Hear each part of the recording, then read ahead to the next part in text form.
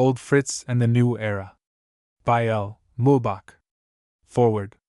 I would merely say a few words in justification of the historical romance, in its relation to history. Any one, with no preceding profound study of history, who takes a few well-known historical facts as a foundation for an airy castle of romantic invention and fantastic adventure, may easily write an historical romance. For him history is only the nude mannequin which he clothes and adorns according to his own taste, and to which he gives the place and position most agreeable to himself. But only the writer who is in earnest with respect to historical truth, who is not impelled by levity or conceited presumption, is justified in attempting this species of composition. Thoroughly impressed with the greatness of his undertaking, he will with modest humility constantly remember that he has proposed to himself a great and sublime work which, however, it will be difficult if not impossible for him wholly and completely to accomplish. But what is this great, this sublime end, which the historical romance writer proposes to attain? It is this: to illustrate history, to popularize it, to bring forth from the silent studio of the scholar and to expose in the public market of life, for the common good, the great men and great deeds embalmed in history, and of which only the studious have hitherto enjoyed the monopoly. Thus, at least, have I considered the vocation I have chosen, not vainly or inconsiderately, but with a profound conviction of the greatness of my undertaking, and with a depressing consciousness that my power and acquirements may prove inadequate for the attainment of my proposed end. But I am also fully conscious of what was and still is my greatest desire, to give an agreeable and popular form to our national history, which may attract the attention and affections of our people, which may open their understandings to the tendencies of political movements, and connect the facts of history with the events of actual life. The severe historian has to do but with accomplished facts. He can only record and describe, with the strictest regard to truth, that which has outwardly occurred. He describes the battles of peoples, the struggles of nations, the great deeds of heroes, the actions of princes. In short, he gives the accomplished facts. To investigate and explain the secret motives, the hidden causes of these facts, to present them in connection with all that impelled to them, this is the task of historical romance. The historian presents to you the outward face, the external form of history. Historical romance would show you the heart of history, and thus bring near to your heart what, else, would stand so far off. To enable him to do this, the writer of an historical romance must, indeed, make severe and various studies. He must devote his whole mind and soul to the epoch he would illustrate, he must live in it and feel with it. He must so familiarize himself with all the details, as in a manner to become a child of that epoch, for he can present a really living image of only that which is living in himself. That this requires a deep and earnest study of history is self-evident. Historical romance demands the study of the historian, together with the creative imagination of the poet. For the free embodiment of the poet can blossom only from out the studio of the historian, as the flower from the seed, as, by a reciprocal organic action, the hyacinth is derived from the onion, and the rose from its seed capsule, so are history and poetry combined in the historical romance, giving and receiving life to and from each other. The historical romance has its great task and its great justification, a truth disputed by only those who either have not understood or will not understand its nature. The historical romance has, if I may be allowed so to speak, for several objects for which to strive. Its first object is, to throw light upon the dark places of history, necessarily left unclear by the historian. Poetry has the right and duty of setting facts in a clear light, and of illuminating the darkness by its sunny beams. The poetry of the romance writer seeks to deduce historical characteristics from historical facts, and to draw from the spirit of history an elucidation of historical characters, so that the writer may be able to detect their inmost thoughts and feelings, and in just and sharp traits to communicate them to others. The second task of historical romance is, to group historical characters according to their internal natures, and thus to elucidate and illustrate history. This illustration then leads to the third task, which is the discovery and exposition of the motives which impel individual historical personages to the performance of great historical acts, and from outwardly, apparently insignificant events in their lives to deduce their inmost thoughts and natures, and represent them clearly to others. Thence follows the fourth task, the illustration of historical facts by a romance constructed in the spirit of the history. This fourth and principal task is the presentation of history in a dramatic form and with animated descriptions, upon the foundation of history to erect the temple of poesy, which must nevertheless be pervaded and illuminated by historic truth. From this it naturally follows that it is of very little consequence whether the personages of the historical romance actually spoke the words or performed the acts attributed to them. It is only necessary that those words and deeds should be in accordance with the spirit and character of such historical personages, and that the writer should not attribute to them what they could not have spoken or done. In the historical romance, when circumstances or events are presented in accordance with historical tradition, when the characters are naturally described, they bear with them their own justification, and historical romance has need of no further defense. Historical romance should be nothing but an illustration of history. If the drawing, grouping, coloring, and style of such an illustration of any given historical epoch are admitted to be true, then the illustration rises to the elevation of a work of art, worthy of a place beside the historical picture, and is equally useful. Raphael's School of Athens, his Institution of the Communion, and many others of his pictures, are such illustrations of history, as also the great paintings of Rubens from the life of Anna de' Medici, and then the historical pictures of Horace Vernet, of de la Roche, of Lessing, and of Kaulbach. All these are illustrations of history. What those artists present and illustrate with paint and pencil, the historical romancer represents in words with his pen, and when he does this successfully, he will live in the memory of his reader as imperishably as the great historical pictures of the painters in the memory of their beholders. It would occur to no one to accuse a successful historical picture of falsehood, because the books of history do not show that the occurrence took place precisely in the manner represented, that the historical personages really so laughed or wept, or so deported themselves. If the situation and grouping of historical events are allowed to be in accordance with the general tenor of history, then the picture may be pronounced historically true, and is just as good a piece of history as the record of the special historian. It is the same with the pictures of the romancer as with those of the painter, and this is my answer to those who, on every occasion, are continually asking, "Was it really thus? Did it really occur in that manner?" Show me from history that it could not be so, that it is not in accordance with the character of the persons represented, then I will confess that I am wrong, and you are right. Then have I not presented an illustration, but only a caricature of history, faulty as a work of art, and wanting the dignity of truth. I am conscious of having earnestly and devotedly striven for the truth, and of having diligently sought it in all attainable historical works. The author of an historical romance has before him a difficult task. While he must falsify nothing in history, he must poetize it in a manner that both historical and poetic truth shall be the result. To those, however, who so very severely judge historical romance, and would deny its historical worth, I now, in conclusion, answer with the following significant quotation from Schiller. I shall always prove a bad resource for any future historian who may have the misfortune to recur to me. History is generally only a magazine for my fantasy, and objects must be contented with whatever they may become under my hand. See Wisner's Mürzenhof, page 93. This declaration of Schiller satisfies me with respect to the nature of my own creations. I desire not to be a resource for historical writers, but I shall always earnestly and zealously seek to draw from the wells of history, that nothing false or unreal may find a place in the magazine of my fantasy. Claremunt, L. Mühlbach. Berlin, September 22, 1866. Old Fritz and the New Era. Book I, Old Fritz. Chapter 1, The Lonely King. Well, so let it be, said the king, sighing, as he rose from his armchair. I must go forth to the strife, and these old limbs must again submit to the fatigue of war. But what matters it? The life of princes is passed in the fulfillment of duties and responsibilities, and rarely is it gladdened with the sunny rays of joy and peace. Let us submit. Yes, let us submit, repeated the king, thoughtfully, slowly pacing his cabinet back and forth, his hands folded upon his staff behind him, and his favorite dog, Alcmene, sleepily following him.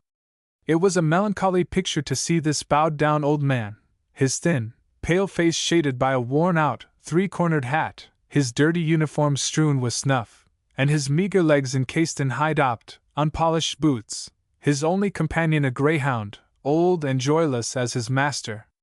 Neither the bust of Voltaire, with its beaming, intelligent face, nor those of his friends, Lord Marshal Keith and the Marquis d'Argens, could win an affectionate glance from the lonely old king.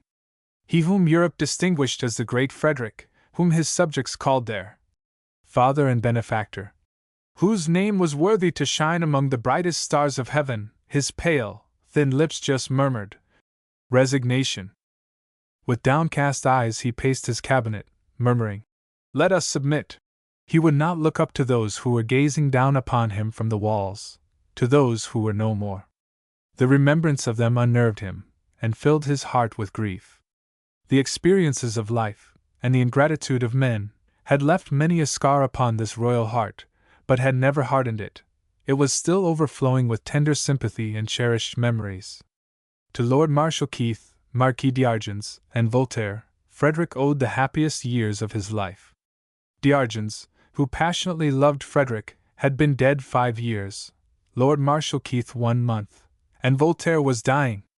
This intelligence the king had received that very morning, from his Paris correspondent, Grimm. It was this that filled his heart with mourning. The face, that smiled so full of intelligence, was perhaps distorted with agony, and those beaming eyes were now closing in death. Voltaire was dying. Frederick's thoughts were with the dead and dying, with the past. He recalled, when Crown Prince at Rainsburg, how much he had admired, loved, and distinguished Voltaire, how he rejoiced, and how honored he felt, when, as a young king, Voltaire yielded to his request to live with him at Berlin. This intimacy, it is true, did not long continue. The king was forced to recognize, with bitter regret, that the man Voltaire was not worthy the love which he bestowed upon the poet. He renounced the man, but the poet was still his admiration, and all the perfidy, slander, and malice of Voltaire had never changed Frederick. The remembrance of it had long since faded from his noble heart. Only the memory of the poet, of the author of so many hours of the purest enjoyment, remained. Voltaire was dying. This great and powerful spirit, who so long a time, in the natural body, had instructed, inspired, and refreshed mankind, would leave that body to rise. Whither? "Immortality, what art thou?" asked the king, aloud, and for the first time raising his eyes with an inquiring glance to the busts of his friends. "I have sought for thee, I have toiled for thee, my whole life long. Neither the researches of the learned, nor the subtleties of philosophy revealed thee to me. Is there any other immortality than fame? Any other eternal life than that which the memory of succeeding generations grants to the dead?" In this tone of thought Frederick recited, audibly, the conclusion of a poem, which he had addressed to D'Alembert. "I have consecrated my days to philosophy, I admit all the innocent pleasures of life, and knowing that soon my course will finish, I enjoy the present with fear of the future. What is there to fear after death? If the body and the mind suffer the same fate, I shall return and mingle with nature. If a remnant of my intellectual fire escapes death, I will flee to the arms of my God." Footnote: Posthumous Works, Volume 7, page 88. "And may this soon be granted me," continued the king. "Then I shall be reunited to those loved ones, gone before. I must be content to tarry a while in this earthly vale of sorrow, and finish the task assigned me by the great teacher. Therefore, let us submit." He sighed. Pacing to and fro, his steps were arrested at a side table, where lay a long black velvet box. It contained the flute that his beloved teacher, Quantz, had made for him. Frederick had always kept it in his cabinet as a memento of his lost friend, as this room he had devoted to a temple of memory, of the past. "Another of the joys, another of the stars of my life vanished," murmured the king. "My charming concerts are at an end. Quantz, Brenda, and my glorious Graun are no more. While they are listening to the heavenly choir, I must be content with the miserable, idle chatter of men, the thunder of battle deafening my ears, to which that mad, ambitious Emperor of Austria hopes to force me." As the king thus soliloquized, he involuntarily drew from the box the beautiful ebony flute, exquisitely ornamented with silver. A smile played around his delicate mouth. He raised the flute to his lips, and a melancholy strain floated through the stillness, the king's requiem to the dead, his farewell to the dying. No sound of the outer world penetrated that lonely room. The guard of honor, on duty upon the Sans Souci terrace, halted suddenly, as the sad music fell upon his ear. The fresh spring breeze swept through the trees, and drove the laden-blossomed elder bushes tapping against the window panes, as if to offer a May greeting to the lonely king. The servant in waiting stole on tiptoe to the door of the anteroom, listening breathlessly at the keyhole to the moving melody. Even Alcmene suddenly raised her head as if something unusual were taking place, fixed her great eyes upon her master, jumping upon his knee, and resting her forepaws lovingly upon his breast. Frederick neither observed nor felt the movement of his favorite. His thoughts were absent from the present, absent from the earth. They were wandering in the unknown future, with the spirits of those he longed to see again in the Elysian fields. The wailing music of his flute expressed the lamentation of his soul, and his eyes filled with tears as he raised them to the bust of Voltaire, gazing at it with a look of pain until the melody was finished. Then abruptly turning, half unwillingly, half angrily, he returned the flute to the box, and stole away, covering his face with his hands, as if to hide his emotion from himself. "Now we have finished with the dead, and the living claim our thoughts," sighed the king. "What an absurd thing is the human heart! It will never grow cold or old, always pretending to a spark of the fire which that shameful fellow Prometheus stole from the gods. What an absurdity! What have I, an old fellow, to do with the fire of Prometheus, when the fire of war will soon rage around me?" At this instant the door gently opened. "What do you want, Muller? What do you poke your stupid face in here for?" said the king. "Pardon me, your majesty," replied the footman. "The Baron von Arnim begs for an audience." "Bid him enter," commanded the king, sinking back in his old, faded velvet armchair. Resting his chin upon his staff, he signed to the Baron, who stood bowing upon the threshold, to approach. "Well, Arnim, what is the matter? What papers have you there?" "Sire," answered Baron von Arnim, "the contract of the French actors, which needs renewing, I have to lay before your majesty, also a paper, received yesterday, from Madame Mara, still another from the singer Consigliani, and a petition from 4 persons from the opera." "What stupid stuff!" growled the king, at the same time bestowing a caress upon Alcmene. "Commence with your report. Let us hear what those singers are now asking for." "The singer Consigliani has addressed a heartbreaking letter to your majesty, and prays for an increase of salary, that it is impossible for him to live upon $3,000. "Ah! That is what is wanted!" cried the king, furious, and striking his staff upon the floor. "The fellow is mad. When he cannot live upon 3,000, he will not be able to live upon 4. I want money for cannon. I cannot spend it for such nonsense. I am surprised, von Arnim, that you repeat such stuff to me. Your majesty, it is my duty that I—" "What? Your duty is not to flatter them. I pay them to give me pleasure, not presumption. Remember, once for all, do not flatter them. Consigliani will get no increase of salary. If he persists, let him go to the mischief. This is my decision. Proceed. What is Madame Mara begging for?" "Madame Mara constantly refuses to sing the airs which your majesty commanded to be introduced into the opera of Coriolanus. She has taken the liberty to address you in writing. Here is the letter, if your majesty will have the grace to read it." "By no means, sir, by no means!" cried the king, at the same instant catching the paper with his staff. He slung it like a shot arrow to the farthest corner of the room, to the great amusement of Alcmene, who, with a loud bark, sprang from her master's knee, and with a bound caught the strange bird, and tore it in pieces. "You are right, my pet," said the king, laughing. "You have written my answer with your nose to this arrogant person. Directors, say to Madame Mara that I pay her to sing, not to write. She must sing both airs, or she may find herself at Spandau for her obstinacy, where her husband is, for the same reason. She can reflect, and judge for herself." The director could scarcely repress a sigh, foreboding the disagreeable scene that he would have to encounter with the proud and passionate singer. Timidly von Arnim alluded to the 4 persons from the opera. "Who are these demoiselles, and what do they want?" asked the king. "Sire," replied the Baron von Arnim, "they are the 4 persons who personate the role of court ladies and maids of honor to the queens and princesses. They beg your majesty to secure to them a fixed income." "Indeed! Go to my writing table and bring paper and pencil. I will dictate a reply to them," said the king. "Now write, von Arnim, to the 4 court ladies and maids of honor of the opera. You are mistaken in addressing yourselves to me. The affair of your salaries concerns your emperors and kings. To them you must address yourselves. Adieu." Von Arnim could scarcely repress a smile. "Now we come to the last affair, the salaries and pensions of the French actors," said the king. "But first tell me the news in Berlin. What report has trumpeted forth in the last few days?"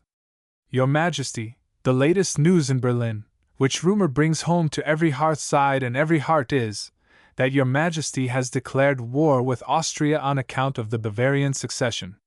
Every one rejoices, sire, that you will humble that proud and supercilious house of Austria, and enter the lists for Germany." "Listen," answered the king, sternly. "I did not ask you to blow the trumpet of praise, as if your honor, inspector of the theaters, thought yourself upon the stage, and would commence a comedy with the King of Lamps. So it is known then that my soldiers will enter the great theater of war, and that we are about to fight real battles." "It is known, sire," replied von Arnim, bowing. "Then what I am about to communicate to you will not surprise you. The present juncture of affairs leads us to await very grave scenes. We can well dispense with comedy. I withdraw the salaries and pensions of the French actors, your own is included. After you have dismissed the French comedians, you will be entirely at leisure to pursue your love intrigues. Farewell." "Your Majesty," cried the Baron, amazed, "has your Highness dismissed me? Are you deaf, or have you some of the cotton in your ears which I presented to you at your recall from Copenhagen?" replied the king. Footnote: Baron von Arnim was ambassador to Copenhagen until 1754, when he begged for his recall, stating that the damp climate was injurious to his health. The king granted his request, and the Baron returned to Berlin. At the first audience with the king, Frederick handed Baron von Arnim a carefully packed box, saying, "I do not wish the government to lose so valuable a servant. In this box you will find something that will keep you warm." Arnim could scarcely await his return home, to open the box. It contained nothing but cotton. Some days afterward, however, the king increased von Arnim's income $1,000, and sent him ambassador to Dresden. Von Arnim was afterward director of the Royal Theatre until dismissed in the above manner. "Sire, I have heard all, but I cannot believe it." Yes, interrupted the king. "To believe is difficult. You, I presume, never belonged to the pious and believing. Your intrigues would not admit of it, but now you have the leisure to pursue them with a right goodwill.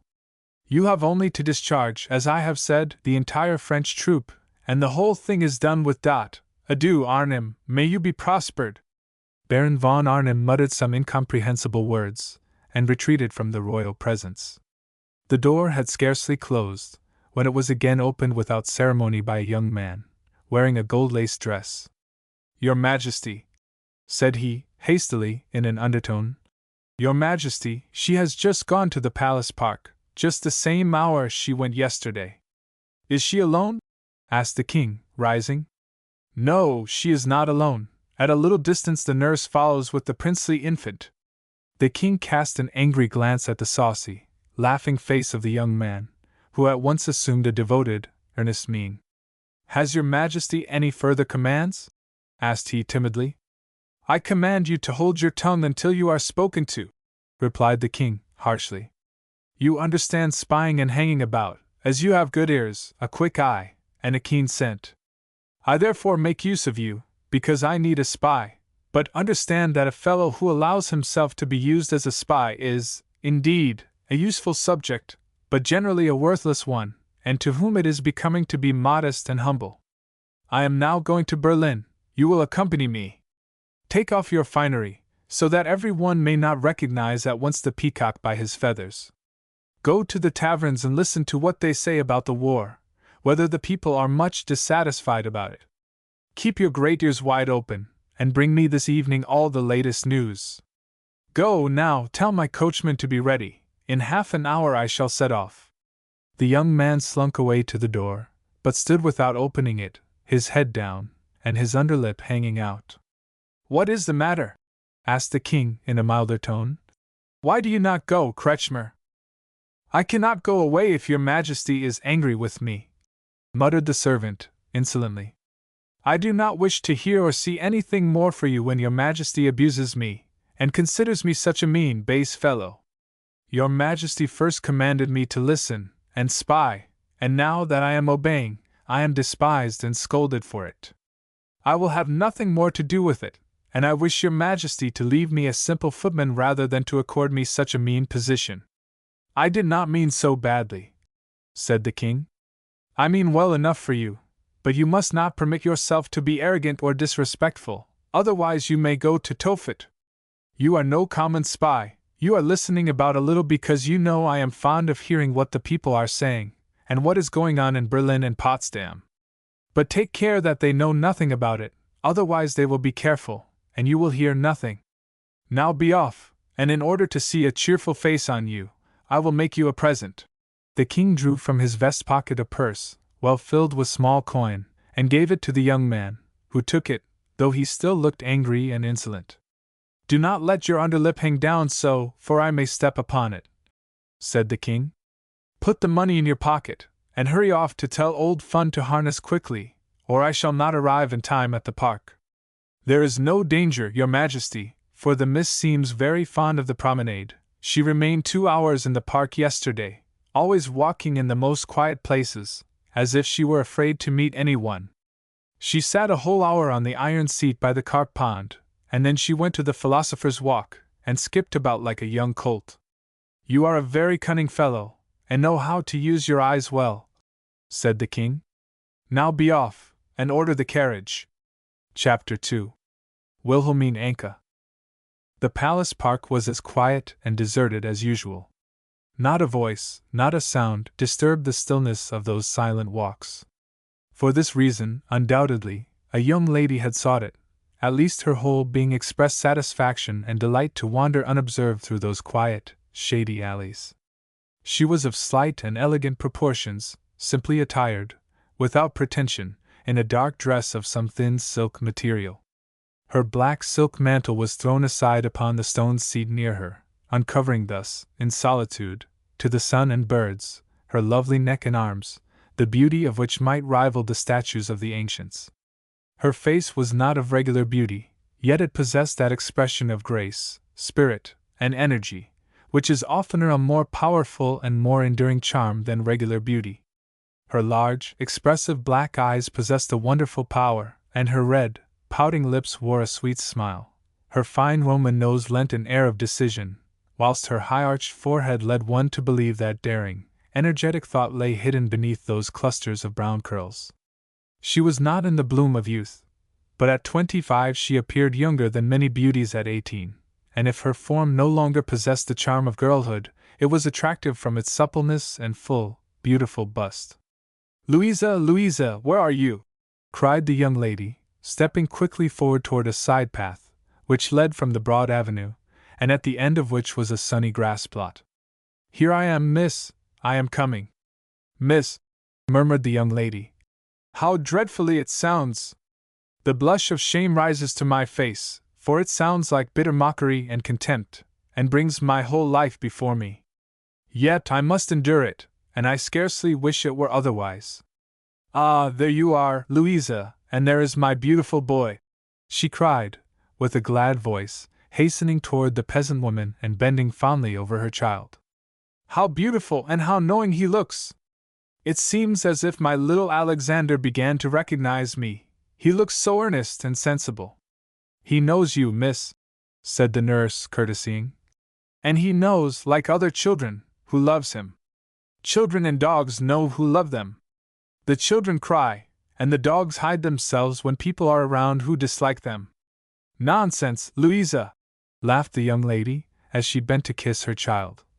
Nonsense! Did not my little boy cry when his father took him yesterday? And he loves his child most tenderly, as only a father can. Oh, there is another reason for that, said the nurse.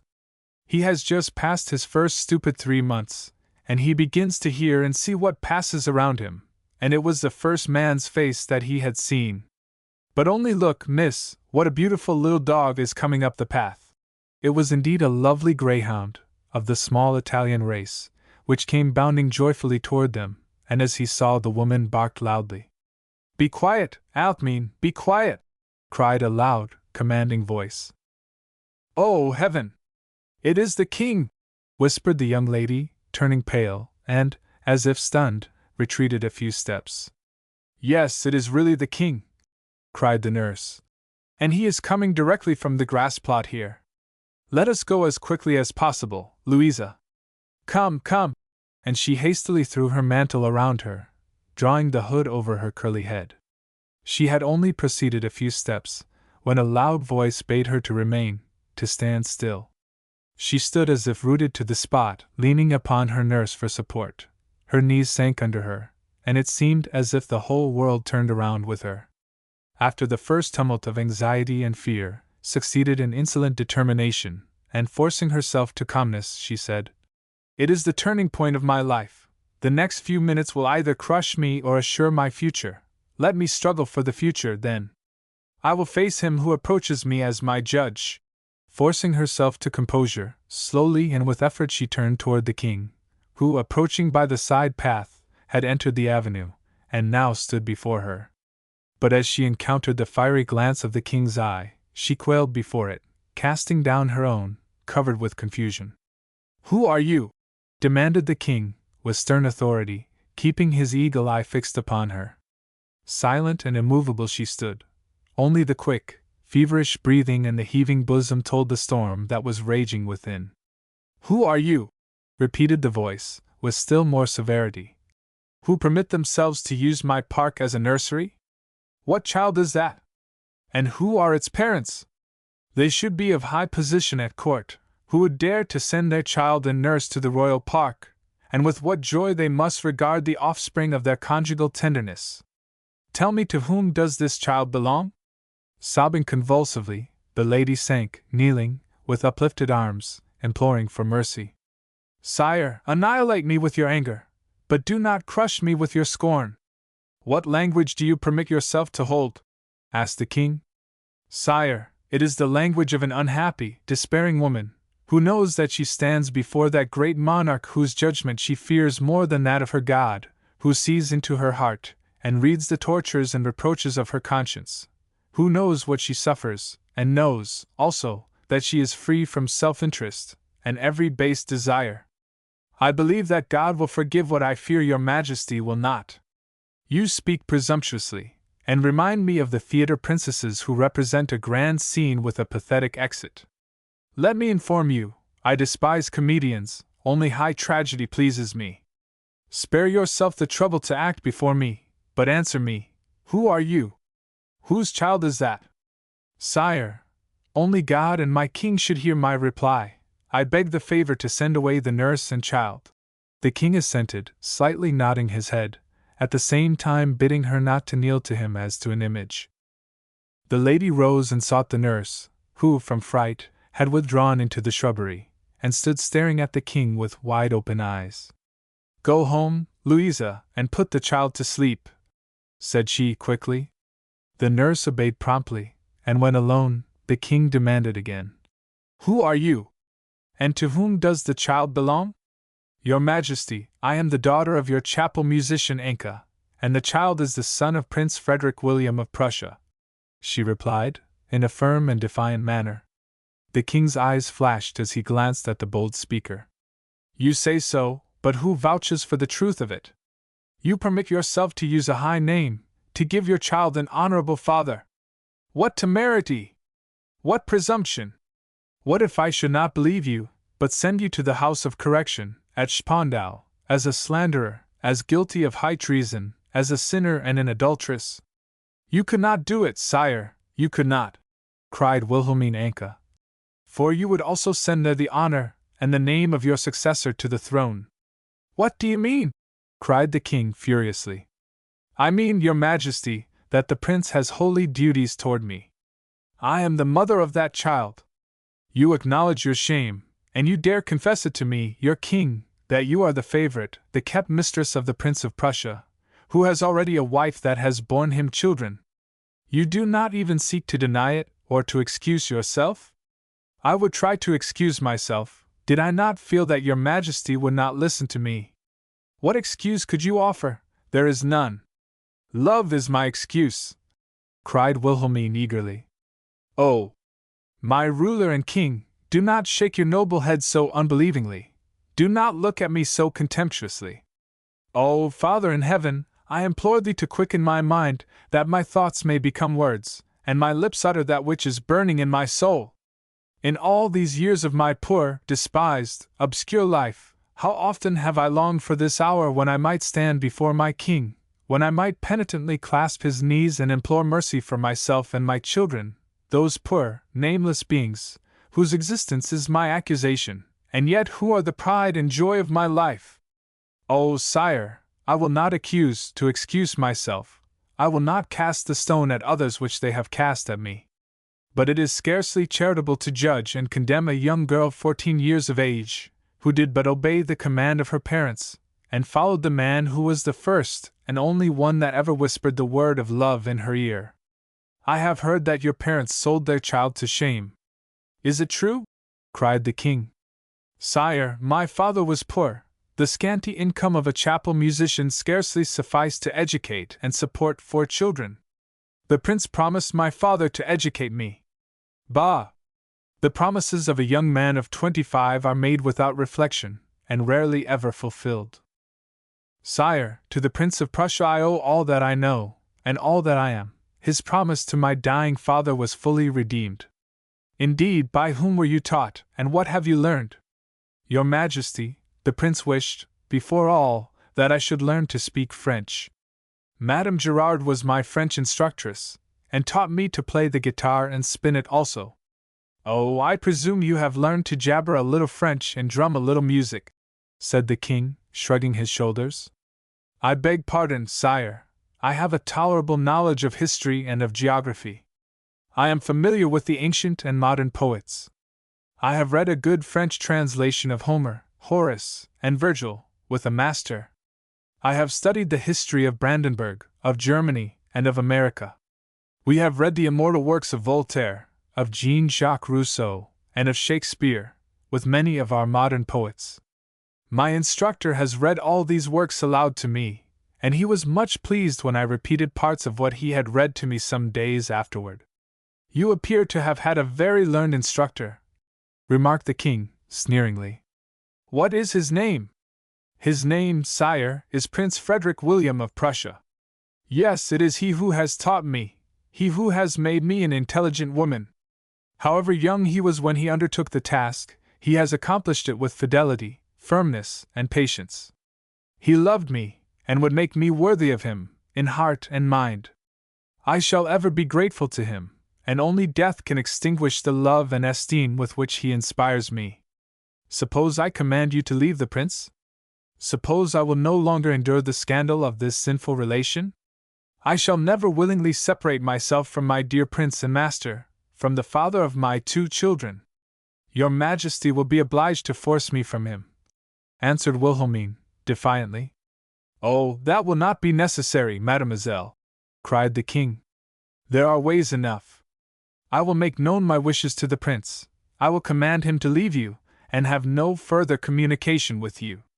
Sire, she answered gently, I know that the prince is an obedient and respectful subject and servant to his king in all things, but this command he would not obey.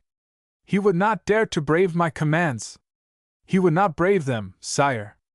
Oh, no, it would be simply impossible to obey them. What would hinder him? Love, sire, the respect which he owes to me as the mother of his 2 children, who has consecrated her love, her honor to him, and of whom no one can say that she has injured the fidelity which she has sworn to the prince, to the man of her first and only love, even with a word or look. You mean to say, That I cannot separate you from the prince but by force? Yes, your majesty, cried she, with conscious power. That is exactly what I mean. You will find yourself deceived, you will be made to realize it, said the king, with a menacing tone. You know nothing of the power that lies in a legitimate marriage, and what rivals legitimate children are, whom one dares acknowledge before God, before the world. Boast not of the love of the prince, but remember that an honorable solitude is the only situation becoming to you. Such connections bear their own curse and punishment with them. Hasten to avoid them. Lastly, I would add, never dare to mingle your impure hands in the affairs of state. I have been obliged to give the order to the state councillors in appointments and grants of office, not to regard the protection and recommendation of a certain high personage, as you are the real protectress and bestower of mercy. Take care, and never let it happen again. You will never venture to play the little pompadour here, nor anything else but what your dishonor allows you, otherwise you will have to deal with me. You say that you have read Homer, then, doubtless, you remember the story of Penelope, who, from conjugal fidelity, spun and wove, undoing at night what she had woven by day. It is true, you bear little resemblance to this chaste dame, but you might emulate her in spinning and weaving, and if you are not in future retiring, I can easily make a modern Penelope of you, and have you instructed in spinning, for which you will have the best of opportunities in the House of Correction at Spandau. Remember this, and never permit yourself to practice protection. I will keep the spinning wheel and the wool ready for you, that you may count upon. Remember, also, that it is very disagreeable to me that you visit my park, as I like to breathe pure air. Direct your promenade elsewhere, and avoid meeting me in future. Your Majesty, I. Silence! I have heard sufficient. You have nothing more to say to me. Go, hide your head, that no one may recognize your shame, or the levity of the prince. Go, and farewell forever! He motioned impatiently to her to retire, fastening his eyes with a fiery, penetrating glance upon her pale, agitated face, her bowed, humble attitude, and still continued to regard her as she painfully dragged herself down the walk, as if her limbs were giving way under her. Long stood the king gazing after her, resting upon his staff, and as she disappeared at the end of the walk, he still stood there immovable. By degrees his face assumed a milder expression. He who is free from sin, let him cast the first stone at her, said the king, softened, as he slowly turned down the path which would lead to his carriage, waiting outside the park. Frederick was lost in thought, and addressed no conversation to the equerry, von Schwerin, who sat opposite to him. But as they drove through the beautiful street Unten den Linden, at Berlin, Frederick glanced at the equerry, and found that he had fallen asleep, wearied with the long silence and the monotony of the drive. The king spoke to Alcmene, loud and earnestly, until her von Schwerin, awakened and startled, glanced at the king, frightened, and trying to discover whether his fearful crime against etiquette would draw upon him the royal censure. Frederick, however, appeared not to notice his fright, and spoke kindly to him. Did you not tell me, Schwerin, that Count Schmettau would sell his country residence at Charlottenburg? At your service, your Majesty, he asked me to purchase it, or find him a purchaser. How much is it worth? Sire, Count Schmettau demands $8,000 for it. There is a beautiful park belonging to it, and the house is worthy the name of a castle, so large is it. Why do you not buy it, if the Count offered it to you? The equerry assumed a sad mien, and answered, sighing, Sire, I should be the happiest of men if I could buy that charming residence, and it would be a real blessing to me if I could enjoy in summer at times the fresh air. My finances, unfortunately, do not allow such expenses, as I am not rich, and have a large family. Then you are right not to spend money unnecessarily, said the king quietly. You can have as much fresh air at Potsdam as can ever enter your mouth, and it costs neither you nor I anything. Say to Count Schmettau that you have a purchaser for his residence at Charlottenburg. Oh, you are really too kind, cried the equerry, in an excitement of joy. I do not know. Here the carriage entered the palace court, and the concluding words were inaudible. Her von Schwerin alighted quickly to assist the king. Say to Schmettau to present himself to my treasurer and cabinet councillor, Mencon, Tomorrow morning at 12 o'clock, at Sans-Souci. The king nodded kindly to the equerry, and passed into the Swiss saloon, and farther on into the private rooms which he was accustomed to occupy whenever he remained at the capital. The Swiss saloon was fast filling, not alone with the generals and staff officers of the Berlin garrison, but with the officers of the regiments from the provinces, who presented themselves at the palace according to the order of the king. The most of them were old and worn out, body and mind. They all looked morose and sorrowful. The great news of the approaching war with Austria had spread through the military. The old laurel-crowned generals of the 7 Years' War were unwilling to go forth to earn new laurels, for which they had lost all ambition. Not one dared betray his secret thoughts to another, or utter a word of disapproval. The king's spies were everywhere, and none could trust himself to converse with his neighbor, as he might prove to be one of them. There reigned an anxious, oppressive silence. The generals and staff officers exchanged the ordinary greetings. All eyes were turned toward the door through which the king would enter, bowed down, like his generals, with the cares of life and the burden of old age. The king slowly entered. He was, indeed, an old man, like those he came amongst, and now saluted. An expression of imperishable youth lighted up his pale, sunken face, and his eyes flashed with as much daring and fire as 38 years before, when he had assembled his young officers around him in this very hall, to announce to them that he would march against Austria. How many wars, how many battles, how many illusions, victories, and defeats had the king experienced in these 38 years? How little the youthful, fiery king of that day resembled the weak old man of today! How little in common the young King Frederick had with Alten Fritz! And now in this feeble body dwelt the same courageous spirit. In the course of these years King Frederick too had become Frederick the Great. And great he was today, this little old man, great in his intentions and achievements, never heeding his own debility and need of repose.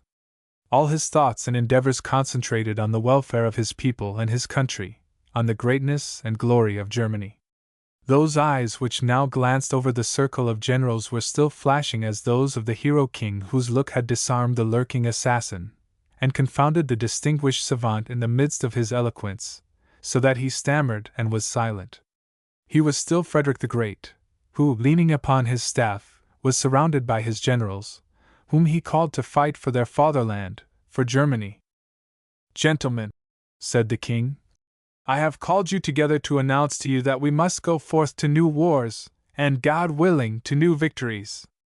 The Emperor of Austria forces me to it, for, against all laws and customs, and against all rights of kingdoms, he thinks to bring German territory into the possession of the House of Habsburg.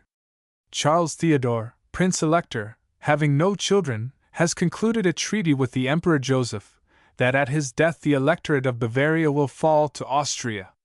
In consequence thereof an Austrian army has marched into Bavaria, and garrisoned the frontier. The Prince-Elector, Duke Charles Theodore, was not authorized to proceed thus, for, though he had no children to succeed him, he had a lawful successor in his brother's son, Duke Charles von Zweibrücken. Electoral Saxony and Mecklenburg have well-founded pretensions, even if Zweibrücken were not existing. All these princes have addressed themselves to me, and requested me to represent them to the Emperor and to the imperial government, to protect them in their injured rights. I have first tried kindness and persuasion to bring back Austria from her desire of aggrandizement, but in Vienna they have repulsed every means of peaceable arbitration. I, as one of the rulers of the Empire, and as I have reaffirmed the Westphalian Treaty through the Hubertsberger Treaty, feel bound to preserve the privileges, the rights, the liberty of the German states. I have therefore well reflected, and decided to draw the sword, that what the diplomats have failed to arrange with the pen should be settled with the sword. These are my reasons, gentlemen, which make it my duty to assemble an army, therefore I have called you together." His fiery eyes flashed around the circle, peering into the thin, withered faces of his generals, and encountering everywhere a grave, earnest mien. The king repressed with an effort a sigh, then continued, with a mild voice, "My feeble old age does not allow me to travel as in my fiery youth. I shall use a post-carriage, and you, gentlemen, have the liberty to do the same. On the day of battle you will find me mounted, You will follow my example. Until then, farewell. Footnote: The King's Words. See Prussia, Frederick the Great. Volume 3. Long live the King! Cried General von Krokow, and all the generals who formerly joined in this cry of the Prussian warrior now repeated it in weak, trembling tones. Frederick smiled a recognition, bowing on all sides, then turned slowly away, leaning upon his staff. When once more alone, the youthful expression faded from his eyes, and the gloomy shadows of old age settled down upon his thoughtful brow. They have all grown old and morose, said he mildly. They will not show any more heroism. The fire of ambition is quenched in their souls. A warm stove must warm their old limbs. Oh, it is a pitiful thing to grow old, and still they call themselves the images of God. Poor boasters, who, with the breath of the Almighty, are overturned and bent as a blade of grass in the sand. Your Majesty, may I come in? Asked a gentle, happy child's voice. The king turned hastily toward the door, so softly opened, and there stood a charming little boy, in the uniform of a flag-bearer, with the cap upon his head, and a neat little sword by his side. Yes, you may enter, nodded the king kindly to him. You know I sent for you, my little flag-bearer. Chapter 3. Frederick William. The little flag-bearer skipped into the room with graceful vivacity, and sprang, with a merry bound, up to the king, took his hand without ceremony, and pressed it to his lips. Then, raising up his head and shaking back his light brown curls from his rosy cheeks, his bright blue eyes sparkling, he looked him full in the face. Your Majesty, you say that you sent for me, but I must tell you that if you had not sent for me I would have come here alone, and begged so long at the door, that you would have let me come in. And what if I would not have let you come in at all? Said the king, smiling. The little flag-bearer reflected a moment, then answered with a confident air.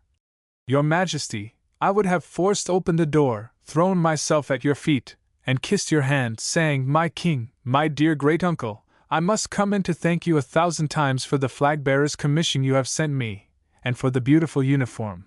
Then I would see if your Majesty had the courage to send me away. Let me see, my prince, do you think my courage could fail me upon any occasion? Yes, in bad things, zealously cried the prince. And it would be bad if you would not let me thank you.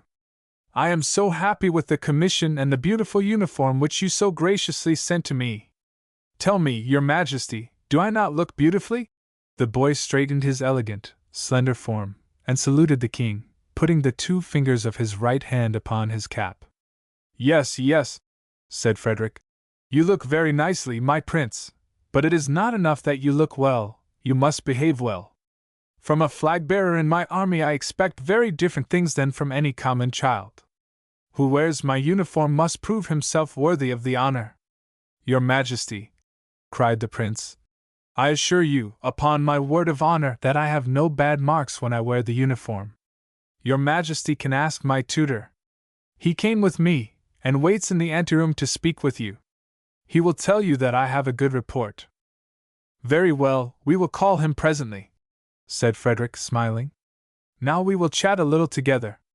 Tell me whether you are very industrious, and if you are learning anything of consequence? Sire, I must learn, even if I had no inclination to. Her Benish leaves me no peace. I have scarcely time to play. I am always learning to read, to write, to cipher, and to work.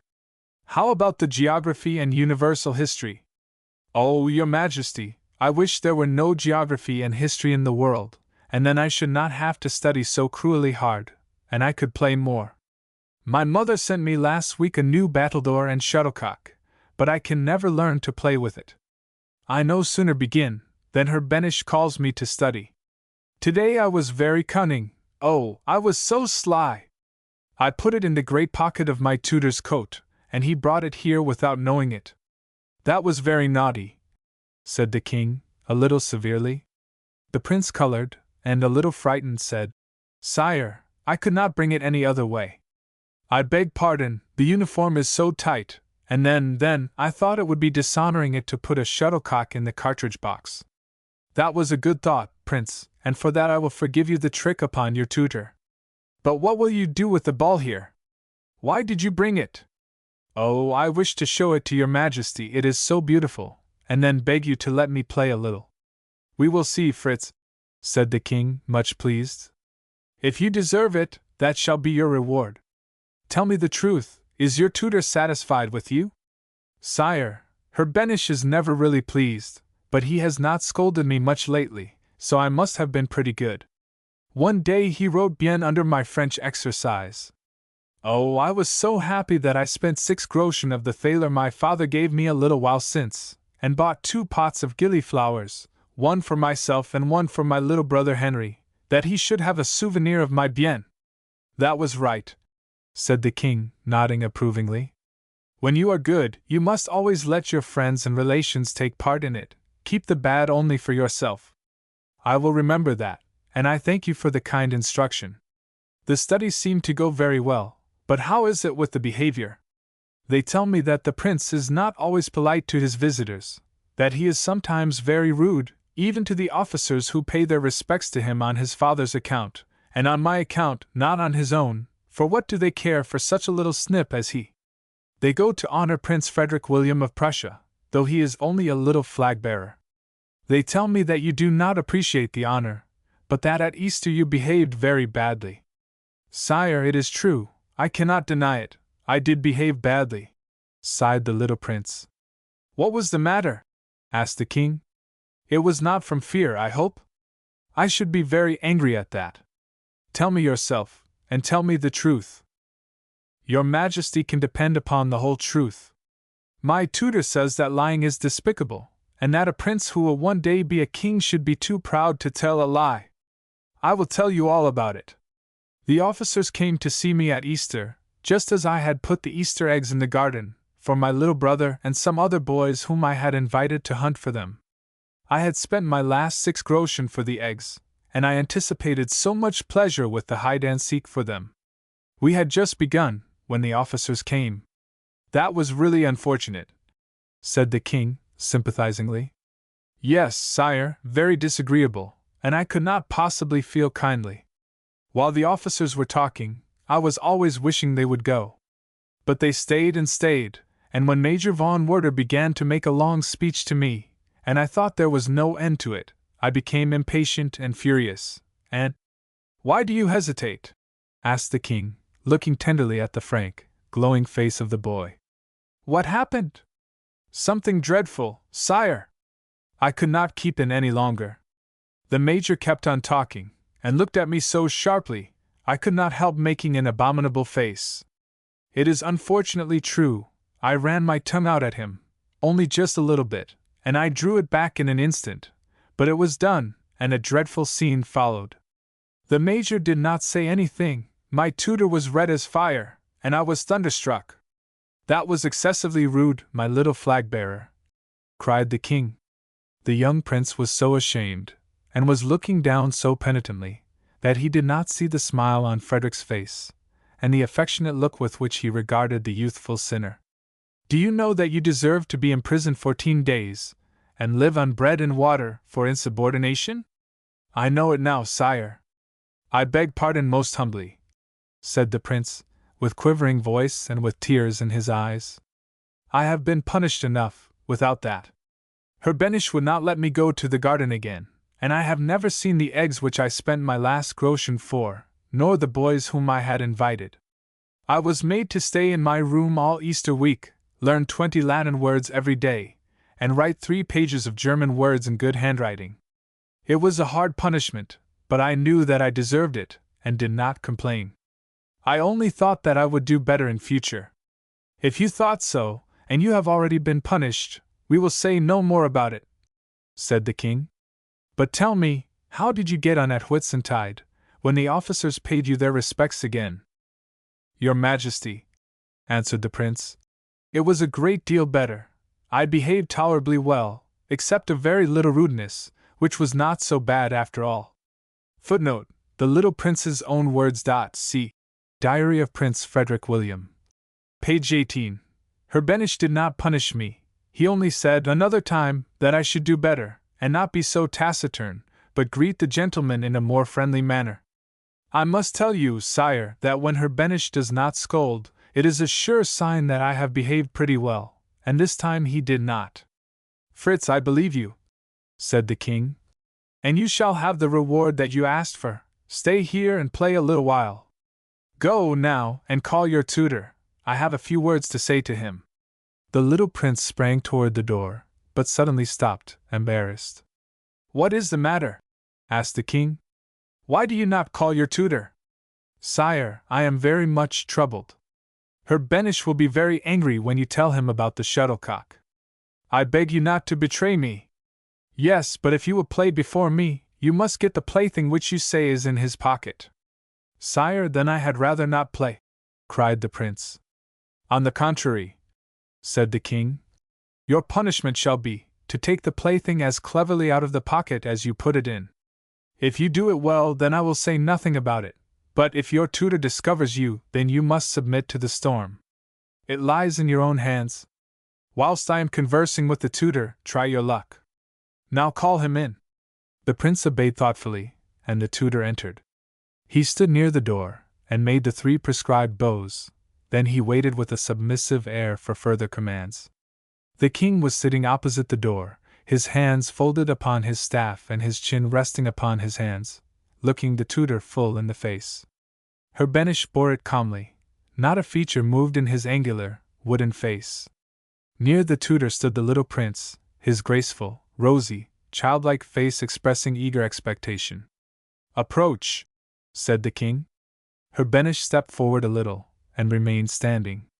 The prince glided noiselessly after him, keeping his eyes fixed on the tails of the flesh-colored satin coat with which the tutor had adorned himself for this extraordinary occasion. The prince smiled as he saw the pocket open and the feathers of the shuttlecock peeping out. He stretched out his little hand and crooked his fingers to seize it. Come nearer, Her Benish, said Frederick, who had observed the movement of the little prince, and who was amused at the thought of keeping him in suspense a little longer. Her Benish moved forward, and the prince, frightened, remained standing with outstretched hand. He menaced the king with a glance of his bright blue eyes. Frederick caught the look, smiled, and turned to the tutor. I believe it is 3 years since you commenced teaching the little prince? Said the king. At your service, your majesty, since 1775. A tolerably long time, said the king. Long enough to make a savant of a child of nature. You have been faithful, and I am satisfied. The copybooks which you sent me according to my orders are satisfactory. I wish to acquaint you myself of my satisfaction, therefore I sent for you. Your Majesty is very condescending, said the tutor, and his sharp, angular face brightened a little. I am very happy in the gracious satisfaction of your Royal Highness. I wished also to make known to you personally my wishes in regard to the petition for the little prince's pocket money. He should learn the use of money. Very well, said the king, nodding to the prince, who stood behind the tutor, holding up triumphantly the shuttlecock. Yet, the most difficult feat remained to be accomplished. The battledore was in the very depths of the pocket. Only the point of the handle was visible. Your Majesty, cried Her Benish, who had taken the approving exclamation of, very well, to himself. Your Majesty, I am very happy that you have the grace to approve of my petition for pocket money. Yes, I think it well, said the king, that the prince should learn not to throw money out of the window. I will send you, monthly, for the prince, to Frederick's door, and before you hand it over to him, change it into small pieces, that there may be a great pile of it. Footnote: the king's own words, see confidential letters. Just at that moment the prince tried to seize the battledore. Her Benish felt the movement, and was on the point of turning around, when Frederick stopped him, by saying, I believe it is time to commence a regular course of instruction for the prince. At 8 years of age the education of an heir to the throne must progress rapidly, and be regulated by fixed principles. I will write out my instructions, that you may always have them before you. It will be my most earnest endeavor to follow your Majesty's commands to the letter, answered the tutor, who saw not the little prince, with beaming face, behind him, swinging the battledore high in the air. I am about to enter upon a new war. No one knows if he will ever return from a campaign. I dare not spare my life, when the honor and fame of my house are at stake. Our life and death, however, are in God's hands. Before we risk our lives, we should put everything in order, and leave nothing undone which it is our duty to do. I will write my instructions today, and send them to you. Promise me, upon your word of honor as a man, that you will act upon them, as long as you are tutor to Prince Frederick William, even if I should not return from the campaign. I promise it to your Majesty, answered the tutor. I will, in all things, according to the best of my ability, follow your Majesty's instructions. I believe you. I take you to be an honorable man, said the king. You will always be mindful of the great responsibility which rests upon you, as you have a prince to educate who will one day govern a kingdom, and upon whom the weal and woe of many millions are dependent. And when those millions of men one day bless the king whom you have educated, a part of the blessing will fall upon you, but when they curse him, so falls the curse likewise upon your guilty head, and you will feel the weight of it, though you may be in your grave. Be mindful of this, and act accordingly. Now you may depart. I will write the instructions immediately, so that you may receive them today. Urbenisch bowed, backing out toward the door. One thing more, cried the king, motioning with his staff to the tutor. In order that you may ever remember our interview, I will present you with a souvenir. He opened the drawer of his private writing table, and took out a gold snuff-box, with his initials set in brilliance upon the cover. Handing it to Urbenisch, he motioned him to retire, and thus spare him the expression of his gratitude. Your Majesty, stammered Urbenisch, with tears in his eyes. You are an honest man, and so long as you remain so, you can count upon me. Adieu now, said the king, as the door closed. Have you recovered the plaything? Here it is, your Majesty, shouted the prince, as he held up triumphantly the battledore and shuttlecock high in the air. You deserve your reward, and you shall have it. You can stay with me and play with it here. Take care and not make too much noise, as I wish to write. The king now seated himself, to draw up the instructions for Urbenisch. While he was thus occupied, the little prince tossed his shuttlecock, springing lightly after it on tiptoe to catch it. Sometimes he missed it, and then he cast an imploring look at the king, as it fell upon the furniture, but he observed it not. He was absorbed in writing the instructions for the education of the future king, Frederick William III. The physical education of the prince was his first care. He dwelt upon the necessity of the frequent practice of dancing, fencing, and riding, to give suppleness, grace, and a good carriage, through severe training, to make him capable of enduring all hardships. The different branches of study next occupied the king. It is not sufficient, he wrote, that the prince should learn the dates of history, to repeat them like a parrot, but he must understand how to compare the events of ancient times with the modern, and discover the causes which produce revolutions, and show that, generally, in the world, virtue is rewarded and vice punished. Later, he can learn a short course of logic, free from all pedantry, then study the orations of Cicero and Demosthenes, and read the tragedies of Racine. When older, he should have some knowledge of the opinions of philosophers, and the different religious sects, without inspiring him with dislike for any one sect. Make it clear to him that we all worship God, only in different ways. It is not necessary that he should have too much respect for the priests who instruct him. The shuttlecock fell, at this instant, upon the paper upon which the king was writing. Frederick was too much occupied to look up, but he threw it upon the floor, continuing to write.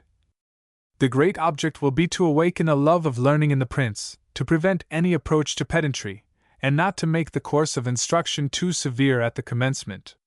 We now come to the chief division of education, that which concerns the morals. Neither you nor all the power in the world would be sufficient to alter the character of a child. Education can do nothing further than moderate the violence of the passions. Treat my nephew as the son of a citizen, who has to make his own fortune. Say to him that, when he commits follies, and learns nothing, the whole world will despise him. Let him assume no mannerisms, but bring him up simply. It was the second time the shuttlecock fell upon the paper. The king looked up censuringly at the prince, who stood speechless with fright and anxiety. The king again threw it upon the floor, and wrote on. The prince must be polite toward everyone, and if he is rude, he must immediately make an apology. Teach him that all men are equal, that high birth is a myth when not accompanied with merit. Let the prince speak with everyone, that he may gain confidence. It is of no consequence if he talks nonsense, everyone knows that he is a child. Take care in his education, above all things, that he is self-reliant, and not led by others. His follies, as well as his good qualities, should belong to himself. It is of very great importance to inspire him with a love for military life, and for this reason say to him, and let him hear others say it, that every man who is not a soldier is a miserable fellow, whether noble or not. He must see the soldiers exercise as often as possible, and it would be well to send for 5 or 6 cadets, and have them drill before him. Everything depends upon cultivating a taste for these things. Inspire him with a love of our country above all things. Let no one speak to him who is not truly patriotic. Again the shuttlecock fell upon the paper. The little prince uttered a cry of horror, staring at the plaything. This time the king did not receive the interruption so calmly. He looked at the speechless boy as if very angry, then took it and put it in his pocket. Casting another angry glance at the prince, he continued, "The officers who dine with the prince shall tease and annoy him, that he may become confident." "Your Majesty," said the prince, timidly and imploringly, "I beg pardon 1,000 times for being so awkward. I am sorry, and I will be more careful in the future." The king paid no attention to him, but continued to write. "When you understand him better, try to learn his chief passion to uproot it, but to moderate it." Footnote: This entire instruction is an exact translation of the original, which Frederick drew up in French, and which is included in his complete works. "My dear lord and king," began the prince again, "I beg you will have the goodness to give me my shuttlecock." The king was silent, and with apparent indifference commenced reading over what he had written. Prince Frederick William waited a long time, but, on receiving no answer, and understanding that his pleading was in vain, his face grew red with anger, and his eyes flashed. With an irritated, determined manner, he stepped close up to the king, his hands resting upon his hips. "Your Majesty," cried he, with a menacing tone, "will you give me my ball or not?" The king now looked up at the prince, who regarded him in an insolent, questioning manner. A smile, mild as the evening sunset, spread over the king's face. He laid his hand lovingly upon the curly head of the prince, saying, "They will never take away Silesia from you. Here is your shuttlecock." He drew it from his pocket, and gave it to the little prince, who seized his hand and pressed it to his lips. Chapter 4. The Drive to Berlin. Wilhelmine Anke passed the remainder of the day, after her meeting with the king, in anguish and tears. She recalled all that he had said to her, every word of which pierced her to the heart. Her little daughter of 7 years tried in vain to win a smile from her mamma with her gentle caresses. In vain she begged her to sing to her and smile as she was wont to do. The mother, usually so kind and affectionate, would today free herself from her child, and sent her away with quivering lip, and tears in her eyes, to listen to her nurse's stories. Once alone, Wilhelmine paced her room with rapid strides and folded arms, giving vent to her repressed anguish. She reviewed her life, with all its changing scenes. It was a sad, searching retrospection, but in it she found consolation and excuse for herself. She thought of her childhood. She saw the gloomy dwelling where she had lived with her parents, brothers, and sisters.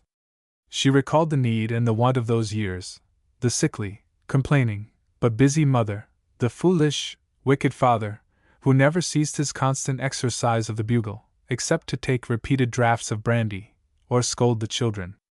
Then she saw in this joyless dwelling, in which she crouched with her little sisters, a young girl enter, and greet them smilingly.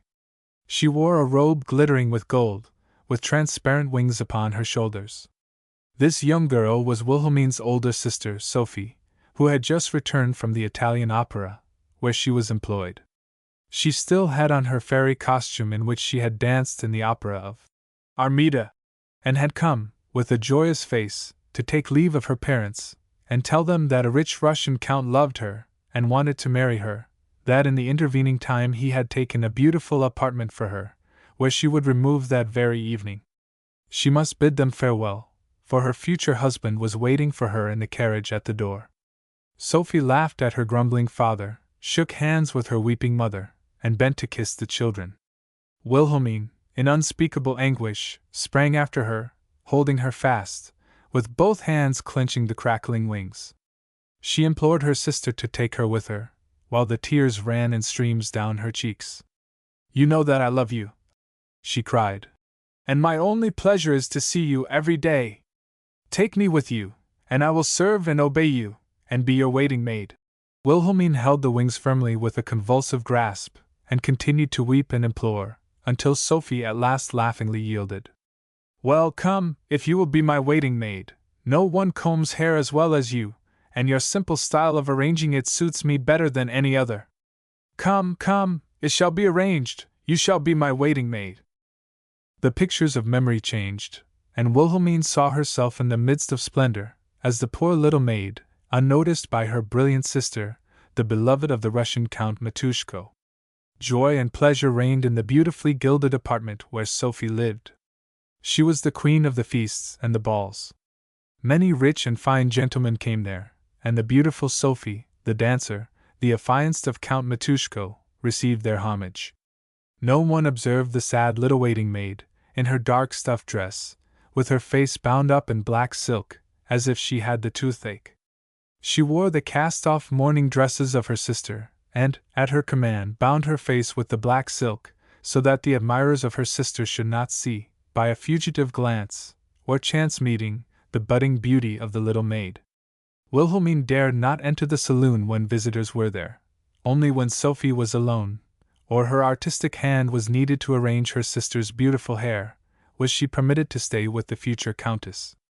Every rough touch was resented with harsh words, blows, and ill-treatment. The smiling fairy of the drawing-room was the harsh, grim mistress for her sister, whose every mistake was punished with unrelenting severity.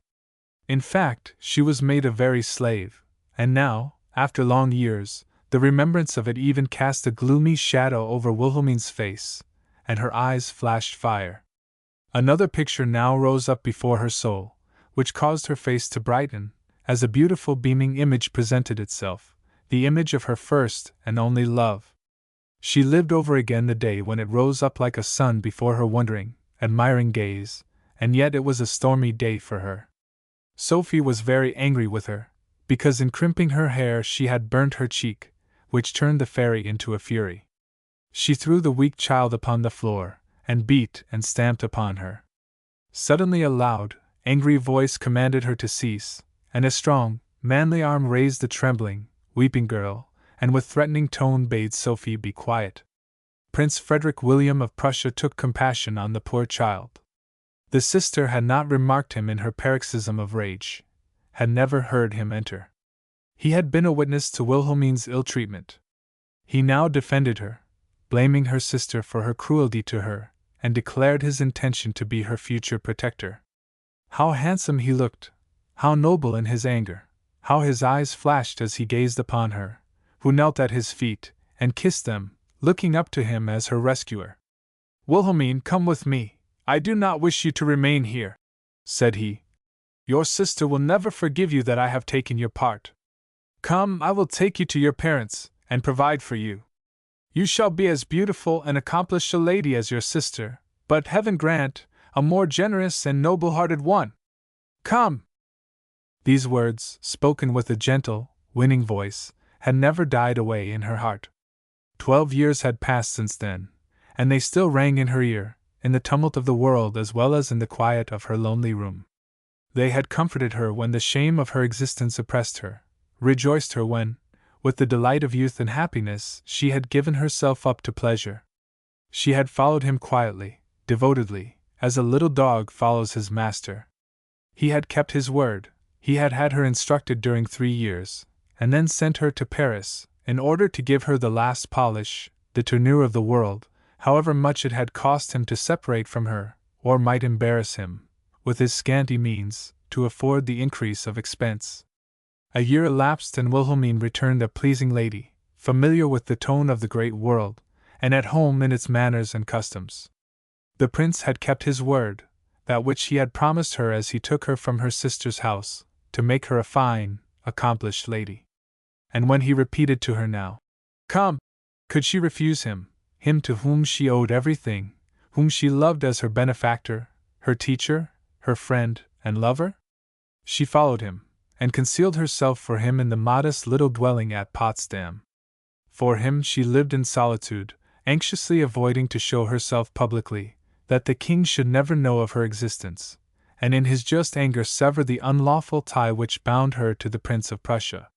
Footnote: Memoirs of the Countess Lichtenau. Page 80.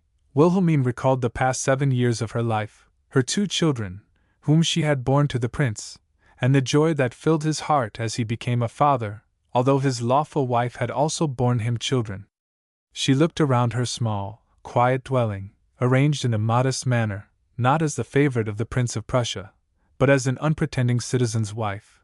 She thought how oft with privations, with want even, she had had to combat, how oft the ornaments which the prince had sent her in the rare days of abundance had been taken to the pawnbrokers to provide the necessary wants of herself and children. Her eyes flashed with pride and joy at the thought which she dared to breathe to herself, that not for gold or riches, power or position, had she sold her love, her honor, and her good name. It was from pure affinity, from gratitude and affection, that I followed the husband of my heart, although he was a prince, she said. Still the shame of her existence weighed upon her. The king had commanded her to hide her head so securely that no one might know her shame, or the levity of the prince. "Go! And let me never see you again!" Did not this mean that the king would remove her so far that there would not be a possible chance to appear again before him? Was there not hidden in these words a menace, a warning? Would not the king revenge on her the sad experiences of his youth? Perhaps he would punish her for what Doris Ritter had suffered. Doris Ritter! She, too, had loved a crown prince. She, too, had dared to raise her eyes to the future king of Prussia, for which she was cruelly punished, though chaste and pure, and hurled down to the abyss of shame for the crime of loving an heir to the throne. Beaten, insulted, and whipped through the streets, and then sent to the house of correction at Spandau. Oh, poor, unhappy Doris Ritter! Will the king atone to you? Will he revenge the friend of his youth on the mistress of his successor? The old King Frederick, weary of life, thinks differently from the young crown prince. He can be as severe as his father, cruel and inexorable as he. Doris Ritter! Thy fate haunts me. On the morrow I also may be whipped through the streets, scorned, reviled by the rabble, and then sent to Spandau as a criminal. Did not the king threaten me with the house of correction, with the spinning wheel, which he would have ready for me? At the thought of it a terrible anguish, a nameless despair seized her. She felt that the spinning wheel hung over her like the sword of Damocles, ready at the least occasion to fall upon her, and bind her to it. She felt that she could not endure such suspense and torture. She must escape. She must rescue herself from the king's anger. But whither, whither? I must fly from here, from his immediate proximity, where a motion of his finger is sufficient to seize me, to cause me to disappear before the prince could have any knowledge of it, before he could know of the danger which threatened me. I must away from Potsdam. The prince had arranged a little apartment in Berlin for the winter months, which she exchanged for Potsdam in the spring. This seemed to offer her more security for the moment, for she could fly at the least sign of danger, could even hide herself from the prince, if it were necessary to save him and herself. Away to Berlin, then. That was the only thought she was able to seize upon. Away with her children, before misfortune could reach them. She sprang to the door, tore it open, rushing to the nurse, upon whose knees the baby slept, near whom her little daughter knelt. With trembling hands she took her boy and pressed him to her heart. "Louisa, we must leave here immediately. It is urgent necessity," said she, with quivering lip. "Do not say a word about it to anyone, but hasten, order quickly a wagon, bargain for the places, and say we must set off at once. The wagon must not be driven to the door, but we will meet it at the Berlin gate. We will go on foot there, and get in. Quick, Louisa, not a word, it must be." The servant did not dare to oppose her mistress, or contradict the orders, but hastened to obey them. "It is all the old king's fault," said Lisa to herself, as she hurried through the street. "Yes, the king has ordered mistress to Berlin. He looked so furious, the old bear. His eyes flashed so terribly, one might well fear him, and I thanked heaven when Mamselle sent me home from the park. It is coming to a bad end at last. I should have done better not to have taken the place at all. Oh, if we were only away from here, if I only could find a wagon to take us." Thanks to the nurse's fears and endeavors, the wagon was soon found, and scarcely an hour had passed before Wilhelmine Anka, her 2 children and nurse, were hidden under a plain linen-covered wagon, and on their way to Berlin. The street was unusually animated, as the division of troops which the king had reviewed in Berlin were marching out of the city to report themselves on the Bavarian frontier. Their first night's quarters were to be in Potsdam, and the last great parade was to take place there on the following morning, before the king commenced his journey. The driver had often to halt at the side of the street to let the troops pass, which with a full band of music, came marching on. At the head of one of the regiments, mounted upon a fiery steed, was a general in brilliant uniform, his breast covered with orders, which glittered in the sun. He was tall and rather corpulent, but appeared to advantage. His carriage was proud and imposing, his face was almost too youthful for a general, and his body too corpulent for the expressive and delicate features. As he passed by the poor, unpretending carriage, where Wilhelmine sat with her children, she heard distinctly his beautiful, sonorous voice, and merry laugh. "Oh heaven, it is he, it is he!" she murmured, drawing herself farther back into the wagon with her children. Just then, out of an opening in the linen cover, Louisa peeped, whispering, "Mamselle, it is the Prince of Prussia!" "Be quiet, for mercy's sake be quiet, Louisa, that we may not be remarked," said Wilhelmine gently. "Take the child that he may not scream, for if the prince should hear him he will turn back. He knows the voice of his little son." "Yes, he knows the voice of his little son," muttered the nurse, as she laid the child to her breast. "The little son must stop here on the street, in a miserable wagon, while his noble father rides past, so splendid and glittering with gold, not knowing that his little boy is so near him. Oh, a real trouble and a real heart sorrow is this." "Indeed it is," said Wilhelmine in her heart. "A real trouble and a real heart sorrow. How all these men would present arms, and salute my children, if they had been born to a throne instead of obscurity! How they would bow and bend, if I were called Louisa of Hesse-Darmstadt, and the lawful wife of the prince! Did they not also bend and bow before the first wife, Elizabeth von Braunschweig? Footnote: the first wife of Prince Frederick William of Prussia was the Princess Elizabeth von Braunschweig, the niece of Frederick the Great. The crown prince was scarcely 21 years of age when betrothed to her. After 4 years they were separated, on account of the improper conduct of the princess, who was banished to Stettin. There she lived until her death in 1840, after 71 years of imprisonment. Never during these 71 years had the Princess Lisbeth, as she was called, dared to leave Stettin. There she was obliged to amuse herself. Her concerts and evening entertainments were celebrated. The second wife of the Crown Prince of Prussia was Louisa of Hesse-Darmstadt, the mother of Frederick William III. She died in 1805, although every one knew of her shameful conduct, knew of her intrigues with lackeys and common soldiers. Do they not now bow before her, although she is banished to Stettin for her infamous conduct, and lives there a prisoner? A fine imprisonment that! The whole town is her prison, and when she appears in public every one stands upon the street to salute the Crown Princess of Prussia.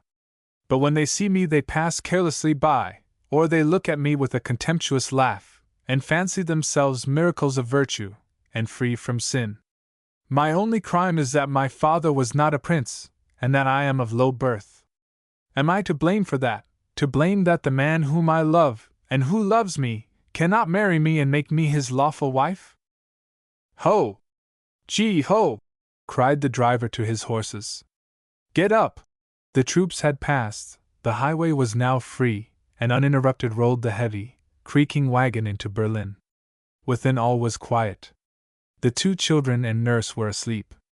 The driver was half asleep, his head hung shaking about. only now and then he started to give his horses a crack, which the thin, wheezing animals did not heed in the least. Wilhelmine alone slept not. In her soul there was no quiet, no peace. She grumbled at fate, and at mankind. An unspeakable anxiety seized her for the immediate future, and fear of the king's anger. As the sun was setting they reached Berlin, and were entering the town, when the guard, in royal livery, sprang through the gate, calling, in a loud voice, to the wagon, "Halt! Halt! Turn out of the way!" Then was heard the call of the sentinel, and the roll of the drums. An equipage drawn by 6 black steeds drove past. A pale, young wife, splendidly attired, leaned back in the carriage, and the little flag-bearer, Prince Frederick William, was by her side. On the seat opposite sat the second son, Prince Louis, and the Lord Steward. In this beautiful equipage drove the Princess of Prussia. At her side, in a miserable linen-covered wagon, crouching far in the corner, sat Wilhelmine Anke, the rival of the princess. Near her, her 2 children, whose existence condemned her, and stamped her life with dishonor. Like a dream the brilliant apparition rushed past Wilhelmine, and it haunted her through the long streets, to the humble home where she sought a temporary refuge. And when finally alone, in her own room, where no one could spy into her face, nor understand her words, there broke forth from her soul a long-repressed wrong. She stood erect. A proud, insolent smile played around her mouth. "I am his wife, too, I alone am his beloved wife," said she, with a loud, triumphant voice. "And my children are his only truly beloved children, for they are those of his love." How proudly she drove past me! How beautiful is her pale face, and how interesting her sad smile! She in sunlight, and I in shade! She knows that I am her rival, but she is not mine. No, the Princess of Prussia cannot rival Wilhelmine Anke. I have no fear of her. But the king I have to fear, cried she suddenly, shrinking with terror. In the meeting with the princess she had forgotten him, her anguish, her anxiety for the future. All were forgotten for the moment, to be recalled with renewed terror. "Thank heaven," she said, "I have escaped. For the moment I am safe. What will the prince do, when he finds that we have fled from Potsdam? Will he divine where we have gone? Will he come to seek me? If he still loves me, if I am really the happy rival of his wife and every other court lady, yes, then he will come. Then he will know where to find his Wilhelmine. But if it is true, what malicious people have repeated to me, with feigned sympathy, that the prince loves another, that he has withdrawn his love from me, is indifferent and cold, then he will not seek me. Then I shall remain here alone, with my children, this long, fearful night. What then if I am alone? No, oh no! I will not believe that I am forsaken. These are wicked thoughts which haunt me, only the agitation of this dreadful day, which imagination has overwrought. Rise up and be strong. Go to thy children, said she, and read in their eyes that he can never leave thee. Forcing herself to composure, she sought her children, found Louisa humming and singing her little boy to sleep, and her daughter nodding, on a low stool at her feet. "Come, my child, I will put you to sleep," said the mother, lifting her in her arms. "Your mother will make your bed softly. When you sleep and speak with the angels, intercede for us all." With tender care she undressed her and bore her gently in her arms to her bed, and kneeling before it, breathed a prayer over her sleeping child, then bent over the cradle of her son, blessing and kissing him. "Sleep, my boy, sleep. I know not that I shall ever see thy beautiful eyes open again, whether I shall ever again press thee to my heart. Who can tell if they may not come this very night to remove me to prison, to punish me for you, my children, my beloved children? Be calm, be calm.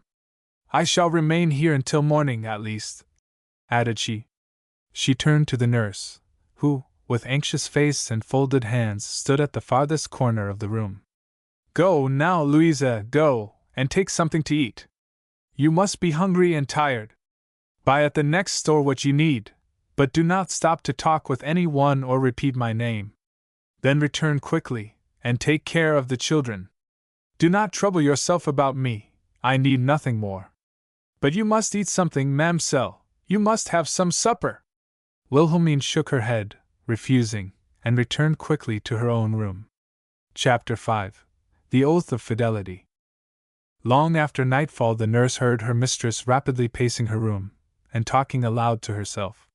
Soon, however, sleep spread her soothing wings over Louisa, and she heard no more the rapid steps and loud talking of her mistress, nor the rolling of a carriage which stopped before the door, and the quick, vigorous steps of a man mounting the stairs. But Wilhelmine heard them. Breathless she stood, listening to the approaching footsteps, for she felt that they had to decide her future, the weal and woe of her children. Was it he, her beloved, the father of her children? Or was it the king's bailiff who had followed her, and came to seize her? Nearer they came. The bell was hastily, violently rung. Wilhelmine uttered a cry of delight. She recognized the voice, the commanding manner, and rushed through the anteroom to open the door. The prince encircled her in his arms, pressed her to his beating heart, and, lifting her up, bore her into the room. "Why did you leave Potsdam, Wilhelmine? Tell me quickly, why did you do it?" asked the prince, tenderly kissing her, as he sat her upon the divan at his side. Overcome with her tears, she could not answer. "What mean these tears? Has any one dared to wound your feelings or injure you?" "Yes, Frederick, and he who injures me hazards nothing, for it is the king. I met him in the park at Potsdam this morning. He has crushed me with his scorn and anger. He has threatened me with a fearful punishment, no less than the house of correction at Spandau. He has told me that the spinning wheel is in readiness for me if I excite his further contempt." A cry of fury escaped the prince. Springing up, he paced the room with rapid strides. Wilhelmine remained upon the divan, but her tears did not prevent her following the prince with a searching glance, to read his face, pale with rage. "I must bear it," he cried, beating his forehead. "I cannot protect those that I love." A ray of joy lighted up Wilhelmine's face as she listened, but it disappeared with the tears which flowed afresh. "I am a poor, unfortunate child," she sobbed, "whom every one despises, and fears not to injure, who has no one to counsel or protect her, and who is lost if God does not have compassion upon her." The prince rushed to her, seizing both hands. "Wilhelmine, do not drive me mad with sorrow," he cried, trembling with excitement and anger. "Is it my fault that I cannot protect you against him? Have I not defended you from all the rest of the world? Have I ever allowed any one to treat you with contempt? I have never given occasion for it, dearest. I have studiously avoided all men, to escape their contempt and scorn. Shame is hard to bear, fearfully hard. I felt it today, as his beautiful eyes flashed upon me with contempt, as his haughty language crushed me to the earth. This is the yoke, Frederick William, that I and my children must bear to our graves. No, Wilhelmine, not as long as we live, only while he lives. Wait, only wait.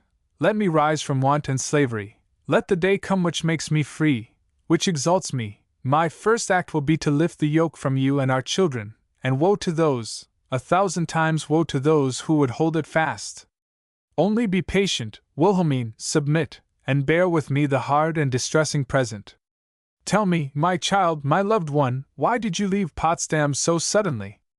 "I was afraid, Frederick. A kind of madness seized me at the thought of the king's bailiffs carrying me off to Spandau.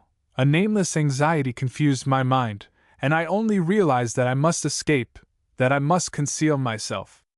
I felt in greater security here than at Potsdam for the night. And you fled without leaving me any sign or message to tell me whither you had gone. Oh, Wilhelmine, what if I had not divined your hiding place, and had awaited at Potsdam in painful anxiety?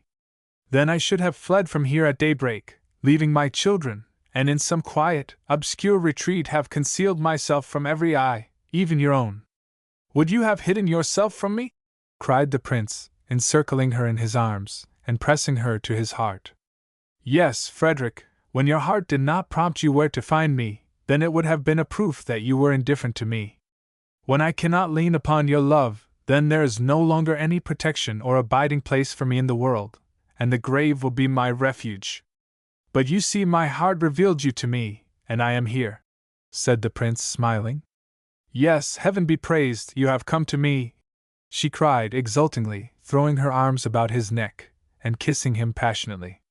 "You are here. I no longer dread the old king's anger, and his fearful words fall as spent arrows at my feet. You are here, king of my heart. Now I have only one thing to dread." "What is that, Wilhelmine?" She bent close to his ear and whispered, "I fear that you are untrue to me, that there is some ground for truth in those anonymous letters, which declare that you would discard me and my children also, for you love another, not one other, but many." "Jealousy, again jealous!" the prince sighed. "Oh no," said she tenderly. "I only repeat what is daily written me." "Why do you read it?" cried the prince vehemently. "Why do you quaff the poison which wicked, base men offer you? Why do you not throw such letters into the fire, as I do when they slander you to me?" "Because you know, Frederick," she answered proudly and earnestly. "You must know that that which they write against me is slander and falsehood. My life lies open before you. Every year, every day, is like an unsullied page, upon which but one name stands inscribed, Frederick William, not Prince Frederick William. What does it benefit me that you are a prince? If you were not a prince, I should not be despised, my children would not be nameless, without fortune, and without justice. No, were you not a prince, I should not have felt ashamed and grief-stricken, with downcast eyes, before the lady who drove past in her splendid carriage, while I was humbly seated in a miserable wagon. No, were not my beloved a prince, he could have made me his wife, could have given me his name, and I should today be at his side with my children. Then, what benefit is it to me that you are a prince? I love you not that you are one, but notwithstanding it. And if I love you in spite of all this, you must know that my affection is ever enduring and ever faithful, that I can never forget you, never abandon you. And do you believe, Wilhelmine, that I could ever abandon or forsake you? Is it not the same with me?" She shook her head, sadly answering, "No, Frederick, it is unfortunately not the same. You have loved me, and perhaps you love me still, but with that gentle warmth which does not hinder glowing flames to kindle near it, and with their passionate fire overpower the slight warmth. It may be so for the moment, I grant it," the prince answered thoughtfully. "But the quick, blazing fire soon consumes itself, leaving only a heap of ashes. Then one turns to the gentle warmth with inward comfort, and rejoices in its quiet happiness." "You confess loving another?" said Wilhelmine, sorrowfully. "No, I do not grant that," the prince cried. "But you are a sensible, clever woman, and you know my heart is easily excited. It is only the meteoric light of the ignis fatuus, soon extinguished. Let it dance and flicker, but remember that the only warmth which cheers and brightens my heart is your love and friendship. You are my first and only love, and you will be my last, that I swear to you, and upon it you can rely. Everything is uncertain and wavering in life. They have ruined me, lacerated my heart, and there is nothing more in the world which I honor. Only sycophants and hypocrites surround me, who speculate upon my future greatness, or spies, who would make their fortune today, and therefore spy and hang about me, in order to be paid by the reigning king, and who slander me in order to be favorites of his. No one at court loves me, not even my wife. How should she? She is well aware that I married her only at the command of my royal uncle, and she accepted me almost with detestation, for they had related to her the unhappiness of my first marriage, and the happiness of my first love. She has learned the story of my first wife, Elizabeth von Braunschweig, and that of my only love, Wilhelmine Anke. She obeyed, like myself, the stern command of another, and we were married, as all princes and princesses are, and we have had children, as they do. We lead the life of a political marriage, but the heart is unwed. We bow before necessity and duty, and believe me, those are the only household gods in the families of princes. Happy the man who, besides these stern divinities, possesses a little secret temple, in which he can erect an altar to true love and friendship, and where he can enjoy a hidden happiness. This I owe to you, Wilhelmine. You are the only one in whom I have confidence, for you have proved to me that you love me without self-interest and without ambition.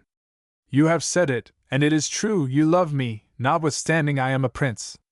I confess to you, there are many lovely women of the court who are your rivals, and who would try to separate us in order to attract me to themselves.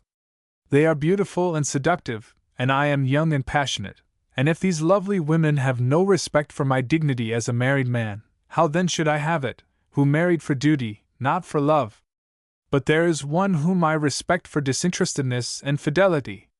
Do you not know who alone is disinterested and faithful, who has never seen in me the prince, the future king, only the beloved one, the man, one who has never wavered, never counted the cost? That you are, Wilhelmine Anka, therefore we are inseparable, and you have not to fear that I can ever forsake you, even if I am sometimes entangled in the magic nets of other beautiful women. The chains which bind us together cannot be torn asunder, for a wonderful secret power has consecrated them with the magic of true love, of heartfelt friendship. Still they are chains, dearest, sighed Wilhelmine.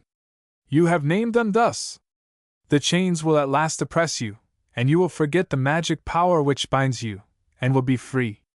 No holy bond, no oath, no marriage tie, nothing but your love binds you to me. I rejoice in it, and so long as you do not forsake me, I am conscious that it is your own free choice and not force which retains you. I will give you an outward sign of our bond of union, cried the prince. I will do it today, as a twofold danger hangs over us. The king menaces you, and war menaces me. Is it then true? Do you go with the king to the field? Groaned Wilhelmine. Do you wish me to remain? Cried the prince, his eyes flashing. Shall I here seek pleasure, with effeminate good nature, while the king, in spite of his age, exposes himself to all the fatigue of a campaign and the danger of battle? This war of the Bavarian succession is unfortunate, and no one knows whether the German Empire will derive any important advantage from our sustaining by force of arms a little duchy. It is a question whether it would not be better to abolish the little principalities, in order to strengthen the greater German powers. The king will support Bavaria, because he envies Austria its possession, and, as he has decided upon war, it becomes his crown prince to yield to his decision without murmuring. Therefore, Wilhelmine, I will today witness to you the oath of fidelity. If God calls me to him, if I fall in battle, this oath will be your legacy. I have nothing else to leave you, thanks to the parsimony of my noble uncle. I am a very poor crown prince, with many debts and little money, and not in a condition to reward your love and fidelity otherwise than with promises and hopes, and letters of credit for the future. Such a bill of exchange I will write for you, a legacy from my dear Wilhelmine. Give me pen and paper.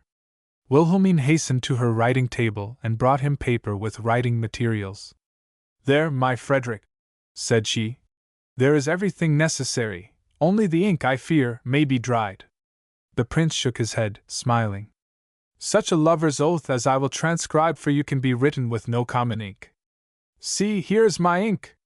The prince had suddenly made a slight incision in his arm, and, as the blood gushed out, he dipped his pen in it, and wrote, then handed it to Wilhelmine, saying, Read it here, in the presence of God and ourselves. Wilhelmine pressed it to her lips, and read, with a solemn voice, By my word of honor as a prince, I will never forsake you, and only death shall separate you from me. Prince Frederick William of Prussia. Footnote. Memoirs of the Countess Lichtenau, page 120. By my word of honor as a prince, I will never forsake you, and only death shall separate me from you, repeated the prince, as he bent over Wilhelmine, lifting her in his arms and placing her upon his knee. Take the paper and guard it carefully, said he. When I die, and you have closed my eyes, as I trust you will, give this paper to my son and successor, for it is my legacy to you, and I hope my son will honor it and recognize in you the wife of my heart, and care for you. Oh! Speak not of dying, Frederick, cried Wilhelmine, embracing him tenderly. May they condemn me, and imprison me as a criminal, when you are no more. What matters it to me what befalls me, when I no longer possess you, my beloved one, my master? Not on that account will I preserve the precious paper, but for the love which it has given me, and of which it will one day be a proof to my children. This paper is my justification and my excuse, my certificate and my declaration of honor. I thank you for it is the most beautiful present that I have ever received. But will you make me no return, Wilhelmine? Will you not swear to me, as I have sworn to you? She took the knife from the table without answering, and pointing it to her left arm. Oh, not there! Cried the prince, as he sought to stay her hand. Do not injure your beautiful arm, it would be a sacrilege. Wilhelmine freed herself from him, as he sought to hold her fast, and in the mutual struggle the knife sank deep into her left hand, the blood gushing out. Footnote: the scar of this wound remained her whole life, as Wilhelmine relates in her memoirs. See Memoirs of the Countess Lichtenau. Oh, what have you done? Cried the prince, terrified. You are wounded! He seized her hand and drew the knife from the wound, screaming with terror as a clear stream of blood flowed over his own. A physician! Send quickly for a physician! Cried he. Where are my servants? Wilhelmine closed his lips at this instant with a kiss, and forced herself to smile in spite of the pain which the wound caused her. Dearest, it is nothing, she cried. I have only prepared a great inkstand. Let me write. She dipped her pen in the blood, which continued to flow, and wrote quickly a few lines, handing them to the prince. Read aloud what you have written. I will hear from your own mouth your oath. You shall write it upon my heart with your lips. Wilhelmine read. By my love, by the heads of my 2 children, I swear that I will never forsake you, that I will be faithful to you unto death, and will never separate myself from you, that my friendship and love will endure beyond the grave, that I will ever be contented and happy so long as I may call myself your Wilhelmine Anka. I accept your oath, dearest, said the prince, pressing her to his heart. This paper is one of my choicest jewels, and I will never separate myself from it. We have now sealed our love and fidelity with our blood, and I hope that you will never doubt me again. Remember this hour. I will, she earnestly promised. And I swear to you never to torment and torture you again with my jealousy. I shall always know, and shall hold fast to it, that you will return to me. A violent knocking on the house door interrupted the stillness of the night. A voice in loud, commanding tones called to the night watch. Here I am, answered the porter. Who calls me? And what is the matter? Open the door, commanded the voice again. It is our house, whispered Wilhelmine, who had softly opened the window. It is so dark, I can only see a black shadow before the door. Do you belong to the house? Asked the night watch. I dare let no one in who does not belong there. Lift up your lantern, and look at my livery. It is at the king's order. Wilhelmine withdrew from the window, and hastened to the prince, who had retired to the back part of the room. It is Kretschmer, the king's footman and spy, she whispered. Hide yourself, that he does not discover you. Go there to the children. No, Wilhelmine, I will remain here. Wilhelmine pressed her hand upon his mouth, and forced him into the side room, bolting the door. No, said she. I will meet my fate with courage. Whatever may come, it shall find me firm and composed. My children are safe, for their father is with them. She took the light, and hastened into the anteroom, which was resounding with the loud ringing. Who is there? She cried. Who rings so late at night? In the name of the king, open! Wilhelmine shoved back the bolt, opening the door.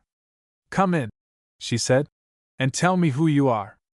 I think you recognize me, said Kretschmer, with an impudent smile. You have often seen me at Potsdam in company with the king. I saw you this morning as the king did you the honor to speak with you, and I believe did not compliment you. Did His Majesty send you here to say this to me? No, not exactly that, answered he, smiling. But as you asked me, I was obliged to answer. I have come here with all speed as courier from Potsdam. I hope you will at least give me a good trinkgeld. I was commanded to deliver into your own hands this paper, for which I must have a receipt. He drew from his breast pocket a large sealed document, which he handed to Wilhelmine. Here is the receipt all ready, with the pencil. You have only to sign your name, and the business is finished. He stretched himself with an air of the greatest ease upon the cane chair, near the door. Wilhelmine colored with anger at the free conduct of the royal footman, and hastened to sign the receipt to rid herself of the messenger, and to read the letter. What will you give me for trinkgeld, Mamselle Anka? Asked the footman, as she gave him the receipt. Your own rudeness and insult, answered Wilhelmine proudly, as she turned, without saluting him, to the sitting room. Kretschmer laughed aloud. She will play the great and proud lady, said he. She will get over that when in prison. The letter is without doubt an order of arrest, for when the king flashes and thunders as he did this morning, he usually strikes. I hope it will agree with you. He slowly left the anteroom, and descended the stairs to mount his horse, which he had bound to a tree. Wilhelmine hastened in the meantime to the prince. Here is the letter addressed to me, said she, handing him the sealed envelope. I beg you to open it. Courage fails me, everything trembles and swims before my eyes. Read it aloud. I will receive my sentence from your lips. The prince exclaimed, breaking the seal. It is the handwriting of the secret cabinet secretary, Mencken, and the message comes immediately from the king's cabinet. Now, Wilhelmine, do not tremble, lean your head upon me, and let us read.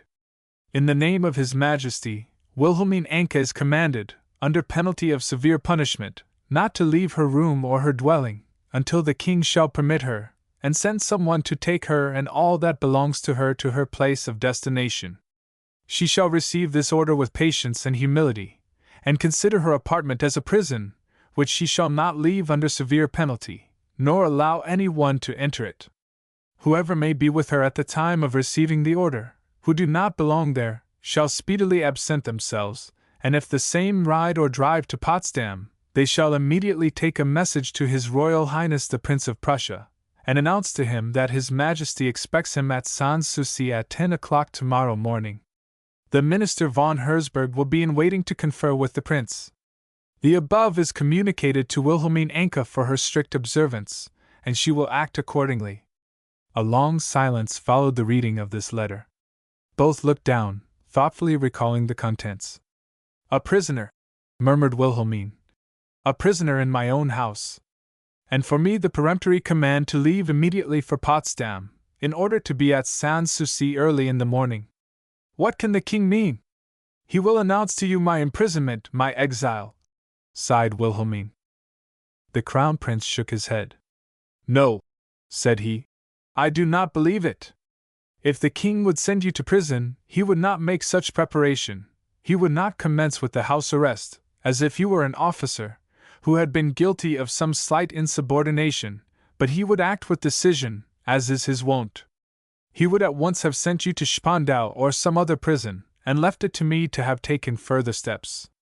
No, the more I think it over, the more evident it is to me that the king is not really angry. He will only torment us a little, as it pleases his teasing spirit. The chief thing now is to obey, and give him no further occasion for anger.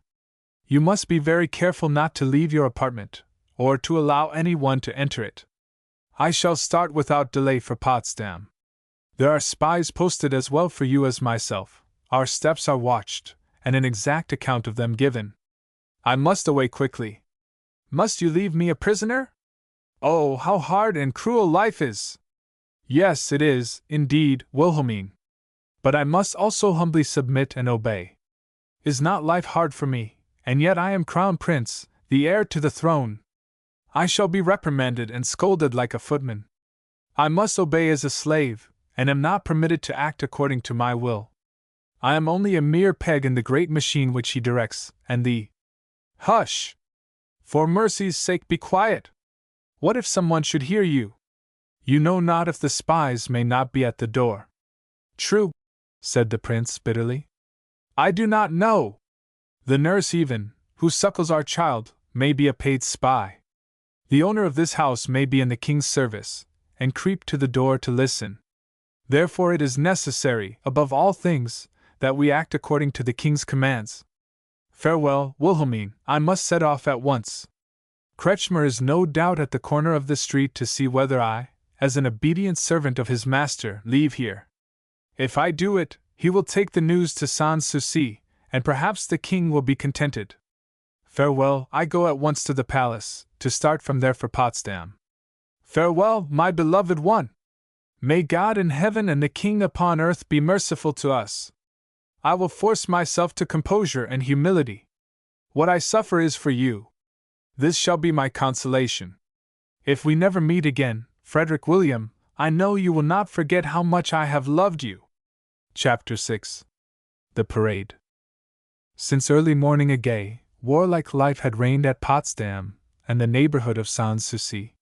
From every side splendid regiments approached, with proud and stately bearing, in glittering uniforms, to take in perfect order the places assigned to them. With flying banners, drums beating, and shrill blasts of trumpets, they came marching on to the great parade, the last, for the king was about to leave for the field.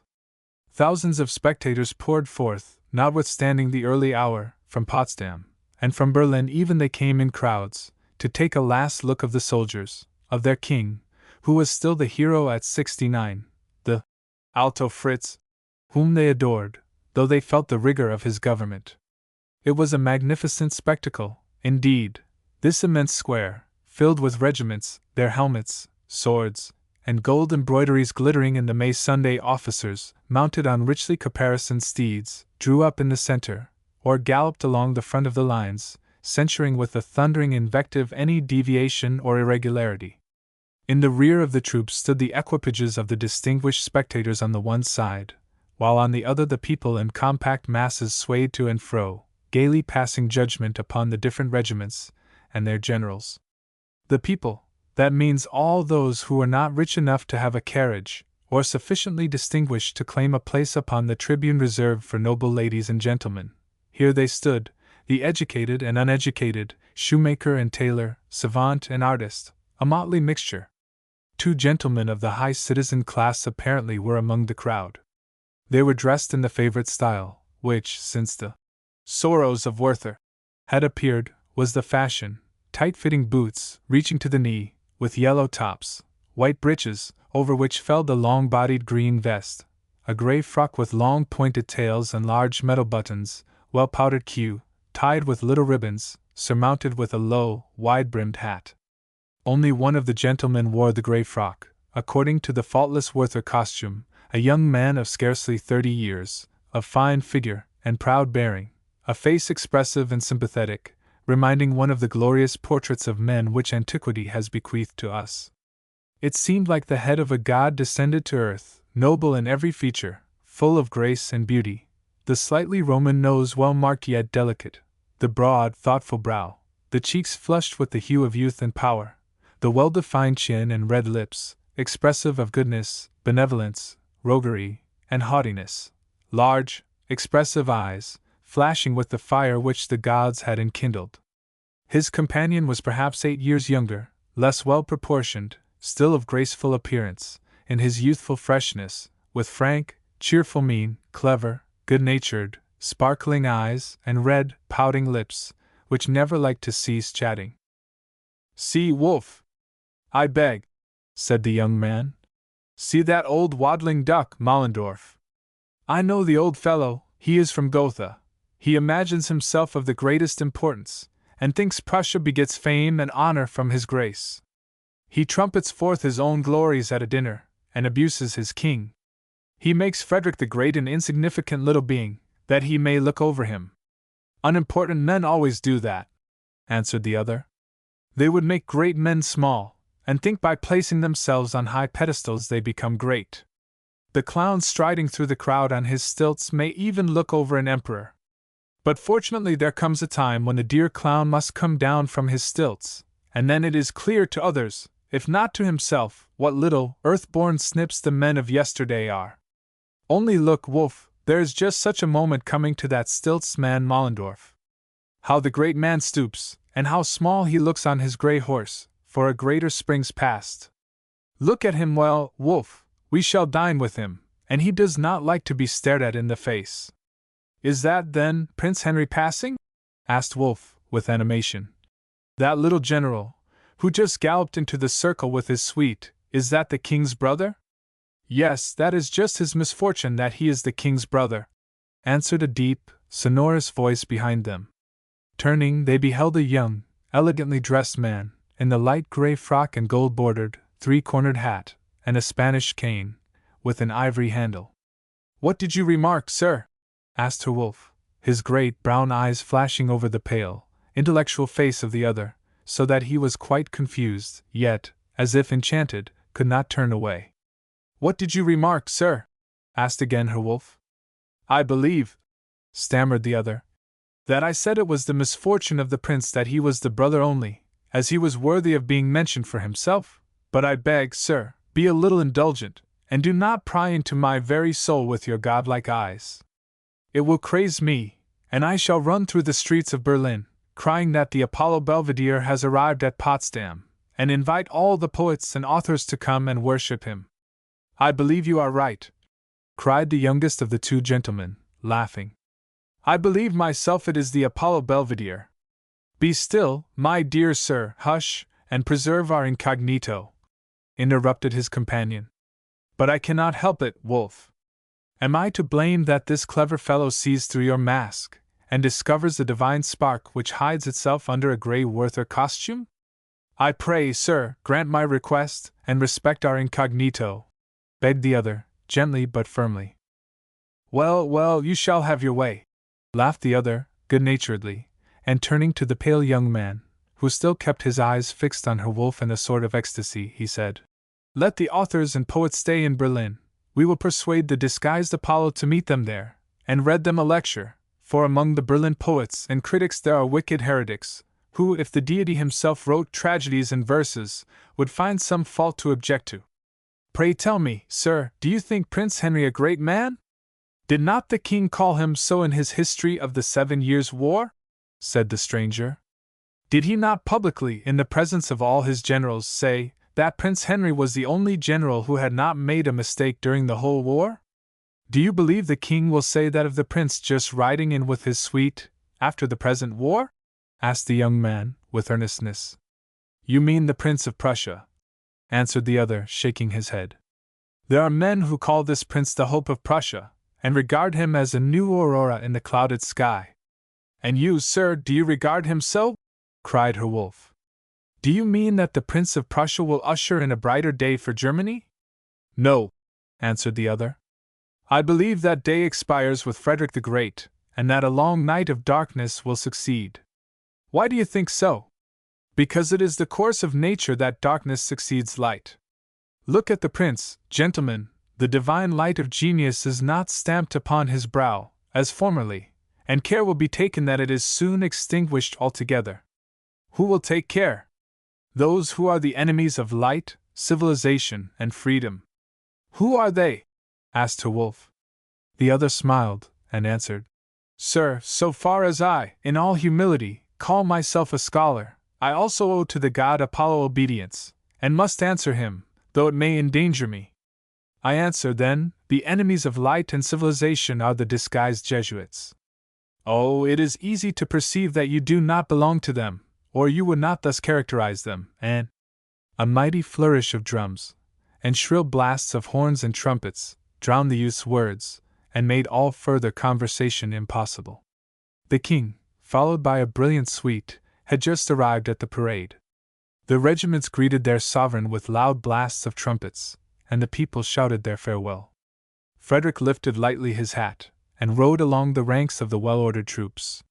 He listened to the shouts with calm, composed manner. The Jupiter flashes from his great eyes seemed to be spent forever.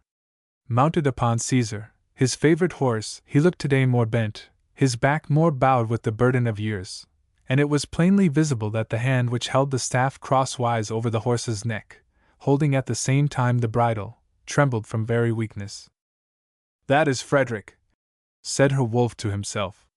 "That is the hero before whom Europe has trembled, the daring prince who caused the sun to rise upon his country, and awakened the spirits to cheerful life.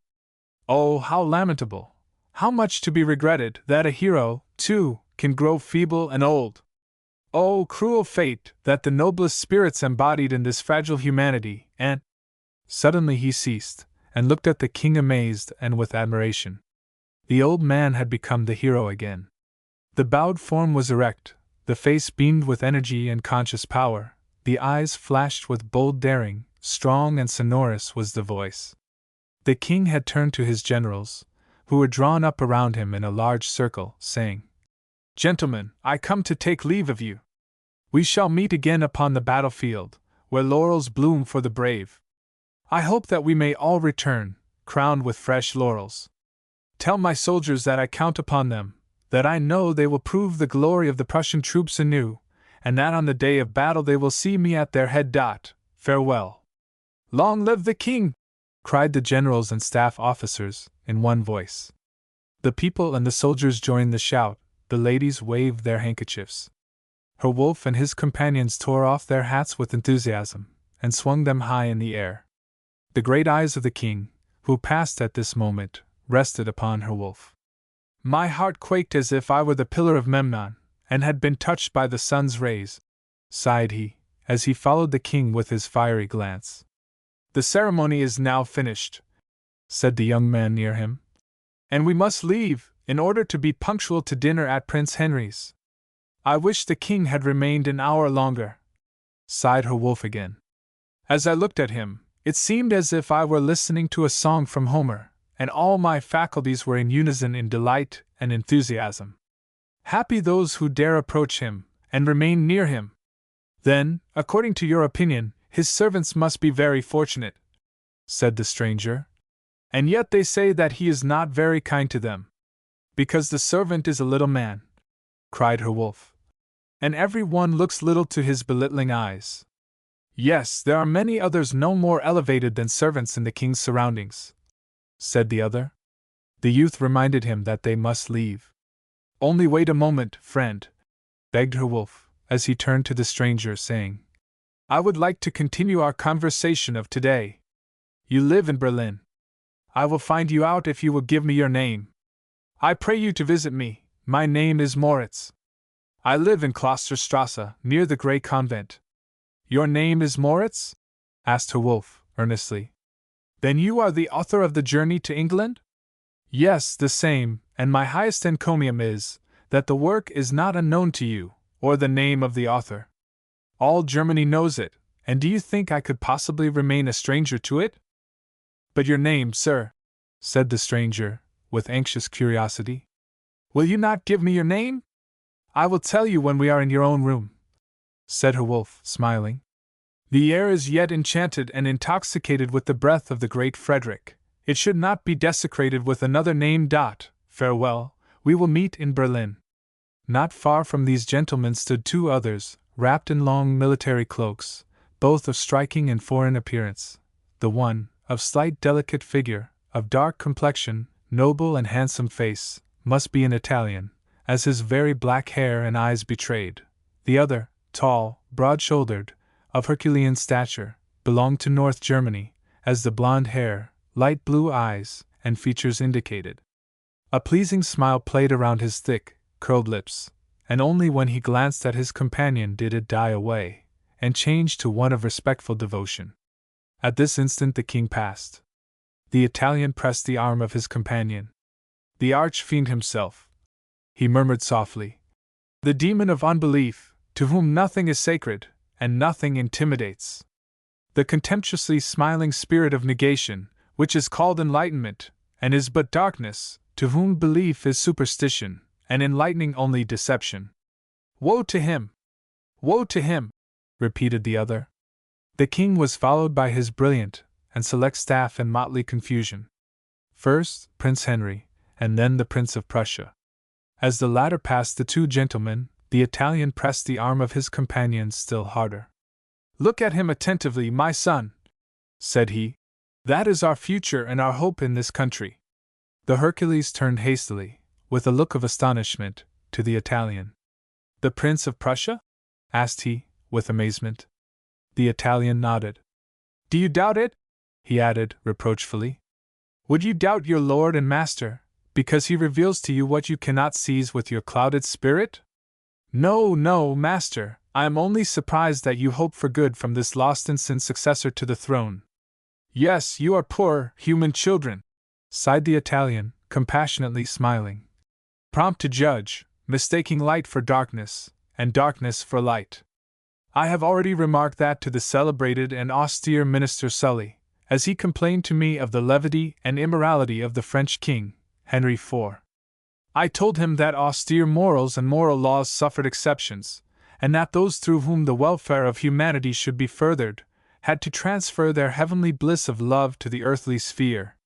Sully would contest the question with me, but I defeated him, while I repeated to him what the beautiful and unhappy Queen of Scotland, Mary Stuart, once said to me. "Mary Stuart!" cried the other vehemently.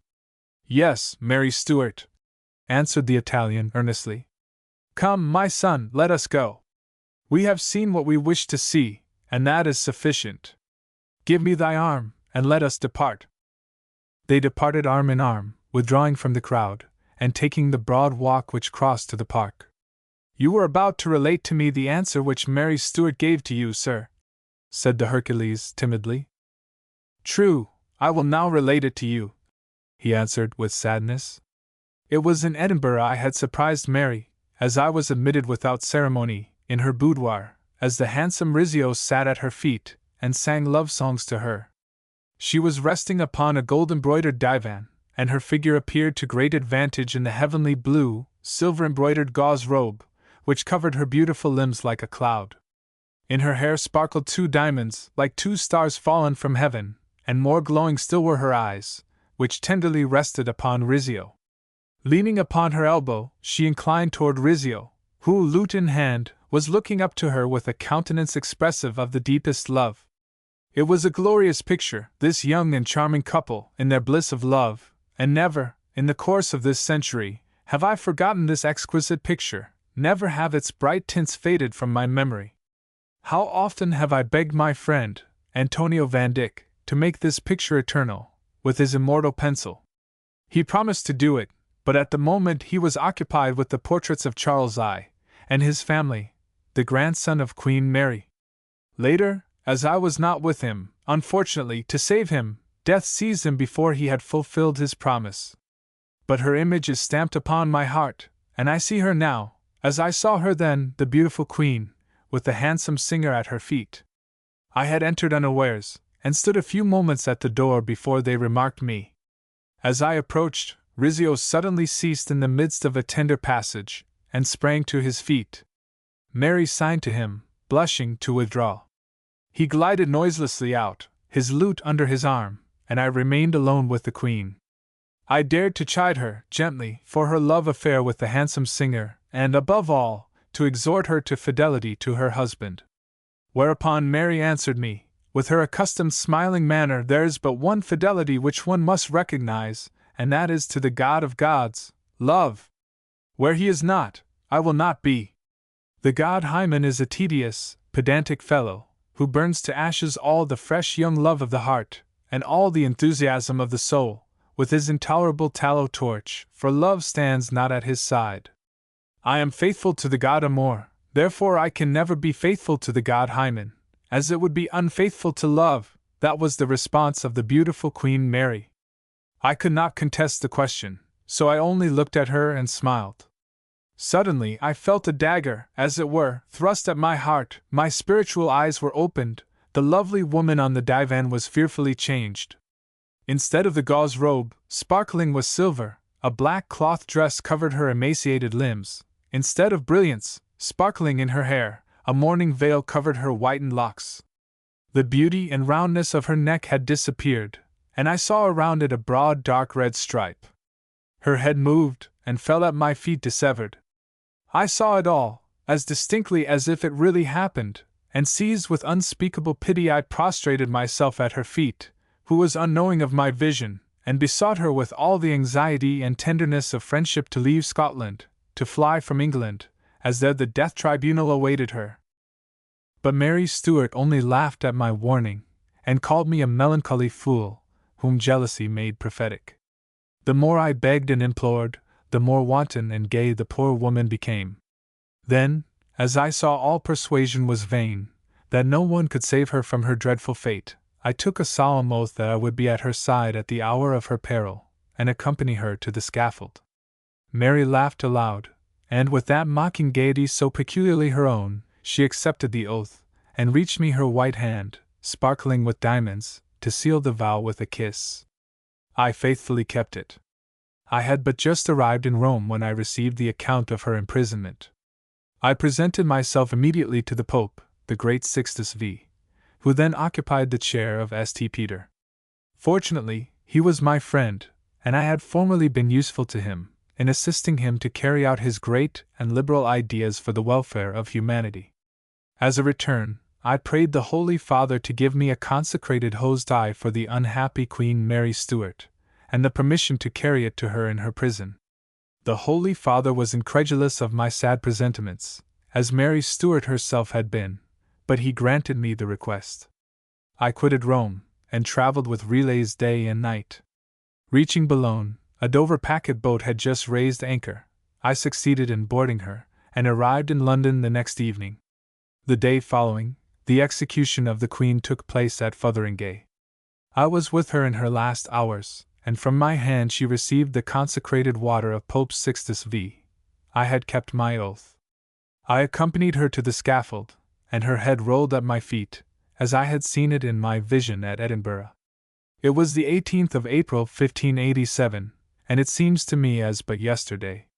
To the intuitive, seeing spirit, time and space disappear, eternity and immortality are to it omnipresent. Given up to his souvenirs and visions, the Italian appeared not to know where he wandered, and turned unintentionally to the retired, lonely places in the park. His companion heeded not the way either, occupied with the strange account of the Italian. A dreadful feeling of awe and horror took possession of his soul, and with devoted respect he hung upon the words which fell from the lips of his companion. It was in the year 1587, said he, as the Italian ceased, almost 200 years since, and you were present? The Italian replied, I was present. I have witnessed so many dreadful scenes, and been present at so many executions, that this sad spectacle was not an unusual one to me, and would not have remained fixed in my memory had I not loved, devotedly and fervently, the beautiful Queen Mary Stuart. For those who live in eternity, all horrors have ceased. Time rushes past in centuries, which seem to them but a day. Teach me so to live, master, I thirst for knowledge, cried his companion fervently. I know it, my son, I penetrate thy soul, and I know that thou thirstest. Therefore I am here to quench thy thirst, and feed thy hungry heart. He remained standing upon the grass plot, which he had reached by lonely paths, and which was encircled by trees and bushes. Not a sound interrupted the peaceful morning stillness of the place, except the distant music of the departing regiments dying away on the air. I will teach thee to live in eternity, resumed the Italian, solemnly. My predecessor, the Apostle, George Schrepfer, has initiated the intemporal life, and the knowledge of the present. By the pistol shot, which disclosed to him the invisible world, and removed him from our earthly eyes, has he to thee, his most faithful and believing disciple, given the great doctrine of the decay of all things earthly, and prepared thee for the doctrine of the imperishableness of the celestial. The original of humanity sends me, to make known to thee this holy doctrine. When I met thee in Dresden, at the side of the Countess Dorothea von Medem, thee, whom I had never seen, I recognized by the blue flame which trembled above thy head, and which was nothing else than the soul of thy teacher, Schrepfer, wrestling in anguish, which has remained with thee, and hopes for delivery from thee. I greeted thee, therefore, not as a stranger but as a friend. No one called thy name, and yet it was known to me. I took thee by the hand, greeting thee. Hans Rudolf von Bischofswerder, be welcome. The blue flame which glows upon thy brow guides me to thee, and the pistol shot under the oaks centuries old, at Rosenthal, near Leipzig, was the summons which my spirit received among the pyramids of Egypt, and which recalled me to Europe, to my own, and thou art one of them.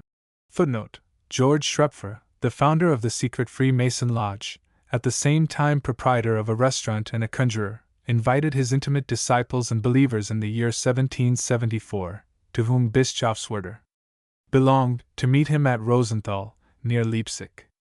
He assembled them around him, beneath some old oaks, to take leave of them, as now he would render himself in the invisible realm, whence, as a spirit, he would distribute to some of his disciples gold, to others wisdom. He then commanded them to conceal their faces and pray. The praying ones suddenly heard a loud report, and, as they looked up, Schrepfer fell dead. He had shot himself with a pistol. And as thou spakest, O Master, I recognized thee, and I called, Thou art here, who hast been announced to me. Thou art the Master, and my master Shrepfer was the prophet, who preceded thee and prophesied thee.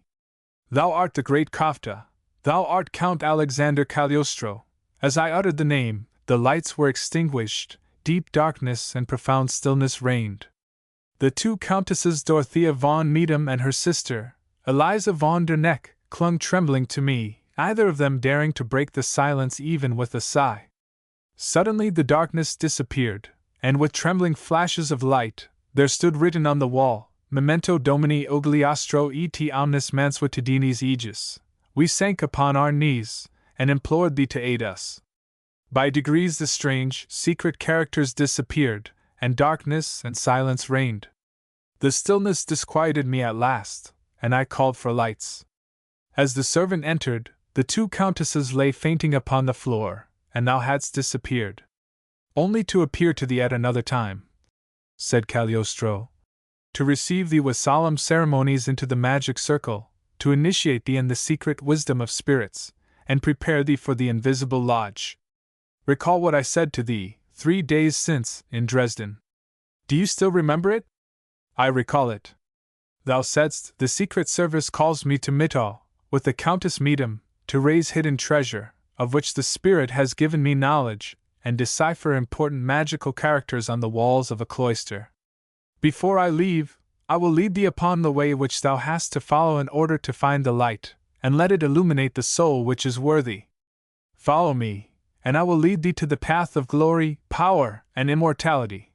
These were thy words, master. I have now led thee hither. Cagliostro said to him, gently. Thy soul doubts and trembles, for thou art blind-seeing eyes, and deaf with hearing ears. My soul doubts not, O master, it comprehends not. I have followed thee, devotedly and believingly. Thou knowest it, master, for thou readest the souls of thy children, and sayest their hidden thoughts. Thou hast said to me in Dresden, renounce your service to the Duke of Courland. I did it, and from equerry and Lord Chamberlain to the Duke, became a simple, private gentleman. I have renounced my titles and dignities for thee, in happy trust in thee. My future lies in thy hands, and anxious to learn the mysteries of immortality, as a grateful, trustful scholar, I would receive happiness and unhappiness at thy hand. Thou shalt receive not only happiness, said Cagliostro, solemnly, but thou art one of the elect. The blue flame glows upon thy brow, it will illuminate thy soul, and lead thee to the path of glory, power, and might.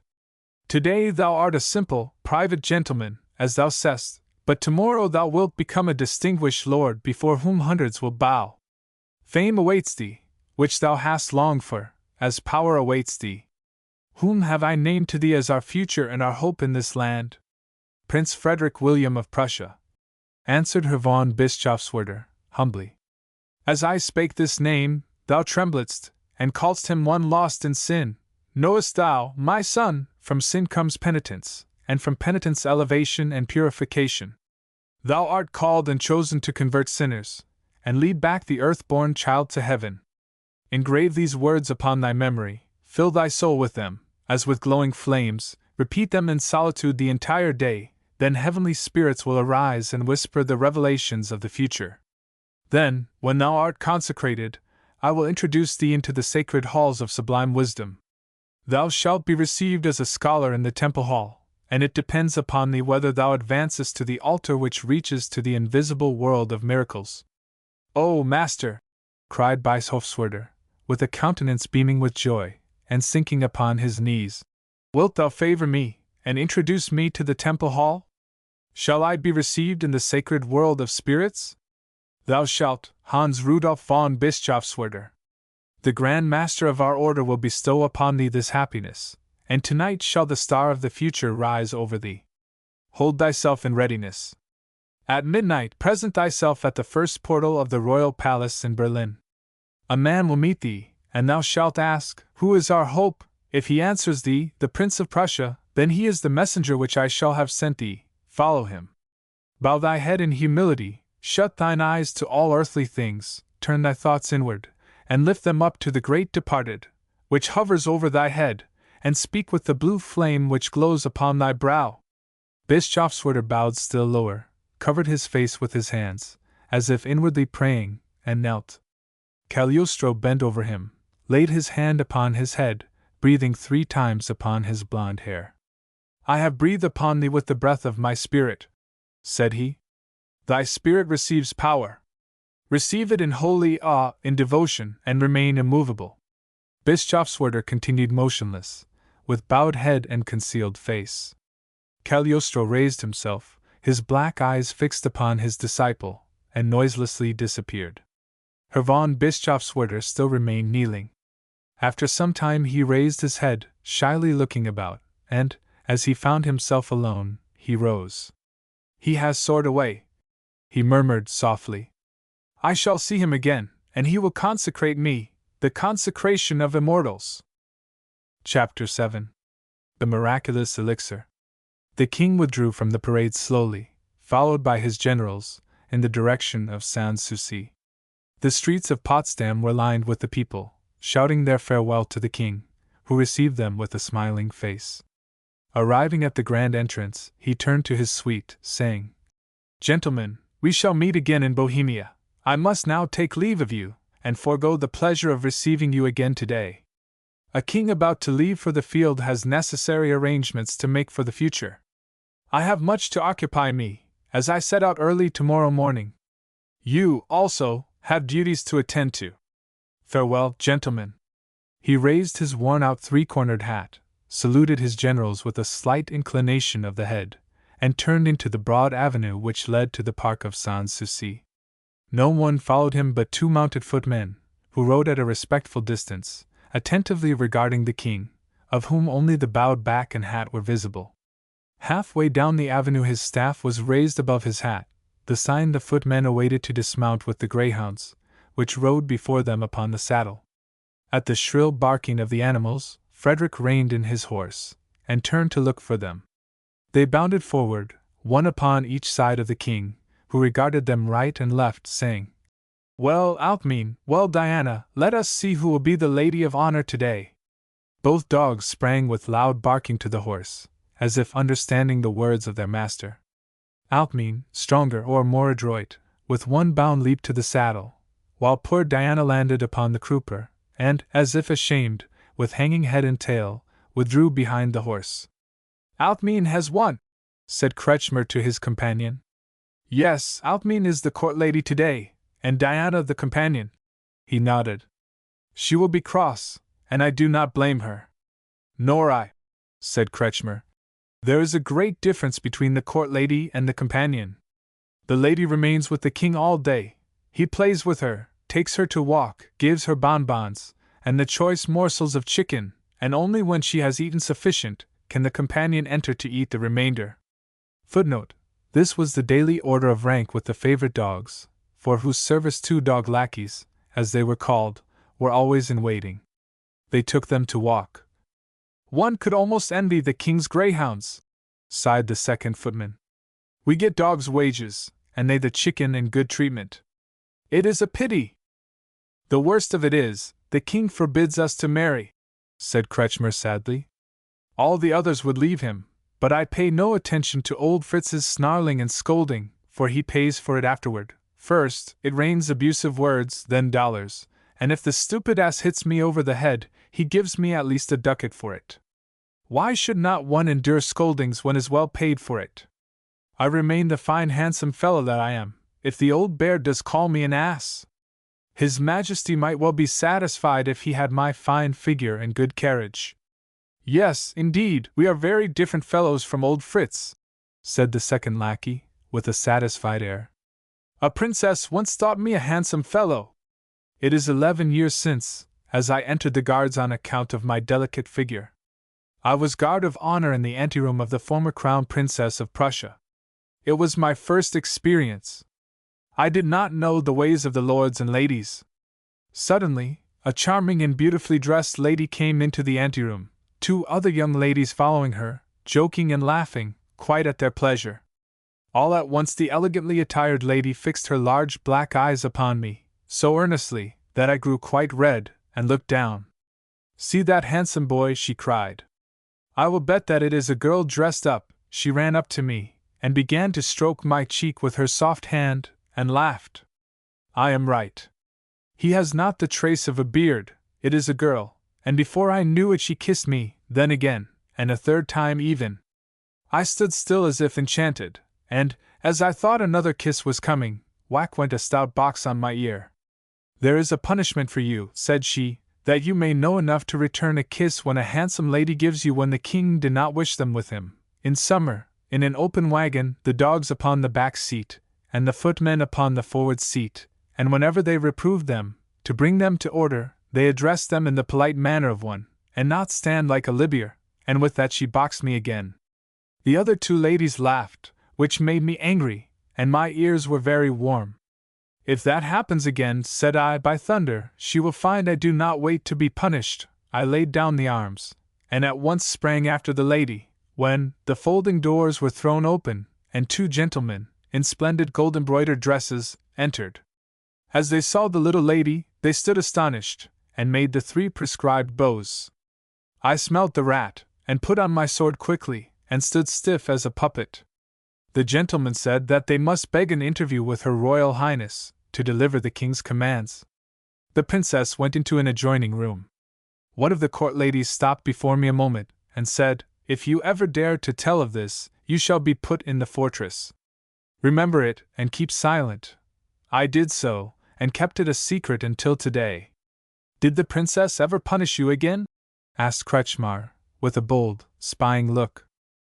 No, never, answered the lackey Schultz. The princess was ordered to Stettin the next day, where she still lives as a prisoner for her gay pranks. I remembered her punishment, and when a lady has kissed me, I have bravely returned it. The footmen had followed the king up the slowly ascending horse path to the terrace, and now they sprang quickly forward. Kretschmer swung himself from his saddle, threw Schultz the reins, and, as the king drew up at the side door of the palace of Sans-Souci, he stood ready to assist him to dismount. The king had given strict orders that no one should notice his going or coming, and today, as usual, he entered without pomp or ceremony into his private room, followed by Kretschmer alone. He sank back into his armchair, the blue damask covering of which was torn and bitten by the dogs, so that the horsehair stood out from the holes. Now relate to me, Kretschmer, how your expedition succeeded. Did you go to Berlin to see Mademoiselle Anke last night? Yes, your Majesty, I was there, and have brought you the writing. Was she alone? Asked the king, bending over to caress Alkmene, who lay at his feet. Well, answered Kretschmer, grinning, I do not know whether she was alone or not. I only know that, as I waited a little on the corner of the street, I saw a gentleman go out, wrapped in a cloak, a tall, broad-shouldered gentleman, whom you naturally did not recognize, said the king, interrupting him. It was a dark night, and no moon, so that you could not see. At your service, your Majesty, I could see no one. I would only add that the unknown may have been at Mademoiselle Anke's. And he may not have been, cried the king, harshly. What else did you learn? Nothing at all worth speaking about. Only one thing I must say, the lackey Schultz is a prattling fool, and speaks very disrespectfully. Did he talk with you? Yes, your Majesty, with me. Then he knows well that it would be welcome. What did he say? He related to me a love affair with the Crown Princess of Prussia 11 years since. He plumes himself upon the Crown Princess having stroked his beard. Be quiet, commanded the king, harshly. If Schultz was drunk, and talked in a crazy manner, how dare you repeat it to me? Let this happen again, and I will dismiss you my service. Remember it, you ass! Pardon me, your Majesty, I thought I must relate all that I hear of importance. That was not important, and not worth the trouble of talking about. If Schultz is such a drunken fellow, I did not know it, and he is to be pitied. You can go now. I give you a day to make your farewells to your friends, and to console them with the hope of meeting you again. Put everything in order that concerns you. If you have debts, pay them. I have no money to pay them, your Majesty, sighed Kretschmer. The king stepped to the iron coffer, of which no one possessed the key but himself, and looking within said, You cannot have much money today, as the drawer which contains the money for the gossips and spies is quite empty, and you have had a good share of it. 5 guldens remain for you. Alas! Your Majesty, it is too little. 25 guldens would not pay my debts. The king closed the drawer, saying, Judas only received 20 shillings for betraying his master. 25 is quite enough for Kretschmer for betraying his comrade. Kretschmer slunk away. The king fixed his great eyes upon him until the door closed. Man is a miserable race. For gold he would sell his own brother, would sell his own soul, if there could be found a purchaser. He murmured, Why do you growl out, mean? Why trouble yourself, mademoiselle? I was not speaking of your honorable race, only of the pitiful race of men. Be quiet, my little dog, be quiet. I love you, and you are my dear little dog, he said, pressing her caressingly to his breast. The footman Schultz appeared to announce the equerry von Schwerin. Bid him enter, nodded the king. Von Schwerin entered, with a smiling face. Have you accomplished what I confided to you? With a profound bow, von Schwerin drew a roll of paper from his breast pocket, and handed it to the king, saying, I am so fortunate as to have accomplished your commands. Will Count Schmettau give up the villa at once? Yes, your Majesty, the new occupant could take possession today, with all the furniture and house arrangements, for $7,500. Here is the bill of sale, only the purchaser's name is wanting. I have obeyed your Majesty's commands, and acted as if I were the purchaser. Schmettau is not such a stupid fellow as to believe that, for he knows that you cannot keep your money. You say the contract is ready, only the signature of the purchaser is wanting and the money? Pardon me, your Majesty, the name of the present possessor has not been inserted. I did not presume to write it without the unmistakable command of your Majesty. Do you know the name? Asked the king. I do not, but the generosity of my most gracious king and master allows me to divine it, and my heart is filled to bursting with thankfulness and joy. My whole life will not be long enough to prove to you my gratitude. What for? Asked the king, staring at von Schwerin, quite surprised. You cannot suppose that I have purchased the villa for you? Herr von Schwerin smilingly nodded. I think so, your Majesty. Frederick laughed aloud. Schwerin, you are an uncommonly cunning fellow. You see the grass grow before the seed is sown. This time you deceived yourself, the grass has not grown. What good would it do you? You do not need grass, but thistles, and they do not grow at Charlottenburg. Take the contract to my minister von Herzberg, whom you will find in the audience room, and then walk a little upon the terrace to enjoy the fresh air. I promise you the privilege. First go to von Herzberg, and say to him to send the Prince of Prussia to me immediately upon his arrival. Why do you wear so mournful a face all of a sudden? Can it be possible that my chief equerry has so lowered himself as to go among the mechanics, and build chateaux en Espagne? You know such houses are not suitable for our northern climate, and fall down. Now do what I told you, and then go upon the terrace. The equerry glided away with sorrowful mien to von Herzberg, and communicated the king's commands to him. You have made a good purchase, said the minister, in a friendly manner. His Majesty will be very much pleased with the extraordinary zeal and the great dexterity with which you have arranged the matter. Count Schmettau has just been here, and he could not sufficiently commend your zeal and prudence, and the sympathy and interest which you showed in the smallest matters, as if the purchase were for yourself. The Count wishes to reserve 2 oil paintings in the saloon, which are an heirloom from his father. We cannot but let the Count retain them. Arrange it as you will, answered the equerry, fretfully. I have nothing more to do with the affair, it lies in your hands. But where are you going in such haste? Said Herzberg, as the equerry bowed hastily, and strode through the room toward the door. His Majesty commanded me to go upon the terrace, he replied morosely. Herr von Herzberg looked after him surprised. Something must have occurred, otherwise he is very tractable. Ah! There comes the prince. I will go to meet him, and communicate to him the king's command. I will await your royal highness here until you have spoken with the king, if you will have the grace to seek me. I will return by all means, if you will have the kindness to wait for me, replied the prince, smiling, and hastened to the interview with his royal uncle. Frederick was seated in his armchair, upon his lap Alcmene, when the crown prince entered. Bonjour, mon neveu! Pardon me, said he, with a friendly nod, that I remain seated, and do not rise to greet the future King of Prussia.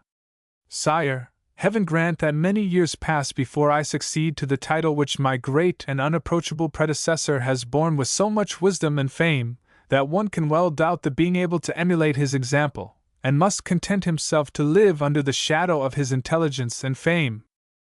Frederick slowly shook his head. The people will not be satisfied, nor the coffers filled by fame. No one can live upon the great deeds of his ancestors.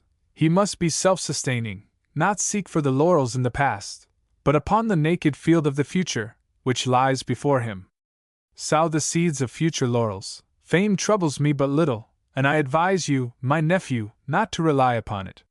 One must begin anew each day, and make fresh efforts for vigorous deeds. The Crown Prince bowed, and seated himself upon the tabouret, which the king, with a slight wave of the hand, signified to him. I will endeavor, sire, to follow the elevated sentiments of your majesty, that I may not dishonor my great teacher. You express yourself too modestly, my nephew, and I know that you think otherwise, that your fiery spirit will never be contented to dishonor yourself or your ancestors. Fate is favorable to you, and offers the opportunity to confirm what I judge you to be, a brave soldier, a skillful captain, in a word, a true Hohenzollern. I would make you a commander of a division of my army, and I shall follow every movement, every operation, with lively interest. A ray of joy beamed upon the face of the prince. Frederick saw it with satisfaction, and his heart warmed toward his nephew. He has at least courage, he said to himself. He is no sybarite to quail before the rough life of war. Will your majesty so greatly favor me as to accord me an independent position in the campaign? I offer you what belongs to you as a general and heir to the throne. On me it devolves to direct the plans and operations, and on you to detail them and direct the execution. I shall rejoice to see that you understand the profession of war practically as well as theoretically.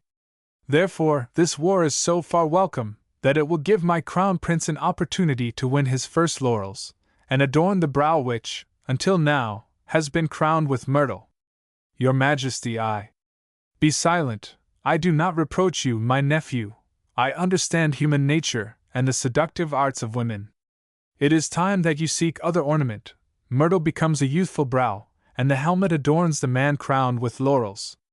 I have long desired it, and I am deeply grateful to your Majesty for the opportunity to win it. This campaign is good fortune to me. War is never a good fortune, sighed the king. For the people it is great misfortune. I would willingly have avoided it for their sake. But the arrogance and the passion for territorial aggrandizement of the young Emperor of Germany forces me to it. I dare not, and will not suffer Austria to enrich herself through foreign inheritance, ignoring the legitimate title of a German prince. Bavaria must remain an independent, free German principality, under a sovereign prince. It is inevitably necessary for the balance of power. I cannot yield, therefore, as a German prince, that Austria increase her power in an illegitimate manner, but I will cast my good sword in the scales, that the balance is heavier on the side upon which depends the existence of Germany, that she may not be tossed in the air by Austria's weight. These are my views and reasons for the war upon which I now enter with reluctance. When the greatness and equilibrium of Germany are at stake, no German prince should dare hesitate. Austria has already cost Germany much blood, and will cause her to shed still more. Believe it, my nephew, and guard yourself against Austria's ambition for territorial aggrandizement.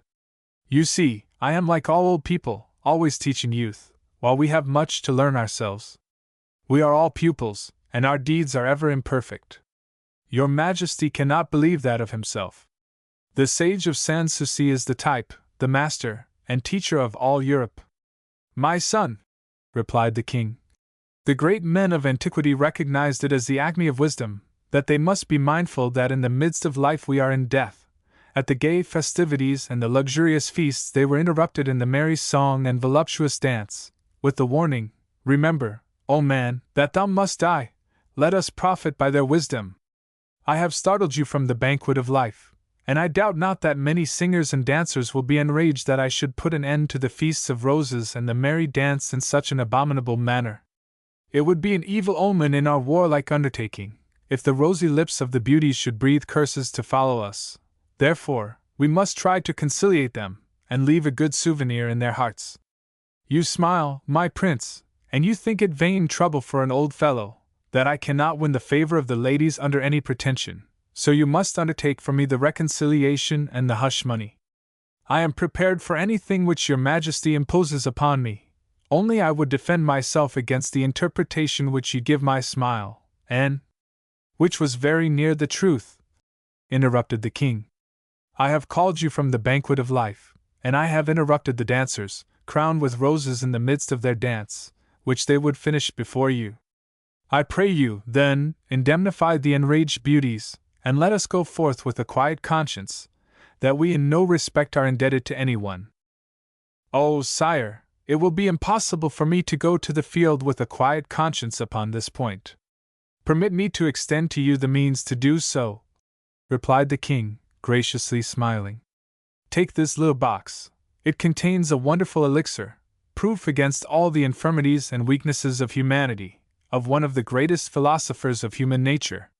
By the right use of it, tears of sorrow are changed to tears of joy, and a Mageria into a smiling angel, as by enchantment. Before going to the war, I pray you to prove the miraculous elixir upon one of the angry beauties. For, I repeat, we must put our house in order, and leave no debts behind us. The debts of gratitude must not be forgotten. Let us say gesignit Malzeit when we have been well feasted. The king handed the prince a little box, of beautiful workmanship, and smiled as he rather vehemently thanked him, and at the same time tried to open it. I remark with pleasure that you have a tolerably innocent heart, as you betray curiosity about the wonderful elixir. I suppose men, to say nothing of beautiful women, had long since instructed you that it was the only balsam for all the evils of life. My minister Herzberg will give you the key of the little box, and advise you as to the right use of the elixir. Farewell, with the hope of soon seeing you again, my nephew. I start for Silesia tomorrow, as I must travel slower than you young people. You will follow me in a few days. Again farewell. Extending his meager white hand to the prince, he withdrew it quickly, as the latter was about to press it to his lips, and motioned to the door kindly. Chapter 8. The Golden Rain. Prince Frederick William betook himself, with painful curiosity, to the audience room, where the minister von Herzberg awaited him. Your Excellency, said he, His Majesty refers me to you for the true explanation of the miraculous elixir contained in this little box, and about which I am naturally very curious, and beg of you the key to open it. Will your Royal Highness, said the minister, smiling, have the grace to grant me a few moments' conversation, which may serve as an explanation, for His Majesty has not in reality given me a key? I pray you, my dear Excellency, to explain it, cried the prince, impatiently. Pardon me if I probe the tenderest feelings of your heart, my prince. The command of the king imposes this duty upon me. He has known for a long time of your connection with a certain person, to whom you are more devoted than to your wife. Say, rather, His Majesty has twice forced me to marry two unloved and unknown princesses, when he knew that I already loved this certain person. Twice I have married, because the command of his king is law to the Crown Prince of Prussia. For my love and my sympathy there is no law but that of my own heart, and this alone have I followed. His Majesty does not reproach you. The philosopher of Sans-Souci understands human nature, and he feels indulgent toward your weakness. He is quite satisfied that you have chosen this person, as friend and favorite, to console yourself for an unhappy marriage. Her low birth is a guarantee that she will never mingle in politics, an act which would be visited with His Majesty's highest displeasure. While His Majesty permits you to continue this intimacy, and recognizes the existence of this woman, he wishes her to be provided for as becomes the mistress of a crown prince, and not as the grisette of a gentleman. She should have her own house, and the livery of her lord. As if it were my fault that this has not already been arranged, cried the prince. Am I not daily and hourly tormented with poverty, and scarcely know how to turn, between necessary expenses and urgent creditors. You know well yourself, Your Excellency, how stingy and parsimonious the king is to the crown prince. He scarcely affords me the means to support my family in a decent, to say nothing of a princely, manner. How dependent we all are, myself, my wife, and my children, upon the king, whose economy increases, while our wants and expenses also increase every year. It is sufficiently sad that I cannot reward those who have proved to me during 10 years their fidelity and love, but I must suffer them to live in dependence and want. His Majesty understands that, and thinks that as your Royal Highness is to go to the field, and will be exposed, as a brave commander, to the uncertain fate of battle, that you should assure the future of all those who are dear to you, and arrange a certain competency for them. A good opportunity now offers to you. Count Schmettau will sell his villa at Charlottenburg, and it would be agreeable to His Majesty that you should purchase it, and assign it to those dearest to you. In order to give you as little trouble as possible, His Majesty has had the matter already arranged through his equerry, Count Schmettau, and the purchase can be made this very hour. Here is the bill of sale. Only the name of the present possessor is wanting, the signature of the purchaser, and the payment of 7,500 thalers. The names can be quickly written, but Your Excellency, cried the prince, where will the money come from? I have just given Your Royal Highness the key to the little box. Have the goodness to press hard upon the rosette. The prince touched the spring, the cover flew back. It contained only a strip of paper. Upon it was written, in the king's own handwriting, Bill of exchange upon my treasurer.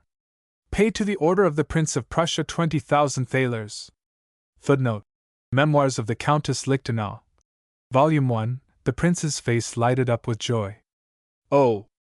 The king has indeed given me a miraculous elixir that compensates for all misfortunes, heals all infirmities, and is a balsam for all possible griefs. I will bring it into use immediately, and sign the bill of sale. He signed the paper, and filled with haste the deficiency in the contract. It is done! He cried joyfully. The proprietress, Wilhelmine Anke, purchaser, Frederick William of Prussia. Nothing remains to be done but to draw upon the king's treasury, and pay Count Schmettau. Your Royal Highness is spared even that trouble. Here are 20 rolls, and each roll contains 100 double Frederick's d'Or, and when Your Highness commands it, I will reserve 7 rolls and pay Count Schmettau, then there remain 13 for yourself. Here is the contract, which you will give in person to the possessor. First I must go to the king, said the prince. My heart urges me to express my gratitude to him, and my deep sense of his goodness and tenderness. I feel ashamed without being humbled, like a repentant son, who has doubted the generosity and goodness of his father, because he has sometimes severely reprimanded his faults. I must go at once to the king. He will not receive Your Royal Highness, answered Herzberg, smiling. You know our sovereign, who so fully deserves our admiration and love. His favor and goodness beam upon us all, and he desires neither thanks nor acknowledgement. He performs his noble, glorious deeds in a harsh manner, that he may relieve the recipients of his bounty from the burden of gratitude, and often when he is the most morose and harsh, is he at heart the most gracious and affectionate. You and yours have experienced it today. He appeared to be angry, and enveloped himself in the toga of a severe judge of morals, but under this toga, there beat the kind, noble heart of a friend and father, who punishes with rigorous words, and forgives with generous, benevolent deeds. For this I must thank him. He must listen to me, cried the prince. He will be angry if Your Royal Highness forces him to receive thanks when he would avoid them. He has expressly commanded me to entreat you never to allude to the affair, and never to speak of it to others, as it would not be agreeable to His Majesty to have the family affairs known to the world. You would best please His Majesty by following exactly his wishes, and when you meet him never allude to it. As I have said, this is the express wish and command of the king, which I must naturally follow, sighed the prince, although I acknowledge that it is unpleasant to me to receive so much kindness from him without at least returning my most heartfelt thanks. Say to the king that I am deeply, sensibly moved with his tender sympathy and generosity. And now I will hasten to Wilhelmine Anke, But it occurs to me that it may not be possible. The king has made her a prisoner in her own house. Do not trouble yourself about that. If it is your Royal Highness's pleasure, drive at once to Charlottenburg. You will find the new possessor there, and she will relate to you her interview with the mayor of Berlin. Oh! I shall drive at once to the villa. I am curious to learn what von Kircheisen has told her. I imagine that you would be, and ordered your carriage here, as you could not well ride upon horseback with the heavy rolls of gold, and if it is your pleasure, I will order the footman to place the box, into which I have put them, in the carriage. No, no, I beg you to let me carry them, cried the prince, seizing the box with both hands. It is truly heavy, but an agreeable burden, and if it lames my arm I shall bethink myself of the miraculous elixir, which will give me courage and strength. Farewell, your excellency. I shall hurry on to Charlottenburg. The prince hastened to his carriage, and ordered the coachman to drive at full speed to the villa. Thanks to this order, he reached it in about an hour. No one was there to receive him upon his arrival. The hall was empty, and the rooms were closed. The prince passed on to the opposite end, where there was a door open, and stood upon a balcony, with steps descending into the garden, which, with its flower beds, grass plots, shrubbery, and the tall trees, formed a lovely background. The birds were singing, the trees rustled, and variegated butterflies fluttered over the odorous flowers. Upon the turf, forming a beautiful group, was Wilhelmine playing with her daughter, and the nurse with the little boy upon her lap, who laughingly stretched out his arms toward his mother. "Wilhelmine! Wilhelmine!" cried the prince. With a cry of joy she answered, and flew toward the house. "You have come at last, my beloved lord!" she cried, almost breathless, mounting the steps. "I beg you to tell me what all this means. I am dying of curiosity." "I also," said the prince, smiling. "Have the goodness to lead me to one of the rooms, that I may set down this box. What does that hobgoblin contain, that it prevents your embracing me? Do not ask, but hasten to assist me to relieve myself of the burden." They entered the house, and Wilhelmine opened the wide folding doors, which led into a very tastefully furnished room. Frederick William set the box upon the marble table, and sank upon a divan with Wilhelmine in his arms. "First of all, tell me what von Kircheisen said to you?"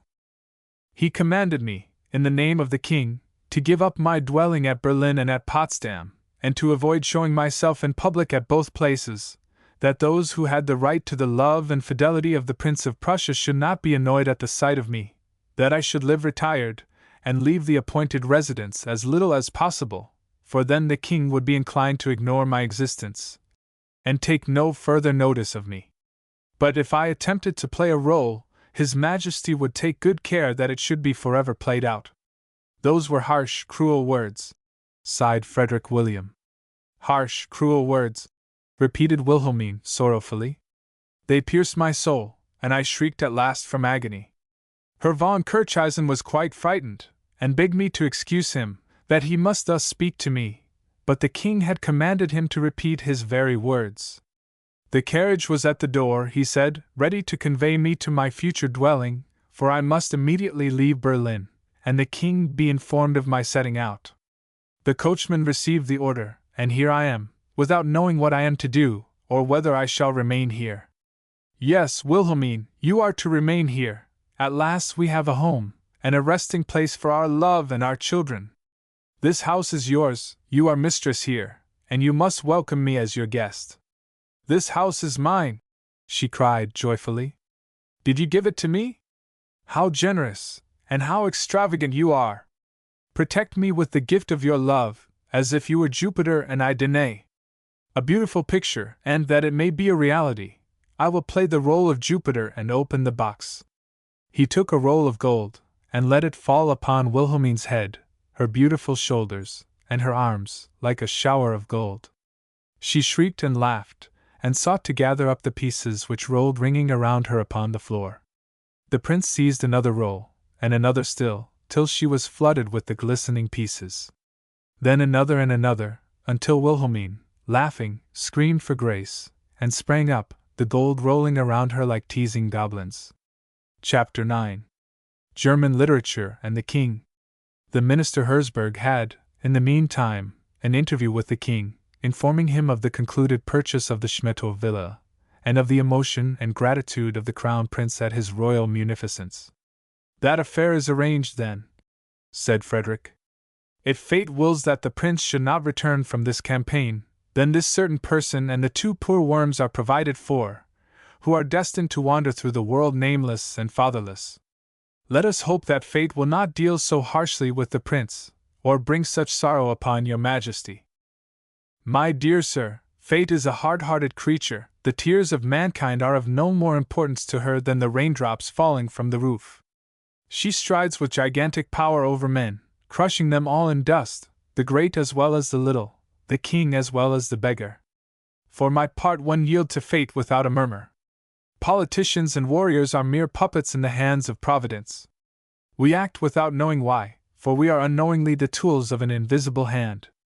Often the result of our actions is the reverse of our hopes.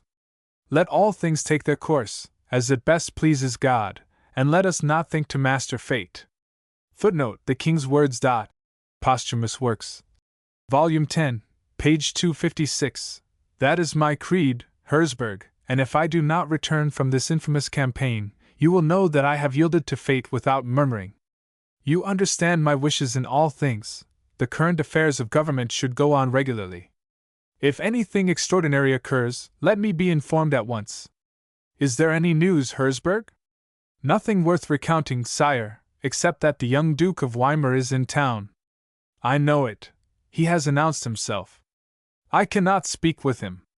I have asked my brother Henry to arrange the conditions under which he will allow us to enlist men for my army in his duchy. I hope he will be reasonable, and not prevent it. That is no news that the Duke of Weimar has arrived. Not only the Duke has arrived, but he has brought his dear friend with him whom the people in Saxe-Weimar say makes the good and bad weather." "Who is the weather-maker?" "Your Majesty, this weather-maker is the author of the Sorrows of Young Werther, Johann Wolfgang Goethe, who for 4 years has aroused the hearts and excited the imaginations of all Germany. If I am not deceived, a great future opens for this poet, and he will be a star of the first magnitude in the sky of German literature. I believe it would be well worth the trouble for your Majesty to see him. Do not trouble me with your German literature, and your stars of the first magnitude. We must acknowledge our poverty with humility. Belles lettres have never achieved success upon our soil. Moreover, this star of the first magnitude, this Herr Goethe, I remember him well. I wish to know nothing of him. He has quite turned the heads of all the love-sick fools with his Sorrows of Young Werther. You cannot count that a merit. The youth of Germany were sufficiently enamored, without the love-whining romances of Herr Goethe to pour oil on the fire. Pardon me, sire, that I should presume to differ from you, but this book which your Majesty condemns has not only produced a furor in Germany, but throughout Europe, throughout the world even. That which public opinion sustains in such a marked manner cannot be wholly unworthy. Vox populi, vox Dei, is a true maxim in all ages." "It is not true," cried the king. "The old Roman maxim is not applicable to our effeminate, degraded people. Nowadays, whoever flatters the people and glorifies their weaknesses is a good fellow, and he is extolled to the skies. Public opinion calls him a genius and a messiah. Away with your nonsense! The Werther of Herr Goethe has wrought no good, it has made the healthy sick, and has not restored invalids to health. Since its appearance a mad love fever has seized all the young people, and silly sentimentalities and flirtations have become the fashion. These modern Werthers behave as if love were a tarantula, with the bite of which they must become mad, to be considered model young men. They groan and sigh, take moonlight walks, but they have no courage in their souls, and will never make good soldiers. This is the fault of Herr Werther, and his abominable lamentations. It is a miserable work, and not worth the trouble of talking about, for no earnest man will read it.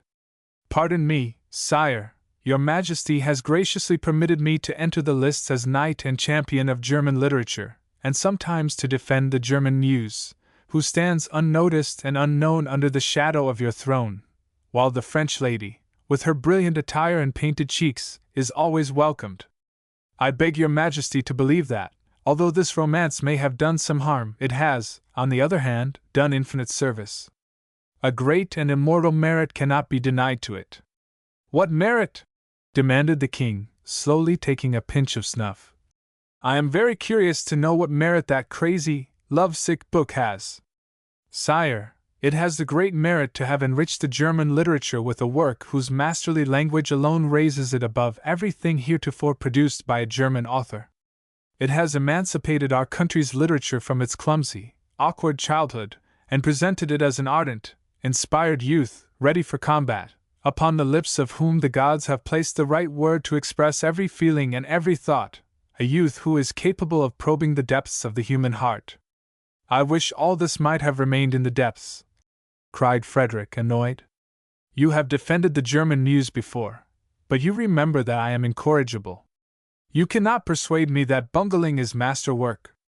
It is not the poverty of the mind, but the fault of the language, which is not capable of expressing with brevity and precision. For how could any one translate Tacitus into German without adding a mass of words and phrases? In French it is not necessary. One can express himself with brevity, and to the point. Sire, I shall permit myself to prove to you that the brevity of Tacitus can be imitated in the German language. I will translate a part of Tacitus, to give your Majesty a proof. I will take you at your word, and I will answer you in a treatise upon German literature, its shortcomings, and the means for its improvement. Footnote: This treatise appeared during the Bavarian War of Succession, in the winter of 1779, until then, a truce. I insist upon it, good German authors are entirely wanting to us Germans. They may appear a long time after I have joined Voltaire and Algarati in the Elysian fields. Footnote: The King's Words. See Posthumous Works, Volume 2, page 293. They are already here, cried Herzberg zealously. We have, for example, Lessing, who has written 2 dramas, of which every nation might be proud, Minna von Barhelm and Amelia Collati. I know nothing of them, said the king, with indifference. I have never heard of your Lessing. Your Majesty, this wonderful comedy, Minna von Barhelm, was written for your Majesty's glorification. The more the reason why I should not read it. A German comedy! That must be fine stuff for the German theatre, the most miserable of all. In Germany, Melpomene has untutored admirers, some walking on stilts, others crawling in the mire, from the altars of the goddess. The Germans will ever be repulsed, as they are rebels to her laws, and understand not the art to move and interest the heart. But, sire, you have never deigned to become acquainted with Minna von Barhelm nor Amelia Collati. Well, well, Herzberg, do not be so furious. You are a lover of German literature, and some allowance must be made for those who are in love. You will not persuade me to read your things which you call German comedies and tragedies. I will take good care. My teeth are not strong enough to grind such hard bits. Now do not be angry, Herzberg. The first leisure hours that I have in this campaign I shall employ on my treatise. And the first leisure hours that I have, growled the minister, I shall employ to translate a portion of Tacitus into our beautiful German language, to send to your Majesty. You are incorrigible, said Frederick, smiling. We shall see, and until then let us keep the peace, Herzberg. When one is about to go to war, it is well to be at peace with one's conscience and with his friends, so let us be good friends. Your Majesty, your graciousness and kindness make me truly ashamed, said the minister feelingly. I beg pardon 1,000 times, if I have allowed myself to be carried away with unbecoming violence in my zeal for our poor neglected German literature. I approve of your zeal, and it pleases me that you are a faithful knight, sans peur et sans reproche. I do not ascribe its poverty to the German nation, who have as much spirit and genius as any nation, the mental development of which has been retarded by outward circumstances, which prevented her rising to an equality with her neighbors. We shall one day have classical writers, and every one will read them to cultivate himself. Our neighbors will learn German, and it will be spoken with pleasure at courts, and it can well happen that our language, when perfectly formed, will spread throughout Europe. We shall have our German classics also. Footnote: The King's Words. See Posthumous Works, Volume 3. The king smiled, well pleased, as he observed by stolen glances the noble, intelligent face of Herzberg brighten, and the gloomy clouds dispersed which had overshadowed it. Now, is it not true that you are again contented? Said the king graciously. I am delighted with the prophecy for the German language, your majesty, and may I add something? It will weigh on your heart if you do not tell it, said the king. I prophesy that this Goethe will one day belong to the classic authors, and therefore I would beg once more of your majesty to grant him a gracious look, and invite him to your presence. If you find no pleasure in the sorrows of Werther, Goethe has created other beautiful works. He is the author of the tragedy of Stella. That sentimental, immoral piece, which we forbid the representation of in Berlin, because it portrays a fellow who made love to two women at once, playing the double role of lover to his wife and his paramour, while he had a grown-up daughter. It is an immoral piece, which excites the tear glands, and ends as Werther, by the hero blowing his brains out. It is directed against all morals and against marriage, therefore it was forbidden. Footnote: The tragedy of Stella was represented in Berlin with great applause, and denounced by the king as immoral, in the year 1776, and the further representation forbidden. See Plumk. History of the Berlin Theatres. But, sire, Herr Goethe has not only written Stella, but Clavigo also, which he has copied exactly from the Memoirs de Beaumarchais, interrupted the king. That is not a German, but a French production. Allow me to cite a genuine German production, which Johann Wolfgang Goethe has written. I mean the drama Gotts von Berlichingen. Stop, it is sufficient. I do not wish to hear anything more, cried the king, indignant, and rising. It is bad enough that such pieces should appear upon the German stage as this Gotts von Berlichingen. They are nothing less than abominable imitations of the bad English pieces of Shakespeare. The pit applauds them, and demands with enthusiasm these very disgusting platitudes. Footnote: The king's own words. See Posthumous Works. Volume 3. Do not be angry again, you must have patience with the old boy. I shall rejoice heartily if this Herr Goethe becomes a classic writer one day, as you say. I shall not live to witness it. I only see the embryo where you see the full-grown author. We will talk further about it when we meet in the Elysian fields, then we will see, when you present this Herr Johann Wolfgang Goethe, as a German classic writer, to Homer, Horace, Virgil, and Corneille, if they do not turn their backs upon him. Now adieu, Herzberg. So soon as circumstances permit, I shall send for you to go to Silesia, and then you can give me your German translation of Tacitus. The king nodded in a friendly manner to his minister, and slowly walked back and forth, while he took leave and withdrew. After a few moments he rang, and the summons was immediately answered by the footman Schultz. The king fixed upon him one of those searching glances of his fiery eyes which confounded and confused the footman. He remained standing and embarrassed, with downcast look. What are you standing there for? Asked the king. Did I not ring for you, and do you not know what you have to do? Frederick continued to regard him, with flashing eyes, which increased the lackey's confusion. He forgot entirely that the summons was for His Majesty's lunch, and all that he had to do was to open the door to the adjoining room, where it stood already prepared. Frederick waited a moment, but the footman still stood irresolute, when His Majesty indicated to him to approach. He approached, staggering under the puzzling glance of his master. Oh, I see what it is, said Frederick, shrugging his shoulders.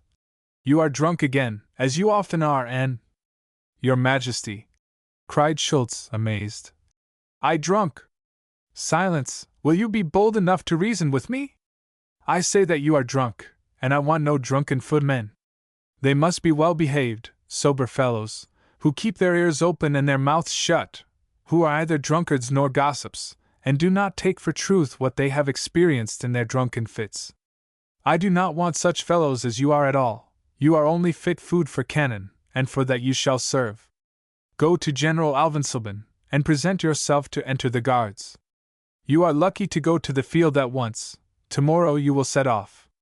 Say to the general that I sent you, and that you are to enter as a common soldier. But, Your Majesty, I do not know what I have done, cried Schultz, whiningly. I really am not drunk. Silence! Thundered the king. Do as I command you. Go to General Alvensleben, and present yourself to enter the guards at once. Away with you! I do not need drunken, gossiping footmen in my service. Away with you! The footman slunk slowly away, his head hanging down, with difficulty restraining the tears which stood in large drops in his eyes. The king followed him with his glance, which softened and grew gentler from sympathy. I pity him, the poor fellow! But I must teach him a lesson. I want no gossips around me. He need only wear the uniform 2 weeks or so, that will bring him to reason. Then I will pardon him, and receive him into my service again. He is a good-natured fellow, and would not betray any one as Kretschmer betrayed him. The king stepped to the window to look at the gentleman who was eagerly engaged in conversation with the castellan of Sans-Souci. At this instant the footman entered with a sealed note for the king. From His Royal Highness Prince Henry, said he. Who brought it? The gentleman who speaks with the castellan upon the terrace. I wait your Majesty's commands. Wait, then. The note ran thus. Your Majesty, my dearly beloved brother, the bearer Johann Wolfgang Goethe, one of the literati, and a poet, and at this time Secretary of Legation to the Duchy of Saxe-Weimar, is a great favorite of the Duke's, our nephew. I met him returning from the parade in company with the Duke, who expressed to me the strong desire his secretary had to visit the celebrated house of the great philosopher of Sans-Souci, and see the room once occupied by Voltaire. I could not well refuse, and therefore addressed these few lines to your Majesty before returning to Berlin with the Duke, who will dine with me, accompanied by his secretary. I am your Majesty's most humble servant and brother, Henry. Tell the castellan that I grant him permission to show the house and park to the stranger. He shall take care not to come in my way, so that I shall be obliged to meet him. Tell this aside, that you may not be overheard. Hasten, for they have already been waiting some time. The king walked again to the window, and, hidden by the curtain, peeped out. So, this is Herr Goethe, is it? What assurance! There he stands, sketching the house. What wonderful eyes the man has! With what a proud, confident manner he looks around! What a brow! Truly he is a handsome fellow, and Herzberg may be right after all. That brow betokens thought, and from those eyes there flashes a divine light. But he looks overbearing and proud. Now I am doubly pleased that I refused Herzberg to have anything to do with him. Such presumptive geniuses must be rather kept back, then they feel their power, and strive to bring themselves forward. Yes, I believe that man has a future. He looks like the youthful god Apollo, who may have condescended to descend to earth. He shall not entrap me with his beautiful head. If he is the man who makes good and bad weather in Weimar, he shall learn that rain and sunshine at Sans-Souci do not depend upon him, that the sun and clouds here do not care whether Herr Goethe is in the world or not. For sunshine and storm we depend upon the great weather-maker, to whom we must all bow. Evil and good days in Prussia shall emanate from me, so long as I live. Sometimes I succeed in causing a little sunshine, continued the king. I believe the Prince of Prussia has today felt the happy influence of the sun's rays, and while it is dull and lonely at Sans-Souci, may it be brighter and more cheerful at Charlottenburg. Eh bien, old boy, said the king, stopping. You are playing the sentimental, and eulogizing your loneliness. Well, well, do not complain. Oh, come to me, spirits of my friends, and hold converse with me. Voltaire, D'Argens, and my beloved Lord Marshal Keith. Come to me, departed souls, with the memories of happier days, and hover with thy cheering, sunny influence over the wrinkled brow of old Fritz. While the lonely king implored the spirits of his friends to brighten with their presence the quiet, gloomy apartment at Sans-Souci, the sun shone in full splendor at Charlottenburg, the sunshine beaming from the munificence of Frederick. Wilhelmine Anke had passed the whole day in admiring the beautiful and tasteful arrangement of the villa. Every piece of furniture, every ornament she examined attentively, all filled her with delight. The prince, who accompanied her from room to room, listened to her outbursts of pleasure, rejoicing. I wish that I could often prepare such happiness for you, dearest, for my heart is twice gladdened to see your beaming face. reflected from your own. You are my good genius upon earth. You have caused the poor, neglected child to become the rich and happy woman. To you I owe this home, this foot of earth, which I can call my own. Here blossom the flowers for me, here I am mistress, and those who enter must come as my guests, and honor me. All this I owe to you. Not to me, said the prince, smiling. I only gave to you what was given to me. To the king belong your thanks.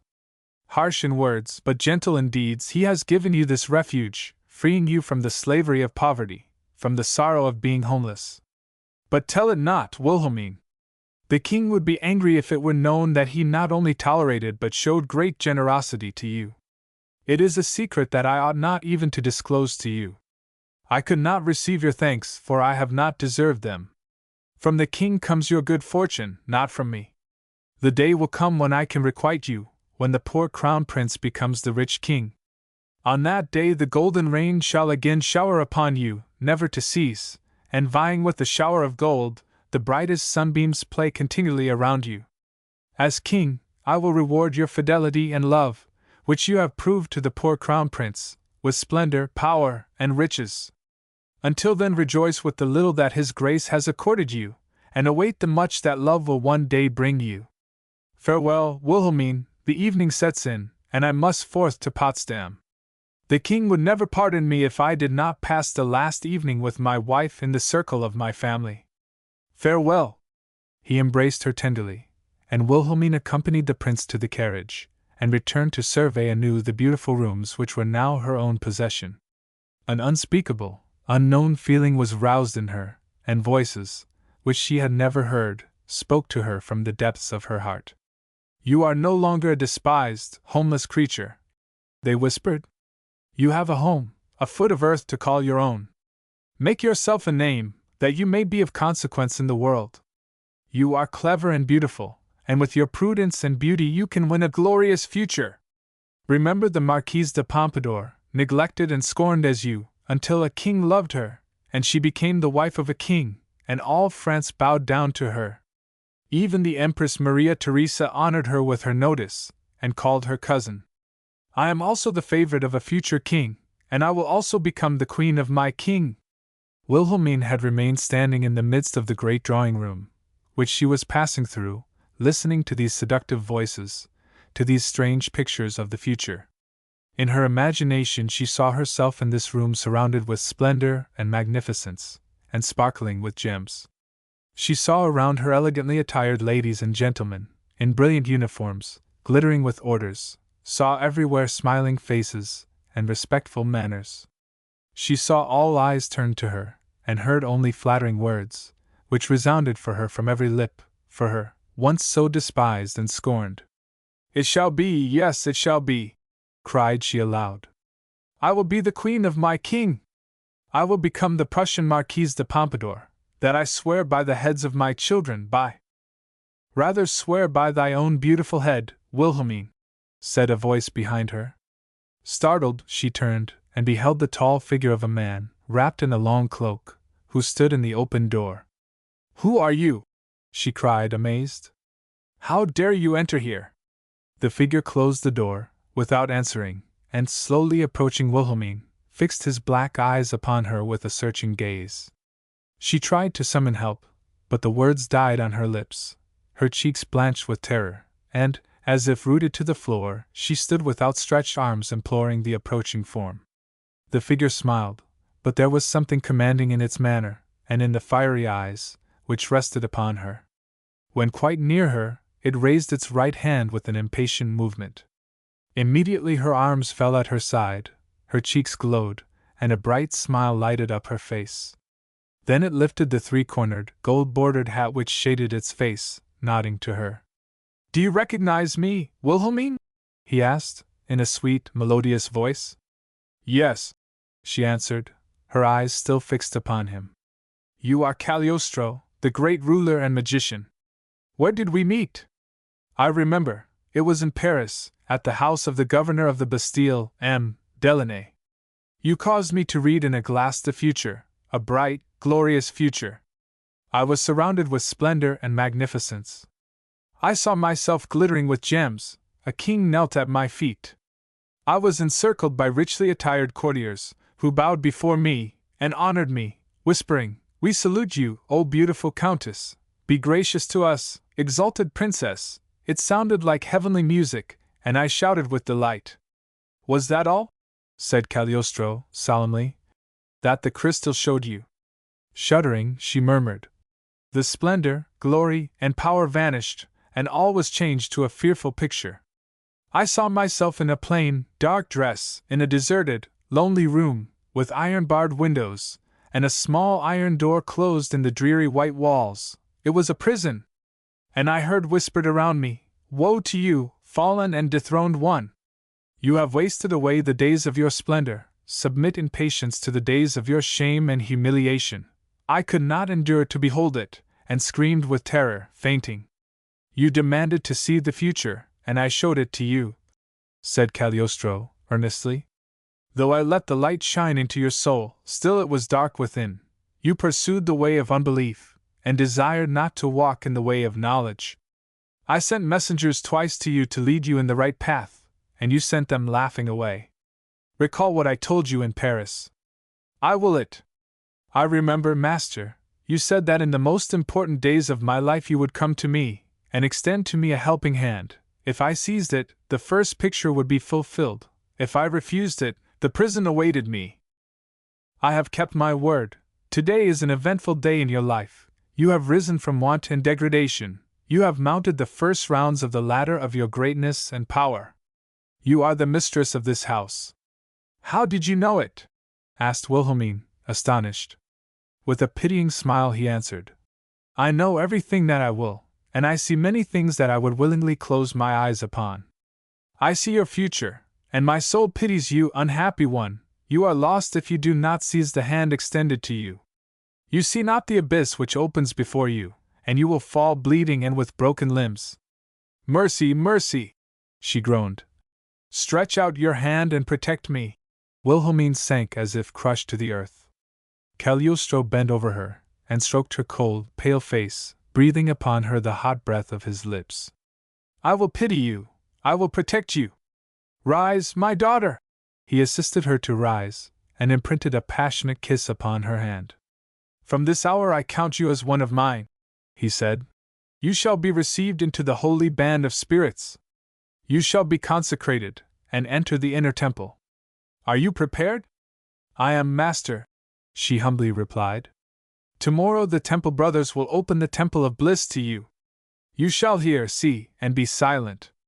"I will see, hear, and be silent," she murmured. "When evening sets in, send away your servants," commanded Cagliostro. "Let the doors stand open, they shall be guarded, that no one may enter but the summoned. Art thou prepared?" "I am, master." "Withdraw now to your room, Wilhelmine, and elevate your thoughts in devotion and contrition, and await the future. Kneel, my daughter, kneel!" She sank upon her knees. "Bless me, master, bless me! I bless you!" She felt a hot, burning sensation upon her forehead, and suddenly a bright light shone in the obscure room. Wilhelmine screamed, and covered her eyes. When she ventured to look up, only soft moonlight penetrated from the high window into the apartment, and she was alone. Tomorrow, at midnight," she murmured, shuddering, and casting a timid look around. Book 2. Rosicrucians and Powerful Geniuses. Chapter 10. Goethe in Berlin.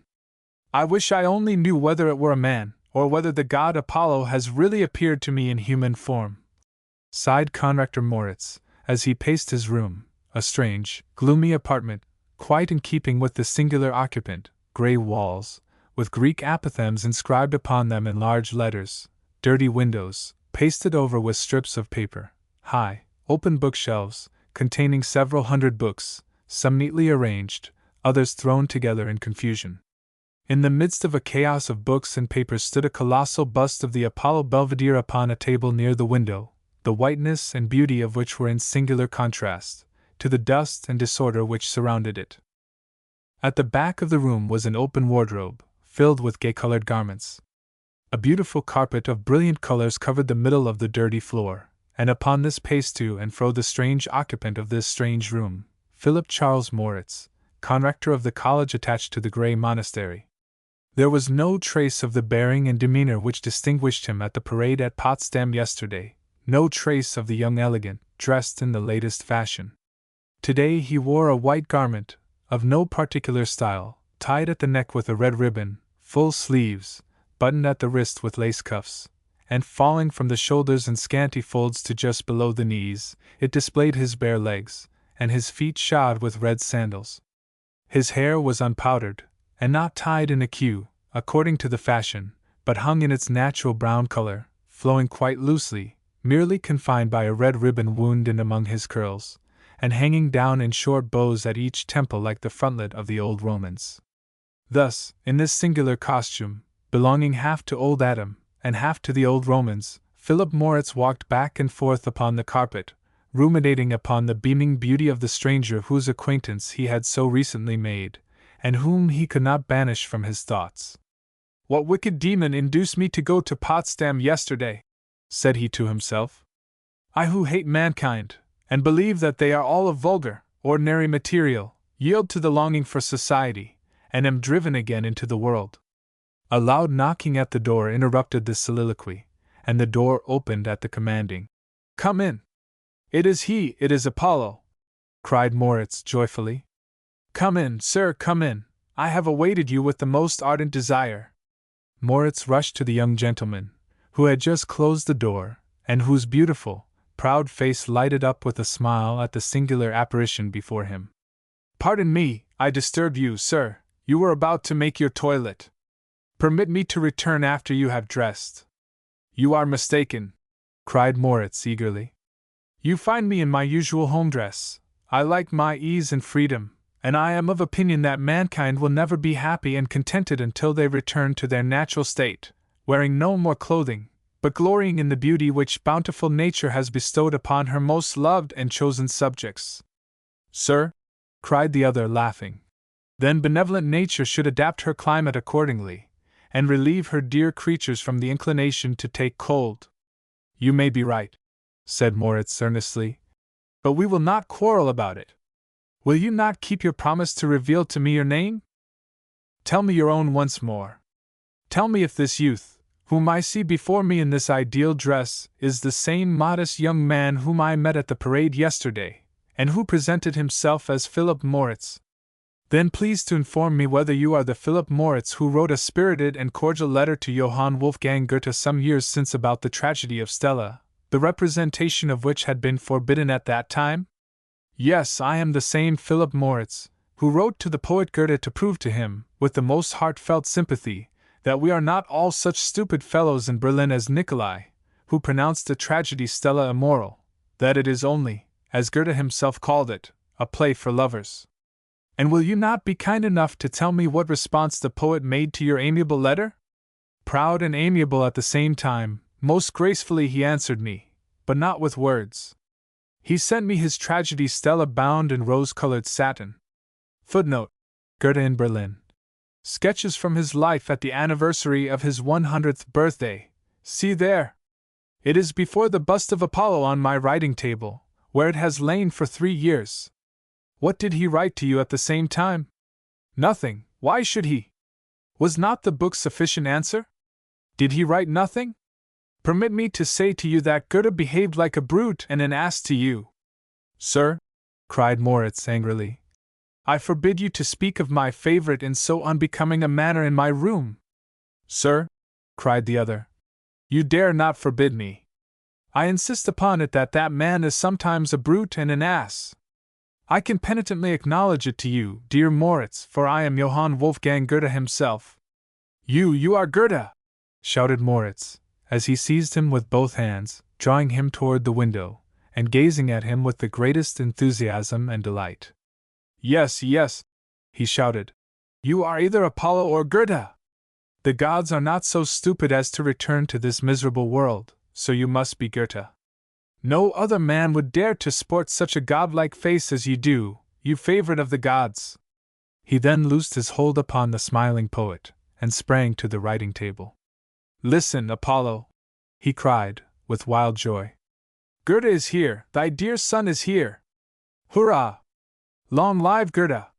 He took the rose-colored little book, and shouting tossed it to the ceiling, and sprang about like a mad bacchant, and finally threw himself upon the carpet, rolling over and over like a frolicsome, good-natured child upon its nurse's lap. Goethe laughed aloud. "What are you doing, dear Moritz? What does this mean?" he asked. Moritz stopped a moment, looking up to Goethe with a face beaming with joy. "I cannot better express my happiness. Language is too feeble, too poor." "If that is the case, then I will join you," said Goethe, throwing himself upon the carpet, rolling and tumbling about. Footnote: This scene which I relate, and which Teichmann also mentions in his Leaves of Memory of Goethe in Berlin, has been often related to me by Ludwig Tieck exactly in this manner. Teichmann believes it was the poet Berman. But I remember distinctly that Ludwig Tieck told me that it was the eccentric savant, Philip Moritz, with whom Goethe made the acquaintance in this original manner. The authoress. All at once Moritz jumped up without saying a word, rushed to the wardrobe, dressed himself in modest attire in a few moments, and presented himself to Goethe, who rose from the carpet quite astounded at the sudden metamorphosis. Then he seized his three-cornered hat to go out, when Goethe held him fast. "You are not going into the street, sir. You forget that your hair is flying about as if unloosed by a divine madness. Sir, people are quite accustomed to see me in a strange costume, and the most of them think me crazy. You are aware that insane people believe that they only are sane, and that reasonable people are insane. You will grant me that it is much more like a crazy person to strew his hair with flour, and tie it up in that ridiculous queue, than to wear it as God made it, uncombed and unparted, as I do my beautiful hair, and for which they call me crazy." "But for heaven's sake, where are you going?" asked Goethe, struggling to retain him. "I am going to trumpet through every street in Berlin that the author of Werther, of Clavigo, of Gotz von Berlichingen, of Stella, of the most beautiful poems, is in my humble apartment. I will call in all the little poets and savants of Berlin. I will drag Mamler, Nicolai, Engel, Spalding, Goethe, Plumach, Karschen, and Berman here. They shall all come to see Wolfgang Goethe, and adore him. The insignificant poets shall pay homage to thee, the true poet, the favorite of Apollo. My dear Moritz, if you leave me for that, I will run away, and you will trouble yourself in vain. Impossible, you will be my prisoner until I return. I shall lock you in, and you cannot escape by the window, as I fortunately live on the third story. But I shall not wait to be looked in," answered Goethe, slightly annoyed. "I came to see you, and if you run away I shall go also, and I advise you not to try to prevent me." His voice resounded through the apartment, growing louder as he spoke, his cheeks flushed, and his high, commanding brow contracted. "Jupiter Tonans!" cried Moritz, regarding him. "You are truly Jupiter Tonans in person, and I bow before you and obey your command. I shall remain to worship you, and gaze at you. And it may be possible to speak in a reasonable manner to me," said Goethe coaxingly. "Away with sentimentality and odors of incense. We are no Sybarites, to feed on sweetmeats and cakes, but we are men who have a noble aim in view, attained only by a thorny path. Our eyes must remain fixed upon the goal, and nothing must divert them from it."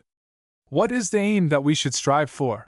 asked Moritz, his whole being suddenly changing, and his manner expressing the greatest depression and sadness. Goethe smiled. "How can you ask, as if you did not know it yourself?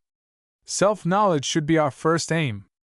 The ancient philosophers were wise to have inscribed over the entrances to their temples, 'Know thyself,' in order to remind all approaching to examine themselves before they entered the halls of the gods. Is not the human heart equally a temple? Only the demons and the gods strive together therein, unfortunately. To drive the former out, and give place to the latter, should be our aim, and when once purified, and room is given for good deeds and great achievements, we shall not rest satisfied simply to conquer, but rise with gladness to build altars upon those places which we have freed from the demons. For that, we must steadily keep in view truth and reality, and not hide them with a black veil, or array them in party-colored rags. Our ideas must be clear about the consequences of things, that we may not be like those foolish men who drink wine every evening and complain of headache every morning, resorting to preventives. Did Goethe know the struggles and dissensions which rent the heart of the young man to whom he spoke? Had his searching eyes read the secrets which were hidden in that darkened soul? He regarded him as he spoke with so much commiseration that Moritz's heart softened under the genial influence of sympathy and kindness. A convulsive trembling seized him, his cheeks were burning red, and his features expressed the struggle within. Suddenly he burst into tears. "I am very, very wretched," he sighed, with a voice suffocated by weeping, and sank upon a chair, sobbing aloud, and covering his face with his hands. Goethe approached him, and laid his hand gently upon his shoulder. "Why are you so miserable? Is there any human being who can help you?" he kindly inquired. "Yes," sobbed Moritz. "There are those who could, but they will not, and I am lost. I stand upon the brink of a precipice, with insanity staring at me, grinning and showing her teeth. I know it, but cannot retreat. I wear the mask of madness to conceal my careworn face. Your divine eyes could not be deceived. You have not mistaken the caricature for the true face. You have penetrated beneath the gay tatters, and have seen the misery which sought to hide itself there. I saw it, and I bewailed it, as a friend pities a friend whom he would willingly aid if he only knew how to do it. No one can help me," sighed Moritz, shaking his head mournfully. "I am lost, irremediably lost. No one is lost who will save himself. He who is wrecked by a storm and tossed upon the raging sea ought to be upon the watch for a plank by which he can save himself. He must keep his eyes open, and not let his arms hang idly, for if he allows himself to be swallowed up he becomes a self-murderer, who, like Erostratus, destroyed the holy temple, and gained eternal fame through eternal shame." "What are you saying?" cried Moritz. "You, the author of Werther, of that immortal work which has drunk the tears of the whole world, and has become the holy testament for unhappy souls." "Rather say for lovers," replied Goethe. "And add also those troubled spirits who think themselves poetical when they whine and howl, who cry over misfortune if fate denies them the toy which their vanity, their ambition, or their amorousness, had chosen. Do not burden me with what I am not guilty of. Do not say that wine is a poison, because it is not good for the sick. It is intended for well people, it animates and inspires them to fresh vigor. Now please to consider yourself well, and not ill." "I am ill, indeed I am ill," sighed Moritz. "Oh! Continue to regard me with those eyes, which shine like stars into my benighted soul. I feel like one who has long wandered through the desert, his feet burnt with the sand, his hair scorched with the sun, and exhausted with hunger and thirst, feels death approaching.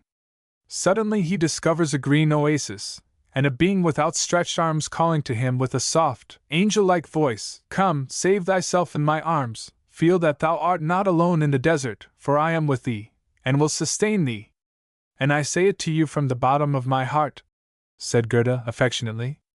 "Yes, here is one, who is only too happy to aid you, who can sympathize with every sorrow, because he has himself felt it in his own breast, who may even say of himself, like Ovid, 'Nothing human is strange to me. If I can aid you, say so, and I will willingly do it.'" "No, you cannot," murmured Moritz. "At least confide your grief to me, that is an alleviation." "Oh, how kind and generous you are," Moritz said, pressing the hand of his new-made friend to his bosom. "How much good it does me to listen to you, and look at your beautiful face. I believed myself steeled against everything that could happen to mortals, that the fool which I would be had killed within me the higher man. I was almost proud to have succeeded in deceiving men, that they mistook my grotesque mask for my real face, that they point the finger at me, and laugh, saying to each other, 'That is a fool, an original, whom nature herself has chosen as a kind of court fool to society.' No one has understood the cry of distress of my soul. Those who laughed at the comical fellow by day, little dreamed of the anguish and misery in which he sighed away the night." "You not only wrong yourself, but you wrong mankind," said Goethe kindly. "In the world, and in literature, you bear an honored name. Every one of education is familiar with your excellent work on prosody of the German language, has read also your spirited journey to England. You have no right to ask that one should separate the kernel from the shell and hastily passing by. If you surround yourself with a wall bedaubed with caricatures, you cannot expect that people will look behind what seems an entrance to a puppet show, to find holy temples, blooming gardens, or a churchyard filled with graves. That is just what I resemble, said Moritz, with a melancholy air. From the depths of my soul it seems so. Nothing but buried hopes, murdered ideals, and wishes trodden underfoot. From childhood I have exerted myself against circumstances. I have striven my whole life, a pledge of my being against unpropitious fate. Although the son of a poor tradesman, nature had given me a thirst for knowledge, a love for science and art. On account of it I pass for a stupid idler in the family, who would not contribute to his own support. Occupation with books was accounted idleness and laziness by my father. I was driven to work with blows and ill-treatment, and that I might the sooner equal my father as a good shoemaker, I was bound to the stool near his own. During the long, fearful days I was forced to sit and draw the pitched, offensive thread through the leather, and when my arms were lame, and sank weary at my side, then I was invigorated to renewed exertion with blows. Finally, with the courage of despair, I fled from this life of torture. Unacquainted with the world, and inexperienced, I hoped for the sympathy of men, but in vain. No one would relieve or assist me. Days and weeks long I have wandered around in the forest adjoining our little village, and lived like the animals, upon roots and herbs. Yet I was happy. I had taken with me in my flight 2 books which I had received as prizes, in the happy days that my father permitted me to go to the Latin school. The decision of the teacher that I was created for a scholar so terrified my father that he took me from the school, to turn the embryo savant, who would be good for nothing, into a shoemaker, who might earn his bread. My 2 darling books remained to me. In the forest solitude I read Ovid and Virgil until I had memorized them, and recited them aloud, in pathetic tones, for my own amusement. Today I recall those weeks in the forest stillness as the happiest, purest, and most beautiful of my life. And they undoubtedly are, said Gerda kindly. The return to nature is the return to one's self.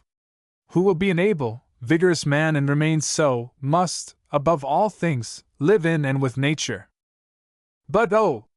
This happy life did not long continue, sighed Moritz. My father discovered my retreat, and came with sheriffs and bailiffs to seize me like a criminal, like a wild animal. With my hands bound, I was brought back in broad day, amid the jeers of street boys. Permit me to pass in silence the degradation, the torture which followed. I became a burden to myself, and longed for death. The ill treatment of my father finally revived my courage to run away the second time. I went to a large town nearby, and decided to earn my living rather than return to my father. To fulfill the prophecy of my teacher was my ambition. The privations that I endured, the life I led, I will not recount to you. I performed the most menial service, and worked months like a beast of burden. For want of a shelter, I slept in deserted yards and tumble-down houses. Upon a piece of bread and a drink of water I lived, saving, with miserly greediness, the money which I earned as messenger or day laborer. At the end of a year, I had earned sufficient to buy an old suit of clothes at a second-hand clothing store, and present myself to the director of the gymnasium, imploring him to receive me as pupil.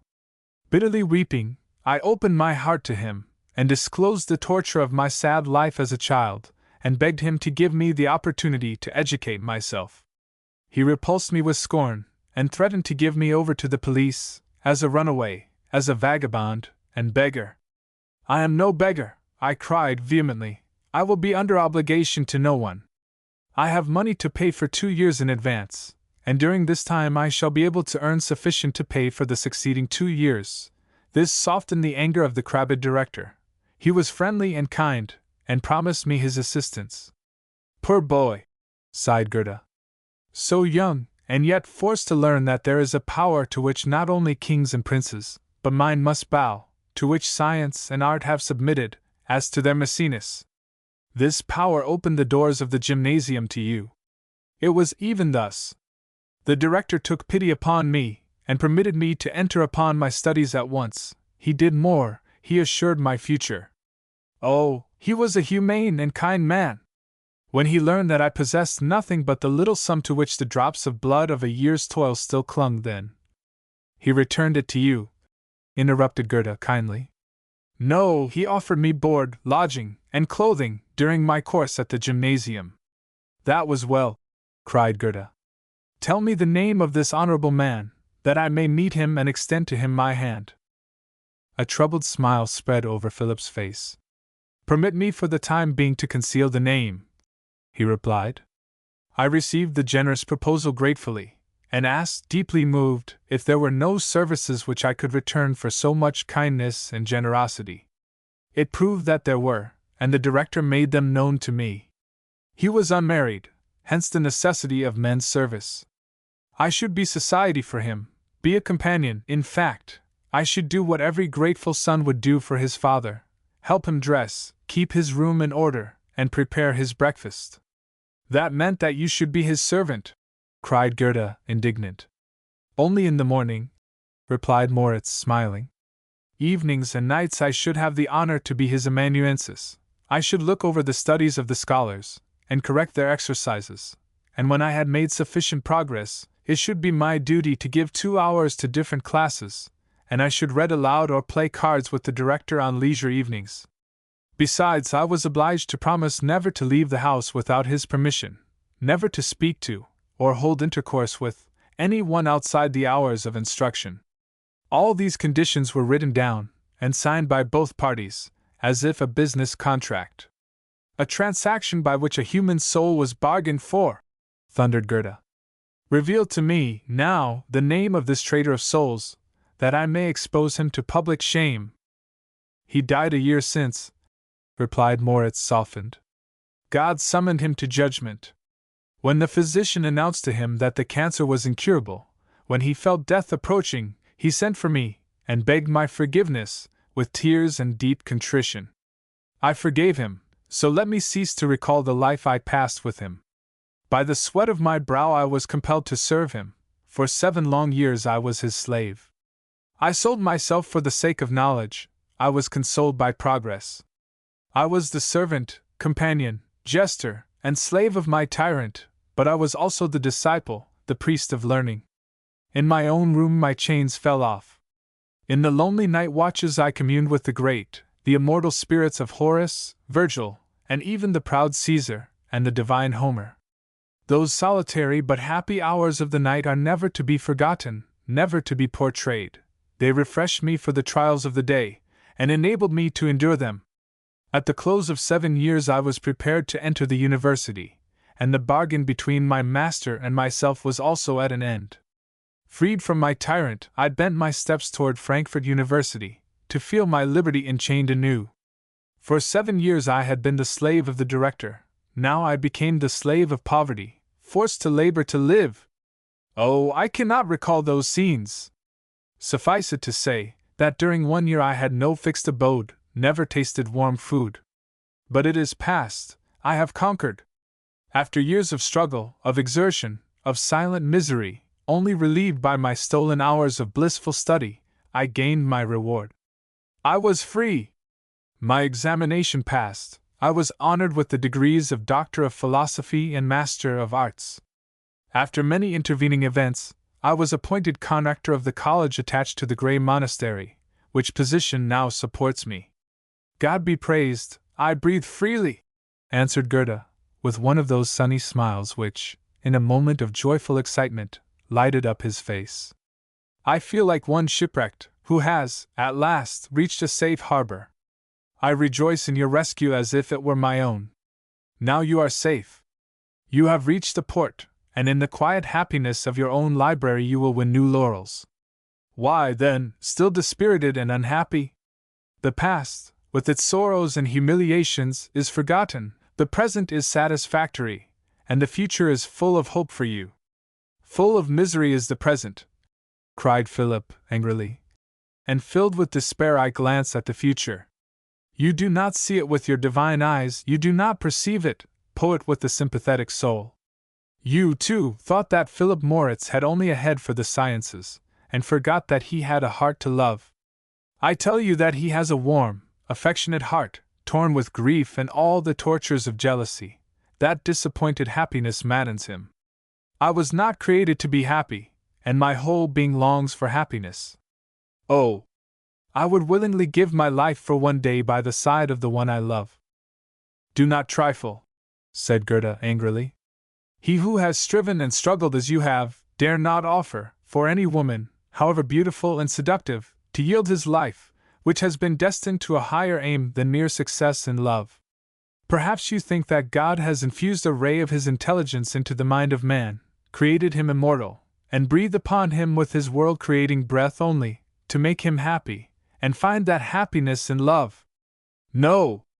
My friend, God has given to man like faculties with himself, and inspired him, that he might be a worthy representative of him upon the earth, that he should prove, in his life, that he is not only the blossom, but the fruit also, of God's creation.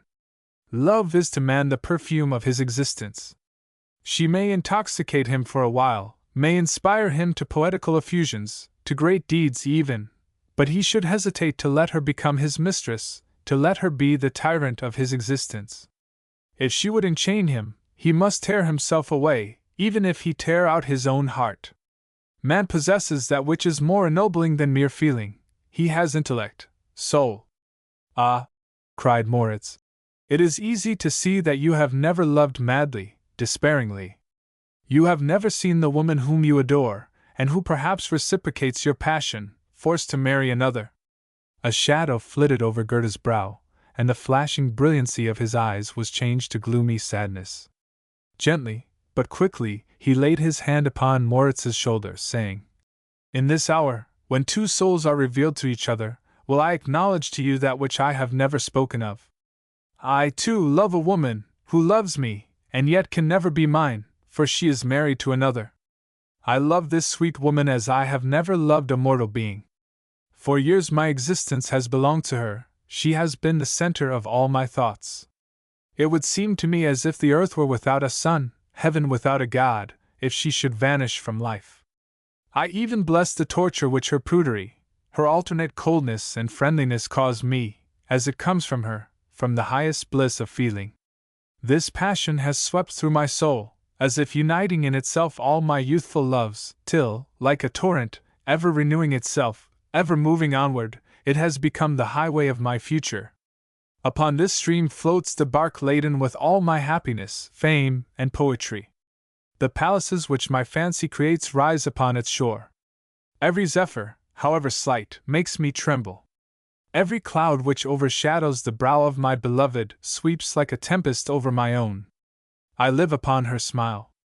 A kind word falling from her lips makes me happy for days, and when she turns away from me with coldness and indifference, I feel like one driven about as Orestes by the Furies. You really are in love, cried Moritz. I will take back what I have said. You, the chosen of the gods, know all the human heart can suffer, even unhappy love. Almost angry, and with hesitation, Gerda answered him. I do not call this passion of mine an unhappy one, for in the very perception of it lies happiness. We are only wretched when we lose self-control. To this point love shall never lead me. She yields me the highest delight, but she shall never bring me to self-destruction. Grief for her may, like a destructive whirlwind, crush every blossom of my heart, but she shall never destroy me. The man, the poet, must stand higher than the lover, for where the latter is about to yield to despair, the former will rise and, with the defiance of Prometheus, challenge the gods to recognize the godlike similitude that man can rise superior to sorrow, never despairing, never cursing fate if all the rosy dreams of youth are not realities, but with upturned gaze stride over the waste places of life, consoling himself with the thought that only magnanimous souls can suffer and conquer. Magnanimously. Vanquished grief brings us nearer to the immortal, and gradually bears us from this vale of sorrow up to the brighter heights, nearer to God, the earth with her petty confusion lying like a worthless tool at our feet. It is heavenly to be able to say that, and divine to perceive it, cried Moritz, bursting into tears. The miseries of life chain me to the dust, and do not permit me to mount to the heights which a hero like Goethe reaches victorious. It is indeed sublime to conquer oneself, and be willing to resign the happiness which flees us. But see how weak I am. I cannot do it. I can never give up the one I love. It seems as if I could move heaven and earth to conquer at last, and that I must die if I do not succeed, die like Werther. Goethe's eyes flashed with anger, and with heightened color he exclaimed, "You all repeat the same litany. Do not make me answerable for all your weaknesses, and blame poor Werther for the creations of your own imagination. I, who am the author of Werther, am free from this abominable sentimentality. Why cannot others be, who only read what I have conceived? But pardon my violence," he continued, with a milder voice and gentler manner. "Never did an author create a work which brought him at the same time so great fame and bitter reproach as this work has brought to me. The sorrows of young Werther have indeed been transformed into the sorrows of young Goethe, and I even fear that old Goethe will have to suffer for it. I have spoken to you as a friend to a friend. Cherish my words, take them to heart, and arise from the dust, shake off the self-strewn ashes from your head. Enter again as a brave champion the combat of life. Summon to your aid cunning, power, prudence, and audacity, to conquer your love. Whether you succeed or not, then you aim at the greatest of battles, that of mind over matter. Then remember my farewell words. From the power which binds all men he frees himself who conquers himself. Farewell. If ever you need the encouragement of a friend, if ever a sympathizing soul is necessary to you, come to Weimar. Sympathy and appreciation shall never fail you there." "Oh, I will surely go," answered Moritz, deeply moved, and pressing heartily Goethe's offered hand. "One thing more I have to say to you: live much with nature, accustom yourself to regard the sparrow, the flower, or the stone, as worthy of your attention as the wonderful phoenix or the monuments of the ancients with their illegible inscriptions. To walk with nature is balsam for a weary soul. Gently touched by her soft hands, the recovery is most rapid. I have experienced it, and do experience it daily. Now, once more, farewell. In the true sense of the word, fare thee well. I wish that I could help you in other ways than by mere kind words. It pains me indeed that I can render you no other aid or hope. You alone can do what none other can do for you. Farewell." He turned, and motioning to Moritz not to follow him, almost flew down the stairs into the street. Drawing a long breath, he stood leaning against the door, gazing at the crowd, at the busy passers-by, some merrily chatting with their companions, others with earnest mien and in busy haste. No one seemed to care for him, no one looked at him. If by chance they glanced at him, Johann Wolfgang Goethe was of no more consequence to them than any other honest citizen in a neighboring doorway. Without perhaps acknowledging it to himself, Goethe was a little vexed that no one observed him, that the weather-maker from Weimar, who was accustomed to be greeted there, and everywhere, indeed, with smiles and bows, should here in Berlin be only an ordinary mortal, a stranger among strangers. "I would not live here," said he, as he walked slowly down the street. "What are men in great cities but grains of sand, now blown together and then asunder? There is no individuality, one is only a unit in the mass. But it is well occasionally to look into such a kaleidoscope, and admire the play of colors, which I have done, and with a glad heart I will now fly home to all my friends, to you, beloved one, to you, Charlotte." Chapter 11. The Inner and the Middle Temple. Wilhelmine Anke had passed the day in great anxiety and excitement, and not even the distraction of her new possession had been able to calm the beating of her heart or allay her fears. Prince Frederick William had arrived early in the morning to bid her farewell, as he was to march in the course of the day with his regiments from Potsdam. With the tenderest assurances of love he took leave of Wilhelmine, and with tears kissed his 2 children, pressing them to his heart. As he was about to enter his carriage he returned to the house to embrace his weeping mistress, and reassure her of his fidelity, and make her promise him again and again that she would remain true to him, and never love another. It was not alone the farewell to her beloved prince which caused Wilhelmine such anxiety and made her so restless. Like a dark cloud the remembrance of Cagliostro's mysterious appearance arose in her mind, overshadowing her every hour more and more, filling her soul with terror.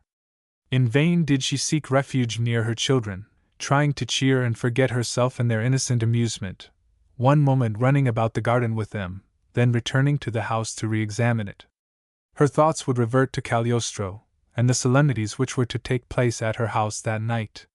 The thought terrified her that at nightfall she was obliged to send away all her servants, and not even be permitted to lock herself in the lonely, deserted house. For the great magician had commanded her to let the doors of her house stand open. He would place sentinels at every entrance, and none but the elect would be allowed to enter. Wilhelmine had not the courage to resist this command. As evening approached, she sent the cook, with other servants, to her apartment at Berlin, ordering them to pack her furniture and other effects, and send them by a hired wagon to Charlottenburg the following morning. An hour previous to this she had sent the nurse and 2 children to Potsdam with a similar commission, ordering them to return early the next day. Alone she now awaited with feverish anxiety Cagliostro's appearance. Again and again she wandered through the silent, deserted rooms frightened at the sound of her own footsteps, and peering into each room as if an assassin or robber were lurking there. She had many enemies, many there were who cursed her, and, alas! none loved her. She was friendless, save the prince, who was far away. The tears which the princess had shed on her account weighed like a heavy burden upon her heart, burning into her very soul in this hour of lonely, sad retrospection. She tried in vain to excuse herself, in the fact that she had loved the prince before his marriage, that she had sacrificed herself to him through affection, and that she was not entitled to become his wife, as she was not born under the canopy of a throne. From the depths of her conscience there again rose the tearful, sad face of the princess, accusing her as an adulteress, as a sinner before God and man. Terrified, she cried, "I have truly loved him, and I do still love him. This is my excuse and my justification. She is not to be pitied who can walk openly by the side of her husband, enjoying the respect and sympathy of all to whom homage is paid, and who, one day, will be queen. I am the only one, I alone. I stand in the shade, despised and scorned, avoided and shunned by everyone.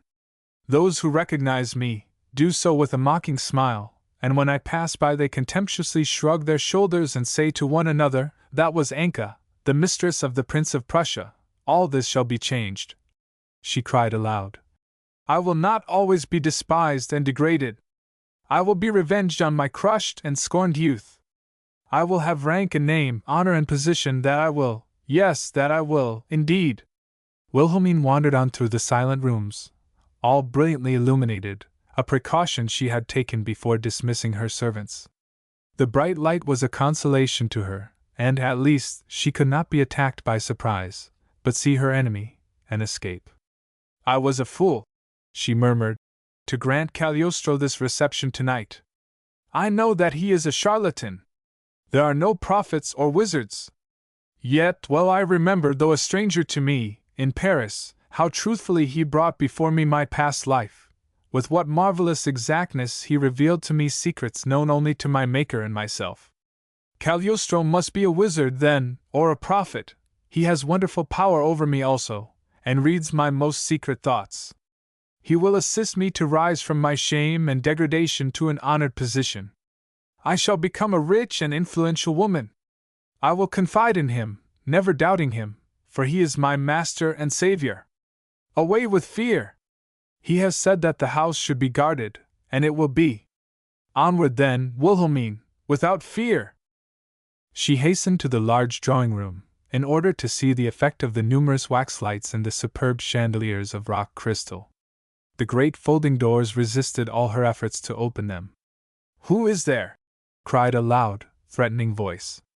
Trembling and with beating heart, Wilhelmine leaned against the door, giddy with fear, when a second demand, "Who is there?" The watchword, "No one can pass without the countersign," roused her, and she stole back on tiptoe to her room. "He has kept his word, the doors are guarded," she whispered. "I will go and await him in my sitting room." She stepped quickly forward, when suddenly she thought she heard footsteps stealing behind her. Turning, she beheld 2 men wrapped in black cloaks, with black masks, stealthily creeping after her. Wilhelmine shrieked with terror, tore open the door, rushed across the next room into her own boudoir. As she entered, a glance revealed to her that the 2 masks approached nearer and nearer. She bolted the door quickly, sinking to the floor with fright and exhaustion. What are they going to do? Will they force open the door and murder me? How foolish, how fearfully foolish to have sent away all my servants. Now I understand it. Cagliostro is not only an impostor, a charlatan, but he is a thief and an assassin. I have been caught in the trap set for me, like a credulous fool. He and his associates will rob me and plunder my beautiful villa, but just given to me, and when they have secured all, murder me to escape betrayal. With deep contrition, weeping and trembling, Wilhelmine accused herself of her credulity and folly. For the first time in her life she was dismayed and cowardly, for it was the first time that she had had to tremble for her possessions. It was something so new, so unaccustomed to her to possess anything, that it made her anxious, and she feared, as in the fairy tale, that it would dissolve into nothing. By degrees her presence of mind and equanimity were restored. The stillness was unbroken, and no one forced the door to murder the mistress of this costly possession. Gathering courage, she rose softly and stole to the window. The moon shone brightly and clearly.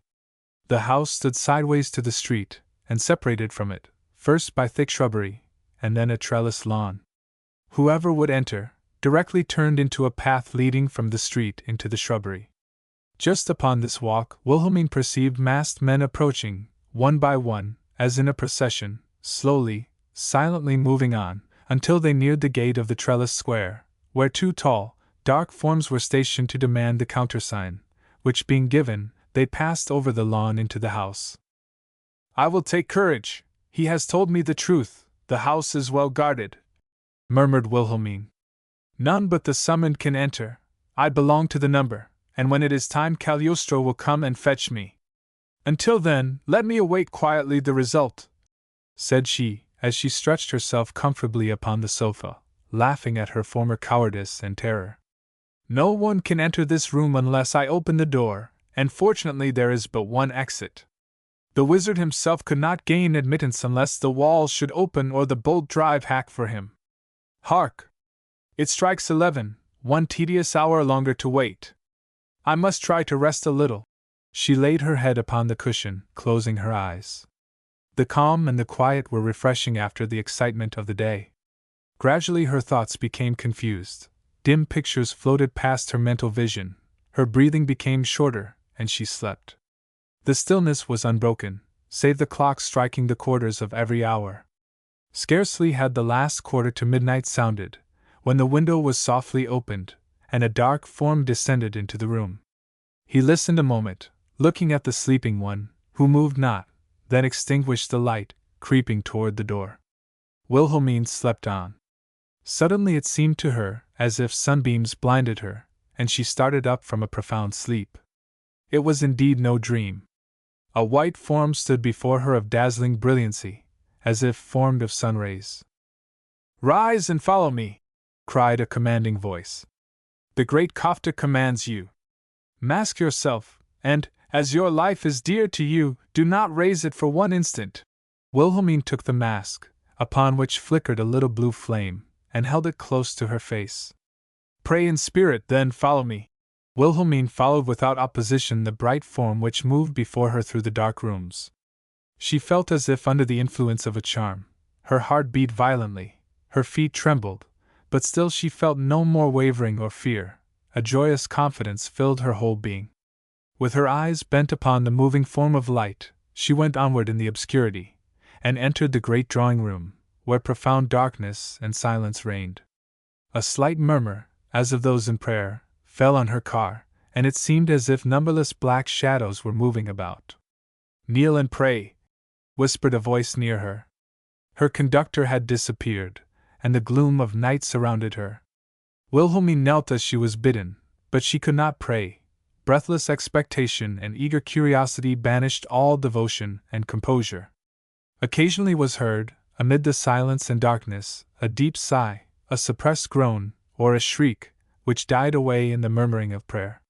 Suddenly a strange music broke the stillness, sharp, piercing tones, resonant as bells, and increasing in power, sometimes as rich and full as the peals of an organ, then gentle and soft as the murmuring wind, or a sorrow-laden sigh.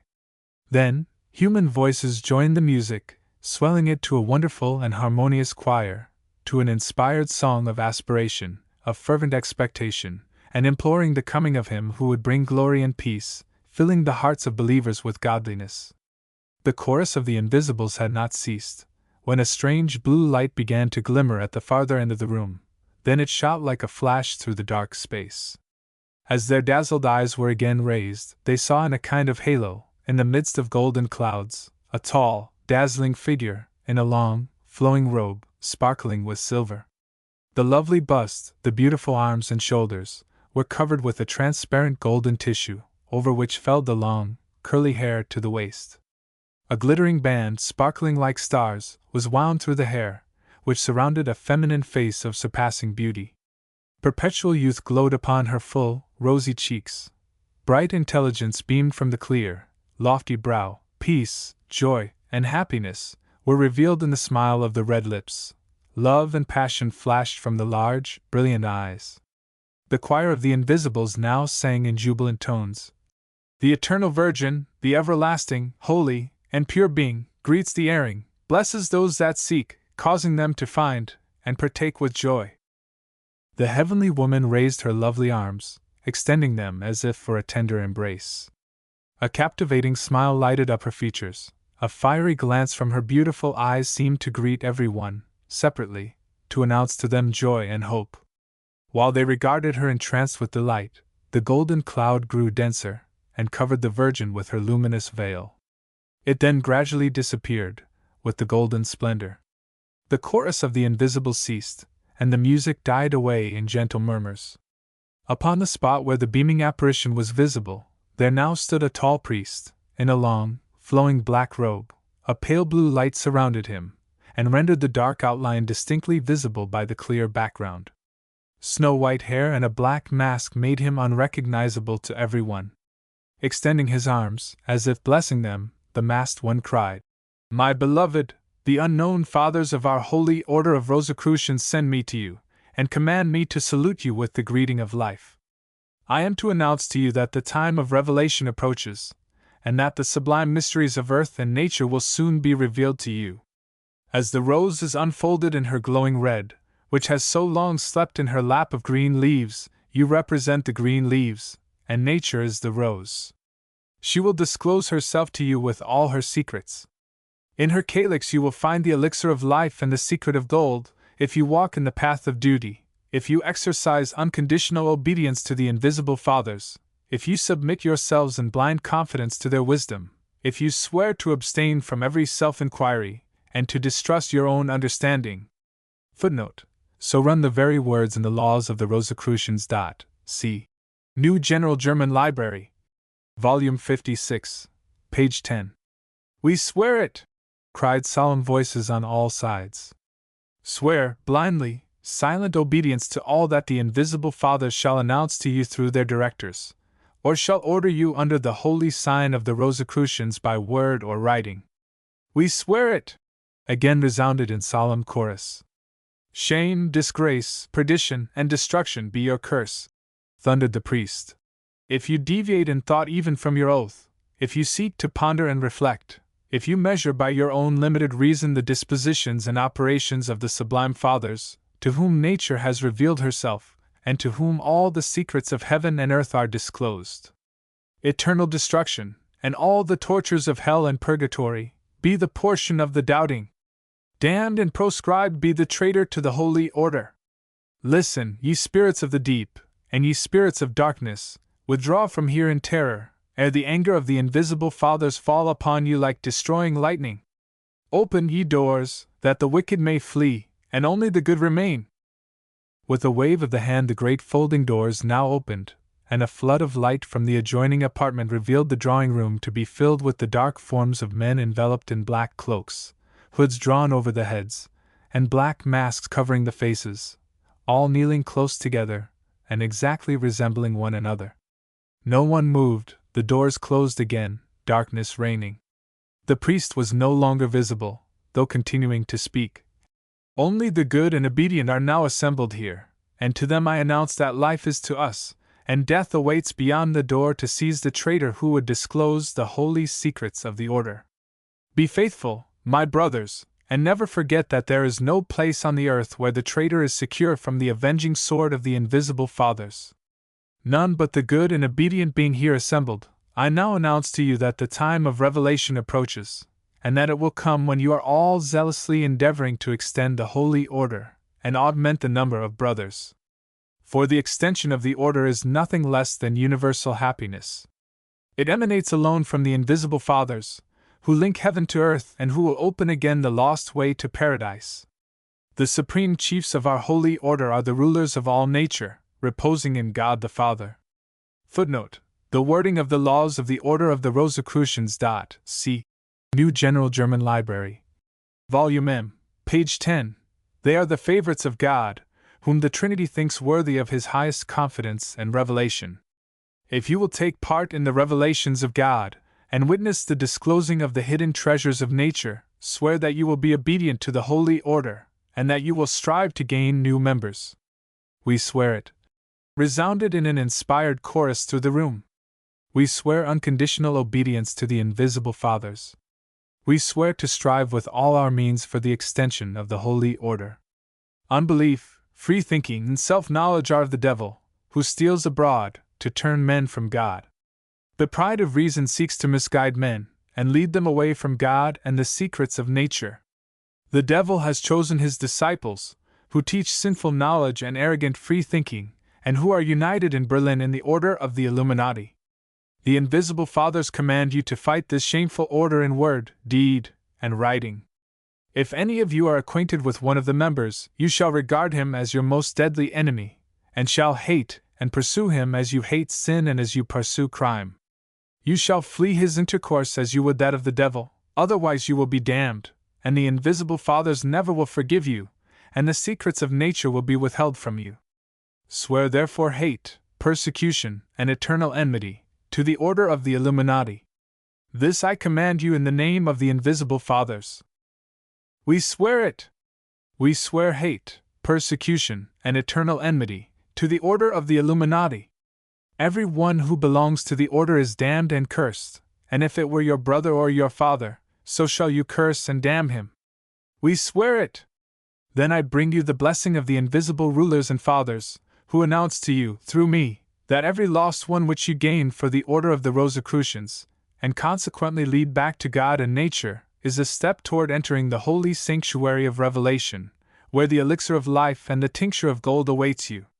Every cursed member of the Illuminati becomes one of the blessed when you lead him from the path of vice and penitence and contrition, and gain him to the order of the Rosicrucians. And he who can prove that he has gained 12 new members for our holy order mounts a round higher in the ladder of knowledge, and rises to a new degree. At the 6th grade he passes from the inner to the middle temple, where all the secrets of the universe and of nature are disclosed. Be mindful of this, and recruit. Until we meet again, let the watchword be, curses and persecution for the devil's offspring, the Illuminati. Curses and persecution for the devil's offspring, the Illuminati, we swear. Now depart. Pay your tribute at the door, which you owe, and receive in return the new sign of the order, which will serve to make the brothers known to each other. Only the directors and the members of the 6th grade shall knock again at this door after paying tribute, and receiving the new word of life, the guard will let them enter. Depart. I dismiss you in the name of the Holy Father and the Trinity. Take this cloak, and cover yourself, that no one can recognize you, whispered a person near Wilhelmine, and threw a soft covering over her. Will you now depart, or seek further in the way of knowledge? I will seek further, answered Wilhelmine firmly. You wish to enter the 6th grade, and learn the secrets of nature? I do. Then I will give you the watchword of the order. But woe unto you if you reveal it. Swear that you will never betray it. I swear it. Then, listen. Wilhelmine felt a hot breath upon her cheek, and a voice whispered in her ear the significant words. Now depart, pay your tribute, you cannot tarry here. Go, and return with the chosen. A hand seized her arm and conducted her to the door. Almost blinded by the bright light, she entered the adjoining apartment, where it seemed as if she saw through a veil muffled figures go forward to the center, and deposit money in a marble basin which stood upon a kind of altar, naphtha burned in silver basins upon each end of it, and a muffled figure stood near. Wilhelmine advanced to the altar, and with quick decision drew a diamond ring from her finger, and begged permission to deposit it instead of money. The muffled figure bowed, and handed to her the new watchword, a picture of a Madonna, with the sign of the Rosicrucians underneath. Then she returned, and awaited at the door, with a little gathering, which must consequently belong to the 6th grade. Gradually the others had withdrawn, the naphtha flames upon the altar were extinguished, and the wax lights of the center lustres had grown dim, and gradually extinguished themselves. Soon the doors were opened, and a bright light, as of the sun's rays, filled the hall. 3 blasts of trumpets sounded, and a choir of immortal voices sang, "Enter, ye blessed ones! Enter, ye elect!" They entered, whispering the sign to the guards, who stood with drawn swords, and passed on to the throne upon which stood a couch, surrounded with blooming flowers and covered with a cloud of silvery gauze. They soon discovered a secret something was hidden under the cloud, though they knew not whether it were child, woman, or man. They knelt upon the lower step of the throne, with folded hands and bowed heads, praying in a low voice. A solemn stillness reigned, the prayers died away on the lips, and the heart scarcely beat for anxiety and expectation. Suddenly a voice, which seemed to come from the silver cloud, so distant and lofty, and rolling like majestic thunder, cried, "He comes, the chosen one! The great Kafta comes!" The folding doors flew open, and the great Kafta entered. Wilhelmine recognized in the majestic figure, enveloped in a flowing, silver-embroidered satin robe, with a band of brilliance around his brow, the handsome face of Cagliostro, beaming as if in an ecstasy. He saluted the brothers with a gentle voice, and bade them approach and touch his hand. As Wilhelmine did so, a thrill ran through her whole being, and she sank overpowered at his feet. He bowed and breathed upon her. "You are chosen, ye heavenly brothers," he said in a sweet, melodious voice. "The secrets of heaven and earth are disclosed to you. I receive you in the holy order of the favorites of God, which I founded with Enoch and Elias when we dwelt in the Promised Land. From them I received the word of life, and they sent me to the ancient sages of Egypt, who revealed to me in the pyramids the secret sciences which subject the earth and all her treasures to our command. He who devotes himself to me with fidelity will receive eternal life and the secret of immortality." "We believe in thee, blessed one of God," murmured the kneeling ones. "We know that we receive life and salvation from thee. Bend to us, and give us of the breath of immortality." He bowed and breathed upon them, and they broke forth in words of thankfulness and delight. Only Wilhelmine kept silent. She only failed to feel the magical influence, and he bowed again to her, fixing his great fiery eyes upon her. "Thou art called, thou art chosen," he said. "Mount to the tabernacle, and lift the veil." She did as commanded, and beheld the figure of a wonderful woman stretched upon the couch as in deep sleep, clothed in transparent robes. "Lay your hand upon her brow, and direct in your thoughts a question to the prophetess of the order, and she will answer you." Upon the lofty, white brow of the sleeping one, she laid her hand. Immediately a smile flitted over her beautiful face, and she nodded. "Yes," said she, "you must believe. You dare not doubt. He is the elect, the holy Magus." Wilhelmine trembled, for the answer was suited to the question. "Demand a second question of the prophetess," commanded Cagliostro. Again she laid her hand upon the brow of the sleeping one, and again she smiled and nodded with her beautiful head. "Fear not," she replied. "He will always love you, and will never reject you, only you must not lead him astray from the right course, but guide him to the temple of faith and knowledge. When you cease to do it, you are lost. Shame upon earth and damnation will be your portion." The answer was exact, for Wilhelmine had prayed to know if the prince would always love and never reject her. "Still a third question," cried Cagliostro. In silence Wilhelmine asked, and the prophetess answered aloud. "You will be countess, you will become a princess, you will possess millions, you will have the whole world at your feet, if you call to your aid the invisible fathers, and implore the power and miraculous blessing of the great Kafta." Wilhelmine, deeply moved, sank overpowered upon her knees, and cried aloud. I call upon the invisible fathers for aid and assistance. I implore the power and miraculous blessing of the great Kafta. Suddenly, amid the rolling of thunder and intense darkness, Wilhelmine felt herself lifted up, borne away, as loud prayers were uttered around her. Then she felt herself lowered again, and with the freedom of motion. Fly! Fly from the revenge of the immortals, if you still doubt, still mistrust! Cried a fearful voice above her. Behold how the immortals revenge themselves! Immediately a light began to dawn before her. A form rose from the darkness like her own.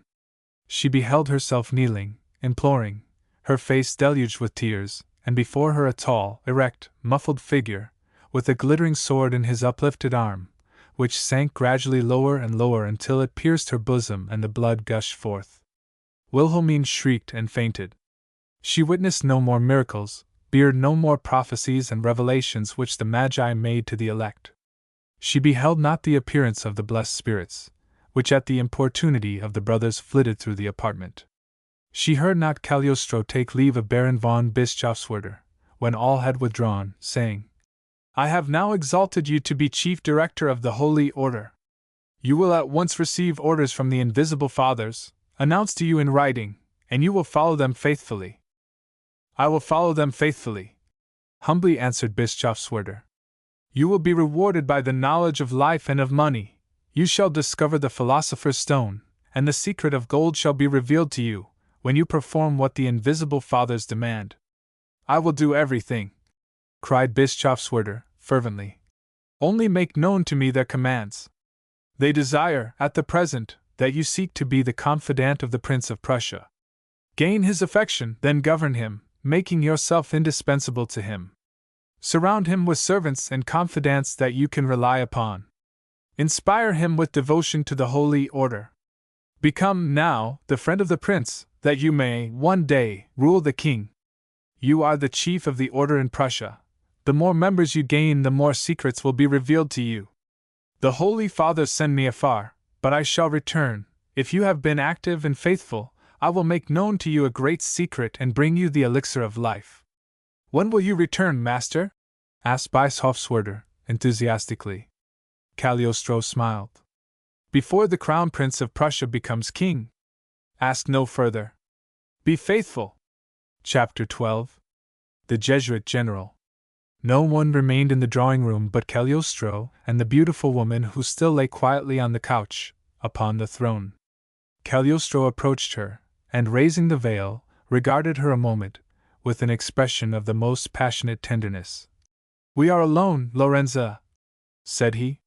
She opened her great eyes, and looked around the dimly lighted room, then, fixing them upon Cagliostro, who stood before her in his brilliant costume of magician, she burst into a merry laugh, so loud and so irresistible, that Cagliostro was seized involuntarily, and joined her. Oh! Was it not heavenly, was it not a glorious comedy, and did I not play divinely, Joseph? Was I not bewitching as the goddess of nature? You look truly like a goddess, Lorenza, and there is nothing more beautiful than you, in heaven or upon earth. But come, my enchantress, it is time to break up, as we are to set off early tomorrow morning. Have we now much money? Was the tribute richly paid? Yes, we have 100 Louis d'ors and a diamond ring from the mistress of this house. Give it to me, cried Lorenza. Not the ring, Lorenza, but the diamond, so soon as I have a false stone set in the ring, which I must keep as a ring in the chain which will bind this woman to our cause. Was I not astonishingly like her? Was it not almost unmistakable? Yes, wonderfully deceptive. I shuddered myself as I saw the dagger pointed at your bosom. And the blood, how it gushed forth, Joseph! Lorenza burst into a merry laugh again, and Cagliostro joined her, but suddenly stopped, and listening, turned toward the door, which he had closed after Bischofswerder departed. It seemed as if he heard a noise, a peculiar knocking. 4 times it was repeated, and Cagliostro waved his hand to Lorenza not to speak. Again were heard the 4 peculiar rhythmical sounds. Be quiet, for heaven's sake be quiet, Lorenza! Let me cover you with the veil, it is a messenger from the Invisibles. Cagliostro flew to the door, unbolted it, and stood humbly near the entrance. A masked figure, enveloped in a cloak, opened it, and entered, rebolting it. Slowly turning toward Cagliostro, he harshly demanded, "Whose servant are you?" "The servant of the invisible rulers and fathers," he humbly answered. "Who are the invisible fathers?" "The 4 ambassadors of the great general of the exiles. Call him by that name which he bore before a heretic pope in Rome, a weak empress, a free-thinking emperor in Germany, a lost-in-sin French emperor, and a heretic Spanish minister, condemned him to banishment and destruction. General of the Jesuits," he answered respectfully, bowing lower. "Do you know the sign by which he may be recognized?" "Yes, by a ring with the likeness of the founder of the order, the holy Ignatius Loyola." "Then look, and recognize me," cried the mask, extending his hand to Cagliostro. "The general," he murmured, frightened, gazing at the ring upon the small, white hand of the other. "The holy founder of the order himself." He seized his hand and pressed it to his lips, sinking upon his knees. The mask remained standing before the magician, as lowly as he might bow himself, who was still arrayed in his brilliant costume with the band upon his brow sparkling like diamonds. With a cold, reserved manner he answered, "I am he, and am come here to give you my commands by word of mouth." "Command me, I am thy humble servant, and but a weak tool in thy hands." "It is my will that you should become a powerful tool in my hands." "Rise, for I will speak to the man who must stand erect in the storm." "Rise." The proud commander was now an humble, obedient servant.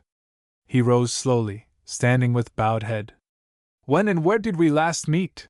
demanded the mask. "In 1773, at Rome." "In the year of curse and blasphemy," said the mask, in a harsh voice.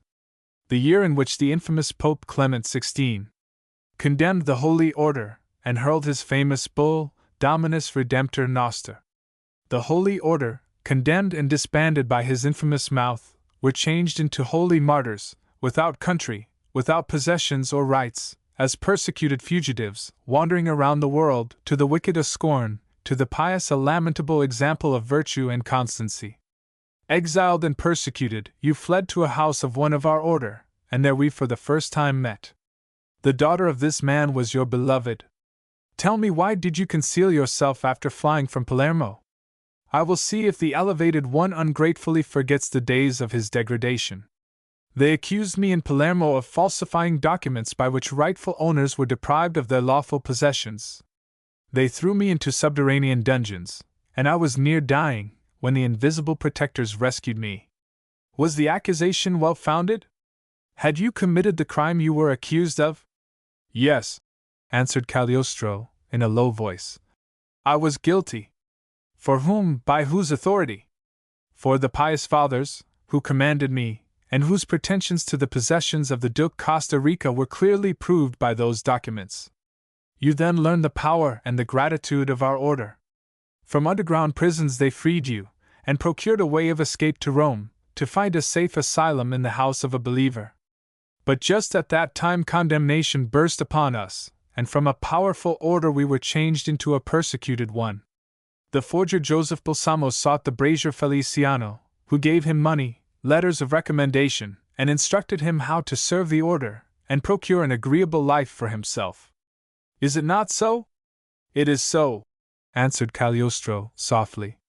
"It was the order of the general which united you in marriage to your beloved Lorenza Feliciana, who initiated you in the secret sciences and the secrets of nature, that you might employ them for the well-being of humanity."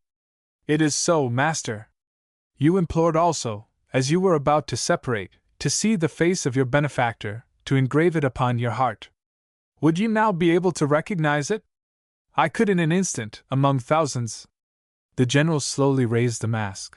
A pale, emaciated face was visible, with great black eyes and sunken sockets, thin bloodless lips, and a high bony brow. "Do you recognize me?" "No," sadly answered Cagliostro. "It is not the same face."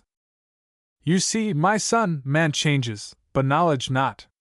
I am another, and yet the same, for the outward human form is only the vessel of the eternal band into which everlasting truth and the holy doctrines are poured. If the vessel breaks, it is replaced by another, and an inexhaustible spring.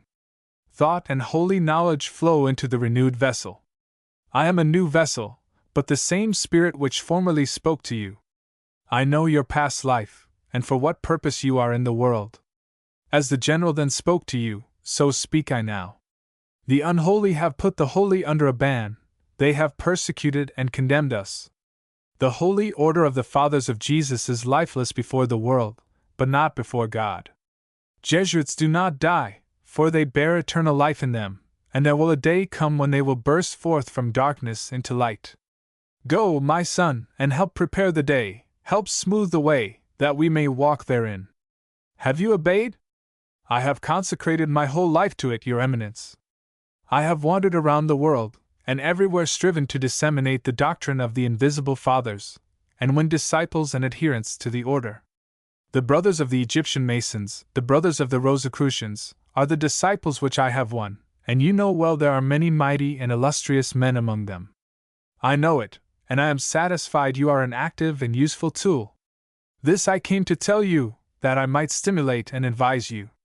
Great deeds you shall perform, great achievements the holy Ignatius Loyola announces by my mouth. The world lies in sin, and the devil strides victorious over it, since the holy order has been proscribed and persecuted by the wicked. The devil is arrogant progress and boasting reason. They who listen to him think themselves wise when they are fools, and speak of their enlightenment, while they still wander in the dark. To combat this reason, to oppose this intelligence, is the task of our order, which will never die. For God sent it forth to the world to fight the devil of progress, who is the ruler of darkness. I have observed you, I have followed you, and I am satisfied. But I await still greater things from you. What shall it be? Speak, O Master, command, and I obey. You shall strive throughout Europe for the restitution of the holy order. You shall subject to it all minds, make the rich, the powerful, the eminent and great, serviceable to it.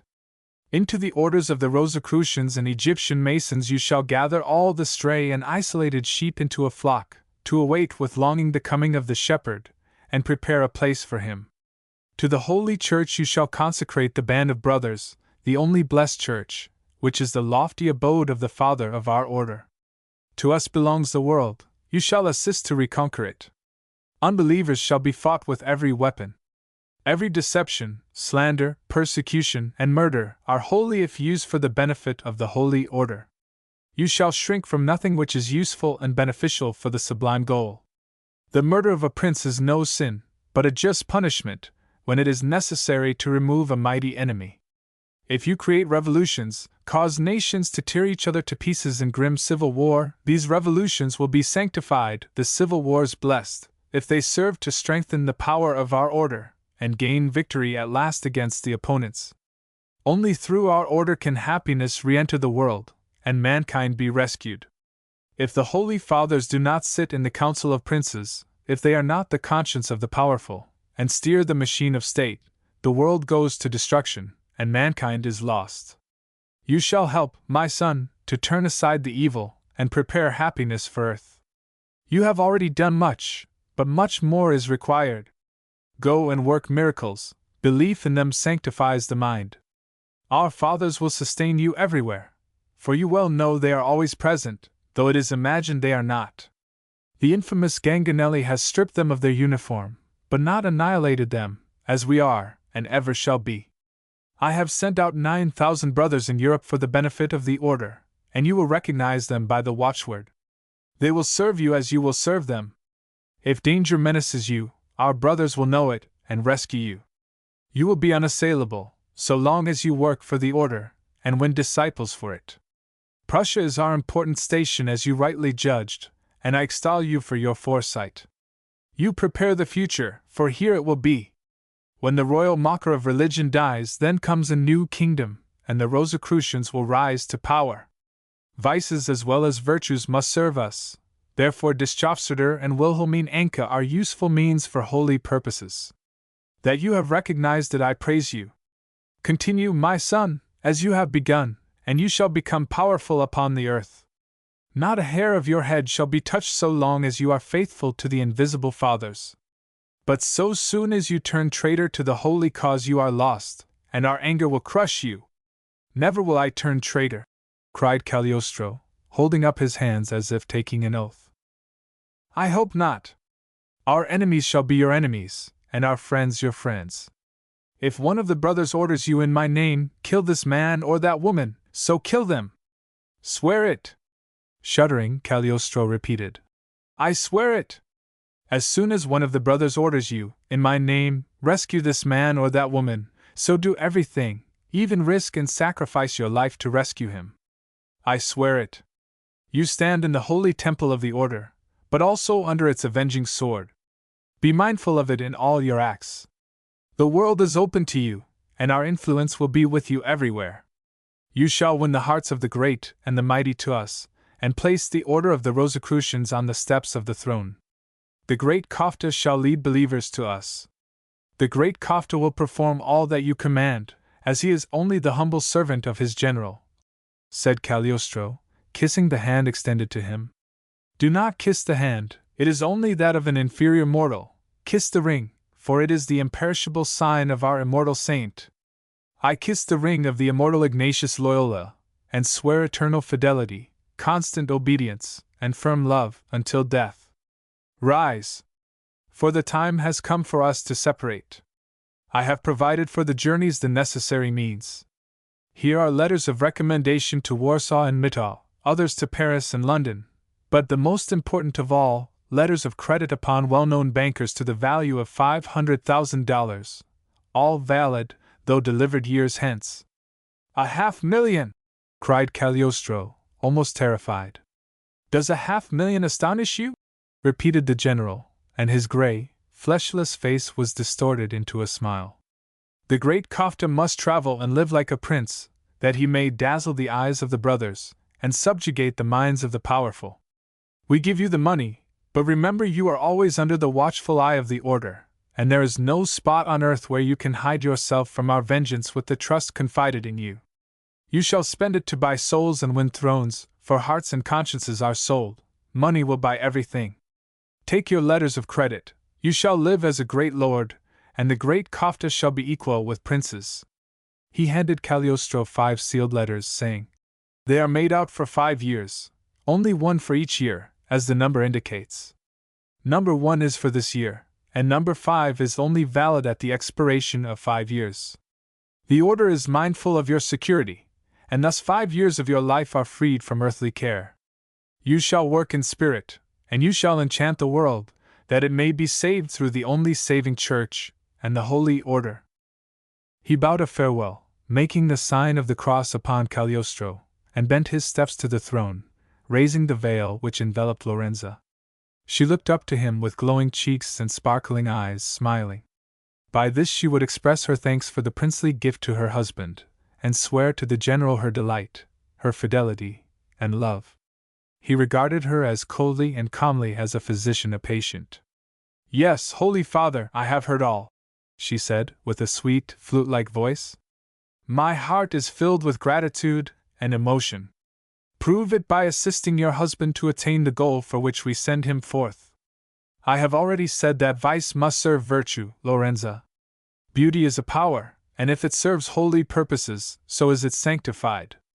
Employ your beauty to win adherents to the order, and extend the power of the Rosicrucians in every land, and among all nations. I swear that this shall be my holiest endeavor, cried Lorenza, rising. The general pressed her back upon the pillow, saying, Remain, for there is no one here for you to enchant.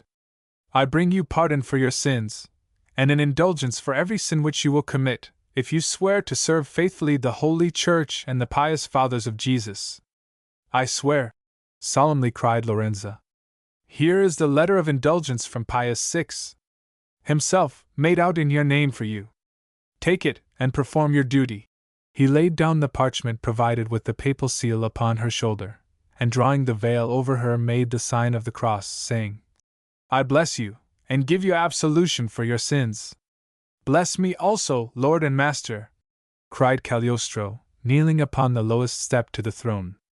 I bless you in the name of Loyola.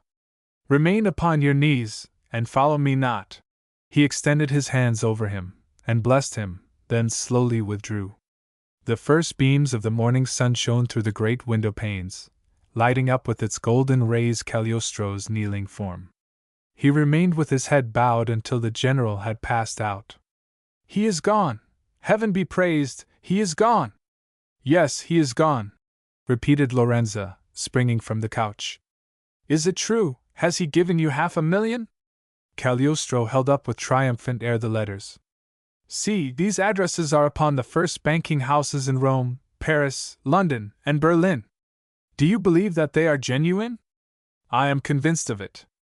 "Then we have attained our aim. We are rich and powerful." "No," answered Cagliostro, mournfully. "We are poorer than ever. This money makes us slaves, makes us dependent tools. Did you not hear him say, 'You are admitted into the temple, but the avenging sword of the order everywhere hangs over you'?" Chapter 13. A Pension General. "Wife!" cried the General von Warrig, limping around the room, leaning upon his crutch. "Here is the answer from our most gracious Lord and King. The courier arrived today from the War Department, and sent it to me by an express." "What is the King's answer?" asked the General's wife, a pale, gaunt woman, with a pockmarked face, harsh, severe features, dull gray eyes, which never beamed with emotion, and thin, bloodless lips, upon which a smile never played. "What is the King's answer?" she repeated, in a rough voice, as her husband, puffing and blowing from the effort of walking, sank down upon a chair, and dried his fat, ruby face with a red cotton pocket handkerchief. "I have not read it," panted the old man. "I thought I would leave the honor to you, as you, my very learned wife, wrote the letter to His Majesty." His wife was not in the least astonished at this thoughtful conduct of her husband. She impetuously seized the sealed document, and, retiring to the window niche, slowly unfolded it, whilst the old general fixed his little gray eyes upon her emotionless face. His own was bloated and red, expressing the greatest anxiety and expectation. Perfect stillness reigned for some minutes. Only the regular strokes of the pendulum were heard from the clock on the wall, and, as the hands pointed to the expiration of the hour, a cuckoo sprang out of the tree painted over the dial, and 11 times her hoarse, croaking voice was heard. "It gets every day more out of tune," growled the general, as he looked up to the old, yellow dial, and ran his eye over the cords which supported the weights. Then, glancing around the room, he saw everywhere age, decay, and indigence. There was an old divan, with a patched, faded covering of silk, and a grandfather's armchair near it, the cushion of which the general knew, by the long years of experience, to be hard as a stone. A round table stood near the divan, covered with a shabby woolen cover, to hide the much-thumbed, dull polish. A few cane chairs against the wall, an old black oak wardrobe near the door, and the sewing table of Madame von Warrig in the window niche, completed the furniture of the room. At the window hung faded woolen curtains, and on the green painted walls some pictures and portraits, conspicuous among them a beautiful portrait of the king, painted on copper, which represented Frederick in his youthful beauty. It was a morose, sullen-looking room, arranged most certainly by its feminine occupant, and harmonized exactly with her fretful face and angular figure, void of charms. At last the general broke the silence with submissive voice. "I pray you, Clotilda, tell me what the king wrote." She folded the paper, joy beaming in her eyes. "Granted! Everything granted!" The general jumped up to embrace his wife with youthful activity, in spite of the gout. "You are a capital wife!" he cried, at the same time giving her a loud, smacking kiss upon her cold, grey cheek. "It was the brightest, cleverest act of my life marrying you, Clotilda." "I might well say the reverse, Emerentius," she replied complainingly. "It surely was not sensible for me, a young lady from such a genteel family, and so spoiled, to marry an officer whom the king ennobled upon the battlefield, and who possessed nothing but his captain's pay, a fickle man, and a gambler, too." "Yes, Clotilda, love usurped reason," soothingly replied the general. "Love is your excuse." "Nonsense!" cried Madame von Warrig. "Love is never an excuse, it is folly." "Well, let us suppose, then, that you did not marry for love, only from pure reason, because you found that it was quite time to espouse someone, and that, in spite of your many ancestors and genteel family, no other chance was offered you, unfortunately no one but this captain, whom the king ennobled upon the battlefield of Luthen on account of his bravery, and who was a very handsome, agreeable officer, expecting still further promotion. And you were not deceived. I was major, when the Hubertsberger Treaty put an end to a gay war life. You will remember I was advanced during peace. His Majesty did not forget that I cut a way for him through the enemy, and he made me lieutenant colonel and colonel, when I was obliged to resign on account of this infamous gout, and then I received the title of general. Without excellency, replied his wife dryly. I have not even this pleasure to be called excellency. It would have been a slight compensation for my sad, miserable existence, and vexed many of the female friends of my youth if they had been obliged to call me excellency. But my marriage brought me only cares, not even a title. Do not forget a lovely daughter, Clotilda. Our Marie is beautiful, wise, and good, and through her you will yet have tranquil happiness. For you say the king has granted all we wish. Everything, repeated the wife, with emphasis. We have at last finished with want and care, and can count upon an independent, quiet old age, for God has been gracious, and forced you, from the gout, to give up gambling, and we are freed from the misery which has so often threatened us from your unhappy passion. At the beginning, I played from passion, afterward I only played to win back what I had lost. And in that manner played away all we possessed, and played upon your word of honor, so that for years the half of our pension went to pay your gambling debts. Heaven be thanked, the king did not know it, or we would have experienced still worse. I pray you, beloved Clotilda, do not fret yourself needlessly about the past. It is all over, and, as you say, I am unfortunately a prisoner in the house from the gout, which shields me from the temptation. I did not say unfortunately.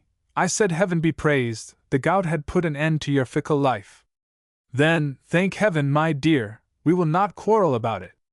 It is past, and as the king has granted all, we shall have a pleasant life now. We will soon receive from our son-in-law a yearly pension, which will be paid to me, and I shall spend it. The general sighed. In that case I fear that I shall not get much of it. At any rate, more than I have ever received from your pension.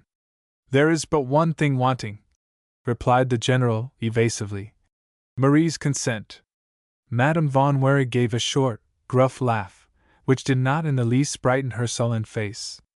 We will not ask her consent, but command it, the general remarked, timidly, shrugging his shoulders. Marie had a very decided character, and what do you hesitate to speak out for? What, Anne? I think she still loves the Konrektor Moritz. A second laugh, somewhat menacing, sounded like a challenge. The schoolmaster, she cried contemptuously. Let her dare to tell me again she loves the schoolmaster, she the daughter of a general, and a native-born countess of the Empire. My dear, it was your fault, the only fault you ever committed, perhaps. How could you let such a young, handsome, and agreeable man come to the house as teacher to our daughter? How could I suppose my daughter was so degenerated as to love a common schoolmaster, and wish to marry him? It is truly unheard of, and it would make any one angry, my dear wife, for she insists upon loving him. She will not insist, she will do what she is commanded to do, my word for it. But why talk about it? It is better to decide the matter at once. So Frau von Werig rose with a determined manner, and rang the small brass bell which was upon the sofa table. But a few seconds elapsed before a little, crooked servant appeared at the side door, with her dirty apron put aside by tucking the corner in her belt. Go to my daughter, and tell her to come down immediately. The servant, instead of hastening to obey the order, remained standing upon the threshold. I dare not go, said she, in a hoarse, croaking voice. Fräulein told me not to disturb her today, for she has still 2 bouquets of flowers to arrange, and 2 lessons to give, and she is so busy that she is not at home to visitors. She torments herself from morning till night. I order you to tell Fräulein to come down at once. We have something important to tell her. No contradiction. Go, Trude. The servant understood the cold, commanding tone of the mother, and dared not disobey. It is nothing good that they have to tell her, grumbled Trude, as she hurried up the stairs which led from the first story into the little, low room in the attic, under the sloping roof. Here and there a few tiles could be lifted, which lighted the garret sufficiently to show the door at the end. "May I come in, my dear Fräulein? It is Trude." "The door is open," cried a sweet voice, and Trude entered. It is a most charming little room, just that of a young girl. The bed has a snow-white covering, and white curtains, suspended from a hook in the wall around it. The same curtains at the low gable windows, whose depth, so to speak, made a light anteroom to the real gloomy one in the background. In this little anteroom the young girl had placed all that was necessary for her pleasure and use. There were the most beautiful, sweet-scented flowers upon the window-stool. In a pretty metal cage was a light-colored canary. There were also pretty engravings, and upon the table stood a vase filled with superb artificial flowers, and before it sat the possessor of this room, the daughter of General and Frau von Wehrig, surrounded with her work-tools, paper, and colored materials, a young girl, scarcely 20, of a proud, dignified appearance, but simply and gracefully dressed. According to the fashion of the day, her hair was slightly powdered, and raised high above her broad, clear brow with a blue rosette, and ends at the side. The nobly formed and beautiful face was slightly flushed, and around the mouth was an expression of courageous energy. As old Trude entered, the young girl raised her eyes from the rosebud which she was just finishing, and looked at her. What beautiful black eyes they were as they sparkled underneath the delicately arched, black eyebrows. "Now, old one," said she kindly, "what do you wish? Did you forget that I wanted to work undisturbed today?"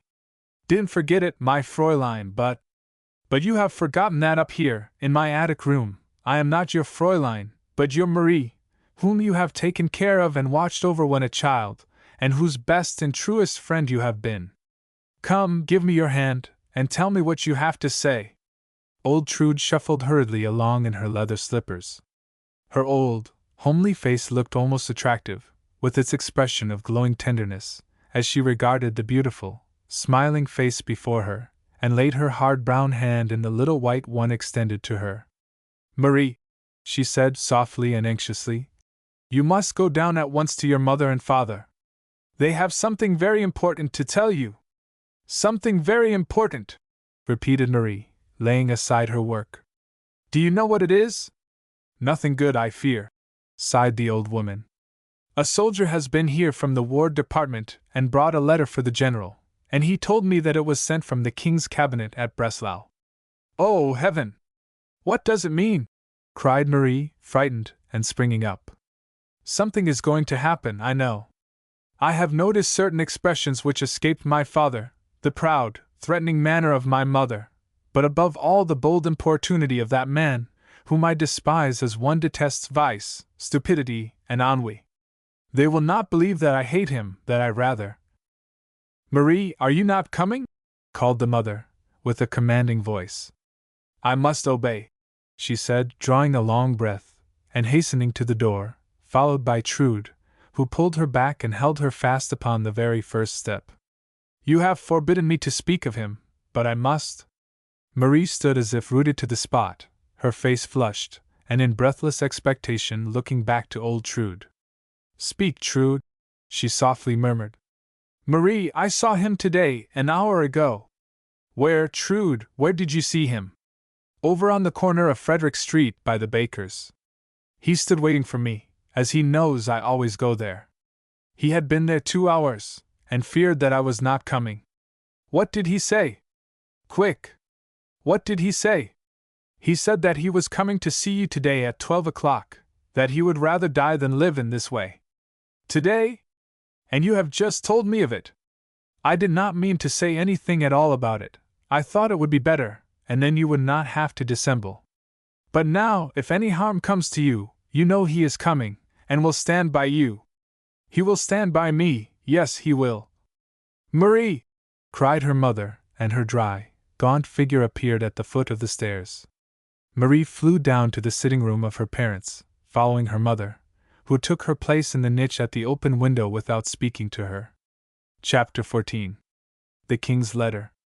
"Marie," said the general's wife, after seating herself upon the hard cushion of the divan, near which sat the general in his armchair, busily stroking his painful right leg. "Marie, take a chair, and sit near us." Marie noiselessly brought a cane chair, and seated herself by the table, opposite her parents. "We have just received a communication from the king's cabinet," said the mother solemnly. "It is necessary that you should know the contents, and I will read it aloud to you. I expressly forbid you, however, to interrupt me while I am reading, in your impetuous manner, with your remarks, which are always of the most obstinate and disagreeable kind. You understand, do you, Marie?" "Perfectly, mother. I will listen without interrupting you, according to your command. This communication is naturally addressed to your father, as I wrote to the king in his name. I did not know that you had written to his majesty at all, dear mother." The mother cast a furious glance at the gentle, decided face of her daughter. "You already forget my command and your promise to listen without interrupting me. I did, indeed, write to his majesty, but it is not necessary to tell you what I, or rather your father, solicited, as you will hear it in the answer from our most gracious king. It runs thus: My faithful subject, I have received your petition, and I was glad to learn by this occasion that you are well, and that you now lead a steady, reasonable life. Formerly you gave good cause of complaint, for it is well known to me that you led a dissolute life, and your family suffered want and misfortune from your abominable chance games. You know that I have twice paid your debts, that at the second time I gave you my royal word of assurance that I would never pay a groschen for you again. If you gave yourself up to the vice, and made gambling debts, I would send you to the fortress at Spandau, and deprive you of your pension. Nevertheless you played again, and commenced your vicious life anew.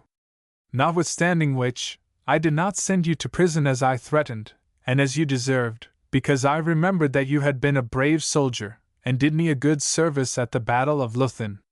For this reason I now also grant your request that, as you have no son, your name and coat of arms may descend to your son-in-law. The name of Warwick Leuthen is well worthy to be preserved, and be an example to succeeding generations. I give my permission for Ludwig Ebenstreit, banker, to marry your daughter and only child, and—" Marie uttered a cry of horror, and sprang from her seat. "Mother! Be still! I commanded you not to interrupt me, but listen, with becoming respect, to the end, to the words of His Majesty." And with a louder voice, occasionally casting a severe, commanding glance at her daughter, she read on. "And call himself in future Ludwig Warwick von Leuthen. I wish that he should honor the new name, and prove himself a true nobleman. Ludwig Ebenstreit must give up or sell, without delay, his banking business, as I cannot permit a nobleman to continue the business of citizen, and remain a merchant. A nobleman must either be a soldier or a landed proprietor, and if your future son-in-law will not be either, he can live upon his income, which must indeed be ample. But I command him to spend it in the country, not go to foreign countries to spend what he has gained in the country. If he should do it, it will not be well with him, and he shall be brought back by force. You may communicate this to him, and he can judge for himself. I will have the letters of nobility made out for him, for which he shall pay the sum of 100 louis d'ors to the invalids at Berlin. It depends upon him whether as a true nobleman he will not give my poor invalids a greater sum. The marriage shall not take place until the letters of nobility have been published in the Berlin journals, for I do not wish the daughter of a general, and a countess, to marry beneath her. You can prepare everything for the wedding, and let them be married as soon as publication has been made.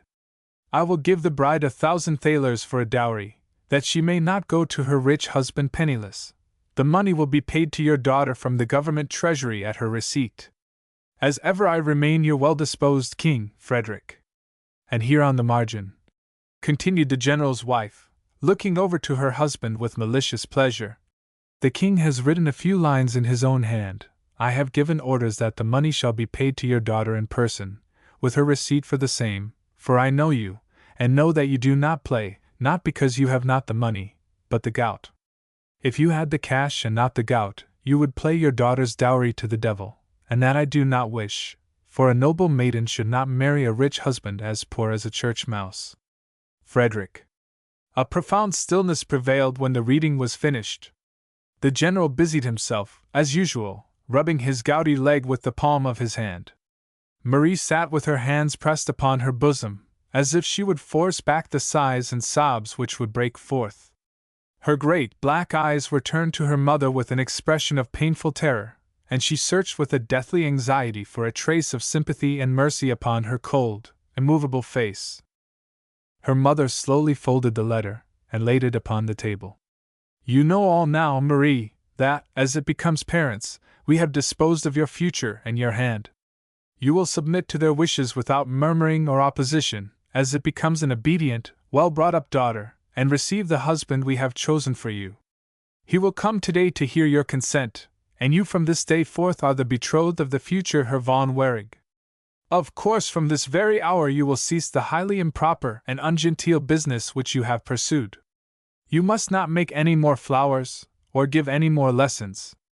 The time of such degradation and humiliation is past, and my daughter can no longer be a schoolmistress. You have only to write the receipt today, and I will go with you to the treasury to get the money. I will not write the receipt, said Marie, gently but firmly. Her mother, in the act of rising, sank back upon the divan, and the general, apparently quite occupied with his leg, stopped rubbing, and raised his red, bloated face to his daughter in astonishment. Did I understand rightly your words, that you would not write the receipt? Yes, mother, I said so. I cannot and will not write it, replied Marie gently. And why cannot you, and will you not write it? Said her mother scornfully. Because I have no right to the money, and cannot take it, mother, as I will never be the wife of the man you intend me to marry. The general sprang with a savage curse from his armchair, and would have rushed to his daughter, but his wife pushed him back into his seat, and approached Marie, who rose, regarding her mother with a firm, sad expression. Why can you not be the wife of the man we have chosen for you? Answer me, why you cannot? You know, mother, she replied, and gradually her voice assumed a more decided tone, her cheeks reddened, and an inspired expression beamed from her eyes, and pervaded her whole being. You know, mother, that I can never be the wife of Herr Ebenstreit, for I do not love him. I despise and abominate him, because he is a man without honor. He knows that I do not love him, and yet he insists upon marrying me. If it were not so, if I did not despise and abominate him, I would not receive his suit and marry him. Why not? Cried the general, shaking his fist at his daughter. Why not? Cried the mother, with a cold, icy glance, void of pity or anger. Marie encountered these looks with beaming eyes. Because I am betrothed to another. And the words came like a cry of joy from her heart. Because I am engaged to my beloved Moritz. Shameless, obstinate creature, have we not forbidden it? Cried her father. Stop! Interrupted his wife, with a commanding wave of her hand, which silenced the obedient husband immediately. It belongs to me to question her, for I am her mother, and my daughter owes me submission and obedience above all things. Answer me, Marie, did you not know that we had forbidden you to speak to this man, or have any communication with him? Did you not know that I, your mother, had menaced you with a curse if you married this man, or even spoke to the miserable, pitiable creature? Mother, cried Marie vehemently, he is not a poor, miserable creature. You may hate him, but you dare not outrage the noble, the good, and just man. He is a good-for-nothing fellow, cried her father. He has tried to win a minor behind the parents' back. He is a shameful, good-for-nothing seducer. He is dishonorable, cried the general's wife. A dishonorable man, who has misused our confidence. We confided to him our daughter to teach, and paid him for it. He improved the opportunity to make a declaration of love, and stole the time from us to infatuate the heart of our daughter with flattery, and from his pupil win a bride. Oh, unworthy, shameful slander! Cried Marie, her eyes flashing with anger. You well know that it is a vile scandal, that Moritz was no paid teacher. If he had felt obliged to yield to the sad necessity of being paid for his valuable time, because he was poor, and forced to live by his intellect, he was a free man, and had the right to love whom he chose. He loves me, and I have accepted his love as the most precious, most beautiful, and most glorious gift of my life. Ah! Do not look so angry with me, father, I cannot say otherwise. I cannot crush or deny the inmost life of my life. Oh, mother, forgive me that I cannot change it. You know that otherwise I have been a most obedient daughter to you in all things, although you have never taught me the happiness of possessing a loving mother, though either of you could ever forgive your only child for not being a son, who could inherit your name, and win a brilliant position, yet I have always loved you tenderly and truly, and never complained that the unwelcome daughter received neither love nor tenderness, only indifference and coldness from her parents. Beautiful, very beautiful, replied the mother, contemptuously. Now you wish to blame us that you are a heartless and thankless daughter. We have not understood her heart, and it is our fault that her love has flown somewhere else. This is the language of romance. I have, indeed, read it in the romances of her Moritz, and my daughter has only repeated what she learned as a docile pupil from her schoolmaster.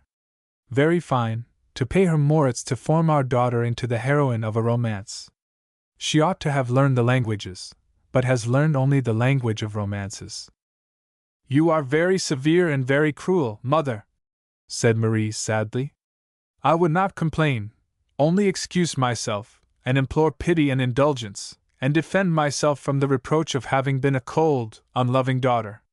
Oh! God knows how I have longed for your love, that I would willingly prove that I would joyfully do everything to embellish your life and make you happy. It gave me such pleasure to earn something for you with my dear flowers and lessons, and afford you a little gratification. Ah! Now she will reproach us with having toiled for us and sacrificed herself. Husband, thank yourself for the victim who worked for you, who gave her youth for us that she might strew our life with roses. I have had enough of this talking and whining, cried the general, furiously beating the table with his fist. My daughter shall not be a heroine of romance, but an obedient child, who submits to the will of her parents. You shall marry the man that we have chosen for you. The king has given his consent, and it shall take place. I command you. That is sufficient. I will hear no more about it. The thing is done with. Her Ebenstreit is coming this afternoon to make you a proposal of marriage with our consent, and you must accept him. I command you to do it. I cannot obey you. Oh, do not force me to rebel against God's holy laws. Have pity upon me. I have obeyed you until now, and yielded to your wishes, although I thought it would break my heart sometimes. You have forbidden Moritz the house, and turned him out of doors like a servant, with scorn and contempt, and he has silently borne it on my account. You have forbidden me to write or receive letters from him, or ever to meet him. My mother would curse me if I disobeyed her, and I submitted. I have given up everything, sacrificed every wish, and renounced my love. But you cannot expect more from me, or dare ask it.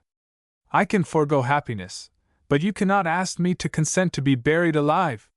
And what if we should wish it? Asked her mother. If we should demand our daughter to give up a romantic, foolish love, to become the wife of a young man who loves her, and who loves us, and who is rich enough to assure us a comfortable old age free from care. Marie, cried the general, in a begging and almost imploring tone. Marie, prove to us now that you are really a good and grateful child. We have had so much care and want in our life, so many sorrowful days. It lies in your hands to make our declining days joyous and bright, and free us from want. We have often grumbled against God that He did not give us a son. Now make us to rejoice that He has given us a daughter, who will bring us a son and inherit our name through her children, and who will give us what we have never known, prosperity and riches. I beg you, my dear, good child, grant your parents the few last years of their life freedom from care. And I, Marie, said her mother, in a softened and tender tone, which Marie had never heard from her.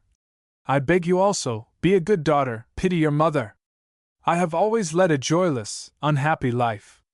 I lived unmarried, a native-born countess, with proud relations, who made me feel bitterly my dependence. When married, my existence was only trouble, privations, care, and sorrow. I beg you, Marie, teach me to know happiness, for which I have so longed in vain. Give me independence and prosperity, which I have always desired, and never known. I pray, Marie, make us happy in bringing us a rich, genteel, and good son-in-law, her Ebenstreit. Marie, who met the scorn and threats of her mother with firmness and a proud demeanor, trembled as she heard these severe and merciless lips, always so cold and harsh, now begging and imploring. At first she was quite frightened, and then terrified, and covered her face with her hands, her head sinking upon her breast as her mother spoke. "Speak, my daughter!" cried the general, as his wife was silent. "Speak, my dear Marie!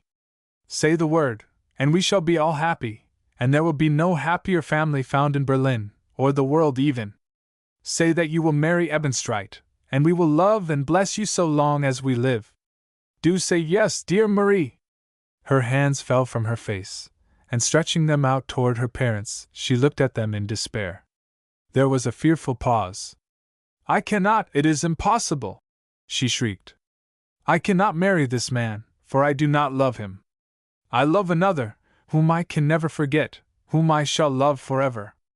I love Herr Konrektor Moritz," announced Trude, hastily bursting open the door, and looking in with a triumphant smile.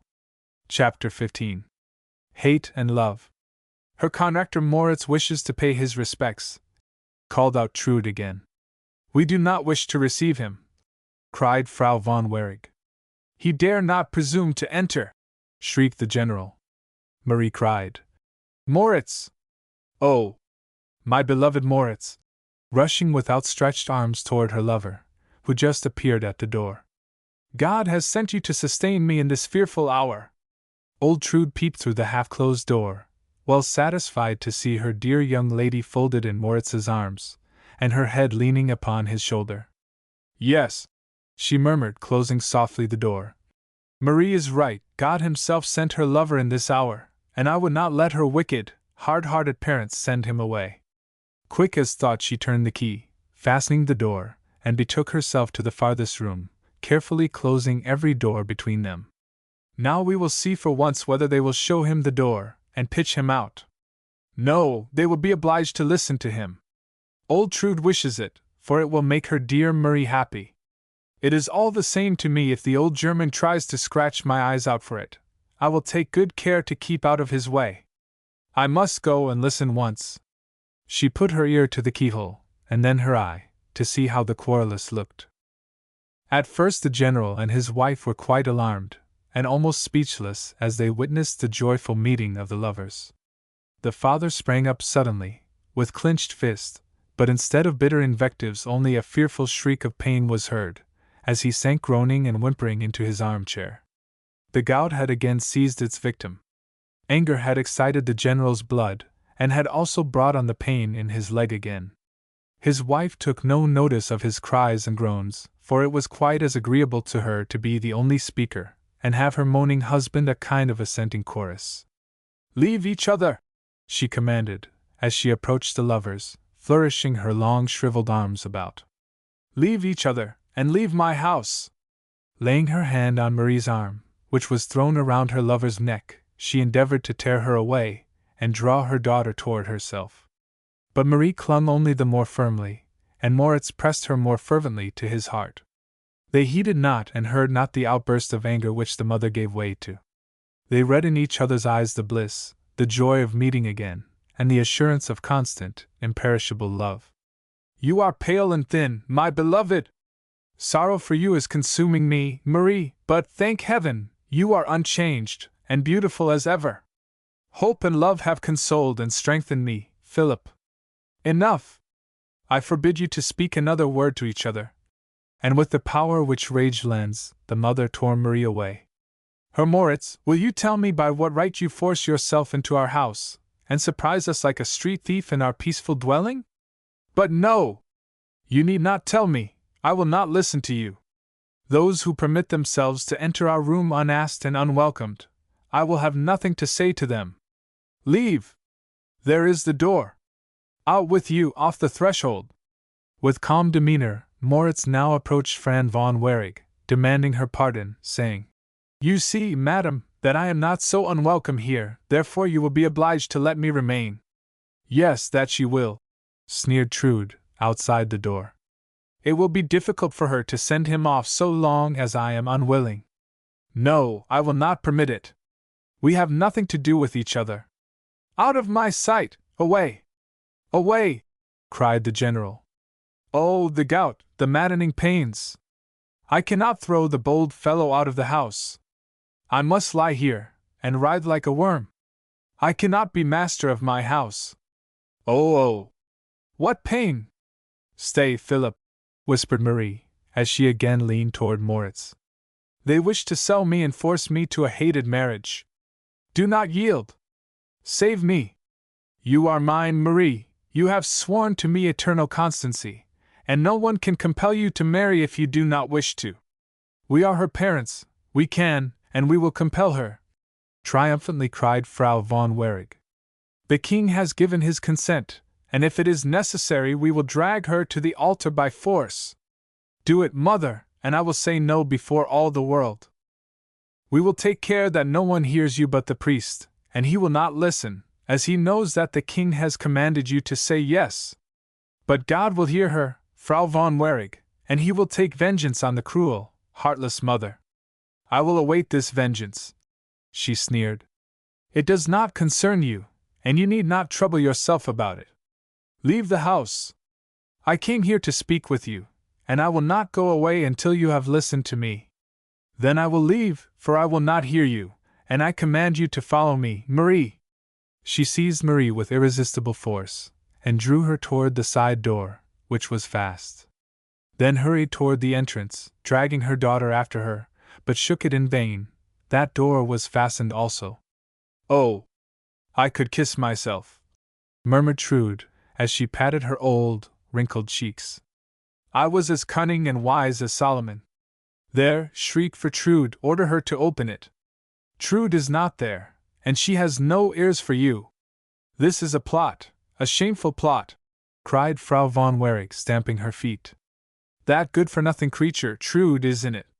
She has locked the doors, and the schoolmaster paid her for it. Trude shook her fist at her mistress behind the door. Wait!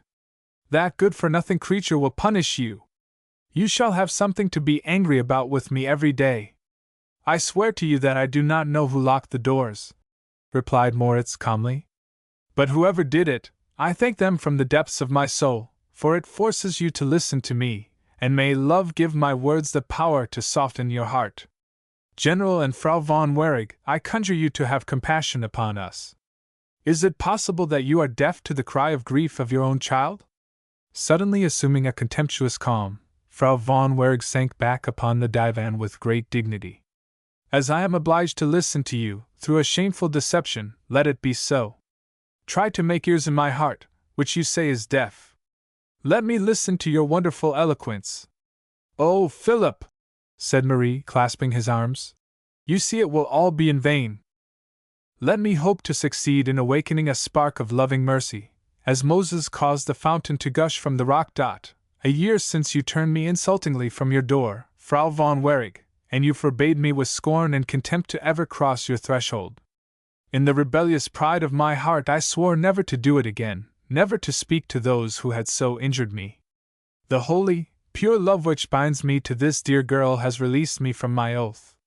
We have tried to live separated from each other a long year, an inconsolable, unhappy year. We hoped to renounce each other, although we could not forget. Marie, as an obedient daughter, obeyed your commands, and returned the ring, which I gave her in a moment of affection and holy trust.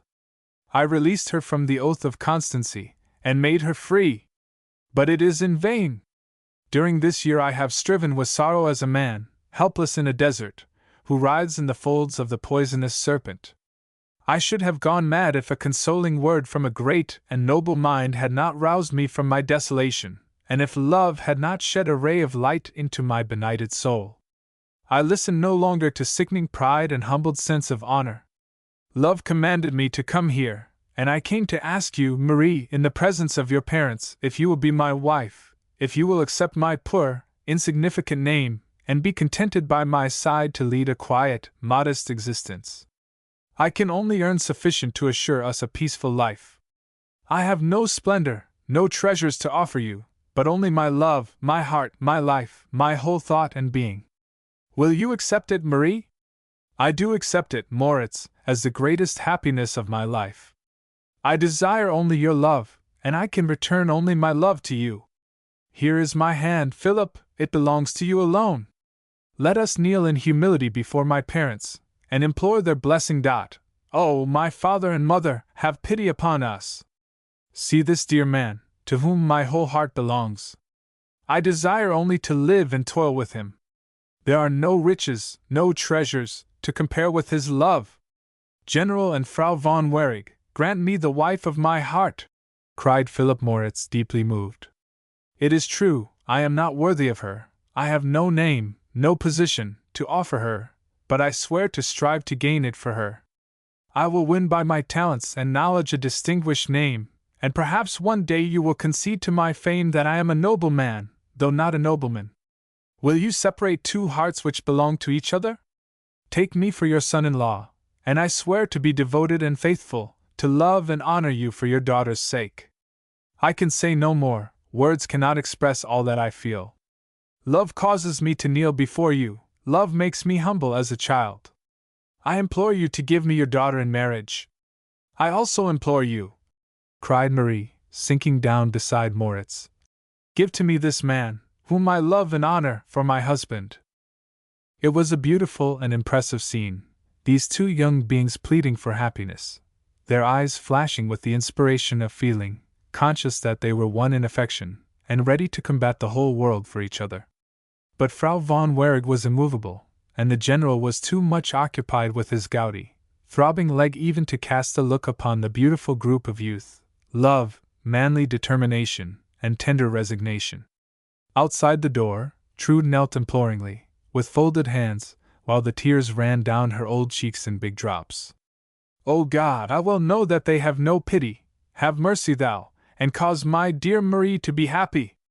Suffer not that hard-hearted woman should sell her, and marry her to that bad man my Marie despises. I well know that I am a poor creature, and not worthy that thou shouldst listen to me, O Lord. But I love that young girl as if she were my own child, and I would give my heart's blood for her. Oh my God! I implore thee to let my Marie be happy. Then she continued, as she rose from her knees. Now I have spoken, and I commit everything to God, and He will do what is best. She has been obliged to listen to him, and if it cannot be otherwise, he must go. Carefully old Trude unlocked both doors, and then stopped to listen. Trude was right, there was no mercy in Frau von Wehrig's heart. Have you finished? Have you anything more to say? She asked, in her most unsympathizing manner. Nothing more with our lips, but our hearts still implore you. I do not understand this language, sir, and you have not succeeded in giving me hearing, or ears to hear with. In this useless strife I will say a last word, which I hope will be for life. You shall never be the husband of my daughter. You can never be united.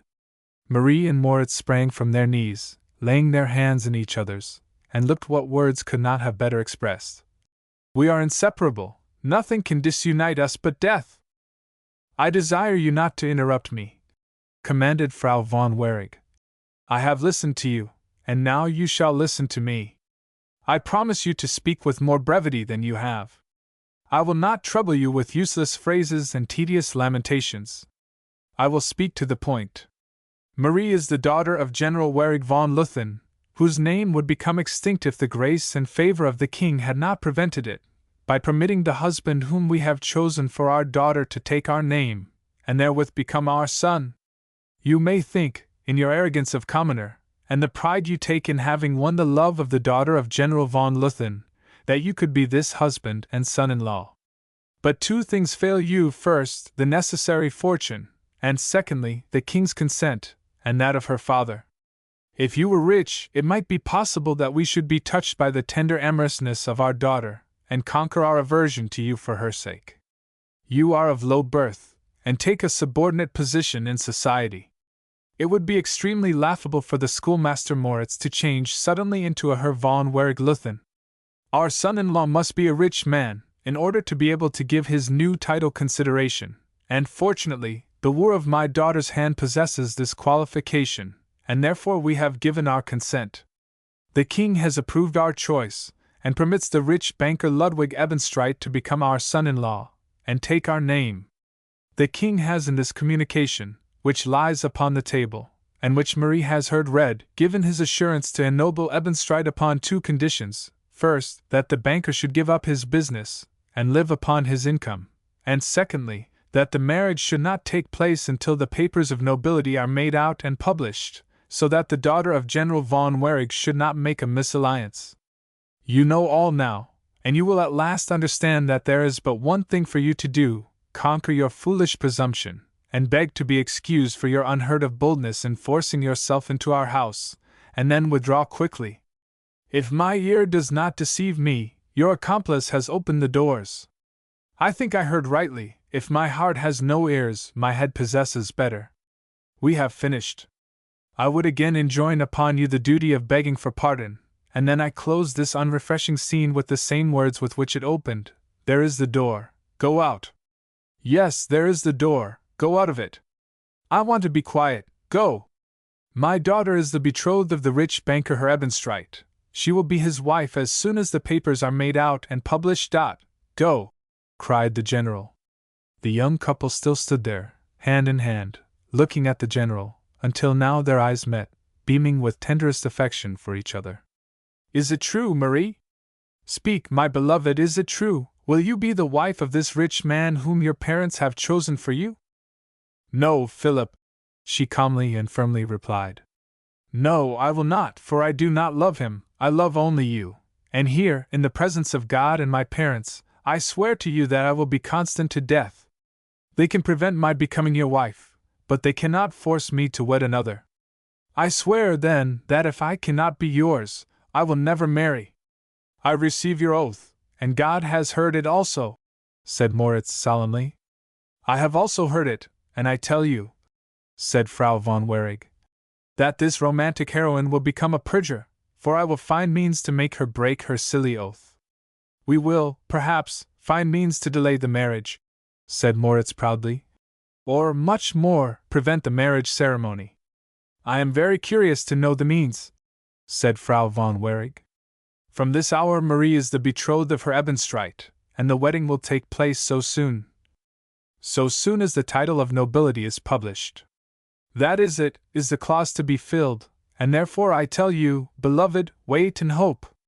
This woman is without pity and without mercy, but God is in heaven, and Frederick the Great on the earth. Wait and hope. Be firm in hope, and constant in love. Do not lose courage, and let them force you to compliance by threats and anger. I have only you to confide in and to love in the world, and you are my hope, my goal, and the happiness of my life.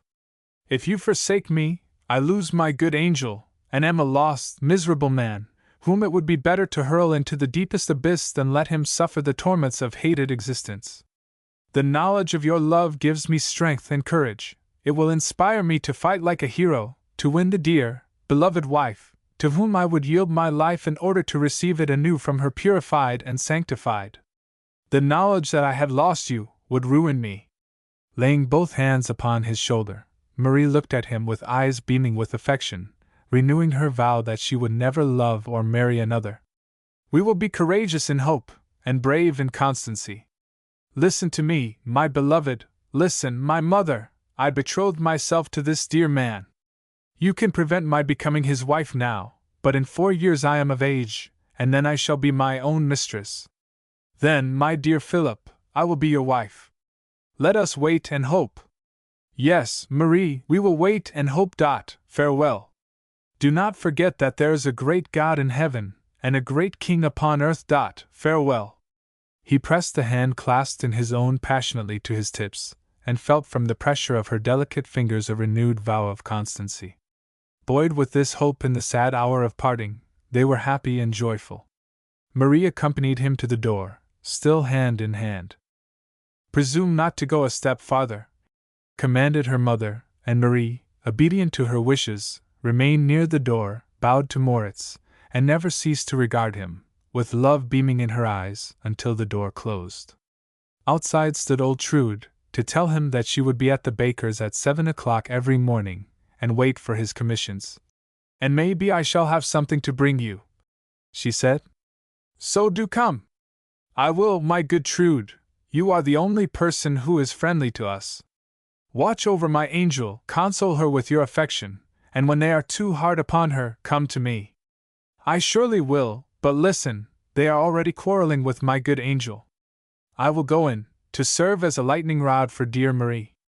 I often do it, and it pleases me when the lightning strikes, and dashes my hard old head to the ground, but does not hurt me at all. Farewell, Herr Moritz, the lightning rod must go in.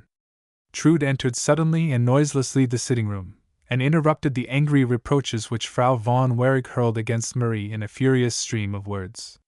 The Countess's rage turned against Trude, who stared as if to challenge her. What do you want? How dare you enter uncalled? I thought you were calling deaf old Trude, or why did you scream so? Replied Trude tartly. Perhaps it was the general. Ah!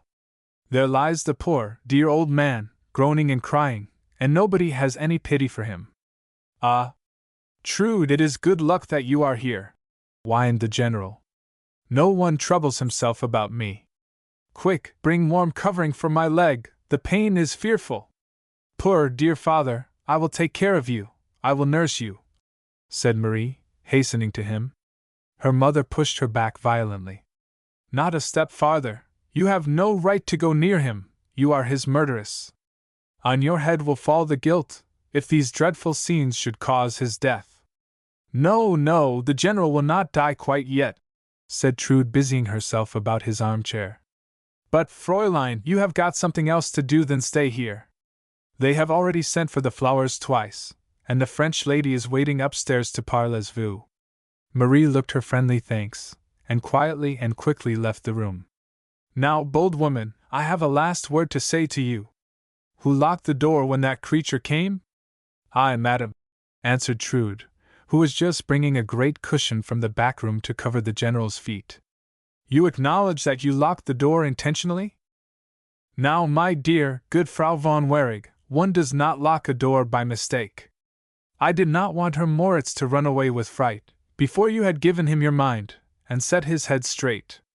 He would certainly have escaped, and only heard the half of your beautiful talk, for he had no idea what a miserable fellow he is. So I locked both doors, and he was obliged to listen to you, and has gone away contrite and repentant. There, my poor dear general, is your foot high enough? Shall I not bring the foot warmer? You shall not bring anything, nor do anything more. You are a hypocrite, who connives with Moritz. Leave my house this very hour. You are dismissed my service. Go pack up your things and be off, cried Frau von Wareg. Oh, do not go, Trude, for mercy's sake, for then I have no one to help me, cried the general. I cannot do otherwise, she has given me my dismissal. Trude approached Frau von Wareg respectfully, saying, So I must pack up and go away at once? Immediately, you deceitful creature! Immediately! But Frau von Wareg will be so good as to give me my wages. Yes, she answered in a slower and more subdued voice. That shall be done presently. It will not be so very difficult to reckon them. I have been here 20 years, just as many years as Marie is old, for I came as child's nurse, and have helped her learn to talk and walk, and played mother to the dear child a bit. Then I obtained my wages, for they were good times, but the pension time came, and we had no cook or servant but me. The rats run away if the ship springs a leak, but the old mole Trude stayed.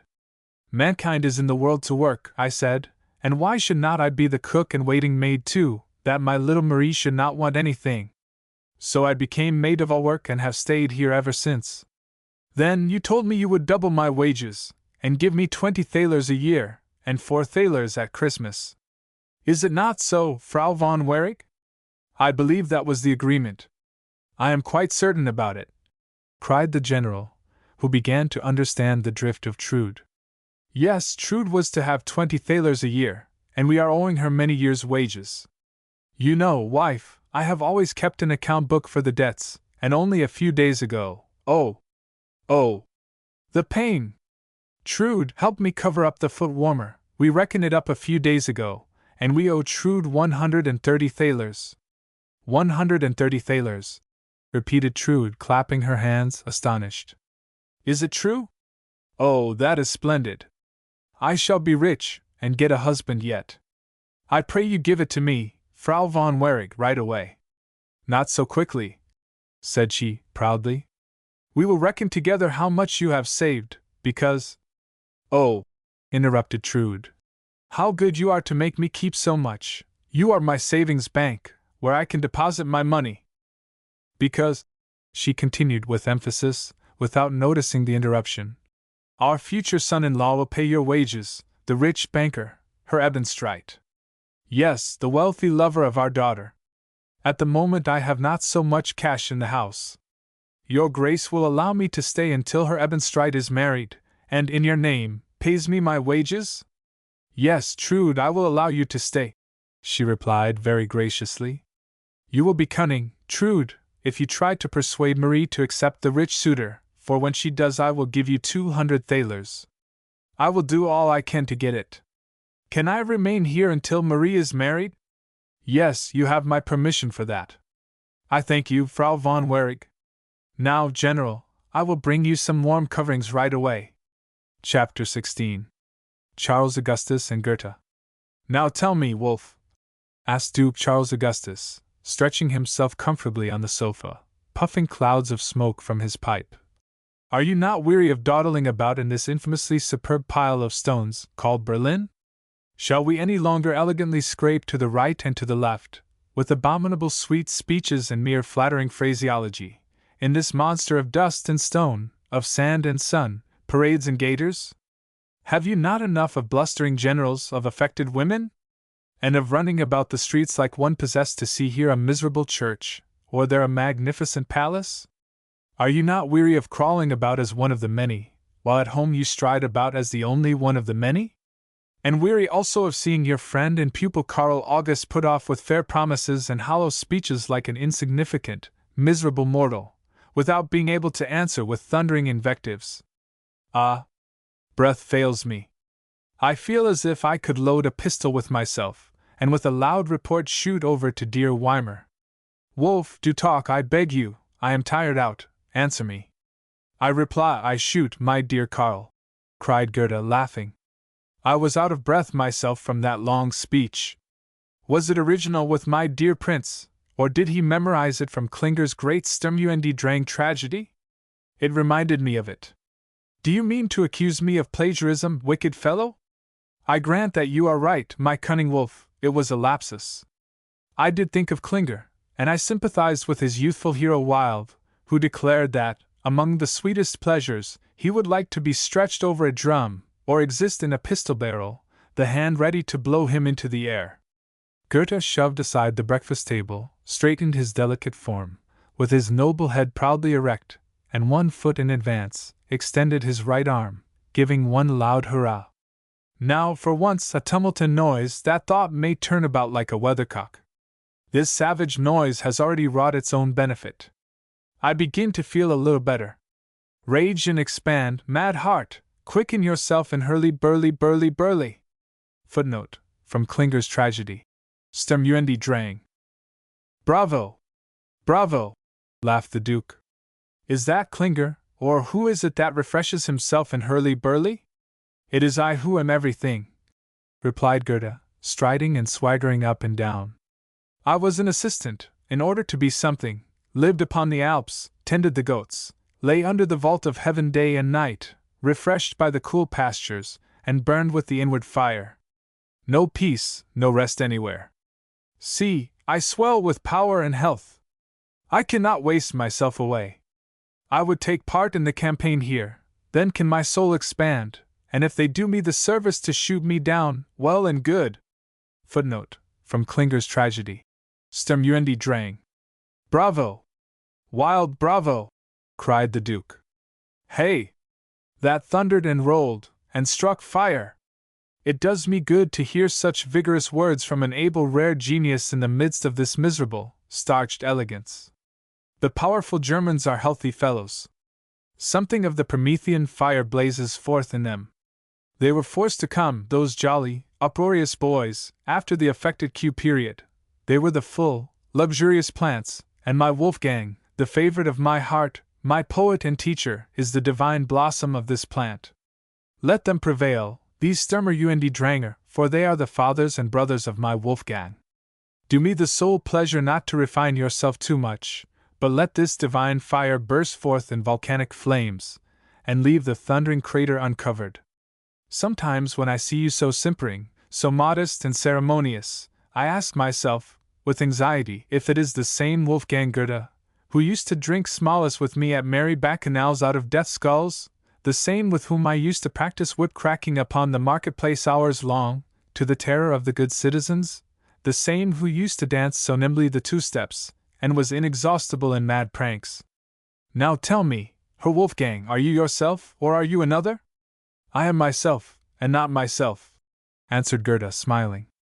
There still remains a good portion of folly in me, and it must sometimes thunder and flash, but I hope the atmosphere of my soul will become clearer, and over the crater a more lovely garden will spread out, in which beautiful, fragrant flowers will bloom, useful and profitable for my friends and myself. Sometimes I long for this as for the promised land, then again it foams and thunders in me like fermenting must, which, defying all covers and hoops, would froth up to heaven in an immense source of mad excitement. Let it froth and foam, and spring the covers, and burst the old casks, cried the Duke.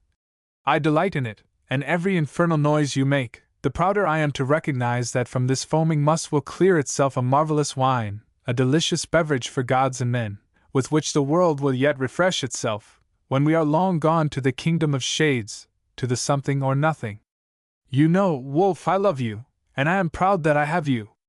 It is true that I possess only a little duchy, but it is large enough to lead an agreeable and comfortable existence, large enough for a little earthly duke, and the great king of intellects, Johann Wolfgang Goethe.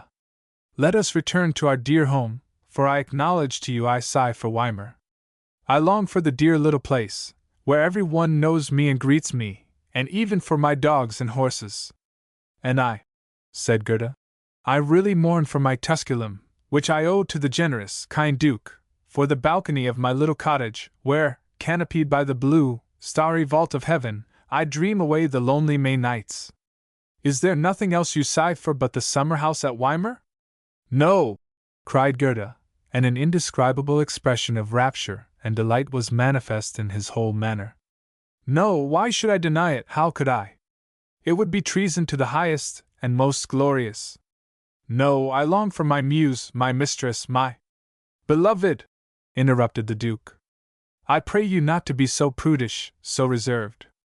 Have the courage to snap your fingers at this infamously deceitful moral code, and proud and distinguished as you are, elevate yourself above what these miserable earthworms call morality. For the eagle there is a different law than for the pigeon. If the eagle soars aloft through the ether to his eyrie, bearing a lamb in his powerful claws, has he not a right to it, the right of superiority and power by God's grace? Has he not as much right to the lamb as the pigeon to the pea which she finds in the dust? If the pigeon by chance sees the eagle with his lamb, she cries Zeder Mordio, with the pea in her own bill, as if she were in a position to judge the eagle. A beautiful picture, cried Goethe joyfully. A picture that would inspire me to indite a poem. Write one, and call it for a souvenir the eagle and the dove. Make it a reality, my eagle youth, bear off the white lamb to your eyrie, and let the world, with its affected morality, say what it likes. How can you bear to see the one you love at the side of another man? Tell me, confess to me, is not the beautiful Charlotte von Stein your beloved? Not in the sense you mean, Duke, not in the vulgar sense of the word. I love her, I adore her, with a pure and holy sentiment. I would not that Charlotte should have cause to blush before her children on my account. She would be desecrated to me if I, in my inmost soul, could imagine the blush of shame upon her cheek, or that her eye could brighten at other than great, beautiful, and noble acts. I adore her, and to me she is the ideal of the purest and sweetest womanhood. I rejoice that she is as she is, like clear mountain crystal, transparent and so brightly pure that one could mirror himself therein. She stands above all other women, and to her belong all my thoughts, and would, even if I were wedded to another. To me she is the most beautiful of the beautiful, the purest of the pure, the most graceful of the graceful, and all my thoughts are in perfect harmony with hers. Now, Duke, if it is agreeable to you, knowing my feelings, to call Charlotte von Stein my beloved. She is so in the most elevated sense of the word. Ah! You poets, sighed the Duke, smiling. A streak of madness in you all, though I will grant that it is divine. Say rather that Whitsunday comes to us every day, and the divine spirit descends daily upon us poets, and causes us to speak in unknown tongues. I will say that you are the god Apollo descended from heaven, and with gods one may not dare to dispute. They act differently in their sphere than we mortals upon earth. I will be contented if our ways cross from time to time, and we can once in a while walk on together a good piece the way of life in friendship and harmony. If it would please my wolf, I propose to turn toward beloved Weimar, the dear place, half village, half city. For my part, when I'm finished here, my business with General von Mollendorf is accomplished. As I told you previously, I have had made known to the king my refusal to allow recruiting in my duchy. I could not consent for the present. In short, I have spoken as my secretary Wolfgang Goethe has recorded. Footnote: this memorial upon recruiting is found.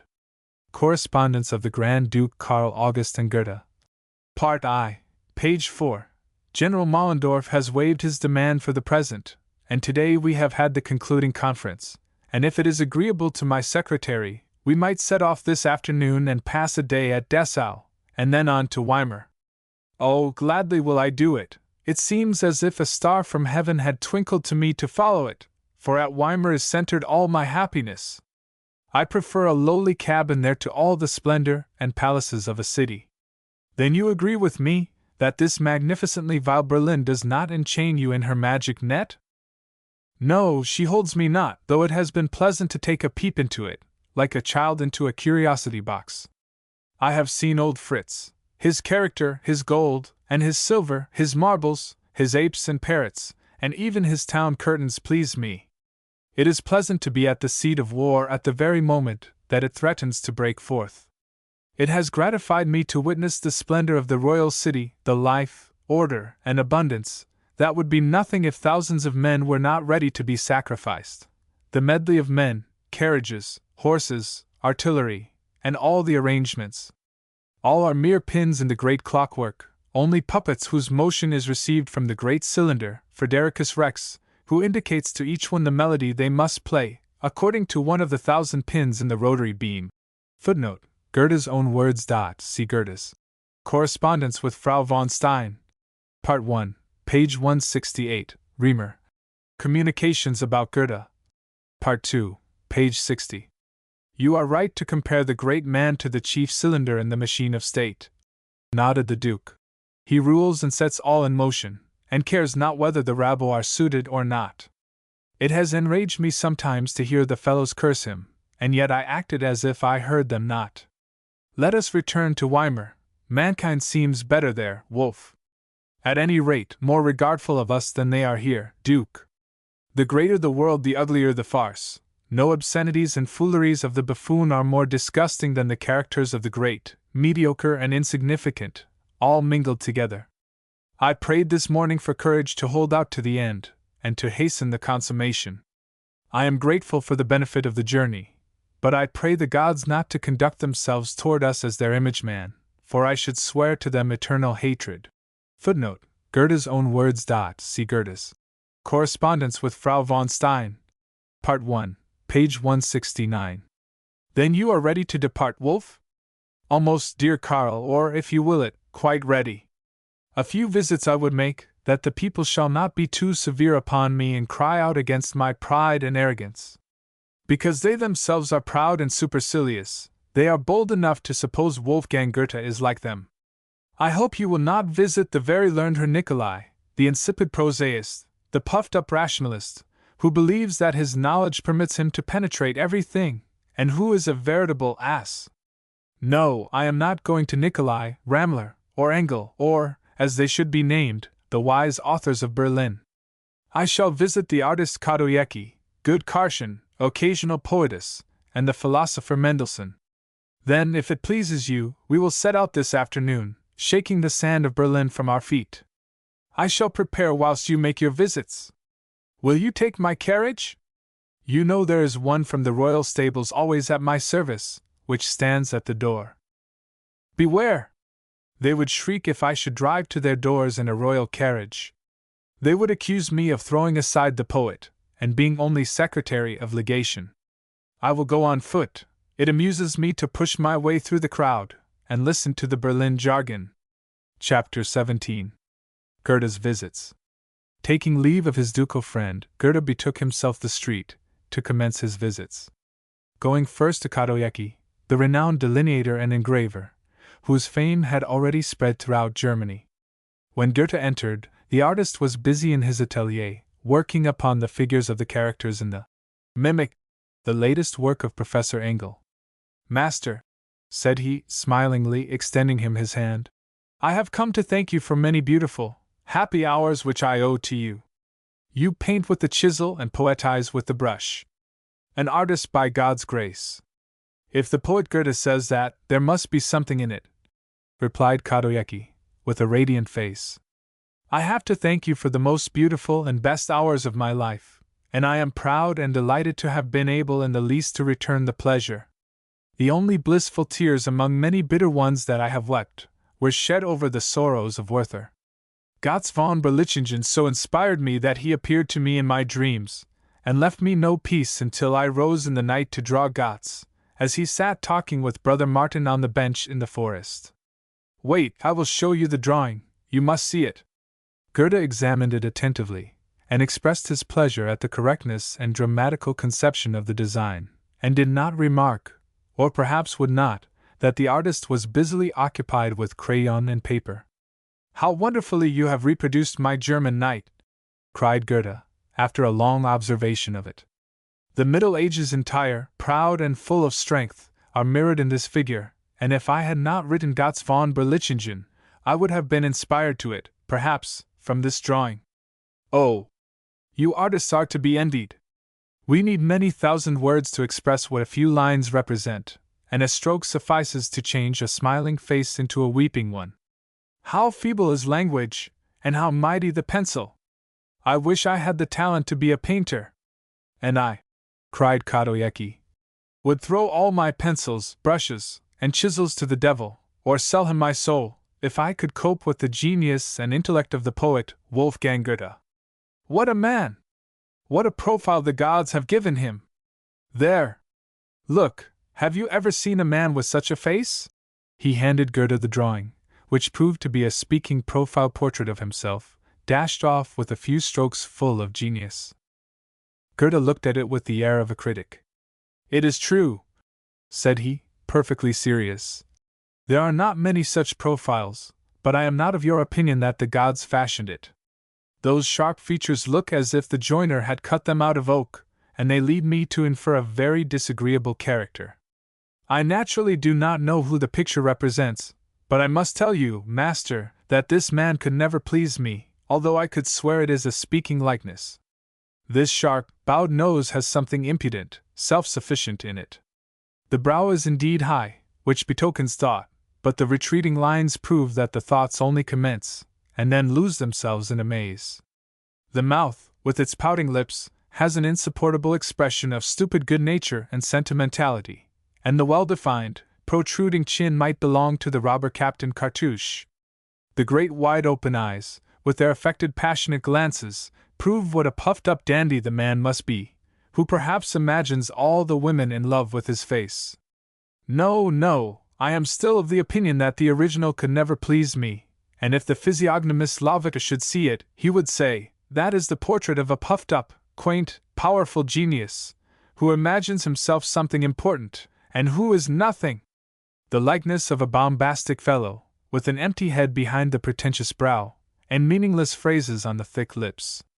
If Lavater says so, he is a fool and an ass, cried Kadoyeki, furiously. And he can hide himself in the remotest corner of the earth. Lichtenberg of Göttingen is quite right when he says that this empty-headed Lavat has made himself ridiculous throughout Germany with his wonderful physiognomy of dog's tails and his profiles of unknown pigtails. If Lavat is really so narrow-minded as not to be able to distinguish a crow from an eagle, it is his own affair, but he shall never presume to look at this portrait, and you, too, are not worthy, you scorner, that I should get angry with you. The likeness is so beautiful that Jupiter himself would be satisfied to have it imputed to him. It is so like, that you need not pretend you do not know that it represents Wolfgang Goethe. As you insult it, and regard it with scorn and contempt, I will destroy it. For mercy's sake do not tear it, cried Goethe, springing toward Kadoyeki, and holding him fast with a firm grasp. My dear good man, do not tear it, it would be like splitting my own head. Ah! Shouted Kadoyeki. You acknowledge the likeness? I do acknowledge it with joy. And will you admit that it is the head of a noble, talented poet, a favorite of the muses? Say yes, or I will tear it, and you will have terrible pains in your head your life long. Yes, yes! All that you wish. I am capable of saying the most flattering things of myself to save this beautiful design. Give it to me, you curious fellow! No, said Kadoyeki, earnestly. I will not give it to you. Such a portrait is not made to be put in a dusty portfolio, or framed for the boudoir of your lady love. All Germany, all the world should enjoy it, and centuries later the German women will still see Wolfgang Goethe as he looked in his 29th year, and hang an engraving on the wall in their parlor, and sighing and palpitating acknowledge, there never was but one such godlike youth, and there never will be another. I wish that I had known him, I wish he had loved me, so will they speak centuries later, for I will perpetuate this drawing in a steel engraving of my most beautiful artistic work. Footnote: This engraving from the artist Kadoyeki still exists, and the author of this work possesses a beautiful copy, which Otto von Goethe sent her. It is a bust in profile, the most beautiful of his youth. You are a splendid fellow, and I must embrace you, and rejoice to be immortalized by you, for this portrait pleases me exceedingly. I might well be proud that this head with the rare profile is a counterpart of my own. Now we are good friends. Before I say farewell, let me see the work at which I just disturbed you upon entering. Goethe was about to raise the cloth, when Kadoyeki waved him back. Do not look at it, said he quickly. I dislike to appear as a mechanic before you, as I wish that you should honor only the artist. We poor toilers are badly off, as the old proverb is ever proving true with us, art goes for bread. We must be mechanics the chief part of our lives, in order to have a few hours free, in which we are allowed to be artists. I have to illustrate the most miserable works with my engravings, to buy the time to pursue works of art. That is the interest, friend, which you pay the world for the great capital which the gods confided to you. Believe me, the artist Kadoyeki would have but a morsel to eat if the mechanic Kadoyeki did not serve him a tempting meal, paying the bill. Do not be vexed about it, man must have a trade to support him, as art is never remunerated. Footnote: Goethe's words, C.G. H. Lewis's Goethe's Life and Writings. Volume 1, page 459. I hope the mechanic will be well paid, that the artist may create beautiful and rare works for us. This is my farewell visit today, friend. If you will hear a welcome from me very soon, come to Weimar, and see how one honors the artists there, and how well appreciated Kadoyeki is. Goethe embraced and kissed the artist, who regarded him, his face radiant with joy, and would not be prevented from accompanying him to the house door, as if he were a prince or a king. Now to Madame Karschen, said Goethe to himself, as he hastened through the streets in that direction. The good woman has welcomed me with so many pretty verses that I must make my acknowledgments, in spite of my decision to keep the Berlin authors at a distance. From Wilhelm Street, where Kadoyeki lived, to the Tiltyard, was not far, and Goethe soon reached the old, antiquated house where the poetess lived. After many questionings and inquiries at the lower stories and more splendid apartments of the house, he found the abode of the poetess, and climbed up the steep stairs to the slanting attic room. The dim light of a small window permitted Goethe to read upon a grey piece of paper, pasted upon the door, Anna Luisa Karsch, German poetess. He knocked modestly at the door at first, then louder, and as the voices within never ceased for a moment their animated conversation, he opened it, and entered the obscure room. I will do it, sir, said the little woman sitting in the window niche near a table to a young man standing near her. I will do it, though I must tell you album writing is very common. But you must promise me to return here, and let me see what Herr Ramler writes, and tell me what he says about me. These are my conditions. Frau Karschen, I promise you, upon the word of honor of a German youth, who can never lower himself to break his word. Very well! Then I will write. Oh, how beautiful! Cried the young man, enraptured. I thank you 1,000 times for those glorious words, and they shall henceforth be the guiding star of my existence. Go to Professor Ramler, and then return and show me what he writes, for I am convinced. Oh, heavens! There is a stranger! She cried, as she discovered Goethe, who had remained standing by the door. Yes, a stranger, said Goethe, smiling and approaching, as the happy possessor of the album withdrew. A stranger would not leave Berlin without visiting the German poetess. And without verses in your album, is it not so? I have become the fashion, and if I could only live by immortalizing myself in your albums, I should be free from care. Now I have divined it, you wish an autograph? No! Only a good word, and a friendly shake of the hand, for I possess a poem and a letter which the good Frau Karschen sent me at Weimar some 6 months since, written by herself. Is it Goethe? She cried, clasping her hands in astonishment. The poet Johann Wolfgang Goethe, the renowned author of the work which cost you many tears. Broke in Goethe, laughing. I beg you spare me these phrases, which follow me upon my journey as the Furies Orestes. I know that Werther has become the favorite of the reading public. He has opened all the tear ducts, and made all lovers of moonlight as soft as a swaddling cloth. I could punish myself for having written Werther. Frau Karschen laughed aloud. That is glorious! You please me! You are a famous poet and a genius, for only geniuses can revise and ridicule themselves. Welcome, Germany's greatest poet, welcome to the attic of the poetess. There is the good word which you would have, and here is the hand. Did you think it worthwhile to visit poor Karschen? I am rejoiced at it, for I see that they accuse you unjustly of arrogance and pride. Do they accuse me of it? Asked Goethe, smiling. Can the Berlin poets and authors never forgive me that I live at a court, and am honored with the favor of a prince? They would willingly forgive you if they had the power to push you one side, and take your place. They are angry with you, because they envy you and are not accustomed to be esteemed.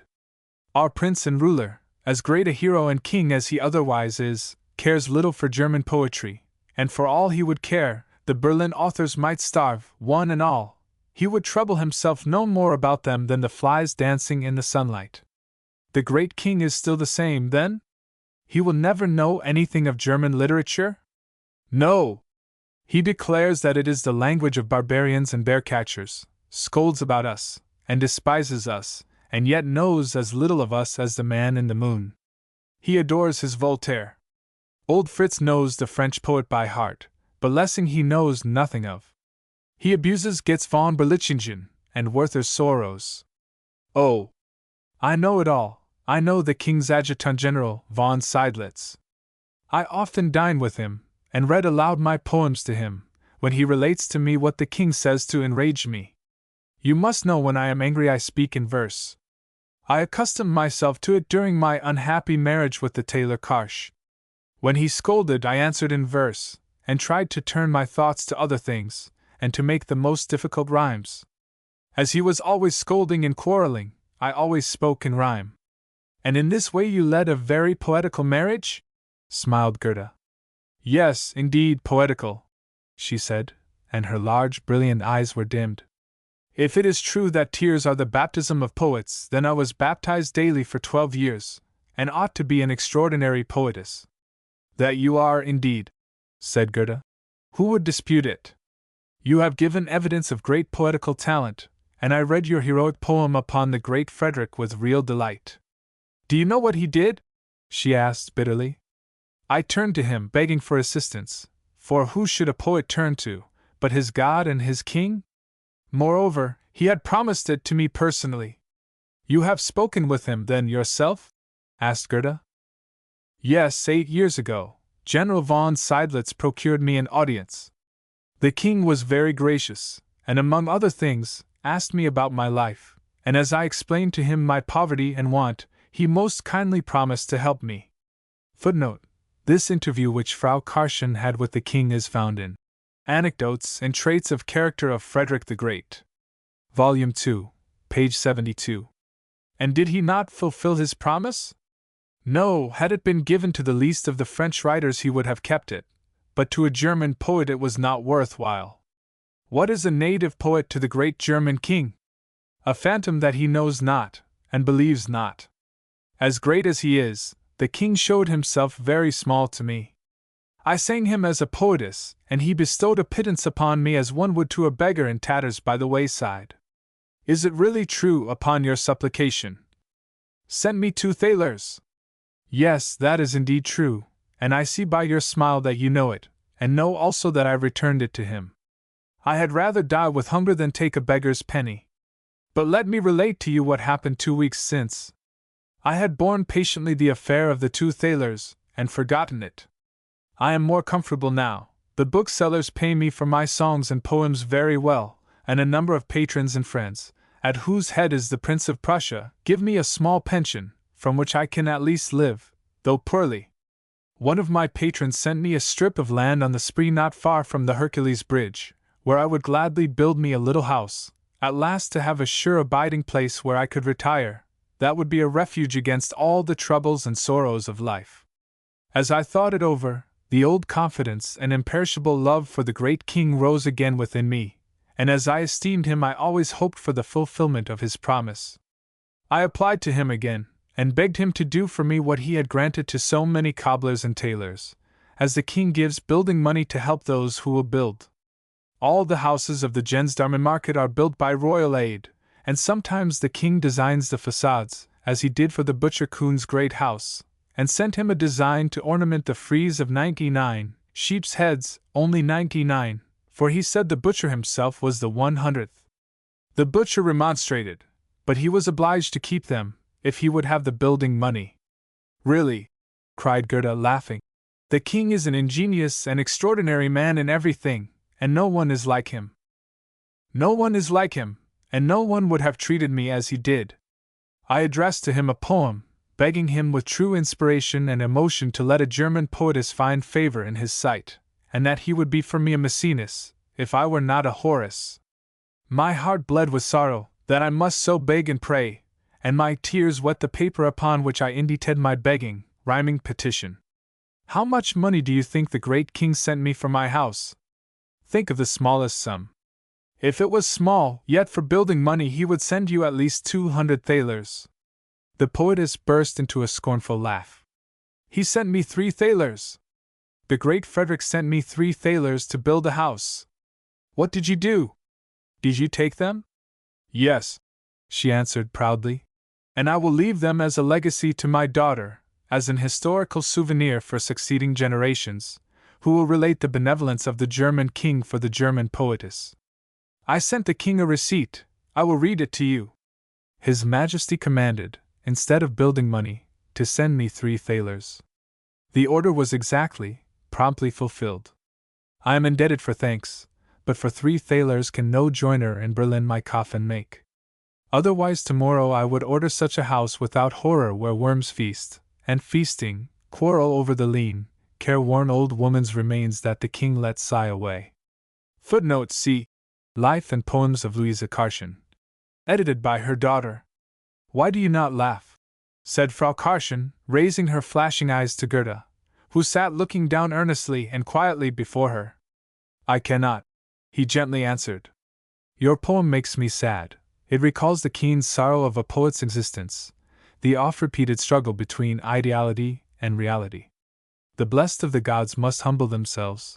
Though they may raise their heads to heaven, their feet must still rest upon earth, and to find their way upon it, and walk humbly therein, they must again lower their inspired heads. Oh, that makes me feel better, cried Karschen, with tears in her eyes. That is balsam for my wounds. You are a great poet, Gerda, I feel it to be so. You are a great man, for your heart is good and filled with pity. How unjustly they call you cold and proud. Only be a little more yielding, and call upon the Berlin poets and writers. You can imagine that the news of your arrival ran like wildfire through the town. Nikolai, Ramler, Engel, Mendelssohn, and all the other distinguished gentlemen have stayed at home like badgers in their kennels, watching for you, so as not to miss your visit. At last they became desperate, and scolded furiously over your arrogance and pride in thinking yourself better than they. Why have you not called upon them? There was a loud knocking at the door, and the young man with his album entered, almost breathless. "Here I am," said he.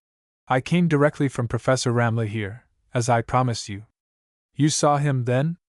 Has he written something for you?" "Yes, I saw him, and he granted my request." "And abused me, did he not, with his nose turned up?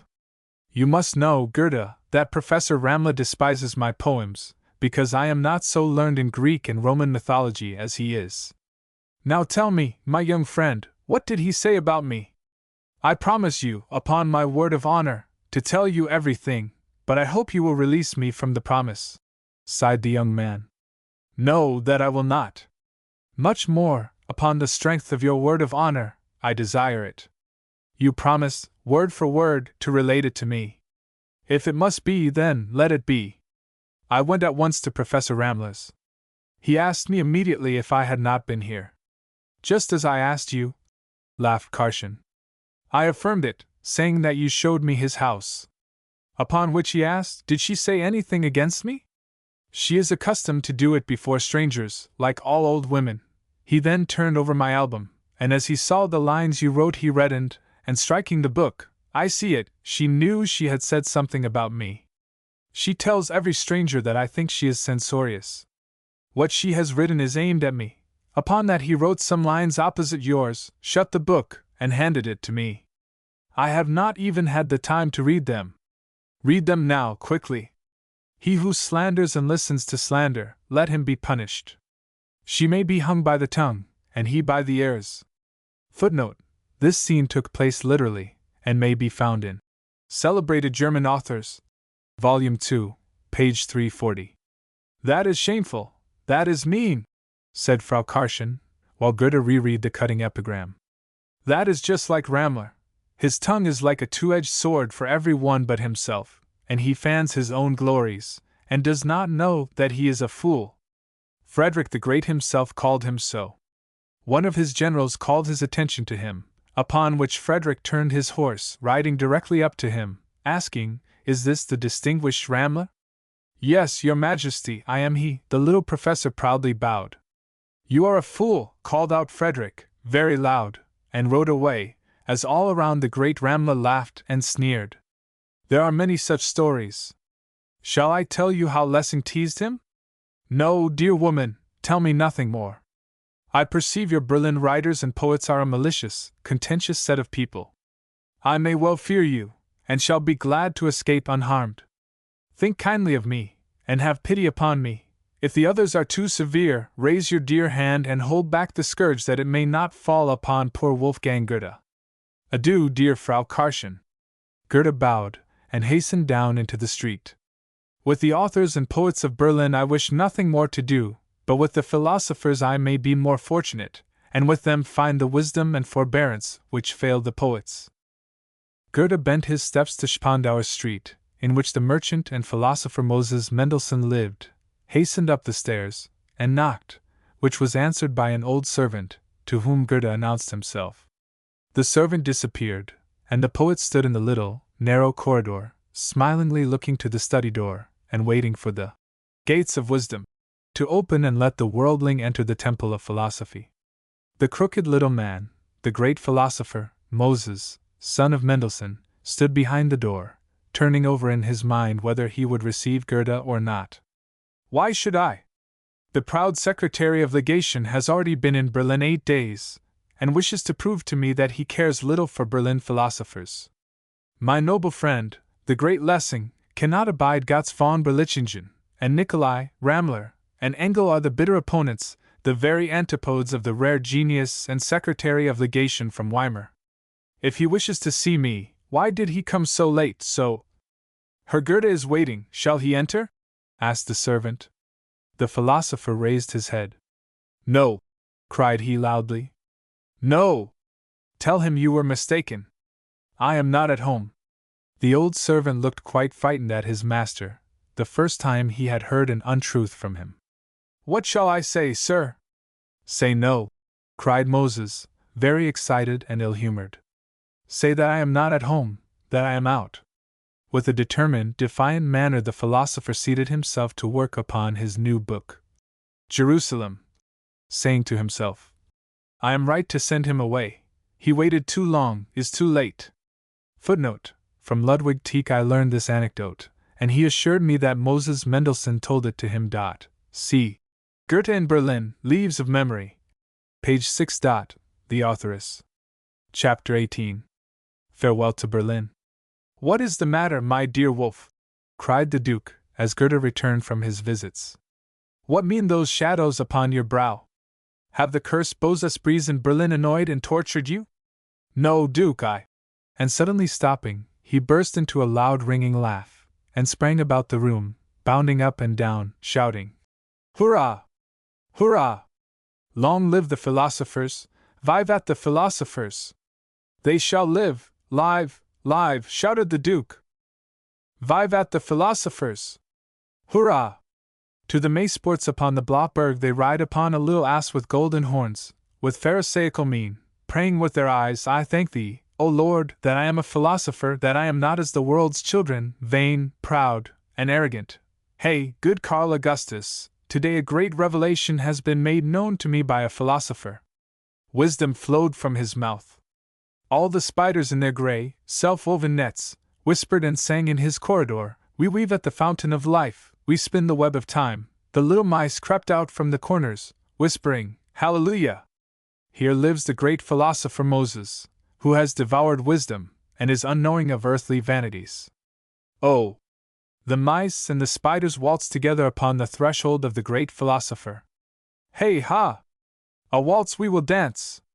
Goethe caught the Duke with both arms around the waist, and tore around in a giddy whirl, both laughing, both shrieking. Wolfschund, the Duke's dog, asleep in the corner, sprang up howling and barking at their wild bounds and goat-like springs, and joined the dancers. As Goethe felt the ribbon which confined his queue give way, he shook wildly his curly, powdered hair and it fell in mad confusion. Both he and the Duke now sank exhausted to the floor, panting and laughing. Heaven be praised, Wolf, said the Duke. The must has once more fermented, and sprung a few of the hoops of dignity. Yes, answered Goethe, who suddenly assumed a grave, serious mien. The must has fermented, and I trust a fine wine will clear itself from it. Can you not set off, Wolf? Asked the Duke, springing up. Have you had sufficient of the Berliners? I have done with them, replied Goethe. Not only with the Berliners, but it may be with all the rest of humanity. I feel, my Duke, that the bloom of confidence, candor, and self-sacrificing love fades daily. Only for you, and the friend whom I love, is there still attraction and flagrancy. Oh! You dear ones, be charitable, and do not consent that they fade for you. Let the goodness which I read in your eyes, my dear Carl, and the sunny rays of friendship strengthen the poor little blossom, that it does not entirely fade and wither away. With passionate earnestness he threw his arms around the Duke, pressing him to his bosom. Oh! Wolf, my dear Wolf, you have a child's heart and a poet's soul. Are you faint-hearted and dispirited? Do you not know that you are the sun which brings forth the flowers for us, and shines for us all? Let no clouds overshadow you, Wolf. Let your fresh, youthful vigor, and divine brilliancy, penetrate them. In the thick, sandy atmosphere of Berlin I confess the sun itself loses its force and brightness. Come! Let us be off. Our steeds stamp with impatience. The Duke drew his friend from the room and joyfully they sprang down the stairs to the carriage, the great dog following, howling and barking after them. Forward then, forward! Blow, postilion, blow! A gay little air! Let it peal through the streets, a farewell song! Blow, postilion, blow! And I will moisten your throat at the gates with the thin, white stuff, which you have the boldness to call beer. The postilion laughed for joy, and the German song resounded in quivering tones. 3 riders rode out of the gate. He blew so long and loudly that the dog set up a mournful howl, and amid the peals of the postilion, and the distressed cry of Wolfschund, they drove through the long, hot streets of Berlin, through the Leipzig gate, and the suburbs with their small, low houses. The wagon wheels sank to the spokes in the loose, yellow sand of the hill they soon mounted, and arriving at the top of which, the postilion stopped to let his horses take breath, and turned to remind his aristocratic passengers that this was their last view of the city. "And will be seen no more," repeated the Duke. "Come, let us take a farewell look at Berlin, Wolf." And away they sprang without waiting for the footman to descend, and waded through the sand to a rising in the fallow fields. There they stood, arm in arm, and viewed the town with its towers and chimneys, houses, barracks, and palaces stretched at their feet. A thick, grey cloud of vapor and smoke hovered over it, and veiled the horizon in dust and fog. "Farewell, Berlin, you city of arrogance and conceit!" cried the Duke joyfully. "I shake your dust from my feet, and strew the sand of your fields over every souvenir of you in memory." And suiting the action to his words, he tossed a handful of it in the air. "Farewell, muses and graces of sand and dust!" cried Goethe, as his fiery eye flashed far out over the fog-enveloped roofs. "Farewell, Berlin, void of nature and without verdure! The abode of poetic art, but not of poesy. You Babylon of wisdom and philosophy, I have seen you with your painted cheeks and coquettish smile, your voluptuous form and seductive charms. You shall never ensnare me with your deceitful beauty, and suck the marrow from my bones, or the consciousness of pure humanity from my soul. Beautiful may you be to enslaved intellects, but to the free, they turn their backs to you and thrice strew ashes on your head. Farewell, Berlin, may I never see you again!" Goethe, in fact, never visited Berlin again, though he was often invited there, particularly when the new theatre was opened, with a poetic prologue written by himself.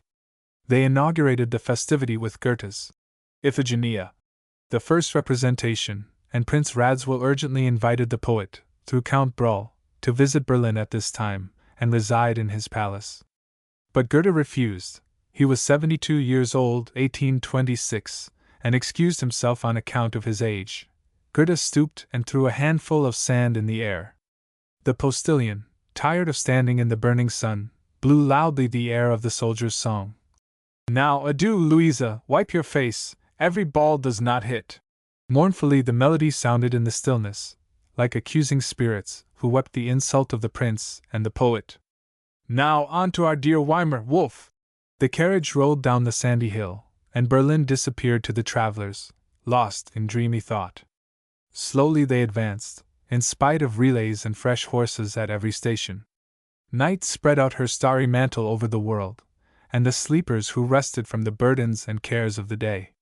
Goethe alone was wakeful and vigilant. With his beautiful eyes, as brilliant as fallen stars, uplifted to heaven, to God, his manly bosom heaving with noble thoughts and glorious aspirations, he reviewed the past, and recalled with joy that he had accomplished much and well. He peered into the future, and promised himself to do more and better. "Yes, I will," whispered he softly, pointing to the stars. "So high as possible shall the pyramid of my being rise. To that I will constantly bend my thoughts, never forgetting it, for I dare not tarry. With the years already on my head, fate may arrest my steps, and the Tower of Babylon remain unfinished. At least they must acknowledge the edifice was boldly designed, and if I live, God willing, it shall rise." Book 3. Storm and Pressure. Chapter 19. The King and the Austrian Diplomat. Frederick commenced the campaign against the House of Habsburg with all the energy and bold courage of former days. The diplomats had once more been permitted to seek the arts of negotiation, and these having failed, the king advanced rapidly, and entered Bohemia with his advance guard. The imperial army, informed of the approach of the enemy, retired hurriedly to their entrenchments at Königgrätz, beyond the Elbe, without a decisive battle. In the skirmishes at the outposts the Prussians had been victorious. On the opposite shore of the Elbe, at Welsdorf, the king took up his headquarters. Why did he not pursue his bold run of victory? Why did he not surprise the imperial army, which he knew was scattered, and not in a position to resist the strength of the Prussian forces? Moreover, the second column of the Prussian army, under the command of Prince Henry, had also entered Bohemia, and fortified a camp near Rimberg, having united with the Saxon allies, which caused the Imperialists under Field Marshal Loudon to seek protection beyond the Iser, near Mönchengrätz and Jungbunzlau. Why did the king then stop in the midst of his victorious career? He had advanced to the field with his fresh, youthful fire, a shining example to all. He was always mounted, shunning no danger, but taking part in the hardships and fatigue incident to the changing life of war, even showing himself personally active at the discovery of foraging parties. Why did he suddenly hesitate and lie inactive in camp? Why did he not summon his generals and staff officers to his quarters, instead of his minister von Herzberg? Every one asked himself the question, and every one answered it differently. Some said, because the Empress of Russia had raised objections to this war of German brothers. Others that the King of the French had offered to settle the quarrel as intermediator. A third said the Empress Queen, Maria Theresa, was terrified at the rapid advance of the Prussians, and had immediately commenced negotiations for peace. While the wise politicians of Germany and all Europe read and pondered, Frederick tarried quietly in his peasant house, in which he had taken up his quarters, and which had been arranged very comfortably with carpets, camp stools, and curtains. He sat in his cabinet upon the high, leather-covered armchair, which had been brought for him from the neighboring parsonage. Alcmene lay upon his knee, and Diana at his feet. His countenance was pale, and betrayed fatigue, but his eye beamed with undimmed brilliancy, and around his mouth played an ironical smile. "Well, so matters stand, therefore I have summoned you to Welsdorf," said Frederick to his minister von Herzberg. "The Empress Queen is, above all things, a most tender mother. She is fearfully anxious, now that the dear young Emperor Joseph has left for the army, and will be exposed to the dangers of war. My good friends in Vienna inform me that my entrance into Bohemia created a sensation at the brilliant capital, and had so much alarmed the Empress Queen, that she was seriously thinking of negotiating for peace. As I learned this from a reliable source, I halted and encamped, that the Empress should know where to find me, and sent to summon you immediately. I had not been here 3 days, when the Empress's ambassador, Baron von Thuget, appeared to make offers, and consult about an armistice of 2 weeks.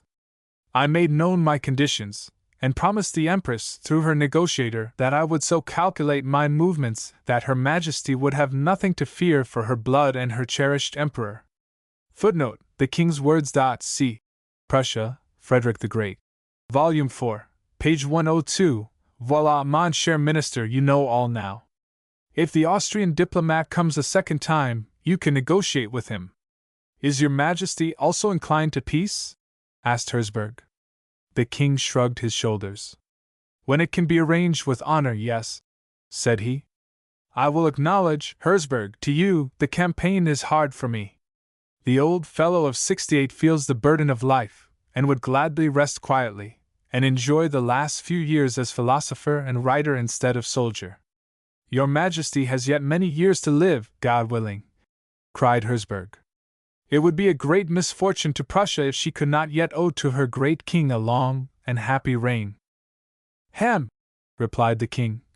There are in Prussia very many who think otherwise, and wish me to the devil. But I have no intention of seeking Monsieur so soon, for there are sufficient devilish deeds to endure in this earthly vale of sorrow to prepare for one a very decent purgatory, and give him hereafter well-founded hopes of heaven. Therefore I count upon remaining here below a while, and to knead with you this leaven of life that may yield to my subjects an eatable bread. You must help me, Herzberg, when I am the baker, to provide the flour for my people. You must be the associate to knead the bread. In order that the flour should not fail, and the bread give out, it may be necessary, if possible, to make peace. Will your Majesty be so gracious as to inform me what steps I may take, and upon what conditions? Take this paper, said the king, extending a written document to Herzberg. I have therein expressed my wishes, and you can act accordingly. I am prepared for peace upon any terms which can be made with honor, and which do not frustrate the aim I have in view. You well know that this is the security of Germany against Austria's ambitious love of territorial aggrandizement. I cannot and I will not suffer that the House of Habsburg should strive for unjust possession in Germany, and appropriate Bavaria to herself while a lawful heir exists. I well know that I play the role of Don Quixote, and am about to fight for the rights of Germany as the Chevalier de la Mancha fought for his Dulcinea del Toboso. Mais, que voulez-vous, it is necessary for my fame and repose that I enter the arena once more against Austria to prove to her that I exist.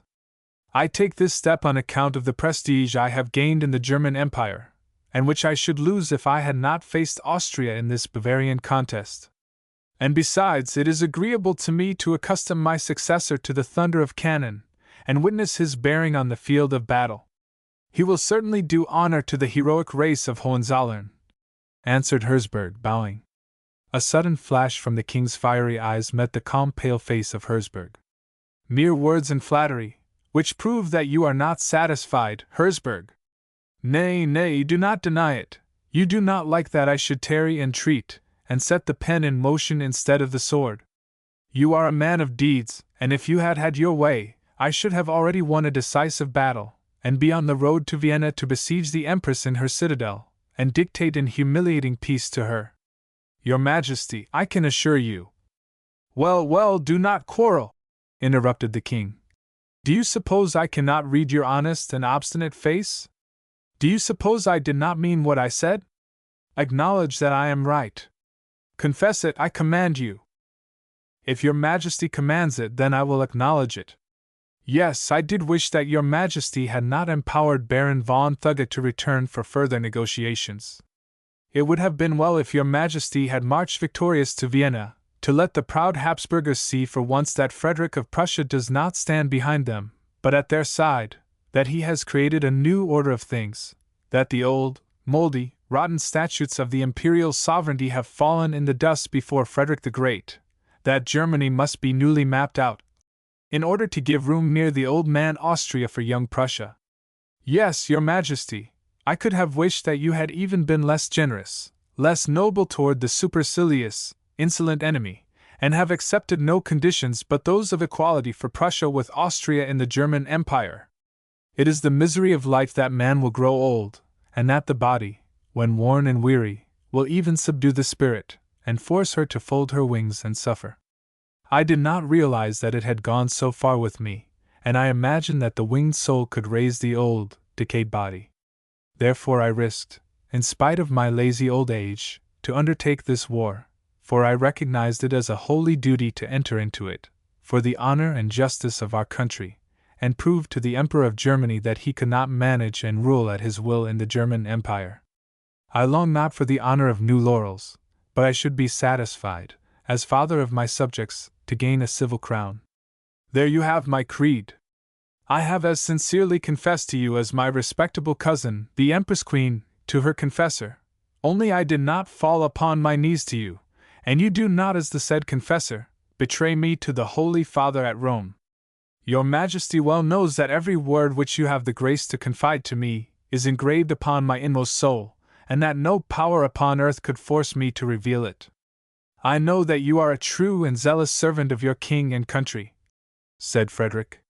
Once more I say to you, other than an honorable peace I will not make, and if Empress Queen does not accept the abandonment of Bavaria as the basis of peace, then I must conquer my aversion to war, and the sword must arrange what the pen has failed to do. And now, passons laudessus!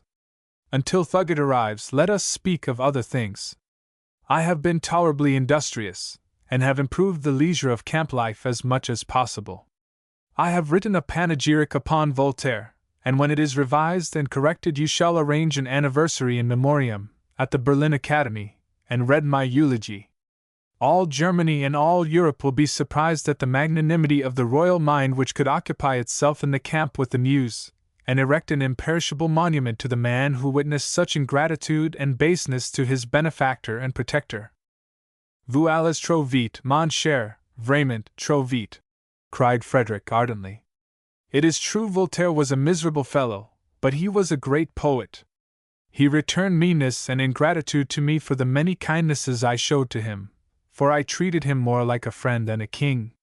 Voltaire was my benefactor, in so far that I owed to him the most agreeable and elevating hours of my youth. In memory of these hours I have written this eulogy. It is not worthy of particular mention, and the Académie Française will doubtless severely criticize my knowledge of their language. But it is impossible to write well, one moment in camp and another on the march. If it is unworthy of him whom it was intended to celebrate, I have at least availed myself of the freedom of the pen, and will cause to be publicly read in Berlin what one dares not whisper in Paris. Footnote: The King's Own Words. Posthumous Works. Volume 15, page 109. This eulogy upon Voltaire, which the King wrote in camp, Herzberg read, in the November following, before the Academy. I shall be most happy to be the instrument to make known this generous expression of your Majesty's goodwill, remarked Herzberg, bowing. Frederick smiled, adding, but with the other work which I have commenced, you are not quite satisfied. You are such an enthusiastic German, that you presume to assert that the intolerable German jargon is a beautiful and expressive language. And I abide by this decision, your Majesty, zealously cried Herzberg. The German language is euphonious, and prolific in ideas, and it is well capable of rivaling in brevity and clearness those of the ancients. That you have already asserted, and I have contested it, and again I contest it today. Do not trouble me with your German language. It will only deserve notice when great poets, distinguished orators, and admirable historians have given it their attention and corrected it, freeing it from such disgusting and effeminate phrases as now disfigure it, and cause one to use a mass of words to express a few ideas. At present it is only an accumulation of different dialects, which every division of the German Empire thinks to speak the best, and of which 20,000 can scarcely understand what the other 20,000 are saying. Footnote: The King's Own Words. See Posthumous Works. Volume 15. Sire, cried Herzberg, with vehemence, should a German king thus speak of his native tongue, at the same time that he takes the field to vindicate the honor of Germany, and submits to all the miseries and hardships of war? Your Majesty cannot be in earnest to despise our beautiful language. I do not despise it, I only say that it must be reformed, and shorn of its excrescences. Until then we must use the French, which is today the language of the world, and in which one can render all the masterworks of the Greeks and the Latins, with the same versatility, delicacy, and subtlety, as the original. You pretend that one can well read Tacitus in a German translation, but I do not think the language capable of rendering the Latin authors with the same brevity as the French. Sire, to my joy, I can give you proof to the contrary. A Berlin savant, Conductor Moritz, at my request, has translated a few chapters of the 14th book of the Annals of Tacitus, word for word, most faithfully into German. He has written it in 2 columns, the translation at the side of the original. I have taken the liberty to bring this work with me, and you will see how exactly, and with what brevity, Latin authors can be rendered into German, and that there are young learned men who have seized the spirit of our language and know how to use it with grace and skill. Indeed, give it to me, cried the king, zealously. I am truly curious to admire the German linguist's work who has so boldly undertaken to translate Tacitus. Sire, said Herzberg, raising his eyes knowingly, with a mild, imploring expression to the king's face. Sire, I join a request with this translation. What is it? I am very curious about a petition from you, it is so seldom that you proffer one. Your Majesty, my request concerns the translator of this very chapter of Tacitus. He is Conductor Moritz, attached to the Grey Cloister in Berlin, an unusually gifted young man, who has undoubtedly a brilliant future before him. He has already written many eminent works. The director Gedik recommended him to me as a most distinguished, scholarly person, and I have learned to know and appreciate the young man by this means. I see it, nodded the king. You speak of him with great enthusiasm, and as what you so warmly recommend is generally able and well qualified, I begin to be interested in this Herr Moritz. When I return to Berlin, and heaven grant that it may be soon, I will at once empower you to present this luminary. Are you satisfied? Sire, dare I ask still more? I would beg your Majesty to grant this young man an audience at once. How, at once? Is this Phoenix here, who so interests my minister Herzberg? Where is he from, and what does he wish? He is from Berlin. I met him making the journey on foot. He sat upon a stone, by the wayside, eating a piece of bread, with a glowing face, and so absorbed talking to himself in Latin that he heard not the creaking of my carriage through the sand. I recognized him immediately, and called him by name. He turned, perfectly unembarrassed and not at all ashamed to have been discovered in such an humble and poor position. "That is to say, he is a good comedian," said the king. "He knew that you would drive past there, and placed himself expressly to call your attention to him. I beg pardon, sire, Conrector Moritz could not have known that I would take this journey.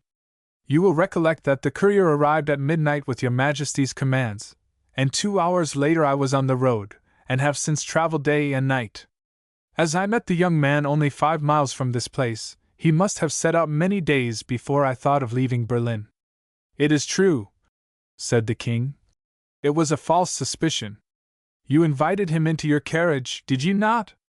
"I did very naturally, sire, as he told me he was going to beg an audience of your Majesty. At first he refused decidedly, as he wished to travel on foot, like the pilgrims to the Pope at Rome." "An original, a truly original genius!" cried the king. "He is so indeed, and is so called by all his friends." "Has he any friends?" asked the king, with an incredulous smile. "Yes, sire, many warm and sympathizing friends, who are much attached to him, and on account of his distinguished and brilliant qualities, are willing to indulge his peculiarities. Herzberg, you are charmed, and speak of this man as a young girl in love." "Sire, if I were a young girl, I should certainly fall in love with this Moritz, for he is handsome." "Diable! I begin to fear this subject. You say he is handsome, learned, wise, and good, although he belongs to the airy, puffed-up Berliners. Did you let Herr Moritz wander on in his pilgrimage?" "No, sire, I persuaded him at last to accept a seat in my carriage, by explaining to him that your Majesty might soon leave Welsdorf, and he would run the risk of not arriving in season.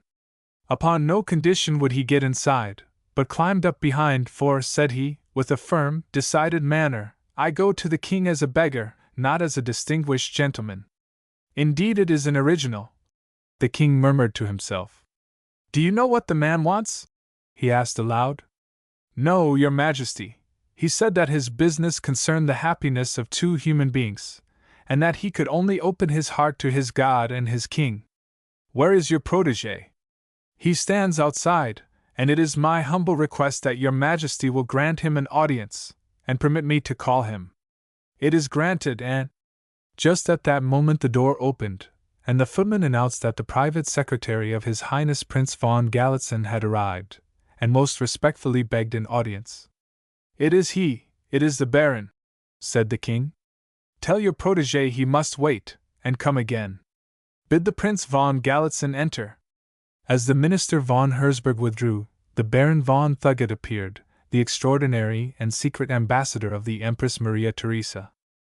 "Well, Herr Baron, you are already returned," said the king, as he scarcely nodded to the profoundly respectful bows of the ambassador. "I infer, therefore, that your instructions are not from the Empress, but from the co-regent, the Emperor Joseph, who has betaken himself to the Austrian camp." "Sire," answered Thugut, laconically, "I have driven day and night, and have received my instructions directly from the Empress." The king slowly shook his head, and an imperceptible smile played around his lips. "Does the young Emperor approve of these instructions?" "Sire, His Majesty, the Emperor, is only the co-regent," answered Thugut hastily. "It is not therefore necessary that my sovereign should make her decisions dependent upon her son's concordance. The Empress will negotiate for peace," said the king to himself. "But the Emperor desires to win laurels in the war, and will try to cut off the negotiations of his mother by a coup de main. One must be on his guard." Just then the door opened and Herzberg returned. "You perceive I expected you, Baron von Thugut," said the king. "And I ordered here my Minister of State, Herr von Herzberg. This is the Baron von Thugut, my dear minister, the ambassador of the Empress Queen, who carries in his pocket peace or war, as it may be. Sire, I must protest against being so important a personage, as peace and war alone depend upon your Majesty. It alone depends upon the lofty King of Prussia whether he will give peace and tranquility to Germany, or suffer the guilt of permitting the bloody scourge of civil war again to tear in pieces the unhappy German nation." "That sounds very sentimental," cried the king, smiling. "The Baron von Thugut will appeal to my heart, when we have only to do with the head. Austria wishes to be the head of Germany, and as such would devour one German state after another, as a very palatable morsel. But if you will be the head, Monsieur le Baron, you cannot represent the stomach also, for, as I have been told, it only exists in those soft animals of the sea whose head is in their stomach, and which think and digest at the same time. Austria does not belong to this class, but has rather a very hard and impenetrable shell. We cannot let her devour as stomach what is the head she has chosen as booty. That the electorate of Bavaria is not to be devoured is the necessary and fundamental preliminary upon which the temple of peace may be erected. If you, or rather the Empress Queen, agree to it, the negotiations can be concluded by you two gentlemen. But if you think to erect a temple of peace upon any other basis, your propositions will be in vain. I have not taken the field to make conquests, but to protect the rights of a German prince, and not suffer others to appropriate a German state. I know, as you have said, that war is a bloody scourge for the nation, but, sir, we will not look at it in a sentimental light, and talk of civil war, when Austria herself compels us to take the field. Or, perhaps, you imagine to prove to my good Pomeranians, Markers, and my other German states, that the Croatians, Pandurians, Hungarians, Wallachians, Italians, and Polanders are our German brothers, which Imperial Austria opposes to us. I think this brotherhood may be traced to our common ancestor, Adam, and in this sense all wars are indeed civil wars. In any case, war is a scourge for man, and I am convinced that the Empress Queen would just as willingly spare her Croatians, Pandurians, Wallachians, and Galicians, as I all my German subjects collectively. Also your Majesty's Polish subjects, as may be expected," added Baron von Thugut. "My Polish subjects are the minimum portion, and are about in proportion to the German population as in Imperial Austria the German is to the foreign. But enough of this. If I do not recognize this as a civil war, it is indeed a great misfortune. I would do everything to avoid it, everything compatible with the honor and glory of my house, as well as that of Germany in general. Therefore let us know the views of the Empress Queen." "Sire," answered von Thugut, as he slowly untied and unfolded the documents, "I beg permission to read aloud to your Majesty the acts relative to these points." "No, Baron," answered the king quickly. "The more minute details give to my minister. I wish only the contents in brief." "At your Majesty's command." The Empress Queen declares herself ready to renounce the concluded treaty of inheritance to the succession of Bavaria at the death of Elector Charles Theodore, also to give up the district seized, if Prussia will promise to resign the succession of the Margraves of Ansbach and Berith, and let them remain independent principalities, governed by self-dependent sovereigns. That means that Austria, who will unjustly aggrandize herself by Bavaria, will deprive Prussia of a lawful inheritance," cried the king, his eyes flashing anger. "I will not heed the after cause, but I wish to satisfactorily understand the first part of the proposition, that Austria will cede her pretensions to Bavaria." "Sire, upon conditions only which are sufficient for the honor, the wishes, and necessities of my lofty mistress." "You hear, my dear Herzberg," said the king, smiling, and turning to his minister. "C'est tout comme chez nous. It will now be your task to find out these conditions, which too closely affect the honor of one or the other. For this purpose you will find the adjacent cloister Braunau more convenient than my poor cabin. At the conferences of diplomats much time is consumed, while we military people have little time to spare. I shall move on with my army." "How then? Will your Majesty break up here?" cried Thugut, with evident surprise. The king smiled. "Yes, I shall advance, as my remaining might be construed equal to a retreat. The arts of diplomacy may drag on until the imperialists have assembled all their foreign subjects to the so-called civil war. Then hasten the negotiations, Baron von Thugut, for every day of diplomatic peace is one day more of foraging war, and I know not that you count the Bohemians in the German Brotherhood, to whom the calamity of war is ruinous. You have now to deal with the Baron von Thugut, my dear Herzberg, and I hope the Baron will accept some diplomatic campaigns with you in Cloister Braunau. Sire, I accept, and if your Majesty will dismiss me, I will go at once to the cloister, answered Baron von Thugut, whose manner had become graver and more serious since the king's announcement of the intended advance. You are at liberty to withdraw. The good and hospitable monks have already been apprised of your arrival by an express courier, and have doubtless a good supper and a soft bed awaiting you. Had your Majesty the grace to be convinced of my return? Asked Thugut. I was convinced of the tender heart of the Empress Queen, and that she would graciously try once more, in her Christian mercy, to convert such an old barbarian and heretic as I am.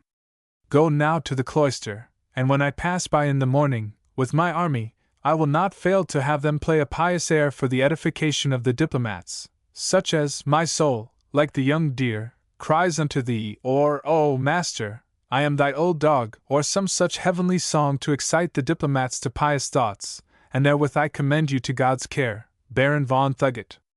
The king charged Herr von Herzberg to play the role of Grand Chamberlain, and accompanied the ambassador to his carriage, smiling, and slightly nodding a farewell. The Baron was on the point of leaving, when the king called to him. Had your Majesty the grace to call me? Asked Thugut, hastily turning. Yes, answered Frederick, smiling, and pointing to the string which had served to bind the Baron's papers.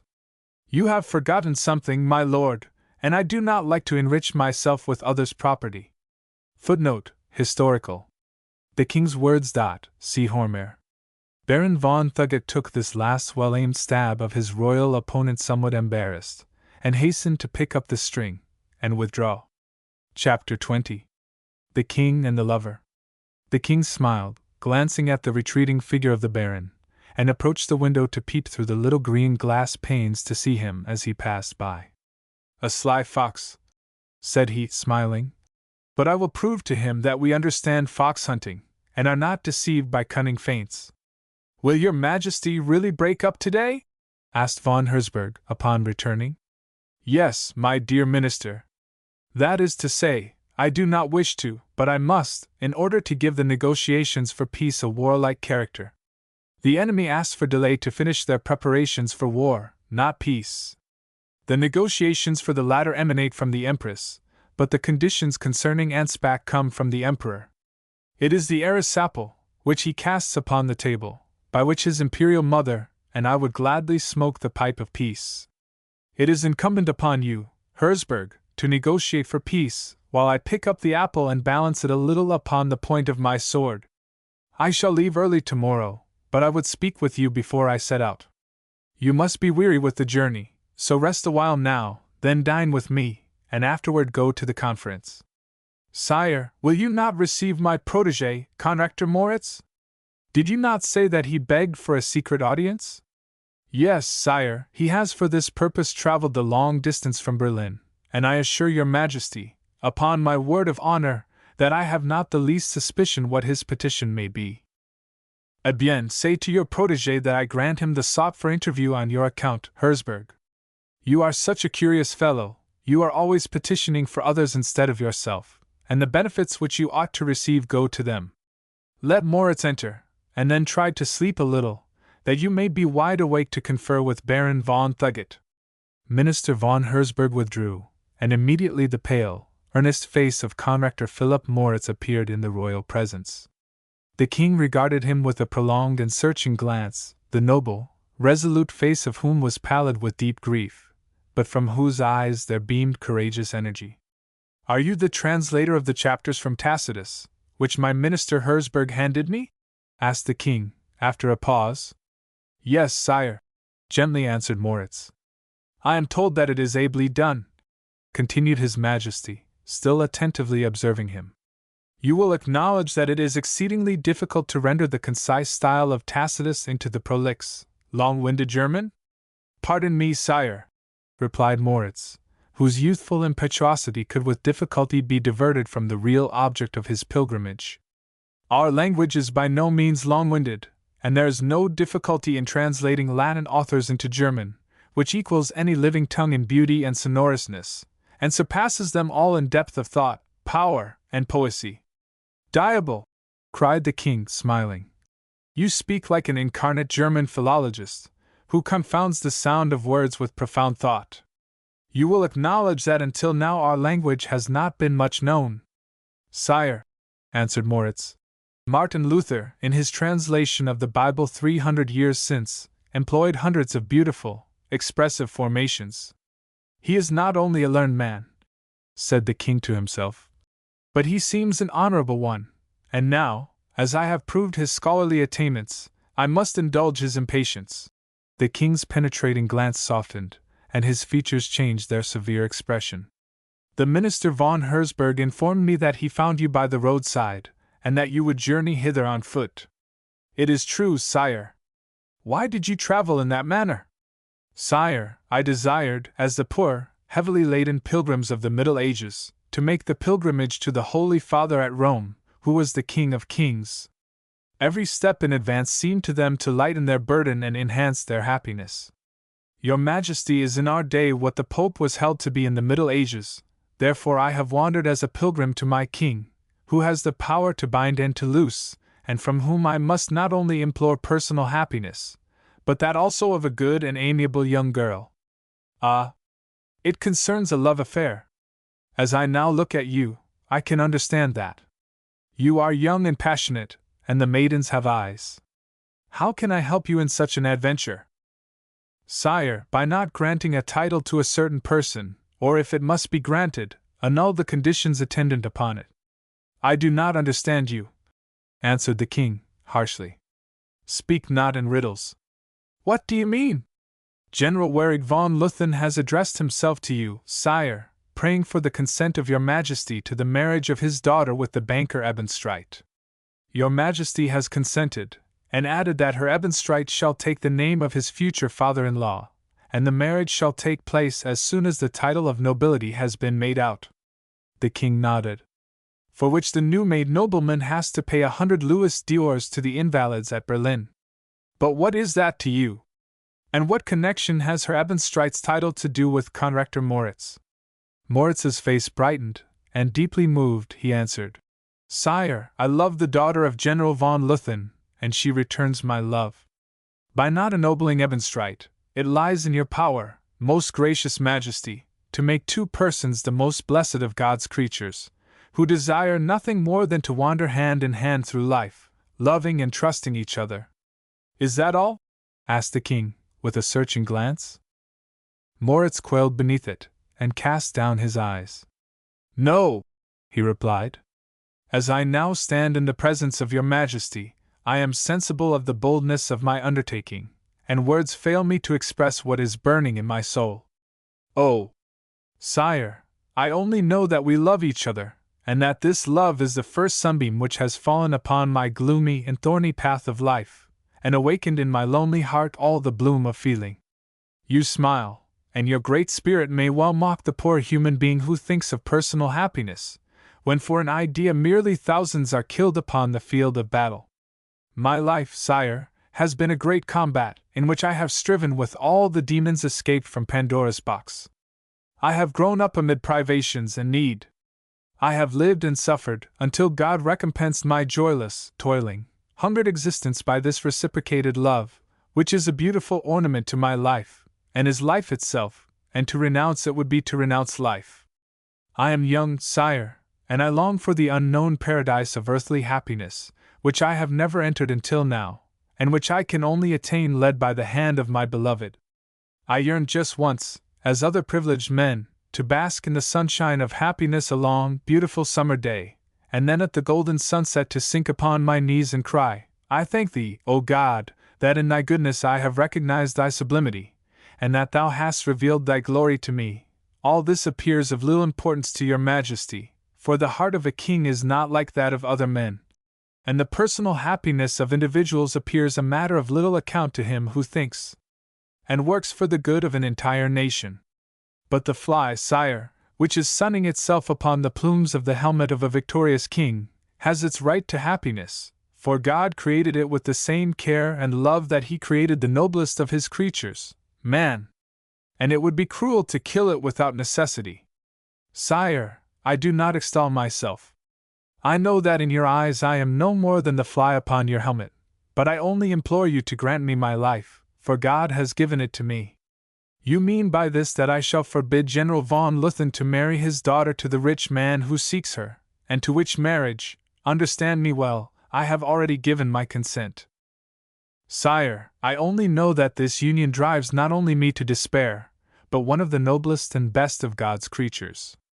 Fräulein von Luthen does not love the bridegroom forced upon her, she detests him, and she has good reason to, for the banker Ebenstreit is a cold-hearted, purse-proud man, enfeebled by a voluptuous, vicious life, and seeks nothing nobler and more elevated in the young girl to whom he has offered his hand, than the title and noble name which she can procure for him.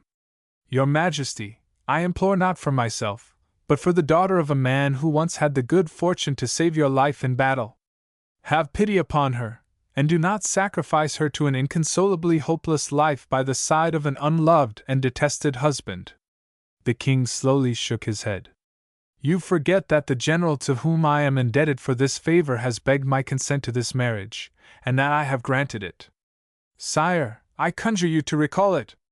Upon my knees I implore you not to grant it. Do not make two people unhappy, who only beg of your Majesty the permission to love and live with each other. Moritz threw himself at the king's feet, praying with clasped hands, his face flushed with deep emotion, and his eyes dimmed with tears. Rise, commanded Frederick. Rise, do not kneel to me as to a god. I am a feeble mortal, subject to the same ills which threaten you and the whole human race. Rise and answer me one question, are you rich?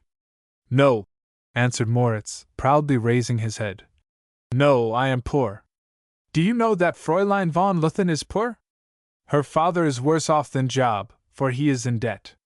If General von Luthen's daughter were rich, or even moderately well off, I never would have presumed to address your Majesty on the subject, for fear that you might misconstrue my intentions, and suppose that my love was inspired by self-interest. Fortunately, Marie possesses nothing but her noble, beautiful self. She leads a joyless existence under the severe discipline of her cold-hearted parents, and therefore I can truthfully say that with me she will lose nothing, but gain what she has never known, a tranquil, happy life, protected by my love. How much salary do you receive as teacher? Majesty, as conrector of the college attached to the Grey Monastery, $350. Do you expect to live upon that yourself, and support a family besides? Sire, I shall earn money in other ways, as I have already done. I shall write books. The publishers tell me that I am a favorite author, and they pay me well.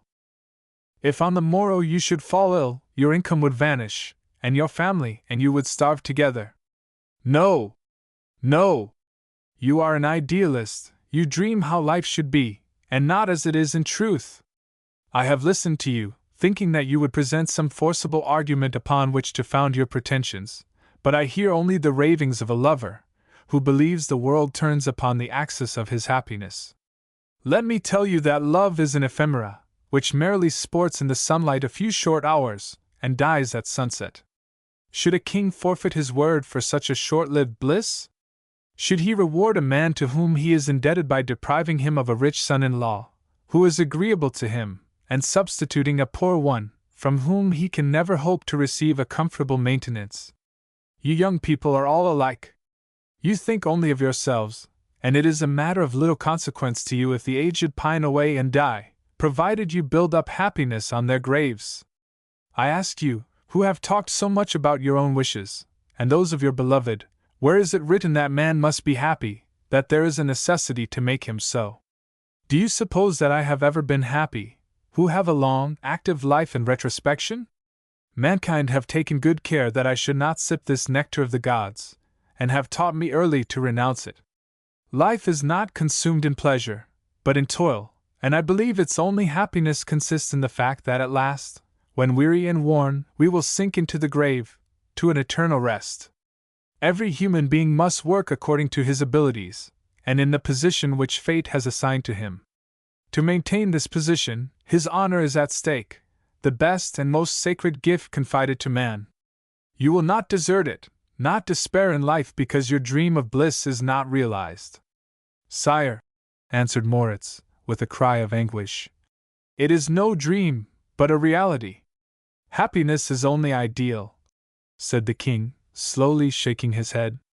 What we sigh for today, we curse on the morrow as a misfortune. Let this serve as a lesson to you. Toil on, you are a scholar, woo science for your bride. Her charms will never fade. In youth as in old age she will attract you by her beauty and constancy, that which you cannot hope for from women.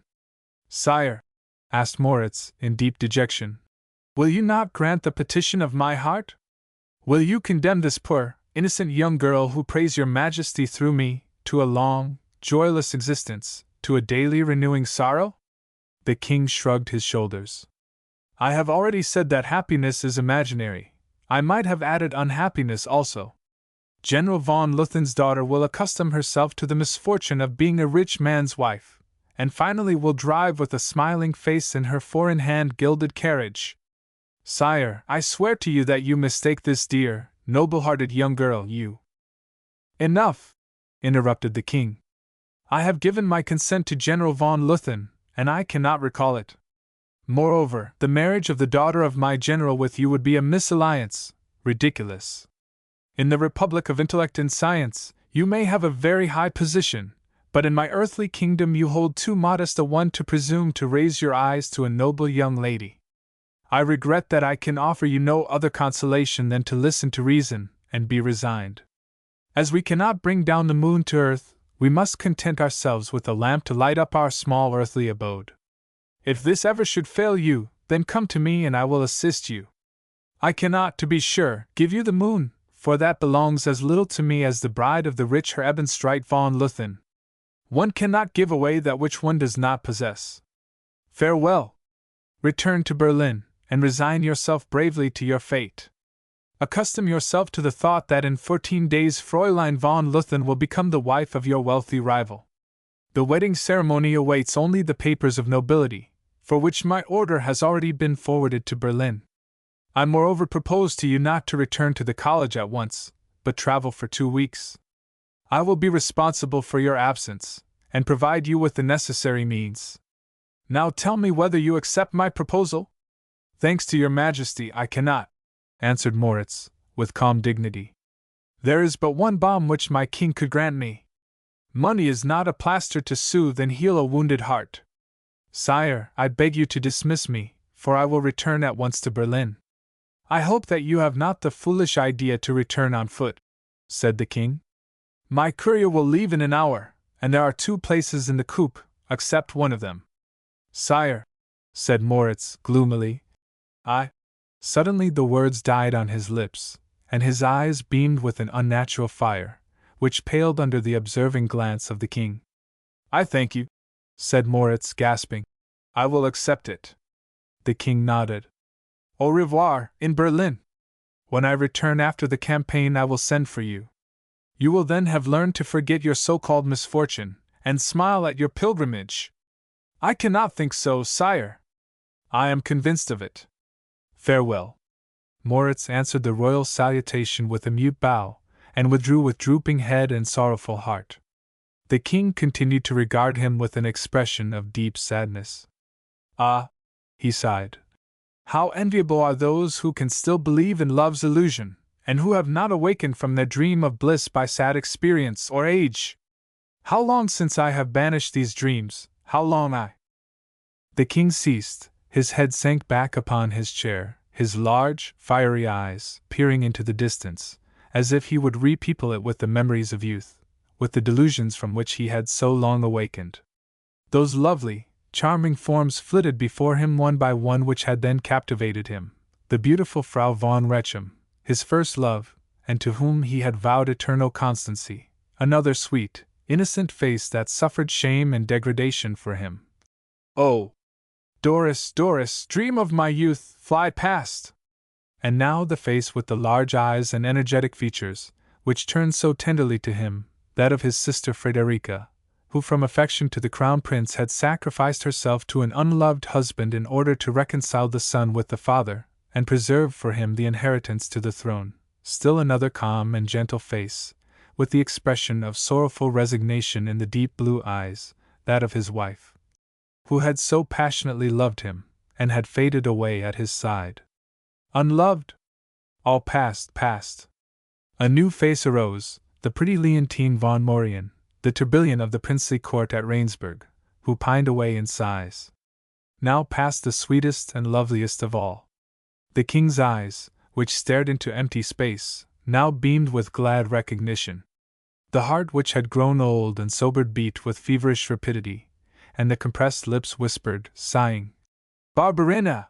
She stood before him in her bewitching beauty, with the charming smile upon her ruby lips, and passionate love beaming from her flashing eyes. "Oh, Barbarina!" The king rose, a cold chill crept over him. He looked around so strangely in the desolate, darkened room, as if he could still see this form which greeted him with the sad smile and tearful glance. No one was there. He was quite alone. Only the feeble echo of far distant days repeated the device of his youth, of his life. Soffri Itassi! Resignation alone has remained true to me. But no, there is still another friend, my flute. Come, you faithful companion of my life! You have witnessed my sorrows, and from you I have nothing to conceal. He tenderly regarded it, for it was long since he had taken it from its case.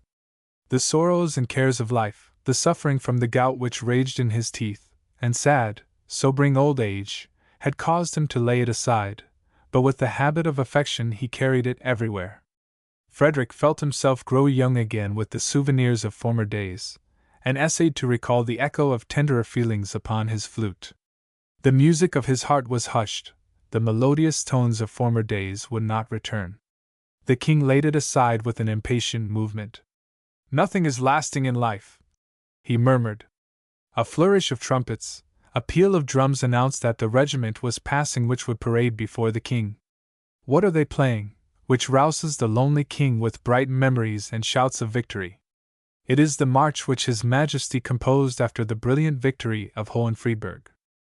The king raised his eyes gratefully to heaven, repeating aloud, "There is something lasting in life. Love ceases and music dies away, but the good we have accomplished remains. The most glorious of earthly rewards is granted to those who have achieved great deeds. The mortal becomes immortal, the gods ceding to him that which is more elevating than love or happiness, fame. Ye trumpets of Hohenfriedberg, you will still quiver when I am gone, and relate to succeeding generations about old Fritz. Such tales are well worthy to live and suffer for. I am coming, ye trumpets of fame." With youthful activity and beaming face the king went out to receive his generals, who saluted him with silent reverence, and his soldiers, who greeted their beloved commander and king with an exultant shout. Chapter 21. In Weimar. There lies dear Weimar, encircled in its wreath of green. Do you not see it, Wolf? I will refresh my heart with its view, so halt, postilion, halt! Cried the Duke. It is more beautiful to me than stately, proud Berlin.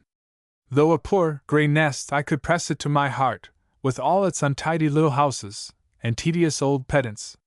Let us walk down the hill, Wolf. Most willingly, cried Gerda, stretching forth his arms to the little town, nestled in the peaceful valley. Be welcome, you lovely paradise, with your angels and serpents. We press on toward you with all our heart and soul, as to the seven-sealed book, filled with mysteries, and we would draw glorious revelations from your hidden contents. And grant, ye gods, that the inspired one may at last break the seal which a cruel friend has placed upon her lips, that he may not drink the kiss of love glowing beneath," said the Duke, smiling. "Do you not see the grey roof yonder, with its background of tall trees, that the house where dwells my beloved, my dearest friend, my sister, and the mistress of my heart?" interrupted Gerda. "She is all this, for she is my all in all. The fountains of bliss and love which here and there I have drawn from, refreshing my heart and occupying my mind, flow toward her, united in one broad, silvery stream, with heaven and earth mirrored therein, and revealing wonderful secrets in its rushing waves." "Ah, Wolf!" cried the Duke. "You are a happy, enviable creature, free and unfettered, sending your love where it pleases you. My dear Wolf, I advise you never to marry, for—" Gerda hastily closed the Duke's mouth with his hand. "Hush! Not a word against the noble Duchess Louisa, my master and friend. She is an example of refined, womanly dignity, and you, Charles, are to be envied the love of so estimable a wife and sweet mother for your children. Indeed I am, cried the Duke, enthusiastically. I could not have found a more high-minded, lovely wife, or a more excellent, virtuous mother for my descendants. But you know, Wolf, that your Charles has still another heart, very susceptible and tender, which seeks for an affinity to call its own, and vent itself in the pleasures of youth, in glorious flirtations, melancholy signs, and blissful longings. You cannot expect me at 22 to play the grandfather, and have no eyes or heart for other captivating women, though I love my young wife most affectionately, and bless fate that I am bound with silken cords to Hymen's cart, though I am forever bound, and you, Wolf, are happily free, because grim fate refuses to unite me to my beloved. Oh, Charlotte, if you were free, how blessed would I be, enchained by you! Not to Hymen's cart, as the fortunate mocker says, but to the chariot of Venus, drawn by doves, enthroned upon which you would bear me to heaven. Do not blaspheme, Wolf, cried the Duke. Rather kneel and thank the gods that you are not fettered and your wings clipped. They wish to preserve to you love's delusion, because you are a favorite, and deny you the object adored. Beware of the institution which the French actress, Sophie Arnold, has so wittily called the consecration of adultery. You will agree with me that we have many such little sacraments in our dear Weimar, and I must laugh when I reflect for what purpose those amiable beauties have married, as not one of them loved their husbands, but they all possess a friend besides. The human heart is a strange thing, said Goethe, as they descended the hill, arm in arm. And above all a woman's heart. It is a sacred riddle, which God has given himself to solve, and that only a God could unravel. At this instant a flash of lightning, followed by heavy rolling thunder, was heard. Here, Wolf, only here, laughed Charles. God in heaven responds, and confirms your statement. Or punishes me for my bold speech, cried Goethe, as the hailstones rattled around him, hitting his face with their sharp points. Heaven is whipping me with rods. And our carriage has descended with a quick trot into the valley, said the Duke. I will call it. He sprang into the middle of the road, making a speaking trumpet of his hands, and shouted in a full, powerful voice, "Oho, postilion! Here, postilion!" The continued rolling of the thunder, the whistling wind, and rattling hail, made all attempts inaudible. The two gentlemen sought shelter under the thick crowns of the oak trees by the wayside, which formed an impenetrable roof to the flood of rain.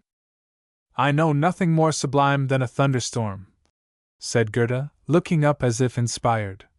When the thunder rolls in such awful majesty and wrath, it seems as if I heard Prometheus in angry dispute with the gods. In the dark clouds I see the Titan, enveloped in mist, overspreading the heavens, and raising his giant arm to hurl his mighty wrath. At this instant a flash of lightning, followed by a deafening peal, reverberated in one prolonged echo through the hills. Do you not hear him, Charles? Cried Goethe, delighted. Hear all the voices of earth united in the grumbling thunder of his wrath? See, there he stands yonder in heaven, his form dark as midnight. I hear it, he calls, overshadow the heavens, O Jupiter, with thy vaporous clouds. Cut off the oak and mountain tops as a boy plucks the thistle. Leave me earth and my cabin which thou hast not built, and my hearth side, the glow of which thou enviest me. I know not so miserable as you gods, you.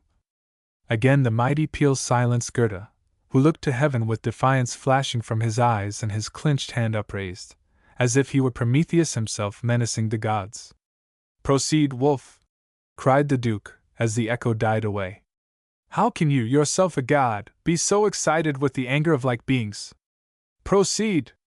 The uplifted arm of the poet sank at his side, and the fiery glance was softened. No human word is capable of expressing what Prometheus just spoke in thunder, said Goethe musingly, and I humbly feel how weak and insignificant we are, and how great we think ourselves, while our voice is like the humming beetle in comparison to this voice from the clouds. Be not desponding, Wolf, your own will ring throughout Europe, every ear will listen and every heart will comprehend, and centuries later it will delight with its freshness and beauty. The storm passes and dies away, but the poet lives in his heavenly melodies through all time. You must finish Prometheus for me, Wolf. I cannot permit you to leave it as a fragment, I will have it in black and white, to refresh myself in its beauty bright. A spark of your divine talent is infused into my soul, and I begin to rhyme. Ah, Wolf, all that is elevated within me I owe to you, and I bless fate for according you to me. And I also, dear Charles, said Gerda feelingly.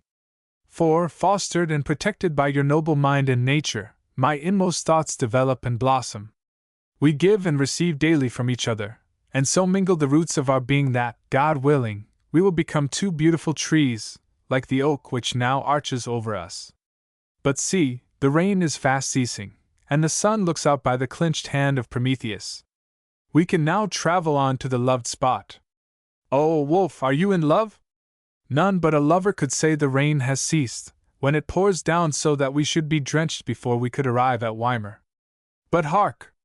I hear a carriage in the distance. We may be favored with a shelter.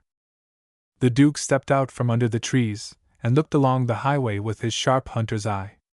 A vehicle approaches, but no chance for us, as it appears to be a farm wagon, crowded with men and women. Indeed it does, said Gerda, joining him. A very merry company they are too, singing gaily. Now, grant the rain has ceased. Charlotte von Stein is at Weimar, interrupted the Duke. Give me your arm, and we will walk on. They advanced briskly arm in arm. A stranger meeting them would have supposed that they were brothers, so much alike were they in form, manners, and dress, for the Duke as well as Gerda wore the Werther costume. As they descended, the carriage came nearer and nearer. The Duke's keen eye had not been deceived. It was a farm wagon, filled with a frolicsome party, sitting on bags of straw for cushions. They were chatting and laughing, absorbed in fun, and did not observe the 2 foot passengers, who turned aside from them. A sudden cry of surprise hushed the conversation. A form rose, half man and half woman, enveloped in a man's coat of green baize, crowned with a neat little hat of a woman. Oh, it is Charles! Cried the form, and at the same instant the Duke sprang to the wagon. Is it possible, my dear mother? The Duchess Amelia! Cried Gerda, astonished. Yes, laughed the Duchess, greeting them with an affectionate look. The proverb proves itself. Like mother, like son, on the highway mother and son have met. You should have done the honors in a stately equipage. May I be permitted to ask where you come from? Asked the Duke. And the dress of what order do you wear? We walked to Ziefert, and intended to walk back. Thus Nelda is so delicate and weak, that she complained of her fairy feet paining her, answered the Duchess, laughing. Ah, Duchess, must I always be the butt? Cried the lady behind the Duchess, crouching between the straw sacks. Must I permit you to follow in my footsteps while I— Hush, Gochhausen, hush, sweet Philomel, interrupted the Duke, or the Delphic riddle of this costume will be apparent. It is easily explained, said the Duchess. No other conveyance was to be had, and my good Wieland gave me his green overcoat to protect me from the pouring rain. Footnote: True anecdote. See Lewis. Goethe's Life and Writings. Volume 1, page 406. And from today forth it will be a precious palladium, cried the little man with a mild, happy face on the straw by the Duchess. And there is Nebel too, shouted the Duke to the gentleman who just then pulled the wet hood of his cloak over his powdered hair. Our treasurer Bertucci, Count Werther, and Baron von Einsiedel also. Does not your Highness ask after our bewitching Countess? Asked Gochhausen, in her fine, sharp voice. The Countess is quite ill, is she not, Count Werther? I believe so, they say so, answered the Count, rather absent-minded. I have not seen her for some days. What is the matter? Asked the Duke, as Goethe was engaged in a lively conversation with the Duchess. Is the dear Countess dangerously ill? Oh, no, answered Gochhausen. Not very ill, only in love with genius, a malady which has attacked us all more or less since that mad fellow Wolfgang Goethe has raged in Weimar, and made it a place of torment to honorable people. Oh, Goethe, oh, Wolf! With what lamb-like innocence we wandered in comfortable sheep's clothing until you came and fleeced us, and infected us with your Sturmüende malady, and made us fall in love with your works. Gochhausen, hold your malicious tongue, and do not hide your own joy beneath jest and mockery. cried the Duchess.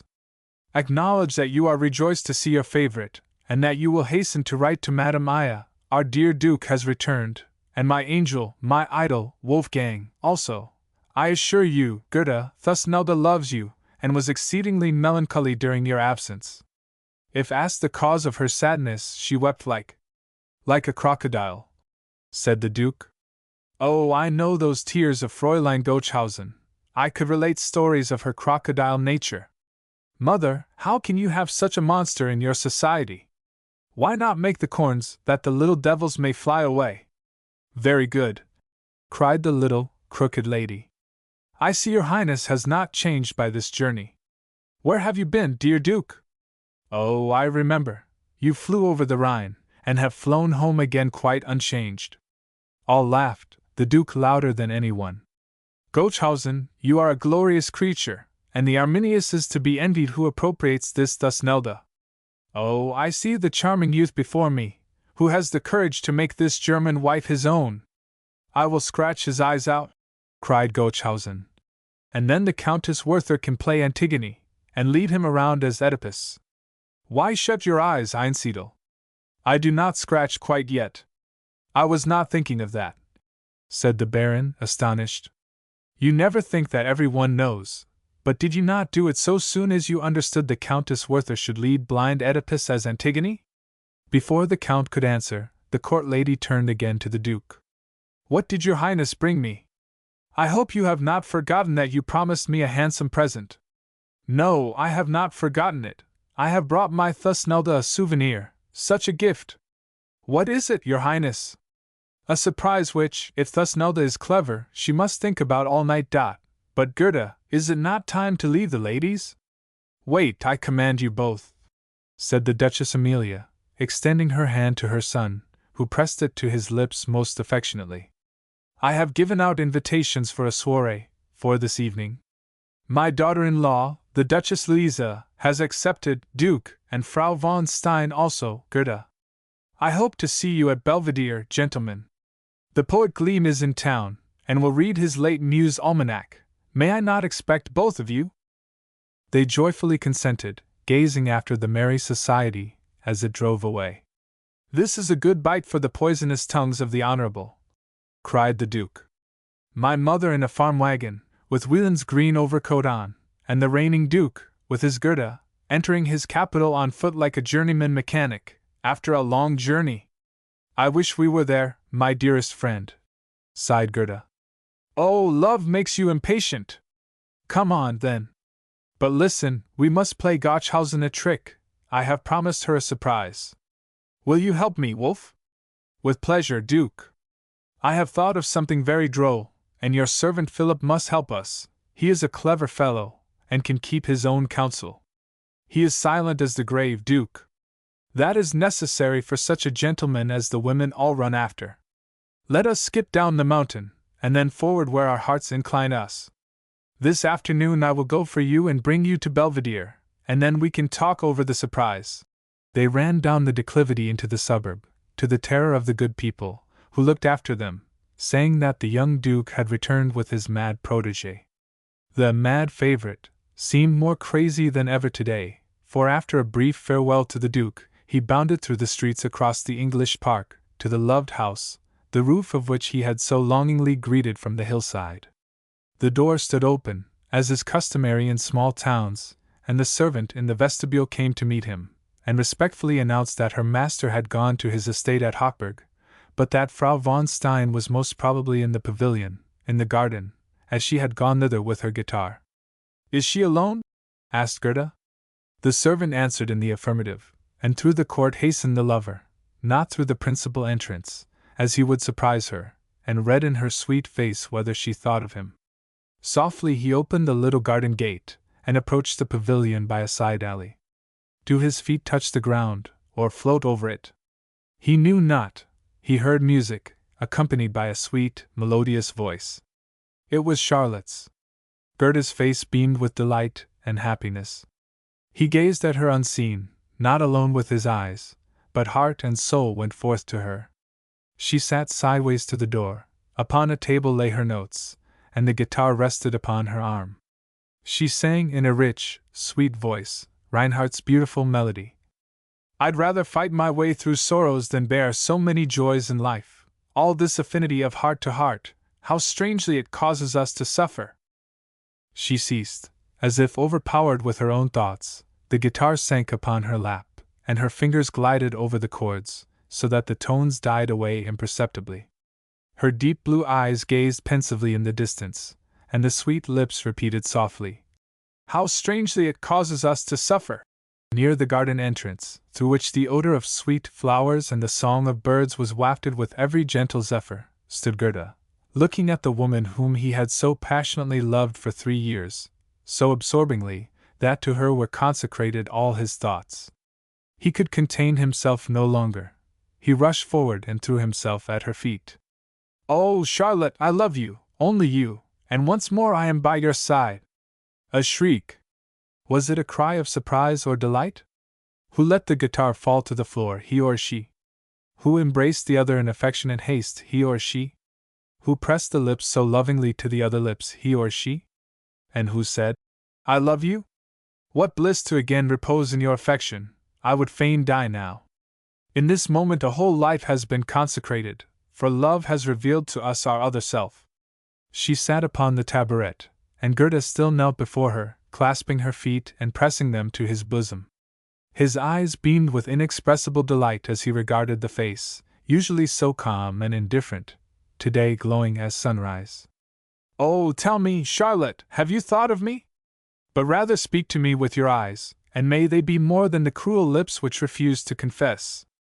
Oh, shade not those loved orbs, which are my stars shining upon me, whithersoever I wander. They are my light, my springtime, and my love. They will never cease to beam upon me, as light and love never grow old.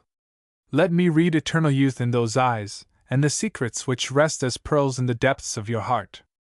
Only tell me, is the pearl of love to be found there, and is it mine? It would be a misfortune if it were there," she whispered, with a sweet smile. "Pearls are the result of a malady, and my heart would be ill if the pearl of love were found there. No, no, rise, Wolf, dear Wolf, we have given away at the first moment of meeting.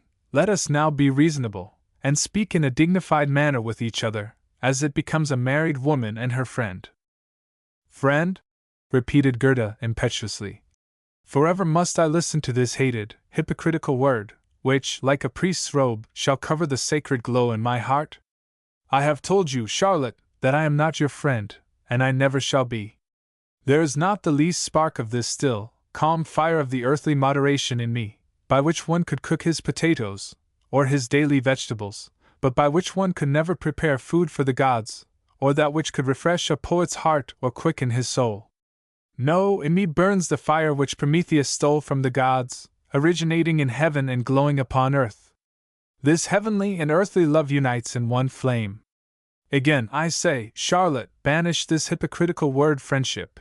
It is only love which I feel for you. Let this sentiment enter at every avenue of your heart, and do not feign ignorance of it, sweet hypocrite.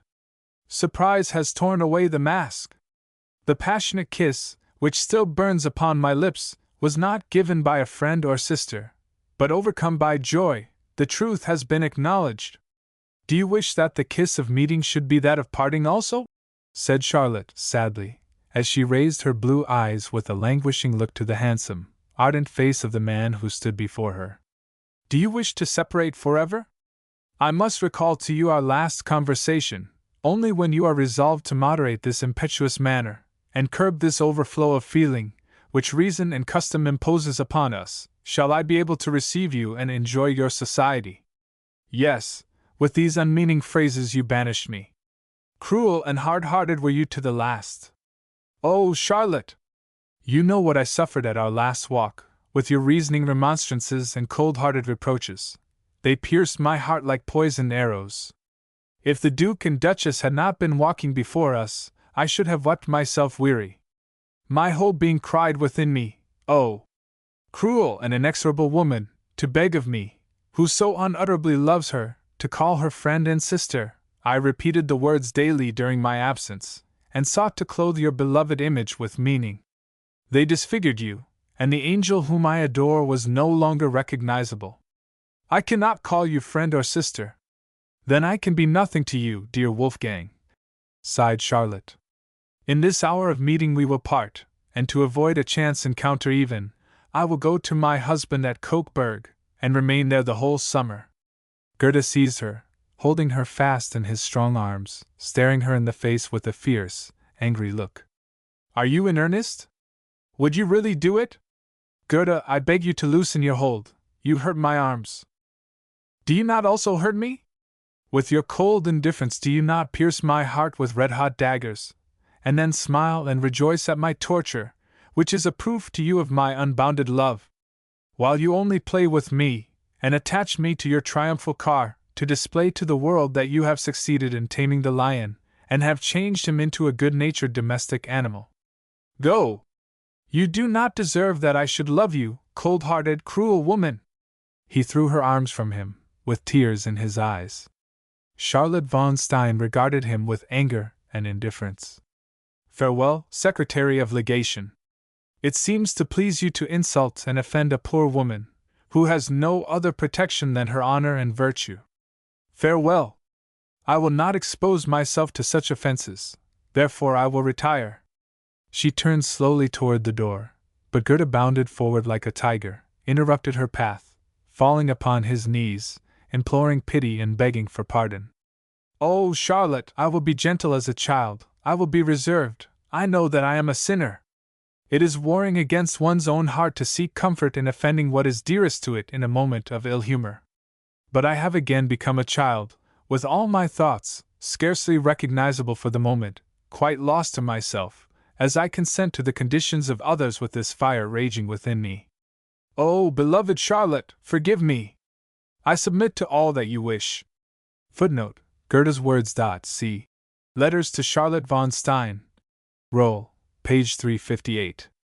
Will you be satisfied to love me as your friend and sister? I will be, he sighed. Only in the future you must endeavor to persuade yourself into such a sisterly way that you will be indulgent to my rudeness, otherwise I shall have to avoid you when I need you most. Oh, Charlotte, it seems terrible to me that I should mar through anguish the best hours of my life, the blissful moments of meeting with you, for whom I would pluck every hair from my head if it would make you happy. And yet to be so blind, so hardened! Have pity upon me. Again I promise you that I will be reasonable. Do not banish me from your presence. Extend to me your hand, and promise me that you will be my friend and sister. Footnote, Goethe's words. See Letters to Charlotte von Stein. Roll, page 358. Then here is my hand, said she, with a charming smile. I will be your friend and sister, and… What now, my Charlotte? Do finish, what is it? She laid her hand gently upon his shoulder, and her words fell on his ear like soft music. When my dear friend and much beloved brother has conducted himself very prudently for 2 or 3 happy weeks, I will send him a ringlet of my hair, which he has so long begged for, and a kiss with it. Goethe spoke not, but pressed her blushing face to his bosom, and laid his hand gently upon her head. A smile of delight, of perfect happiness, played around his lips. Chapter 22. The Reading. This happy smile still beamed upon Goethe's face as he walked with the Duke late in the evening toward Belvedere to soirée of the Duchess Amelia, who was inspired with a love for the fine arts, and particularly literature. The two gentlemen had busily occupied themselves in preparing them for the lady of honor, Fräulein von Gotschhausen, and although aided by Goethe's servant, Philip, and workmen, it was late when they arrived. As they entered, the ladies and gentlemen were seated in a large circle around the center table. At one end sat the Duchesses Amelia and Louisa, the mother and wife of Charles Augustus, and near the former her friend and favorite the poet Wieland, once the tutor of her son the Duke. Near the poet sat an elderly gentleman of cheerful, good-natured mien, who, with the exception of Wieland, was the only one who did not present himself, like the Duke and Goethe, in worth or costume. He wore a white, silver-embroidered coat, with a dark blue satin vest, and breeches of the same, shoes with buckles, and bosom and wrist ruffles of lace. This gentleman, with the bright, sparkling eyes and pleasant face, was the poet Gleam, who looked very comfortable and stately in the circle of powdered perukes. His admiration for Frederick the Great had inspired him to write some beautiful military songs, and his love of poetry and literature made him an enthusiastic admirer of all those devoted themselves to literary pursuits. Besides, he was rich and liberal, and it was very natural that the poets and authors exerted themselves with marked assiduity to please Father Gleam. They were gratified to have him print their works for a small remuneration in an annual which he entitled the Almanac of the Muses. He was just reading aloud at the Duchess's soirée from the late edition of the Almanac, and the society listened with earnest and kind attention, occasionally interrupted with an enthusiastic "Bravo!"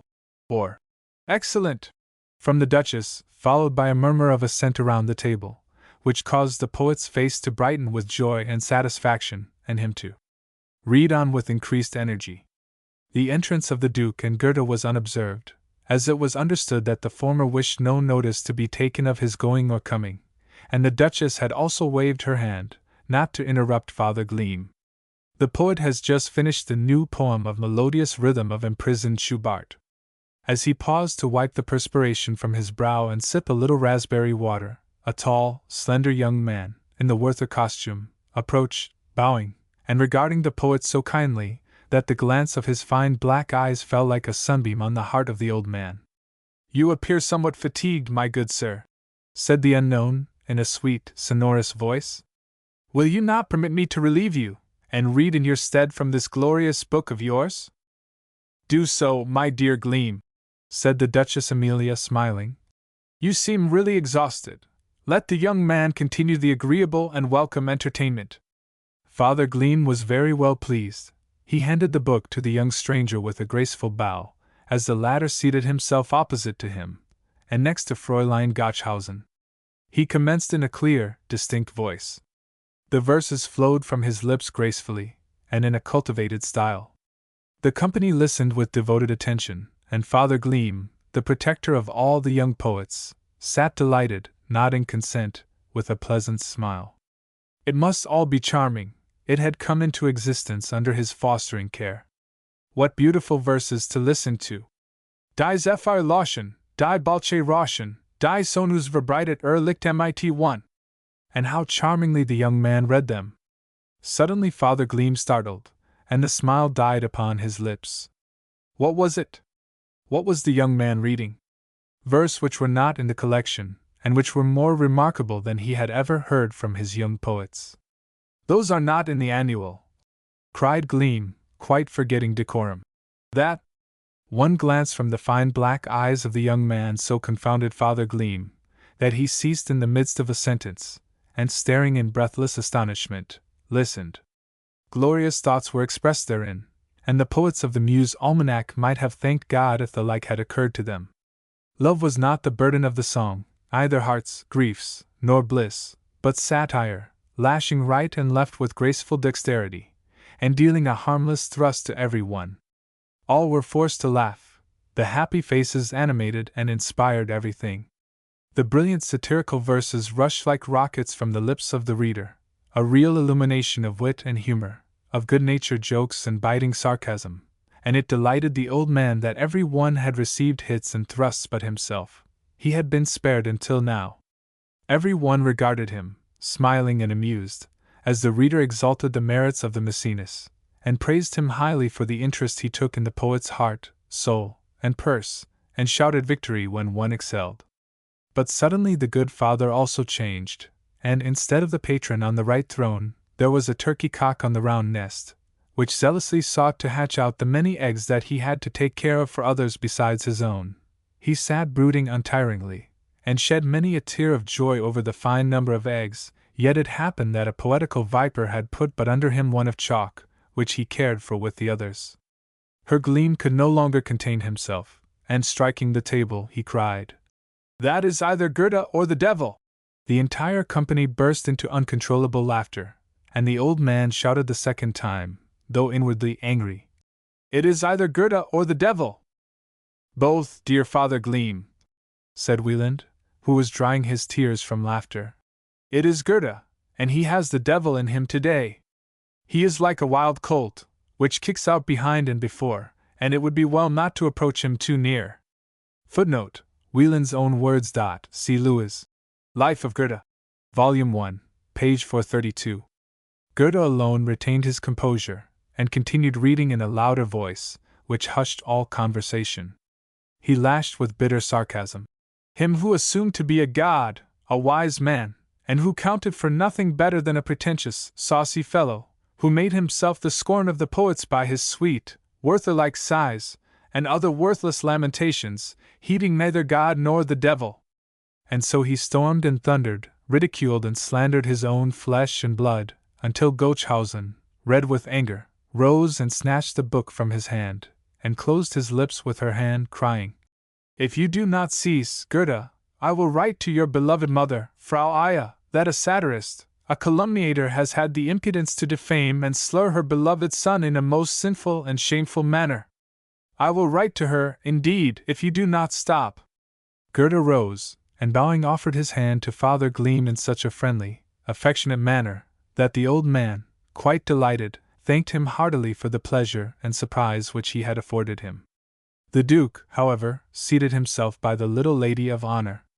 "Thus, Nelda, you are an incomparable creature, and quite calculated to be the ancestress of all the Germans. I declare myself your cavalier for the evening, and will devote myself to you as your most humble servant, and will not quit your side for a moment. Very beautiful it will be, my dear Duke, a most charming idyll. In true Watteau style, I will be the sweet shepherdess, and lead your highness by a little ribbon. But where is my present, my surprise?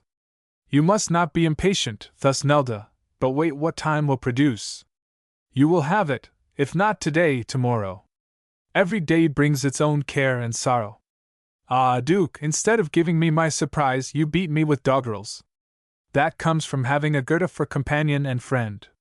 Crazy tricks, like chicken pox, are contagious, and the latter you have caught, Duke. It is a new kind of genius distemper. Very fortunately, our dear Countess Werther has another malady, or she might be infected. Perhaps she has it already, Count Werther. How is it?" "I do not know, Fräulein," replied the Count, startled from reverie. "I really do not know. My wife is quite ill, for that reason has gone to our estate to recover her peace and quiet. It is unfortunately quite impossible for me to visit her there, but my dear, faithful friend, Baron von Einsiedel, will drive over tomorrow at my request, my commission." "To set the fox to keep the geese," interrupted thus Nelda in her lively manner. "No, not that, Fräulein," said Count Werther, quite confused, as the Duke burst into a merry laugh, calling thus Nelda a witty kobold, and as her faithful Celadon offered her his arm to conduct her to his mother, the Duchess Amelia. The company were all in a very happy frame of mind. Goethe's charming impromptu had kindled wit and humor upon every lip. He himself was the happiest of all, for Charlotte was by his side, gazing upon him with her large, thoughtful eyes, and permitting him to be her cavalier for the evening. The Duke also devoted himself to Fräulein von Gochhausen, who was this evening unsurpassably witty and caustic, delighting him, and making the Duchess Amelia laugh, and the Duchess Louisa sometimes to slightly shrug her shoulders and shake her head with disapproval. In the midst of a most interesting conversation with Frau von Stein, Goethe was informed that someone awaited him in the anteroom. He went out quickly, and upon returning he whispered to the Duke, who nodded, and answered him in a low tone, and then Goethe betook himself to the Duchess Amelia. "What is it?" the latter asked. "Have important dispatches arrived?" "No, I come to your Highness as courier from your son. The Duke begs that you will lock the door of your anteroom when you retire, and that you will upon no condition open it, no matter how much Thusnelda may beg and implore." "Will you not injure my poor Gochhausen, you wanton fellow?" "No. It is not very dangerous, Duchess. It is only a harmless surprise, which the Duke promised Fräulein von Gochhausen." "Very well, then, it can take place. I promise to be quite deaf to all Thusnelda's knocking and thumping, and I shall be glad to be informed tomorrow what the trick is. I prefer not to inquire today, as I might feel obliged to veto it if it were too severe. But look, the Duchess Louisa will break up. Does she know anything about the affair?" No, your Highness, you know very well that the young Duchess is much more sensible than the old one, and shakes her head disapprovingly when she hears of your ingenious tricks. Perhaps it would be well if I were equally sensible, but there is no help for it. I like bright, happy people, and I think when youth vents itself, old age is more sedate and reasonable. You are quite right, Duchess. Mankind resembles new wine. If the must does not ferment and foam well, no good wine will come of it. But look at our Charles, with the saucy jest upon his lip, and the fire of inspiration in those bright brown eyes. One day a fine, strong wine will clear itself from this glorious fermenting must.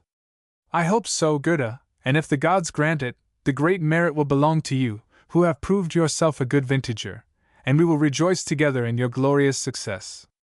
Chapter 23. Witchcraft. An hour later the Palace Belvedere was silent and deserted. The guests had taken their departure. The Duchess had her suite and commanded them to retire. Fräulein von Gottschalten alone remained with her mistress, chatting by the bedside, and recapitulating in her amusing style all important and unimportant events of the soirée. The Duchess smiled at the mischievous remarks with which she ornamented her relation, and at her keen individualizing of persons. Fräulein Gottschalten, you are the most wicked and the merriest mocking-bird God ever created, cried the Duchess. Have done with your scandals, go up to your room, piously say your evening prayers, and stretch yourself upon your maiden bed. Soon, Duchess, only one thing more have I to call your attention to. There is a gossip afloat about the Werthers. I perceive it in the air, as the dove scents the vulture. You alarm me, Gottschalten. What good is it? You do not mean that the lovely Countess Werther is not only very weary of her husband, but looks about for a substitute, a friend, as the ingenious ladies now call him. That is what I mean, and I know the so-called friend which the sweet, sentimental Countess has chosen. It is the Baron von Einsiedel, is it not? Asked the Duchess. That is to say, his younger brother, the gay lieutenant, not our good friend par excellence. Yes, I mean the brother, and I have warned and taunted the Count this week past, but it is impossible to awake him from his stupidity and thoughtlessness. Again you are giving loose reins to your naughty tongue, Thusnelda. Count Werther is a thoroughly scholarly person, whom I often envy his knowledge of the languages. He has studied Sanskrit and the cuneiform letters, among other ancient tongues. It may be that he understands the dead languages, but the living ones not in the least. The language of the eyes and inspiration he is blind to, with seeing eyes. My dear Duchess, if you are not watchful, and prevent the affair with timely interference, a scandal will grow out of it, and you know well that it would be a welcome opportunity for our Weimar Philistines, as the Jena students call commonplace gossips, to cry murder, and howl about the immoral example of geniuses, which Wolfgang Goethe has introduced at court. You are right, said the Duchess musingly. Your apt tongue and keen eye are ever carefully watching, like a good shepherd dog, that none of the sheep go astray and are lost. And you do not mind attacking this or that one in the leg with your sharp teeth. Let those scream who are unjustly bitten, your Highness. Believe me, the Countess will not cry out. She will much more likely take care not to receive a well-merited rebuke. I beg your Grace to prevent the gossip. Not on account of this silly, sentimental young woman, or her pedantic husband, but that our young Duke and Goethe may not be exposed to scandal, as well as your Highness. You are right, we must take care to prevent it. Has not the Countess been absent at her estate 4 days? Yes, your Highness, it is just this that troubles me. She went away as sound as a fish, and has suddenly fallen very ill. No physician has been called, but tomorrow the Count will commission his dear friend the Baron to drive to his country seat, and bring him tidings of his better half. We must circumvent this. In the morning we will arrange a pleasure drive, of the whole court, to the country seat of Count Werther. It shall be a surprise. Let Fourier give out the invitations early tomorrow, for a country party, destination unknown. The distribution of the couples in the carriages shall be decided by lot. Take care that Lieutenant Einsiedel is your cavalier, so that when we arrive at the Little Werther, he will already be appropriated, and then we will induce her to return with us and spend some time at Belvedere. Now, good night, Thusnelda. I am very tired and need repose. Sleep already weighs upon my eyelids, and will close them as soon as you are gone. Good night, my child, sleep well. The little deformed court lady kissed the extended hand, the candlestick, with only a stump of a taper in it, and withdrew from the princely sleeping room, courtesying, and wishing her mistress good night, with pleasant dreams. The anteroom was dark and deserted. The lights were all extinguished, and Fräulein Gochhausen was, in truth, the only person who had not long since retired in the ducal palace. She was accustomed to be the last, accustomed to traverse the long, lonely corridors, and mount 2 flights of stairs to her bedroom upon the 3rd story. The gay Duchess, being very fond of society, had had the 2nd story arranged guest chambers and drawing rooms. Why should the little court lady be afraid tonight? She had not thought of it, but stepped forward briskly to mount the stairs. It was surely very disagreeable for the wind to extinguish her lamp at that instant, just at the turning of stairs, and she could not account for it, as none of the windows were open, and there was no trace of a draught. However, it was an undeniable fact, the light was out and she was in total darkness. Not even a star was to be seen in the clouded sky. It was, indeed, true that Thusnelda was so accustomed to the way that it mattered little whether she had a light or not. Now she had reached the corridor, and she could not fail to find the door, as there was but one, that of her own room. She stretched out her hand to open it, but strange to say, she missed the knob. Then she was sure that it was farther on. She felt along the wall, but still it eluded her grasp. It was unheard of, no handle and not a door even to be found. The wall was bare and smooth, and papered the entire length. A slight shudder crept over the courageous little woman's heart, and she could not explain to herself what it all meant. She called her maid, but no answer, not a sound interrupted the stillness. "I will go down to the Duchess," murmured Thusnelda.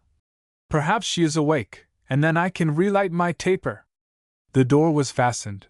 The Duchess had locked the anteroom tonight for the first time. Thusnelda tapped lightly, and begged an entrance humbly and imploringly. No answer, everything was quiet. She recalled that the Duchess had told her that she was very weary, and would sleep as soon as she was alone, which she undoubtedly had done. Thusnelda did not presume to awake her by knocking louder. She would be patient, and mount again to her room. Surely she must have made a mistake, and turned to the left of the corridor, where there was no door, instead of the right, as she ought to have done. It must be that it was her fault. She groped along the dark flights of stairs to the upper gallery, carefully seeking the right this time, but in vain. Again she felt only the smooth wall. Terrified, she knew not whether she was awake or dreaming, or whether she might not be in an enchanted castle, or walking in her sleep in a strange house. Just here she ought to find her room and the maid awaiting her, but it was lonely, deserted, and strange, no door, no maid. Thusnelda, with trembling hands, smoothed her face, pulled first her nose, and then her hair, to identify herself. "Is it I?" she said. "Am I indeed myself? Am I awake? I know that I am lady of honor to the Duchess Amelia, and that upon the upper story is my room. Do not be foolish, and imagine that witchcraft comes to pass. The door is there, and it can be found." Thusnelda renewed her search with outspread arms and widespread fingers, feeling first this side of the wall and then the other. By daylight the deformed little lady of honor must have been a very droll figure, in full toilet, dancing along the wall as if suspended by her outstretched hands. Oh, it was quite vain to seek any longer. It must be enchantment, and the door had disappeared. An indefinable dream crept over Thusnelda, and she was cast down. For the first time a jest failed her trembling lips, and she wept with anguish. Yes, she, the keen, mordant, jesting little woman, prayed and implored her Maker to unloose her from the enchantment, and permit her to find the long-sought-for entrance. But praying was in vain, the door was not to be found, it was witchcraft, and she must submit to it. The rustling and moving her arms frightened her now, and when she walked the darkness prevented her seeing if any one followed her, so she crouched upon the floor, yielding to the unavoidable necessity passing the night there, the night of enchantment and witchery. Footnote: see Lewis. Life and Writings of Goethe. Volume 1, page 408. Not alone for Fräulein Gochhausen was this beautiful May night of sad experience with witches. There were other places at Weimar. In the neighborhood of the Ducal Park, in the midst of green meadows, stood a simple little cottage. Near it flowed the Ilm, spanned by 3 bridges, all closed by gates, so that no one could reach the cottage without the occupant's consent. It was as secure as a fortress or an island of the sea, and distinctly visible even in the night, its white walls rising against the dark perspective of the park. This is the poet's Eldorado, his paradise, presented to Wolfgang Goethe by his friend the Duke Charles Augustus. It was late as the possessor wound his way toward his Tusculum, as he familiarly called it, and more attracted by the aspect of the heavens than by sleep, sought the balcony, to gaze at the dark mass of clouds chasing each other like armies in retreat and pursuit, one moment veiling the moon, at another revealing her full disk, and soon again covering the earth with dark shadows, until the lightning flashed down in snaky windings, making the darkness momentarily visible with her lurid glare. It was a glorious spectacle for the intuitive, sympathetic soul of the poet, and he yielded to its influence with delight. He heard the voice of God in the rolling of the thunder, and sought to comprehend the unutterable, and understand it in this poetical sense. Voices spake to him in the rushing of the storm, the sighing of the trees, and the rustling of the foliage. The storm passed quickly, a profound quiet and solemnity spread out over the nightly world, and it lay as if in repose, smiling in blissful dreams. The air was filled with perfumes, wafted to the balcony upon which dreamed the poet with unclosed eyelids and waking thoughts. The clouds were all dispersed, full and clear was suspended the moon in the deep, blue vault, where twinkled thousands of stars, whispering of unknown worlds, and the mysteries of nature, and the greatness of Him who created them all. Yes, like sweet peace, and quiet, sacred moonlight, my thoughts shall be of you, Charlotte, not like the glowing rays of the sun, or the cold light of the stars. Bright and beaming like the moon you are to me, spreading around me your soft light. O beautiful golden moon, mirrored in the water, you lie as in a silvery bath, and would entice me to seek you in the murmuring depths. Hark! How the ruffled waves of the Ilm with repeated gentle caresses kiss the shore, rush from thence in golden links down the river. Sweet of the Ilm, I come, I come! Goethe hastened from the balcony, threw aside his apparel, plunged into the silvery flood, shouting with joy. What heavenly pleasure to float there, rocked by the murmuring waves, gazing at the silvery stars and the golden moon, a lovely May night, listening to the voices of nature. Add to that the perfume-laden breeze rising from the rain-refreshed meadows. How glorious to plunge into the cool stream, splashing and dashing the water, and then to shoot like a fish through the drops falling like golden rain. Suddenly, while swimming, Goethe raised his head to listen. He thought he heard footsteps on the poet's forbidden bridge. The moon distinctly revealed a peasant from Oberweimer, who would be early to the weekly market, and so serve himself to the shortest route while no one could see him. Such presumption deserves punishment, my good peasant, and if there is no one else to do it, the ghosts must. Listen, what a savage yell from under the bridge, and then another more unearthly. The peasant, frightened, stopped suddenly, and looked down into the river. Oh, what can it be? A glistening white arm is raised menacingly toward the bridge. A white figure, with a black head and long black hair, is seen plunging and splashing, while fearful yells are heard from the deep. Then it disappeared, to return, and menace, and yell, and plunge again. The peasant shrieked with terror, and was answered with a cruel laugh. The white figure sank and rose from the river screeching and yelling, and the peasant shrieked also with terror. A ghost! A ghost! Oh, have mercy upon us! Amen! Amen! Fright lent him wings, and he fled, followed by the savage yells of the white figure, and never stopped until he reached Oberweimer, where he related to the astonished and terrified neighbors that there was a river ghost just by the bridge which led to the cottage of the mad secretary of legation, Goethe, and which howled in the moonlight. Footnote: this tradition of the ghost of the Ilm has been preserved in Weimar, since Goethe's nocturnal bath, until our time. See Lewis, Volume 1, page 451. With the peasant also disappeared the ghost of the Ilm.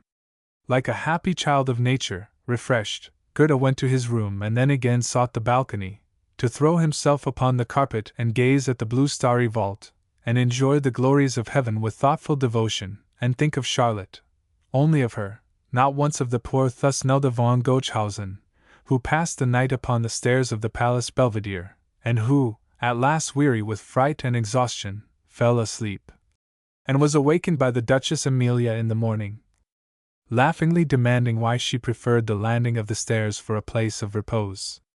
"Because I am bewitched, Duchess, and my sleeping room has disappeared from earth, because some cursed demon or wizard has enchanted me, this wicked—" "Beware what you say," interrupted the Duchess. "It is most probably the Duke that you are inveighing against, and calling a demon and wizard." At this Thusnelda sprang up as if struck by an electric shock. "The surprise, this is what the Duke promised me." "Very likely," laughed the Duchess. "The courier just arrived with a letter from my son to you, and I came to bring it myself, and found you, to my surprise, sleeping here. Read it, and tell me what he says." "Oh, listen, Your Highness!" cried Thusnelda, after having hastily perused the contents of the ducal missive. "I hope I have succeeded to surprise you. Demons and wizards have closed your doors, and weeping you slept on the stairway alone. All witchcraft has now disappeared. Go seek the surprise that from Berlin I brought you, which I now offer for an atonement." "An insolent fellow, indeed, is my son," said the Duchess. "But you see, Thusnelda, he says, Pater peccavi, and I am convinced that you will find something very pretty and acceptable in your room." "I will not take it, indeed I will not," pouted the lady of honor. "He so fearfully tormented me last night. I assure your Highness I was half dead with terror, and yet you will forgive him, Thusnelda, for the Duke is your declared favorite. You dare not reproach him were he never so insolent, for you are just as much so, and not a hair's breadth better. Come, go up and see what it is." She went, and found 4 masons, who had been at work since daybreak to remove the wall and replace the door. Thusnelda was obliged to laugh in spite of the unhappy night she had passed, as she climbed over rubbish and ruins into her room, and met her maid dissolved in tears, who related to her that the Duke had had her walled in, for fear she would tell the trick to her mistress. "And so you were really hermetically sealed?" said the Duchess. "Yes, Your Highness," whimpered the maid. "I thought I never should see daylight again. I wept and prayed all night. The only thing that consoled me was the Duke's command, which Philip brought to me, to give this little box to Fräulein so soon as the wall should be taken away in the morning." "Give it to me, Lieschen," cried Thusnelda, impatiently, her face beaming with satisfaction, however, when she opened the box. "Now, Duchess, that is what I call a surprise, and the Duke shall be, as he ever has been, my favorite. If he does sometimes play rude tricks, he makes it all right again, in a very generous and princely manner.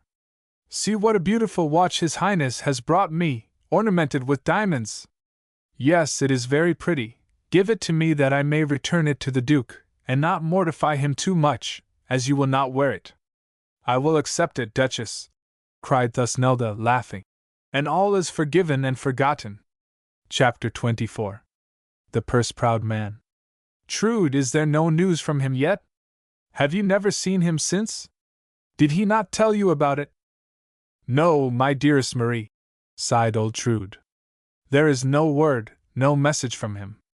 I have been 20 times to the baker's in 8 days, and waited at the corner of the street, where we agreed to meet, but no Moritz was there, and I have not been able to hear anything about him. Something must have happened to him," sighed Marie. "He is very ill, perhaps dying, and—" "No, no, my child, he is not ill. I will tell you all about it, if you will not worry. I have been to Herr Moritz's lodgings today. I could not wait any longer, and—" "Did you see him, and speak with him, Trude?" "No, Marie, he was not there, and the people in the house told me that he had been gone for a week." "Gone?" repeated Marie, thoughtfully. "What does it mean? What could persuade him to abandon me in this hour of need? Tell me, Trude, what do you think? Console me if you can. You really know nothing further than that he is gone?" "A little bit more, but not much, my heart's child." When the people told me that he had disappeared 8 days ago, it seemed as if one of the Alps had fallen on my heart, and my limbs trembled so I could go no farther, and I was obliged to sit down upon the stairs and cry bitterly, picturing all sorts of dreadful things to myself. Dreadful things? Asked Marie. Oh, Trude, you do not believe that my good, brave Moritz could do anything sinful and cowardly, like wicked men? You do not think that my beloved, oh no, no, I know that he is more noble. He will bear the burden of life as I will, so long as it pleases God. The old woman hung down her head, and humbly folded her hands. Forgive me, my child, that I have such weak and sinful thoughts. I will apologize for them in my heart to you and your beloved so long as I live. After I had cried enough, I determined to go to the grey cloister, and begged the director to see me. Did you see him to speak with him, dear good Trude? Yes, dear child. I told him I was an aged aunt of her Moritz, who had come to Berlin to visit him, and finding that he was absent, I would like to know where he had gone, and how long he would remain away. Oh, Trude, how clever you are, and how kindly you think of everything, cried Marie, embracing her old nurse, and kissing affectionately her sunburnt, wrinkled cheek. What did he say? He told me that her Moritz had begged permission to be absent 14 days to take an urgent, unavoidable journey, that 10 days had already expired, and he would soon return. Then he will be here in 4 days, and perhaps will bring hope and aid. He has gone to seek it, I know and I feel it, though I cannot divine where the assistance will come from. Oh, Trude, if I could only gain a favorable delay until Moritz returns. Everything is arranged, murmured Trude. The marriage license is already made out, and Parson Dietrich has promised to be ready at any hour. Herr Ebenstreit has sent the money, doubling the amount required to the Invalids' Hospital at Berlin, so that when the papers of nobility arrive there— Hush! Interrupted Marie. Do not speak of it. It is fearful to think of, and it crazes me to hear it. I will resort to every extreme. Since my father and mother are deaf to my entreaties, I will try to move him to pity. I have never been able to see him alone. My mother is watchful that an explanation should be impossible between us. I will implore this man to have pity upon me, and confide in him to whom they would sell me. Trude shook her head mournfully. I fear it will be in vain, dear child. This man has no heart. I have proved him, and I know it. Hark, the bell rings. Who can it be? Both stepped out of the little garret room to peep over the banister. Since Marie had been betrothed to the rich banker Ebenstreit, the general had received from his kind wife a servant in pompous livery for his own service. This servant had already opened the door, and Marie heard him announce in a loud voice, Herr Ebenstreit! He! Marie started back with horror. He, so early in the morning! This is no accident, Trude. What does it mean? Hush! The servant is coming! I will go down, whispered Trude. Perhaps I can hear something. Trude hurried away as her young lady glided back into her room, and never glanced at the servant who sprang past her upon the stairs. He is a hypocrite and a spy. He has been hired to watch and observe my child, and he will betray her if he discovers anything. The servant announced, with respectful, humble mien, that Herr Ebenstreit had arrived, and Frau von Wareg desired her daughter to descend to the parlor. Very well, say that I will come directly. The servant remained rubbing his hands in an undecided, embarrassed manner. Why do you not go down? Asked Marie. Have you anything further to tell me? I would say, said he, spying about the room, as if he were afraid someone were listening, that if a poor, simple man like myself could be useful to you, and you could confide in me your commissions, I should be too happy to prove to you that Karl Lebrecht is an honest fellow, and has a heart, and it hurts his feelings to see the miss suffer so much. I thank you, said Marie gently. I am glad to feel that you have sympathy for me. If I can be of the least service to you, have the goodness to call me, and give me your commissions. Indeed I will, although I do not believe it practicable. I hope Miss will not betray me to Frau von Wareg or old Trude. No, I promise you that, and here is my hand upon it. The servant kissed the extended hand respectfully. I will enter into the service of my young lady at once, and tell her she must prepare for the worst. Her Ebenstreit just said, the diploma of nobility has arrived. Marie turned deadly pale, and for an instant it seemed as if she would sink down from fright, but she recovered herself and conquered her weakness. Thank you, it is very well that I should know that. I will go down directly, said she. With calm, proud bearing, Marie entered the sitting room of her parents, and returned the salutations of her betrothed, who hastened toward her with tender assiduity. My dear Marie, cried her mother, I have the honor to present to you her Ebenstreit von Luthen. The certificate of nobility arrived this morning. I congratulate you, mother, you have at last found the long-desired heir to your name. Congratulate me above all, my beautiful betrothed, said her Ebenstreit in a hoarse, scarcely intelligible voice. This title crowns all my wishes, as it makes me your husband. I came to beg, dear Marie, that our marriage should take place tomorrow, as there is nothing now to prevent. Sir, she proudly interrupted him. Have I ever permitted this familiar appellation? I have allowed it, blurted out the general, packed in cushions in his roiling chair. Proceed, my dear son. The latter bowed with a grateful smile, and continued, I would beg, my dear Marie, to choose whether our wedding journey shall be in the direction of Italy, Spain, France, or wherever else it may please her. Is it thus arranged? Asked Marie. Is the marriage to take place early tomorrow, and then the happy pair take a journey? Yes, answered her mother hastily. It is so decided upon, and it will be carried out. You may naturally, my dear daughter, have some preference, so make it known. I am sure your betrothed will joyfully accord it. I will avail myself of this permission, she quietly answered. I wish to have a private conversation with this gentleman immediately, and without witnesses. Oh, how unfortunate I am, sighed her Ebenstreit. My dear Marie asks just that which I unfortunately cannot grant her. What should prevent your fulfilling my wish? Asked Marie. My promise, he whined. On the very day of my betrothal, I was obliged to promise my dear mother-in-law never to speak with you alone or correspond with my sweet lady love. These are the rules of decency and of etiquette, which I hope my daughter will respect, said Frau von Wehrig, in a severe tone. No virtuous young girl would presume to receive her betrothed alone or exchange love letters with him before marriage. After the wedding there will be opportunities enough for such follies, grumbled the general. You may be sure that I shall use them, dear father, laughed Ebenstreit. I would beg my respected mother to release me a half-hour from my oath today, that I may indulge the first expressed wish that my future wife favors me with. It is impossible, my son. I never deviate from my principles. You will not speak with my daughter before marriage, except in the presence of her parents. Mother, do you insist upon it? Cried Marie, terrified. Will you not indulge this slight wish? This slight wish, sneered her mother. As if I did not know why you asked this private conversation. You wish to persuade our son-in-law to what you in vain have tried to implore your parents to do. A modest maiden has nothing to say to her future husband, which her parents, and above all her mother, could not hear.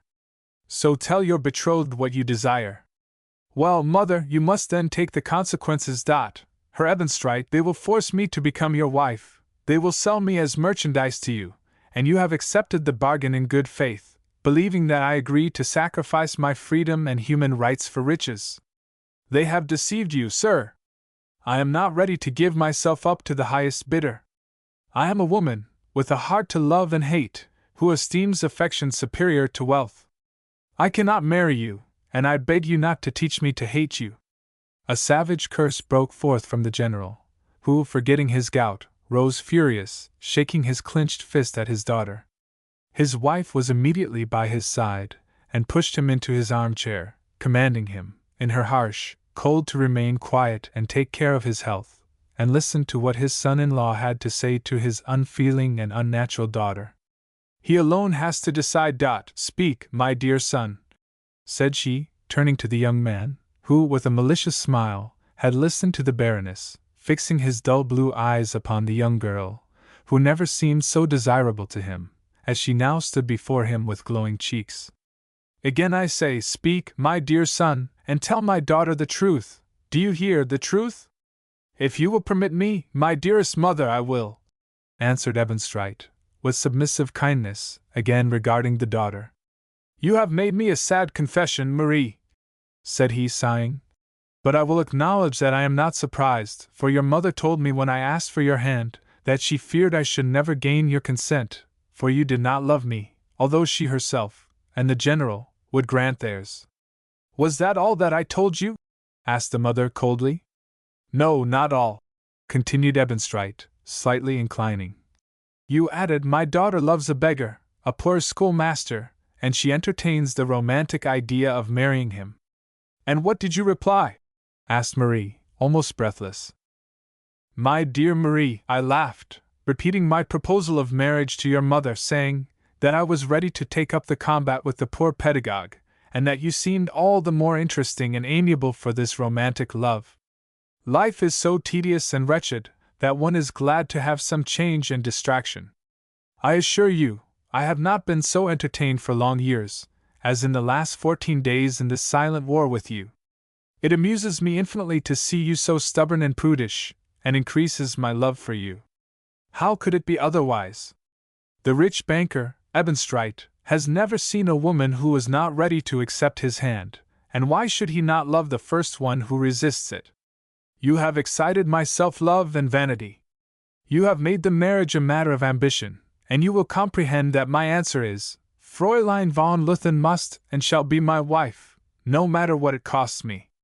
She defies my riches and despises money, so I will force her to respect my wealth and recognize its power. Besides, she is a cruel, egotistical daughter, who has no pity for her poor parents, and is capable of seeing them perish for her foolish attachment. I will make her a good child, and force her to make her parents, and thereby herself, happy. All this I said to myself, and I have acted and shall act accordingly. I have only to add that the ceremony will take place tomorrow, at 11.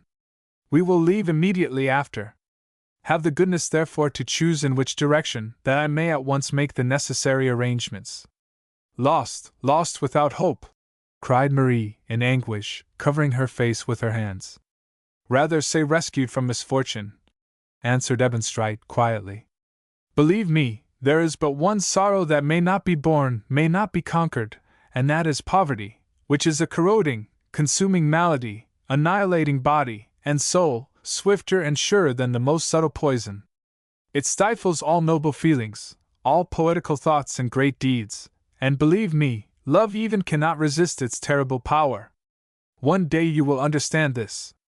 I will be patient and indulgent, and await it with hope. Oh, what a noble and high-minded man! Cried the mother, with emphasis. Marie should kneel and thank her Maker for such a magnanimous Savior and lover, who will shield her from all evil and misfortune. Sobbing and sighing, the daughter had stood with her face concealed. Now she regarded the cold-hearted, smiling woman, with flashing eyes and keen contempt. Thank him, she cried. No, I accuse, I curse him. He is an atheist, and denies love. He is not capable of a noble thought or action, scorning and defaming all that is beautiful and elevated, worshipping only mammon. I will never marry him. You may force me to the altar, and there I will denounce him. She will kill me, cried the general. She will murder her aged parents, leaving them to starve and perish, and— Silence, commanded his wife. Leave off your complaints, she is not worth the tears or remonstrances of her parents. She would try to be our murderess, but she shall not. My son, inform her of your decision. Answer her. The response to your romantic language is simple and natural, my dear Marie. I have already entered into your feelings, and am prepared for this idea of refusing your lover at the altar, which is found in novels, and I suppose that it might occur to you. Money compasses all things, and according to our wishes. My fortune procures for me a dispensation from public authorities to be married here in the house of our dear parents. The law demands 4 witnesses, who will be represented by your parents, my servant Philip, and the sacristan whom the clergyman will bring. And they will hear me abjure you. It is very possible, dearest, but the witnesses will not listen to you. Money makes the deaf to hear, and the hearing one's deaf. Old Parson Dietrich knows the story of your love, and believes, with us, that it is a malady that you must be cured of. Therefore, in pity to you, he will not listen, and the others are paid to keep silent. Is there no hope, O heaven? Cried Marie imploringly. O God, thou hast permitted it, hast thou no pity in my need, and sendest me no aid? Rushing to her father, and kneeling at his feet, she continued, Have mercy upon your poor child. You are an old man, and may live but a few years. Do not burden your conscience with the fearful reproaches of your only child, whom you will condemn to an inconsolably long and unhappy life. Have you no pity yourself? Do you not know that I, your father, am so poor that I have not even the necessary care? You wish your parents to sacrifice themselves for you, and suffer want. No, the daughter should sacrifice herself for her parents. A beautiful sacrifice, a fine sorrow, sneered her mother. She will be a rich woman, and have the most splendid house and furniture and most costly equipage in Berlin. And a husband who adores her, cried Ebenstreit, and who will feel it his duty to make her and her parents happy. Resolve bravely to bury the past, and look the immutable future joyfully in the face. 11 will be the happy hour. Fear not that the altar will not be worthy the charming bride of such a rich family. Money will procure everything, and I will send a florist who will change this room into a blooming temple, fit to receive the goddess of love. In your room you will find the gift of my affection, a simple wedding dress, which I trust you will approve of.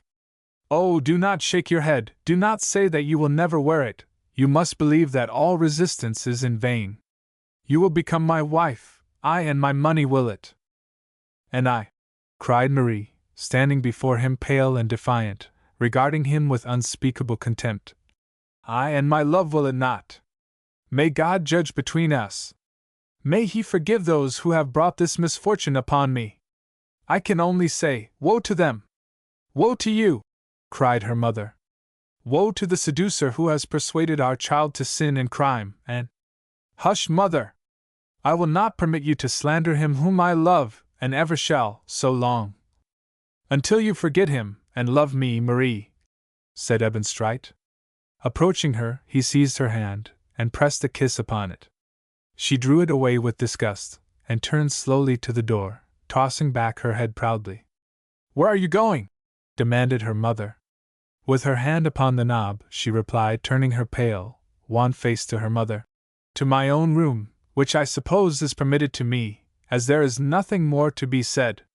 Her mother would reply, and retain her, but her son-in-law held her gently back. Let her go, said he. She needs rest for composure and to accustom herself to the thought that her fate is unavoidable. But what if she should resort to desperate means in her mad infatuation and foolish passion? Someone must watch her continually, for she may try to elope. You are right, dearest mother, someone must be with her, in whom she will confide.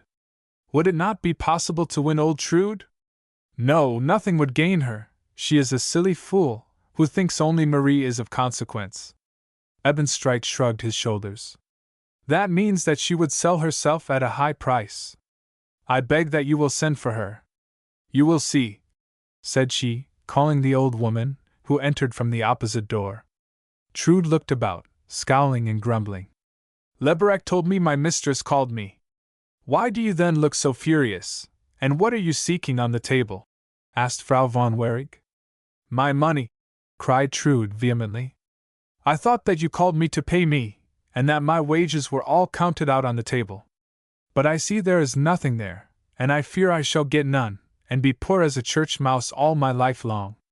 Your honor promised me positively that, as soon as the wedding was decided upon, you would pay me every farthing, with interest, and I depended upon it. You shall have all, and much more than the general's wife promised you, if you will be a true and faithful servant to us, said Ebenstreit. That I always have been, and ever shall be, snarled Trude. No person can say aught against me. Now I want my money. And obstinate enough you have been too, said her mistress. Can you deny that you have not always taken my daughter's part? I do not deny it. I have nursed her from childhood, and I love her as my own child, and would do anything to make her happy. Do you believe, Trude, cried the general, that Marie could be happy with that poor, starving wretch of a schoolmaster? Has she not experienced in her own home the misfortune and shame of poverty? I know it well, sighed the old one sadly, and it has converted me to believe that it would be a great misfortune for Marie to marry the poor schoolmaster. Well, will you then faithfully help us to prevent it? Quickly asked Ebenstreit. How can I do it? She sighed, shrugging her shoulder. You can persuade my daughter to be reasonable, and yield to that which she cannot prevent. You are the only one who can make any impression upon Marie, as she confides in you. Watch her, that in a moment of passionate desperation she does not commit some rash act. You can tell us, further, what she says, and warn us of any crazy plan she might form to carry out her own will. That is to say, I must betray my Marie? Cried Trude angrily. No, not betray, but rescue her. Will you do it? Asked Ebenstreit. I wish to be paid my wages, my 200 thalers, that I have honestly earned, and I will have them. Ebenstreit took a piece of paper from his pocket. Writing a few lines with a pencil, he laid it upon the table. If you will take this to my cashier after the ceremony tomorrow, he will pay you 400 thalers. 400 thalers in cash, cried Trude, joyfully clapping her hands. Shall all that beautiful money be mine? And, no, I do not believe you, she cried, her face reassuming its gloomy, suspicious look. You promised it to me today, that I may assist you, and persuade Marie to the marriage, but tomorrow, when old Trude is of no more use, you will send me away penniless. Oh, I know how it is. I have lived long enough to understand the tricks of rich people. I will see the cash first, only for that will I sell myself. The old woman pleases me, said Ebenstreit. She is practical, and she is right. If I promise you the money in an hour, will you persuade Marie to cease her foolish resistance, and be my wife? Will you watch over her, and tell us if anything unusual occurs? 400 thalers is a pretty sum, repeated Trude, in a low voice to herself. I might buy myself a place in the hospital, and have enough left to get me a new bed and neat furniture in. Here her voice was lost in unintelligible mumbling, and much excited, she appeared to count eagerly. With her bony forefinger she numbered over the fingers of her left hand, as if each were a fortune that she must verify and examine. The mother and the banker regarded each other with mocking looks. The general looked at the money, grumbling. If I had had 400 thalers the last time I played, I could have won back my money in playing again. Old woman, said Ebenstreit, have you not finished with your reckoning? Yes, she said, with an exultant laugh. I have done. 400 thalers are not sufficient. I must have 5, and if you will give them to me in cash in an hour, then I will do everything that you wish, and persuade Marie to the marriage. I will watch her day and night, and tell you everything that she says and does. But I must have 500 in cash. Ebenstreit turned his dull blue eyes to Frau von Wareg with a triumphant smile. Did you not tell me the old woman could not be bought?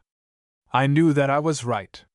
You did not offer her money enough. She will sell herself dear as possible. Yes, as dear as she can, laughed Trude. 500 is my price. You shall have it in cash in an hour, said Ebenstreit, in a friendly manner. So much money, whined the general. It would have saved me if I had had it that last time. My son-in-law, I must confess you are exceedingly generous, remarked the mother. No sum would be too great to assure me my bride. Go now, Trude, you shall have the money in time. Will you allow me, father, to send your servant to my office for it? Send Lebrecht here, Trude. The old woman hurried out of the room, but the door once closed, her manner changed. One might have supposed a sudden cramp had seized her, from her distorted face, and twitching and panting, and beating the air with her clenched fists, and her quivering lips uttering broken words. Approaching footsteps warned her to assume her general manner and expression, and cease her manipulations. The ladies and gentlemen wish you in the parlor, mumbled Trude to the servant descending the stairs. But where have you been, and what have you to do up there? I was looking for you, lovely one, nothing more. Well, now you have found me, tell me what you want. I know you were sneaking about, listening, because you thought I was with Marie. I understand you better than you think I do. I have found many a viper, and I am familiar with their aspect. Go! They are waiting for you, and let me find you again spying about, and I will throw a pail of water on you. With this friendly assurance Trude dismissed Leberecht, and hastened with youthful activity to the little garret room, when Marie fell upon her neck, weeping bitterly. Calm yourself, do not weep so, it breaks my heart, my dear child. And mine cannot break. I must endure all this anguish and survive this shame. Help me, my good mother, stand by me. It is impossible for me to marry that dreadful man. I have sworn constancy to my beloved Moritz, and I must be firm, or die. Die. Then you will kill me, murmured the old one. For if you go, I must go also. But we will not give up yet, as we are both living, we will not despair for life. I am going once more to Moritz's lodgings. It may be he has returned, and will rescue you. Oh, do, good Trude, tell him that I have courage and determination to risk and bear everything, that I will await him, that nothing would be too difficult or dangerous to serve to unite me to him. Tell him that I prefer a life of poverty and want by his side, to abundance and riches in a splendid palace with that detested creature. But no, say nothing about it, he knows it well. If he has returned, tell him all that has happened, and that I am resolved to brave the utmost, to save myself. I will go, dear child, but I have first my work to do, and enough of it too, but listen to what they have made me become. Hastily, in a low voice, she related to Marie the story of her corruption, excited as before, her limbs shaking and her fists clenched. They say we old women resemble cats, but from today forth I know that is a shameful lie.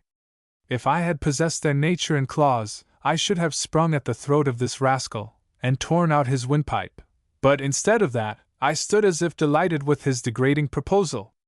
Oh, fie! The good-for-nothing kidnapper would tempt a poor creature. Let us wait, they will get their reward. He shall pay me the 500 thalers, and then this traitor of hearts shall recognize that, however much ill-earned money he may throw away, love and constancy are hot to be bought. We will teach him a lesson. And with this, the old servant ceased, gasping for breath. Go now, Trude, and learn if he has returned. Upon him depends my happiness, and life even. He is my last hope. I am going, but first I would get the wages of my sin, and play the hypocrite, and tell a few untruths, then I will go to Moritz's lodgings, and the baker also. Do not despair, I have a joyful presentiment that God will have pity upon us and send us aid. Trude kissed and embraced her child, and scarcely waited an hour, when she was demanded in the parlor to receive her money. Her Ebenstreit was heartily delighted with her zealous impatience, and handed her 10 rolls of gold, reminding her of the conditions. I have already consoled her a little, and she begins to change. I hope everything will turn for good. Just leave her alone with me. But first I must go and see my aged brother, who will take care of my money, replied Trude. He is a safe man and will not spend it. Trude, cried the general. What an old fool! To seek at distance what is so near you. I will take your money, and give you interest. Do you hear? I will take care of it. Thank you, General, I'd rather give it to my brother, on account of the relationship. She slipped out of the room, hid the money in her bed, and hurriedly left the house. Scarcely an hour passed ere Trude returned as fleetly as she went. She cast only a look into the kitchen, and hastened up to Marie's room. Her success was evident in her happy, smiling face, and coming home she had repeated to herself, "How happy Marie will be!" almost the entire way. She had but closed the door, when the mean little Leberecht glided from behind the chimney, and crept to listen at the door. Within was a lively conversation, and twice a shout of joy was heard, and Marie, exultant, cried, "Oh, Trude! Dear Trude! All goes well, I fear nothing now. God has sent me the Savior which I implored." Leberecht stood, bent over, applying his ear to the keyhole, listening to every word. Oh, Trude! If you could only have seen the traitor, glued to the door, with open eyes and mouth. Could you have seen the eavesdropper rubbing his hands together, grinning, and listening in breathless suspense? Why cannot you surprise him, Trude, and fulfill your threat to deluge him and chase him away from your child's door? They forgot the necessity of prudence, and the possibility of being overheard. At last it occurred to the old servant, and she tore open the door, but no one was there. It was deserted and still. God be thanked, no one has listened, whispered Trude. I will go down and tell them that I hope, if we can stay alone all day, you will be calmer and more reasonable. Do it, Trude. I do not dare to see anyone for fear my face will betray me, and my mother has very sharp eyes. Return soon. She opened the door, and saw not the eavesdropper and spy, who had but just time to conceal himself, and stand maliciously grinning at the retreating figure of the faithful servant. He slipped lightly from his hiding place down to his sleeping room, in a niche under the stairs. For a long time he reflected, upon his bedside, his watery blue eyes staring at nothing. This must be well considered, he mumbled. There is, at last, a capital to be won. Which shall I do first, to grasp a good deal? Shall I wait, or go at once to her Ebenstreit? Very naturally they would both deny it, and say that I had made up the whole story to gain money. I had better let the affair go on. They can take a short drive, and when they are about an hour absent, I will sell my secret at a higher price. Now I will pretend to be quite harmless, and after supper let the bomb burst. Chapter 25. The Elopement.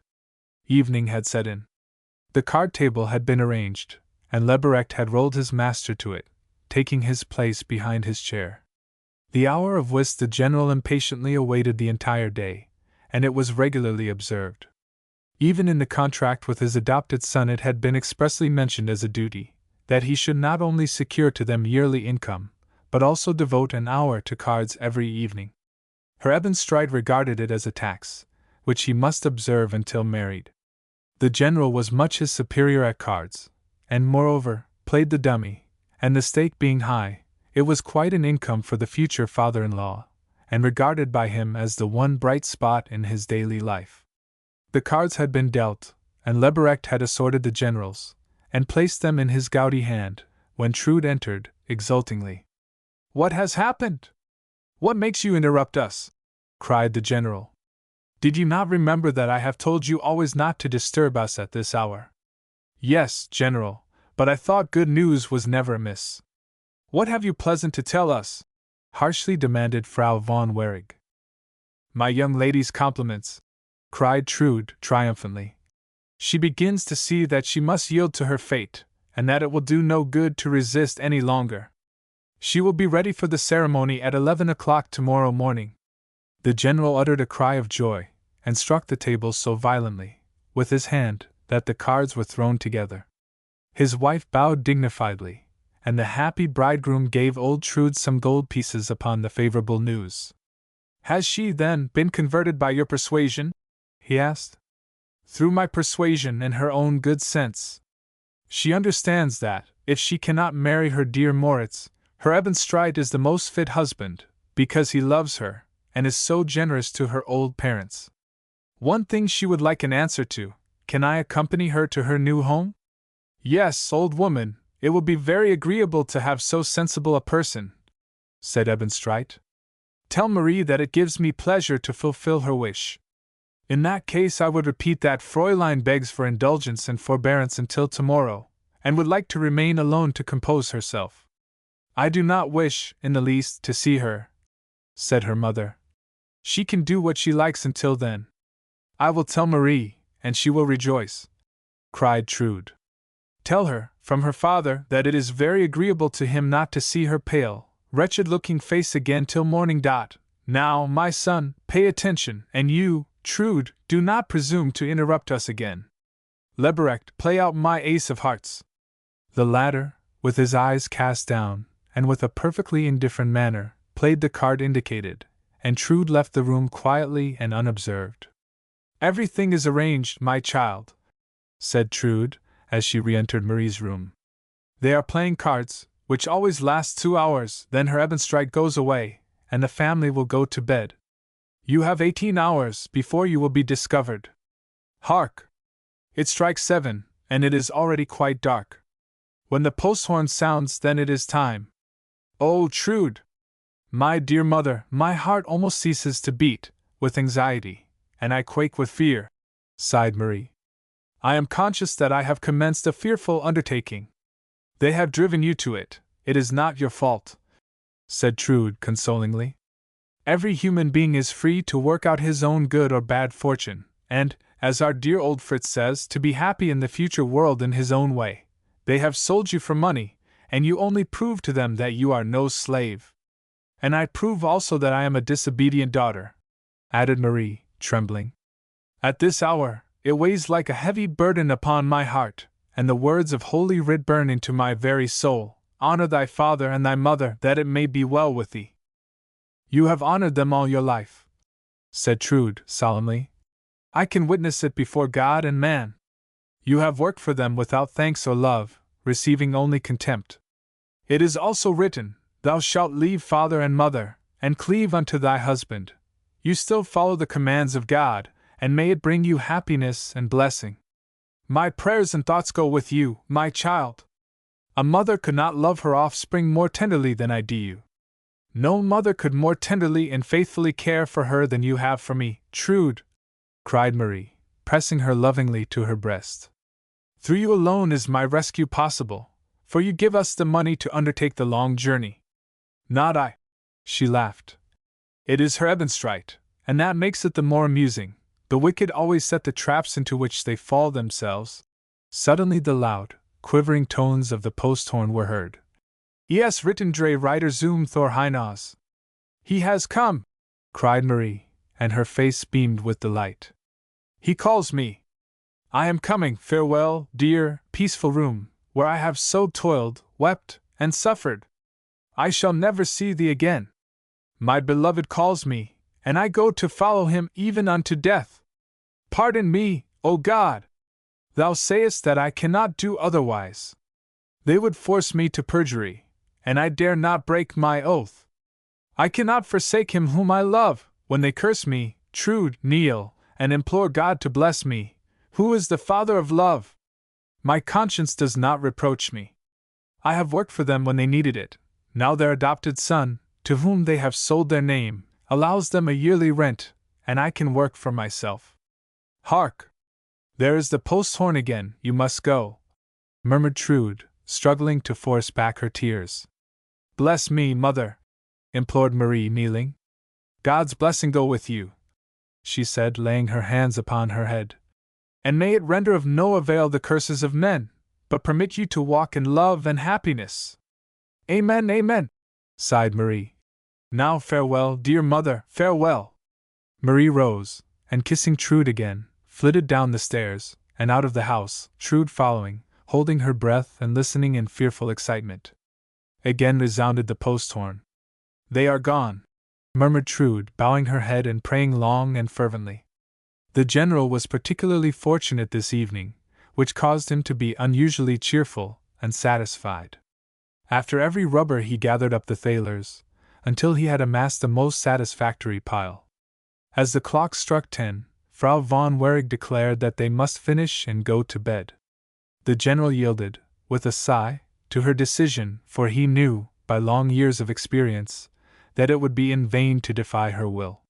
He shoved his winnings into a leather bag, which he always carried with him, and gave Leberek the order to roll away his chair, when the servant, with a solemn bow, stepped closely to him, and begged the general to listen to him a moment. Well, what have you to say? He asked. I have only one request, that you will permit me to prove that I am a faithful servant, who looks out for the good of his employers. You have given Trude 500 thalers that she might watch over your daughter. I can show you how well she deserved it, and how differently your humble servant would have done. Have the goodness, Frau von Wehrig, to call Trude to bid Fräulein come down, for you have something important to communicate to her. His mistress proudly regarded him and seemed to try to read his meaning in his smiling, humble face. And if my daughter comes, what have you to say? If she comes, then I am a miserable fool and scoundrel, but I beg you to call Trude. It was a long time before the old woman appeared, confused and sleepy, asking, What they wanted at such a late hour. Go and tell my daughter that I wish to see her at once. Trude trembled, but composed herself, saying, There is time enough tomorrow. Fräulein has been asleep a long time. She lies, sneered Lebrecht, taking the precaution to protect himself behind the general's armchair. She knows that she is not in bed. Oh, you sneaky rascal! Cried Trude, shaking her fist at him. How dare you say that I tell a lie? How can such a miserable creature as you impute to others what you do yourself every time that you open your mouth? Frau von Wehrig, she is only quarreling, in order to gain time. Every moment is precious.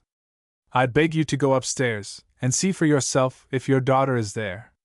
Fräulein has locked the door so as not to be disturbed. Ah, said Lebrecht. Trude has locked it, and has the key in her pocket.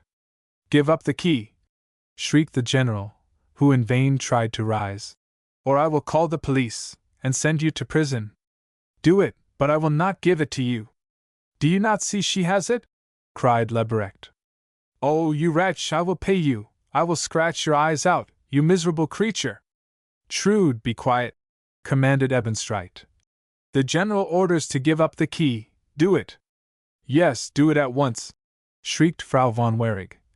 Or I will dismiss you from my service. That you will not have to do, as I shall go myself. I will not give up the key. The door is old, and with a good push one could open it, said Lebrecht. Come, my son, let us see, said the mother. They hastened up to the room, while the general scolded, furiously, that he must sit still.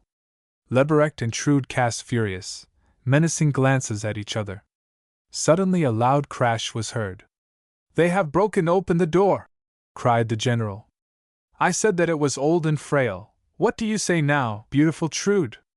The old woman wiped with her hand the drops of perspiration from her forehead, caused by her anguish. You are a bad fellow, and God will punish you for your treason, that you have tormented a noble, unhappy girl. I saw that you were an eavesdropper, and you know all. She is gone, shrieked the mother, rushing into the room. The room is empty, cried Ebenstreit. Marie is not there. Tell us, Lebrecht, what you know about it. I will, if we can agree about the pay.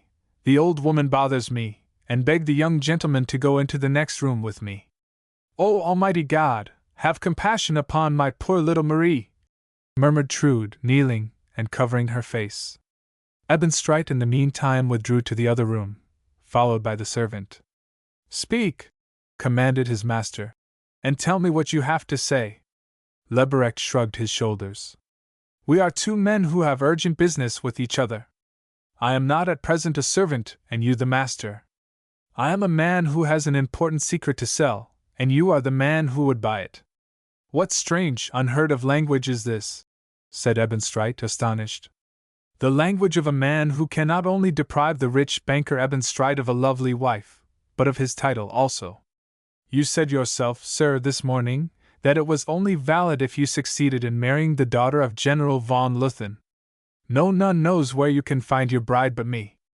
And Trude, said Ebenstreit quickly. You know she will not betray Fräulein, and you have not even tried to make her. You are mistaken. Trude is as easily bought as anyone. You say that because she has taken 500 thalers from you. She has not helped you, and it is useless to ask for your money, as she has not got it. How so? Has she given it away? You provided the money for your bride to run away and marry elsewhere, as Trude gave it to them.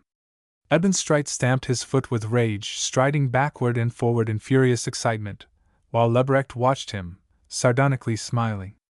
Let us come to an end with this business, said Ebenstreit, stopping before his servant.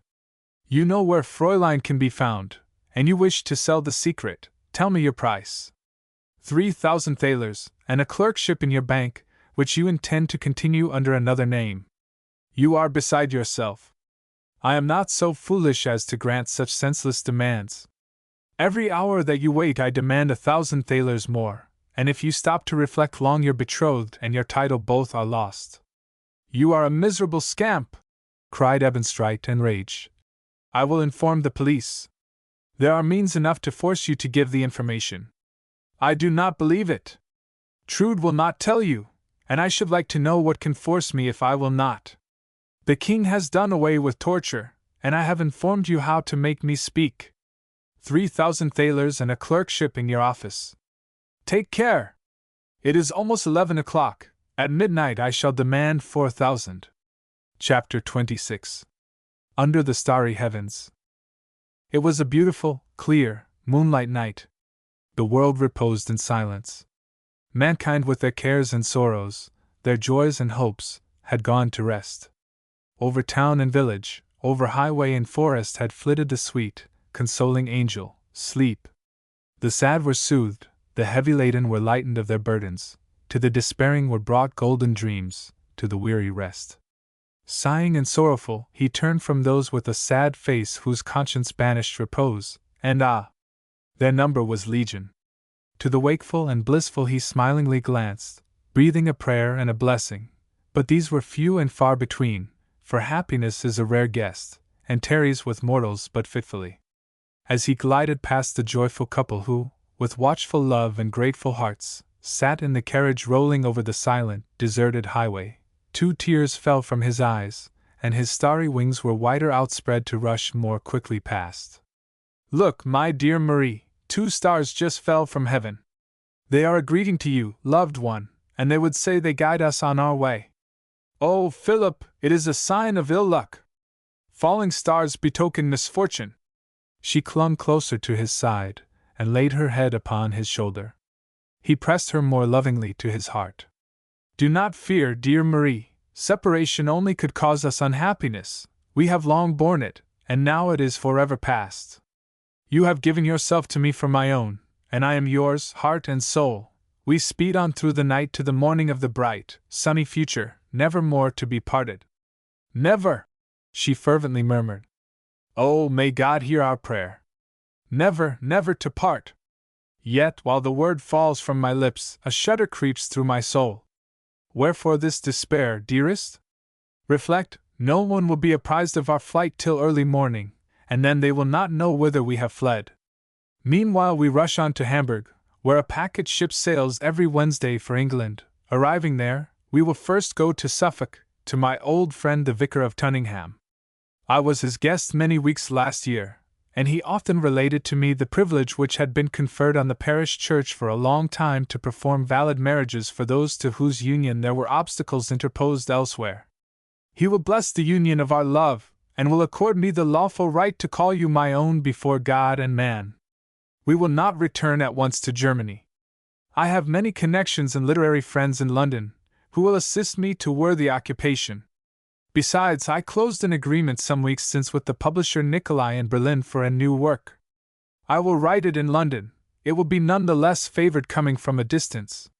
My flowers and paintings will also be as well received in as in Berlin, added Marie, smilingly. No, Marie, you shall not work. I shall have the precious care of providing for you, which will be my pride and happiness. Oh, my beloved, what a crowning bliss to possess a sweet, dear wife, who is only rich in imperishable treasures, and poor in external riches! What delight to toil for her, and feel that there lives in my intellect the power to grant her every wish, and to compensate her in the slightest degree the boundless wealth of her affection. To a loving mind there is no prouder, happier feeling than to be the only source of support to the wife of his love, to know that she looks to him for the fulfillment of her slightest wish in life. I thank my Maker that you are poor, Marie, and that I am permitted to toil for you. How else could I reward you for all you have sacrificed for me? You cannot suppose, dear Philip, that the riches of my obtrusive lover would have been any attraction to me. Money could never compensate for the loss of your love. You are my life, and from you alone can I receive happiness or unhappiness. At your side I am rich and joyous, though we may outwardly need.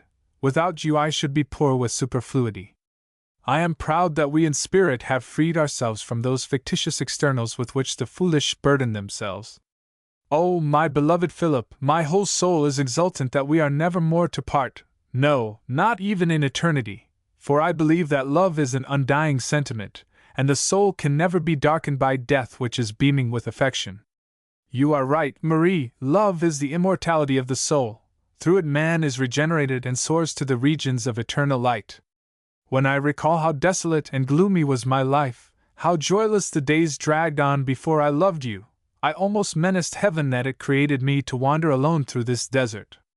The brightest sun's rays now gild my future, and it seems as if we were alone in paradise, and that the creation entire glorified my happiness, and all the voices of nature shouted a greeting to you, dearest.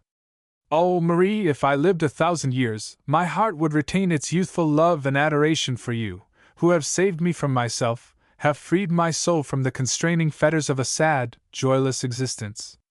Repose your head upon my heart, and may it rest there many happy years, and receive in this hour my oath to love, esteem, and honor you as my most precious treasure. You shall be wife, child, sister, and friend. My soul shall be frank and open to you. For you I will strive and toil, and will cherish and foster the happiness received from you as my most treasured gift. Give me your hand, Marie. She laid it within his own strong, manly hand, gently pressing it. The large full moon, high above them, lighted up these noble faces, making the eyes, which were bent upon each other, more radiant. Swiftly the carriage rolled on, the night breeze fanning their cheeks and waving back their raven curls. Moritz raised their clasped hands, and gazed at the starry heaven. We lift them up unto thee, O God. Thou hast heard my oath, O eternal Spirit, who dwellest among the stars. Receive it, and bless the woman I love. Receive also my oath, O my Maker. Regard the man to whom I have sworn eternal fidelity. Bless him, and bless me. Let us live in love and die in constancy. Moritz responded, Amen, my beloved, amen. They embraced each other fervently. Onward rolled the carriage through the tranquil, blissful night. Oh, why cannot these steeds borrow wings from the night wind? Why cannot the soaring spirit bear aloft its earthly tenement? With divine joy and heavenly confidence you gaze at the stars. You smilingly interchange thoughts of the blissful future, whilst dire misfortune approaches, and will soon seize you in its poisonous grasp. Do you not hear it? Does not the echo of swift prancing steeds ring in your ears? Do you not hear the shrieking and calling after you? They listen only to the voice of tenderness speaking in their hearts, and would that the solemn quiet of this dialogue might not be broken by a loud word from their lips. The post horn sounded. They halted at a lonely house near the highway. It is the station. Change horses. There is not a light to be seen. 3 times the postilion blew a pealing blast ere they could awake the inmates. The window was at last opened, and a sleepy, complaining voice questioned the number of horses and the distance of the next post. Slowly they were brought forward, and still more slowly were they attached to the carriage, and all arranged. What matters it? The night is lovely, and like a dream it seems to remain under the starry heavens, spread out like a canopy above them. Does not your heart tell you that sorrow strides on like the storm? Do you not hear the voices still shrieking after you? The postilion mounted his horse, and again the trumpet pealed forth its merry air, and was answered with a shout of triumph from the swift pursuers. Marie raised her head from Philip's shoulder. What was it? Did you not hear it? What, my beloved, what should I hear? Do the stars salute you? Do the angels greet their sister upon earth? Hark! There it is again. Do you not hear it? Listen! Does it not seem as if one called halt? Halt! Yes, truly, I hear it now also. What can happen, love? Why trouble ourselves about the outer world and the existence of other beings? I know not, but I am so anxious, my heart almost ceases to beat, with terror. Halt! Halt! The wind carries forward the shriek, and above their heads it sounds like the screeching of ravens. Strange! For whom are they calling? Moritz looked back along the highway. White and clear it lay in the moonlight, but far in the distance was a black mass, taking form and shape at every moment. Horsemen! Horsemen! In full speed they come. Postilion! Drive on! Quick! Let the horses gallop! There is a forest near. Drive us to that we may hide ourselves in the thicket. Onward, postilion! We are not thieves or murderers. 100 thalers are yours if you save us. The postilion beat his horses. In full chase they followed. More and more distinctly were heard the curses and yells. "O God in heaven, have mercy upon us in our need! Faster, postilion, in mercy, faster! Halt! Halt! In the name of the king, halt!"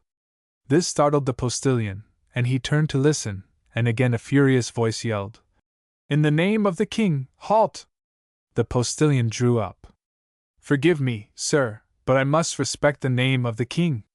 Forward galloped the horseman. "Philip," whispered Marie, "why do we live? Why do we not die?" He folded her in his arms, and passionately kissed her, perhaps for the last time. "Marie, be mindful of our oath, constant unto death. Constant unto death," she repeated. "Be firm and defy all the storms of life." Marie repeated it, with heightened courage. The horsemen surrounded the carriage, the riders upon panting steeds.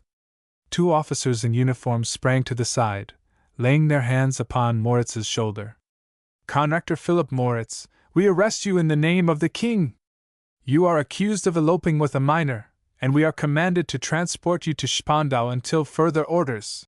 Upon the other side 2 other horsemen halted.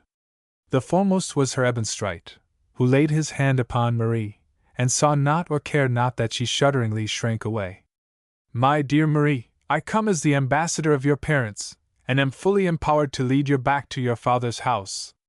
She answered not, but sat immovable and benumbed with terror, the tears rolling down her cheeks. "You arrest me in the name of the king," cried Moritz. "I bow to the law. I beg only to speak to that man," pointing to Ebenstreit with contempt. "Sir, dismount, I have important business with you." "We have nothing to say to each other," answered Ebenstreit calmly. "But I," cried Moritz, springing forward, furious as a lion. "I have something to say to you, you rascal, and I will treat you accordingly." He savagely tore the whip from the postilion's hand, and struck Ebenstreit in the face. "No," cried he, triumphantly. "I have forced you to give me satisfaction." The police swung themselves from their saddles, and Lebrecht quickly dismounted. They clinched Moritz by the feet and hands. It was a desperate struggle, and Marie gazed at them with folded hands, praying without words.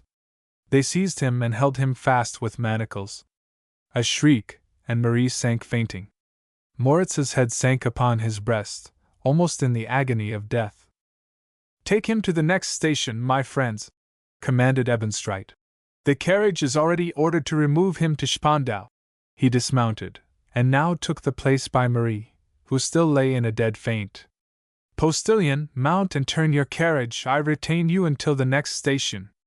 If you drive quickly, there is a Louis d'Or for you." "I will drive as if the devil were after me, sir!" shouted the postilion, and turned to gallop off, when Ebenstreit ordered him to halt, and Lebrecht to get up on the box. Then turning to the officers, "Gentlemen," said he proudly, "you are witnesses to the ill treatment and insults of this woman-stealer. You will certify that the blood flowed down my face. I will myself make it known before all men," cried Moritz, with a contemptuous laugh. "I have insulted you and branded you. We will give our evidence," respectfully replied the officers. "As soon as we have delivered our prisoner at Spandau, we will announce ourselves to you. Then you will receive from me the promised reward of 100 thalers. If you hush up the entire adventure, so that it is not noised about, after 3 months still another 100. We will be silent, Herr Ebenstreit. I believe you, 100 thalers is a pretty sum. Forward, Lebrecht, make the postilion push on, that we may arrive in Berlin before daybreak, and no one know of this abominable affair." The postilion laughed with delight at the thought of the Louis d'Or. Upon the box sat Lebrecht, a smile of malicious triumph upon his face. "This has been a lucky night," said he. "We have all done a good business, but I am the most fortunate, with my 3,000 thalers and a fine place. I wish he had waited an hour later, and then I should have had another 1,000. Ebenstreit sat with triumphant smile also, by his betrothed. "Money is the king of the world, with it one can accomplish all things," said he to himself. "If I had been a poor fellow, the general would not have chosen me, Nor the king have given me a title, nor could I have won back my beautiful bride. Money gives position, and I hope will give me the power to revenge myself for the pain in my face." He turned menacingly toward Moritz, who saw it not. With bowed head, speechless, as if numb with the horror of his misfortune, he rode with fettered hands between the two officers, incapable of fleeing, as they had even bound a cord around his arms, each end held fast by one of the riders. The stars and the moon shone down upon him as brightly beautiful as an hour previous. "Oh, Marie, you were right, falling stars betoken misfortune. Your star has fallen." Chapter 27. The Sacrifice. Since that painful night, for weeks had passed, for long ones to poor old Trude. To her beloved child they had fled in happy unconsciousness. In the delirium of fever, her thoughts wandered to her lover, always dwelling upon her hopes and happiness. In the intervals of reason she asked for him with fearful excitement and anxiety, then again her mind was clouded, and the cry of anguish was changed into a smile. Then came the days of convalescence and the return to consciousness, and with it the mourning over crushed hopes. Slowly had Trude, the faithful nurse, who watched by her bedside day and night, answered her excited questions, and to her little by little the circumstances of the elopement, how Lebrecht had played the eavesdropper and sold Marie's secret for gold, how he had previously arranged to pursue them, informing the police, ordering the horses, and sending forward a courier to provide fresh relays at every station. Trude depicted the anger of her father, and the threats of her mother to send her to prison. But before she could execute her purpose, Ebenstreit had brought home the unconscious child, and she herself had lifted her from the carriage and borne her, with the aid of her mistress, to her own little attic room. Marie listened to these relations with a gloomy calmness and a defiant sorrow. Illness had wrought a peculiar change in her mind, and hardened the gentle, tender feelings of the young girl. Grief had steeled her soul, benumbed her heart, and she had risen from her couch as one born anew to grief and torture. Her present situation and lost happiness had changed the young, loving, tenderly sensitive maiden to the courageous, energetic, and defiant woman, who recognized a future of self-renunciation, combat, and resignation. Trude observed these changes with disquietude and care. She wished Marie would only once complain, or burst into tears.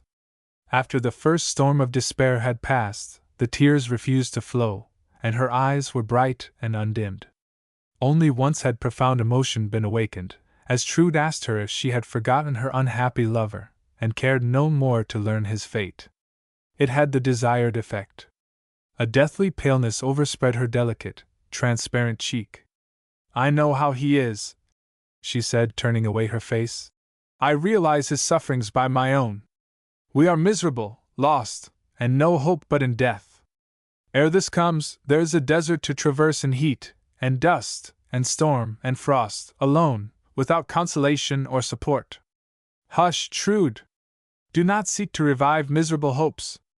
I know my fate, and I will endure it. Tell me what you know about him. Where is he? Have they accused him? Speak! Do not fear to tell me everything!" But fearing herself, she threw her handkerchief quickly over her face, and sat with it covered whilst Trude spoke. "I know but little of poor dear Moritz. He has never returned to his lodgings. A day or two after that night, 2 officers sealed his effects, and took away his clothes. His hostess has not the least suspicion of the mysterious disappearance of her otherwise quiet, regular lodger. The secret of the elopement has been carefully guarded, as no one of the neighbors know it, and there is no gossip about you and Moritz. Those who think he is traveling are not surprised at his having left without taking leave, as they say he was accustomed to do so. But," continued Trude, in a lower tone, "Herr Gedik looked very sad and grave, as I asked for the conrector Moritz. He has disappeared," he sighed, "and I know not if we shall ever see him again." "Oh, Jemima," I screamed, "you do not think that he has committed a self-injury?" "No," said the director, "not he himself, he is too honorable a man. Others have ill-treated him and made him unhappy for life. It was in vain to ask further, he knew not or he would not say anything. I believe your family know where poor Moritz is, for your mother speaks of him as one in the penitentiary, and quite triumphantly she told me yesterday that the king, in his new book of laws, had expressly condemned the person who elopes with a minor to be sent to the house of correction for 10 years, and then she laughed so cruelly that I trembled to hear her.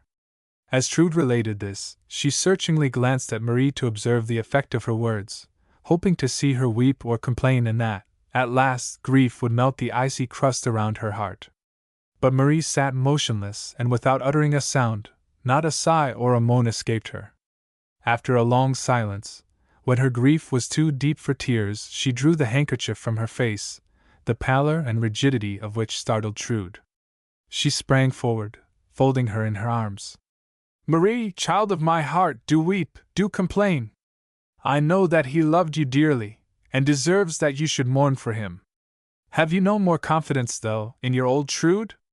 Is she no longer worthy to share your grief? Marie laid her languid head upon the bosom of her faithful nurse. A long-drawn, piercing cry of anguish was her response. She trembled violently, and the tears ran down her cheeks. Trude raised her eyes to heaven, murmuring, I thank thee, O Lord! Her heart is not dead. It lives, for it suffers. It suffers, groaned Marie. The anguish of death. This passionate outburst of feeling was of but short duration. Her tears were dried, and her quivering face assumed its usually calm expression. Trude, said she, gently, continuing to repose upon her bosom, I am so wretched that words cannot express it or tears soothe it. If I should give myself up to sorrow and mourning I should die, and that cannot be, for I must live to wait for him, to rescue him. How I know not yet, my thoughts and resolutions are so confused that they flicker like the ignis fatui.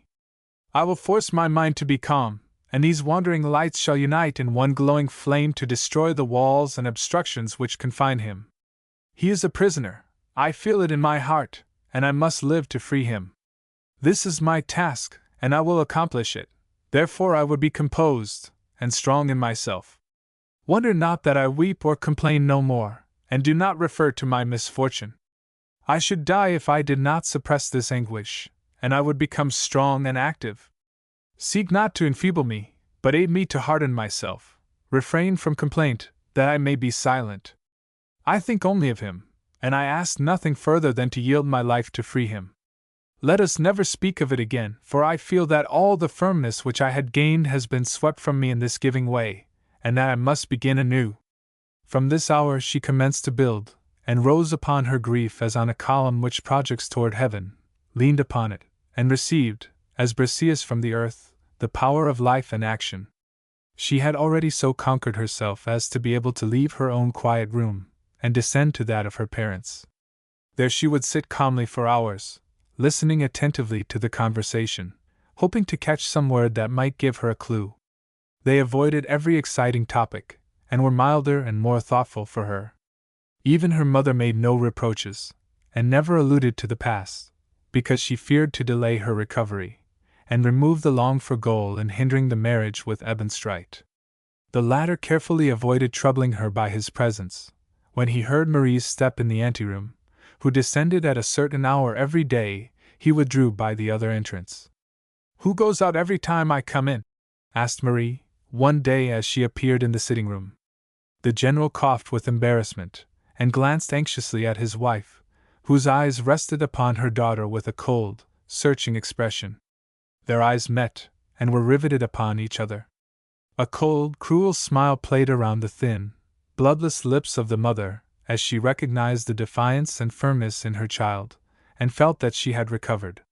It is your betrothed, she answered. Our dear Ebenstreit, a good, generous, and self-sacrificing son, for whom we thank God every day, who wishes to spare you the annoyance of seeing him. He need not inconvenience himself on my account. Nothing excites or wounds my feelings now. It would be a pity for your heartless, thankless daughter to deprive you of the society of your dear son. Let him remain. It is not necessary for us to notice one another. Her parents regarded each other astonished, and, as she ceased, they still listened to the dying tones of her voice, which sounded so strangely to them. She is much changed, mumbled the general to himself. She does not seem the same person, she is so haughty and majestic. She might well inspire fear. The following day, as Marie entered the room, Ebenstreit was there. He approached her, extending both hands smiling, and greeting her with tender words, rejoicing at her recovery. She took no notice of his friendly demonstrations, but coldly and harshly regarded his smiling face, and particularly the broad, blood-red scar which ran from forehead to chin. Then suddenly her face lighted up, and an expression of savage triumph shot from her eyes. "How disfigured you look!" she cried exultingly. "Where did you get that scar?" "You know well, Marie," he murmured gloomily. "Yes," she cried triumphantly. "I know it. He branded you, and you will wear this mark before God and man as long as you live.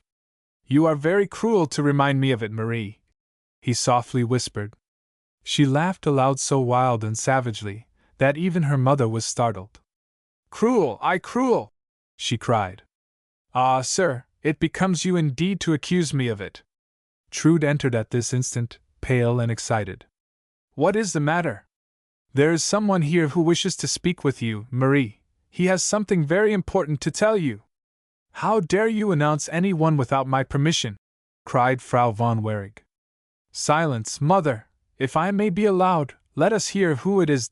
Speak, dear Trude, who is it?" "It is the Director Gedik from the Grey Cloister," said Trude, with quivering voice. Marie was startled, a glowing red overspread her cheeks, and she was obliged to lean against a chair for support. "I forbid you to receive him," said her mother.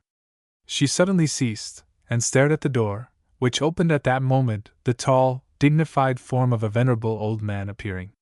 "Pardon me, sir," said he, with a cold, reserved manner, "if I enter before I receive permission. The command of the king, to which I believe we all yield without resistance, empowers me to do so." "How, sir, you come by the king's order?"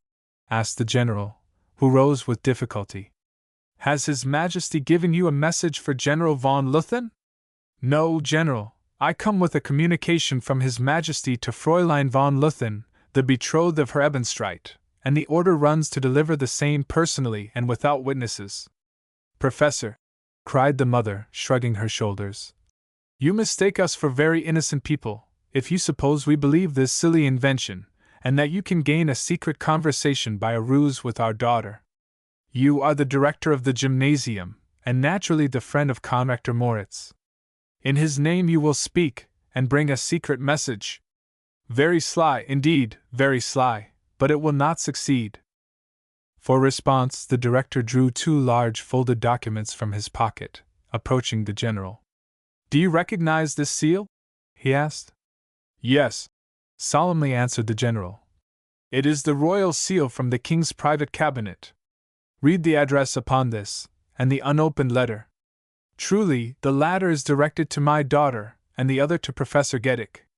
Herr Gedik opened the letter, asking the general if he could recognize the king's handwriting. "Yes," he answered, "I know it well. Have the goodness to read the lines upon the margin." Mid the professor, unfolding the letter, so that he could only read those referred to.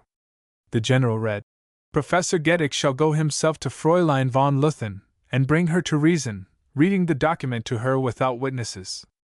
I wish this affair to come to an end. Teach Mamselle Moraes! Moraes! Moraes! Frederick! You have heard the royal command, ladies and gentlemen. Will you respect it?" said the professor, turning around with an air of proud satisfaction. "My dear son-in-law," said the general, solemnly, "it is a royal command. Give me your arm, as you know I am feeble, and you, my wife, take my other arm, and we will go into the next room. Hush! Not a word, we have only to obey, and not reason." He seized his wife's hand hastily and firmly, that she should not slip away, and winked to Ebenstreit, upon whose support he crossed the room, drawing his wife with him, and pushing open the door of the next with his foot. Marie had stood during the whole transaction pale and rigid in the center of the room, looking haughty and defiant as long as her parents and Herr Ebenstreit were present. Now, as the door closed, life and action were visible in this marble form. She rushed to the old gentleman, scarce respiring, and looking up at his dignified, sad face, asked, "Is he living? Tell me only this, or is he ill?" "Yes, he lives, he does not suffer from bodily ills, but the sickness of the soul." "And do not I also?" asked she, with quivering voice. "Oh, I know what he suffers, as we are wretched from the same cause. But tell me, have you seen him?" "Yes, Fräulein, I have." "Where is he? Where did you see him?" "In prison." Marie grew paler and retreated, shuddering. The director continued, "In a dark, damp prison at Spandau. The poor fellow has been there for 2 months without air, light, or occupation, and his only society is his own revengeful thoughts and angry love complaints."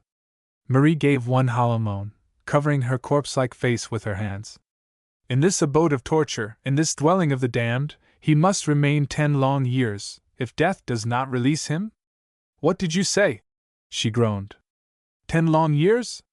Have they condemned him?" "Yes, he was guilty of a great crime, eloping with a minor, who, with the king's consent, and that of her parents, was betrothed to another. Read the sentence of the court, which was forwarded to me as the head of the college where Moritz was employed. See, here is the king's signature, which affirms the sentence, rendering it legal, and here upon the margin are the lines your father read." Trembling, Marie perused the contents. 10 years in the house of correction," she murmured. "On my account condemned to a living death. No, no, it is impossible. It cannot be. 10 years of the best part of life. He condemned as a criminal. I will go to the king. I will throw myself at his feet, imploring for mercy. I am the guilty one, I alone. They should judge me, and send me to the penitentiary. I will go to the king. He must and will hear me." "He will not," sighed the director. "Listen to me, poor child. As I heard the sentence, I felt it my duty to summon all my powers to rescue Moritz, for I love him as a son, and had set my hopes upon him." "I thank you for this kind word," said Marie, seizing the hand of the old man, and pressing it to her lips. "I went immediately to Minister von Herzberg, and upon his advice, as he explained to me the king might lighten his punishment, I betook myself to Frederick's winter quarters at Breslau. You noble, generous man, I shall love you for it as long as I live." "Did you speak with the king?" "Yes, and everything that my heart or mind could inspire, to excuse and justify my unhappy friend, I have said, but all in vain. The king was much embittered because he had had the grace to grant him an audience, and explain the impossibility of the fulfillment of his petition. I did not cease begging and imploring, until I softened the generous heart of the king." "Has he pardoned Moritz?" Marie asked, with brightening hopes. "Under certain conditions he will allow that he should escape secretly from prison. They are formally written, and if Moritz consents and binds himself by oath, he will not only be freed, but provided with means to go to England, and receive immediately an appointment as translator to the Prussian embassy at London." "What are the conditions, sir?" "They are, first, that Moritz shall by oath renounce every wish and thought of uniting himself with Fräulein von Luthen. Secondly, that before he leaves the prison, he shall write to the young lady, in which he shall solemnly release her, and enjoin it upon her as a duty to accept the hand of the man to whom her parents have betrothed her. These were the conditions, and the king commanded me to go to Spandau, and with sensible representations, to confer with Moritz, and persuade him to accept them, and assure himself of freedom and an honorable future, free from care." "You saw Moritz?" "Yes." "Did you communicate the conditions?" "Yes." "And he?" "He refused, with rage and indignation." "He refused?" cried Marie, joyfully. "Oh, my dear Philip, I thank you. You love me truly and faithfully. Your glorious example shall inspire me to be as firm as you." "Unhappy child, you know not what you are saying," cried the director sadly. "If you really love him, you could not follow his example. Read what the king has written." She took, in breathless silence, the document, and broke the seal, unfolding the paper, but her hand shook it so violently that she could not distinguish the words. She returned it to the director. "Read it, I cannot," she said, and sank kneeling, looking up to the old man with unspeakable anguish, and listening to every word that fell from his lips. It ran thus: His Majesty announces to Mademoiselle Marie von Luthen that he is exceedingly indignant at her improper and undutiful conduct, which does not at all become a maiden loving of honor, and particularly a noble one. His Majesty ennobled her father for a brave deed, and he is angry that the daughter should bring shame upon the title, in giving way, not only to a passion which is beneath her, but is so little mindful of morality as to flee from the paternal house, at night, in an improper manner, with a man whose wife, according to the command of the king and the will of her father, she could never be. If His Majesty did not respect the former service of her father, and the new title, he would send the daughter to the house of correction, and punish her according to the law. But he will leave her to the reproaches of conscience, and let the weight of the law fall upon her partner in guilt, Philip Moritz. He is rightly sentenced to 10 years in the house of correction, and he will not be released 1 year or 1 day from the same, as he is guilty of a great crime, and his sentence is just. Just! Shrieked Marie in anguish. 10 years just? The director continued to read. His Majesty will propose a last opportunity to the obstinate and inconsiderate young lady to reinstate her own honor, and release at the same time Conrector Moritz. His Majesty has personal knowledge of the latter, and respects his scholarly attainments and capability, and would bring an end to this affair for the general good. If Mademoiselle, as becomes an honorable young woman, and an obedient daughter, follows the wishes of her father, and without delay marries her Ebenstreit, and leads a respectable life with him, the same hour of the ceremony Conrector Moritz shall be released, and a fit position be created for him. This is the final decision of the king. If the daughter does not submit in perfect obedience, she will burden her conscience with a great crime, and thank herself for Moritz's unfortunate fate. His Majesty will be immediately informed of her decision. If she listens to reason, to morality, and affection, she will submit to the proposition which Director Gedik is commissioned to make known to her, and announce to her parents in his presence that she will obediently follow their commands. Conrector Moritz will be at once set at liberty, otherwise he will be sent to Brandenburg to the House of Correction. This is the unalterable will of the king. Signed, in the name of the king, Frederick. Now decide, my child, continued the director, after a solemn pause. I know nothing to add to this royal writing. If it has not itself spoken to your heart, your reason and your honor, words are useless. O God, it is cruel, it is terrible, cried Marie. Shall I break my oath of constancy, becoming faithless, and suffer him to curse me, for he will never pardon me, but despise me? She sprang up like a tigress, with her eyes flashing. Oh, cried she, he may even believe that I have been enticed by riches, by a brilliant future. No, no! I cannot consent. May God have mercy on me if the king will not. I will not break my oath. No one but Moritz shall ever be my husband. Unhappy girl, cried the old man sadly. I will give you one last inducement. I know not whether you have any knowledge of Moritz's past life, so tried and painful, which has made him easily excited and eccentric. A danger menaces him worse than imprisonment or death. His unaccustomed life, and the solitude of his dark, damp prison, is causing a fearful excitement in him. He is habituated to intellectual occupation. When he is obliged to put on the prisoner's jacket in the house of correction and spin wool, it will not kill him, it will make him mad. A piercing cry was Marie's answer. That is not true, it is impossible. He crazy, you only say that to compel me to do what you will. His bright mind could not be obscured through the severest proofs. You do not believe me? You think that an old man, with gray hair, and one foot in the grave, and who loves Moritz, could tell you a shameful untruth. I swear to you by the heads of my children, by all that is holy, that Moritz already suffers from an excitement of the brain, and if he does not soon have liberty and mental occupation, it is almost certain that he will become insane. Almost convulsed with anguish, Marie seized the old man's hand with fierce passion. He shall not be crazed, she shrieked. He shall not suffer. He shall not be imprisoned and buried in the house of correction on my account. I will rescue him, I and my love. I am prepared to do what the king commands. I will marry the man, which my parents have chosen. But tell me, will he then be free? Today even, in 3 hours, my poor child. Free! And I shall have saved him. Tell me what I have to do. What is the king's will? First sign this document, said the director, as he drew a second paper. It runs thus: I, Marie von Luthen, that of my own free will and consent I will renounce every other engagement, and will marry Herr Ebenstreit von Luthen, and be a faithful wife to him.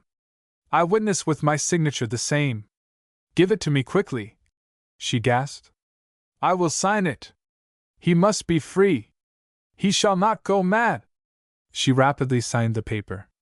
Here is my sentence of death. But he will live. Take it. My child, cried the old man, deeply agitated. God will be mindful of this sacrifice, and in the hour of death it will beam brightly upon you.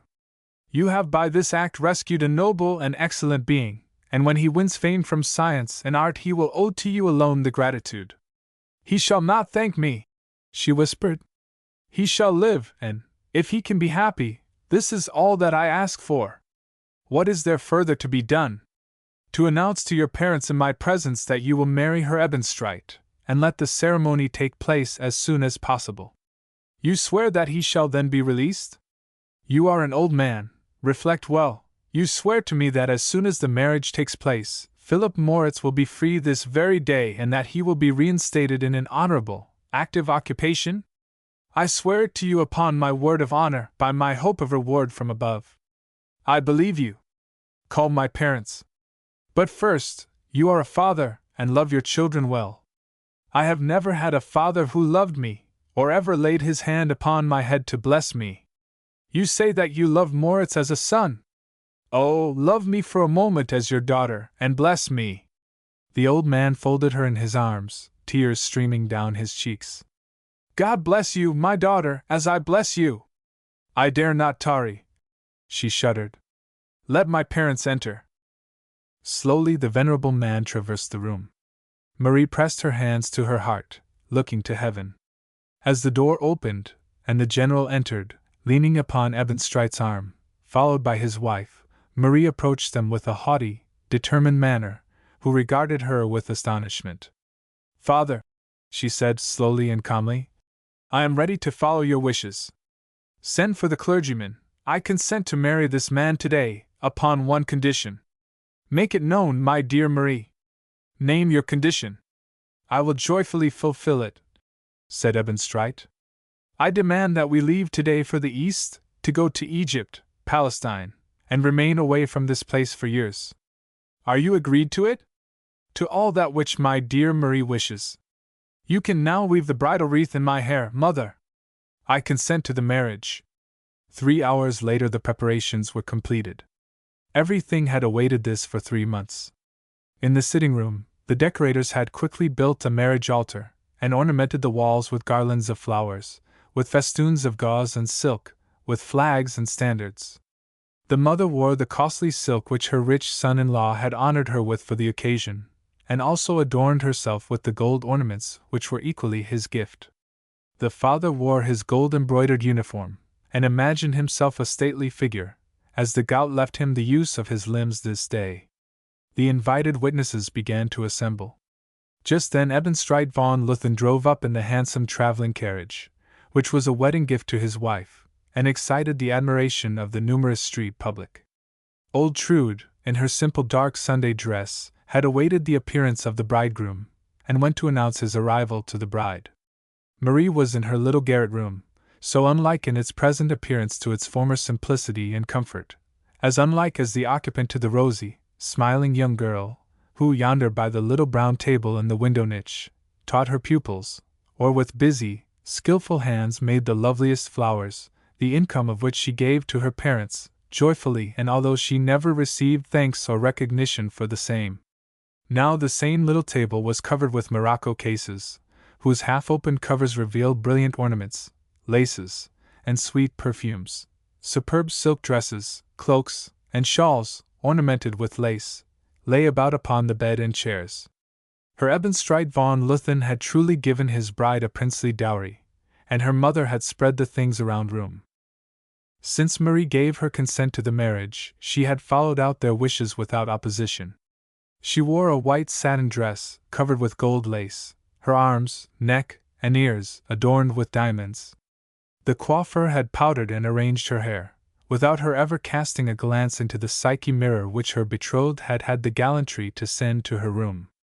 She let him arrange the costly bridal veil, but when he would place the crown of myrtle, she waved him back. "Your work is finished," she said. "My mother will place that, I thank you." As Trude entered, Marie was standing in the center of the room, regarding it with sinister, angry looks. "There you are, Trude," she said. "I am glad to see you a moment alone, for I have something to tell you. I have spoken with my future husband, demanding that you live with me as long as I live. Immediately after the ceremony you will go to my future home and remain there as housekeeper during my absence." Sadly, the old woman shook her head. "No, that is too important a place for me. I will not lead a lazy life, and play the fine woman. I was made to work with my hands." "Do what you will in the house," answered Marie. "Only promise me that you will not leave me, and when I return that I shall find you there. If you leave me, I will never come back. Promise me!" "Then I will promise you, my poor child," sighed Trude. Marie laughed scornfully. "You call me poor, do you not see I am rich?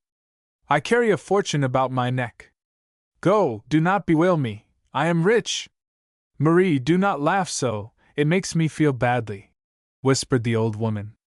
"I came to tell you the bridegroom and the clergyman are there. The time has arrived for the marriage of the rich and happy bride. Go, Trude, beg my mother to come up and adorn me with the myrtle wreath."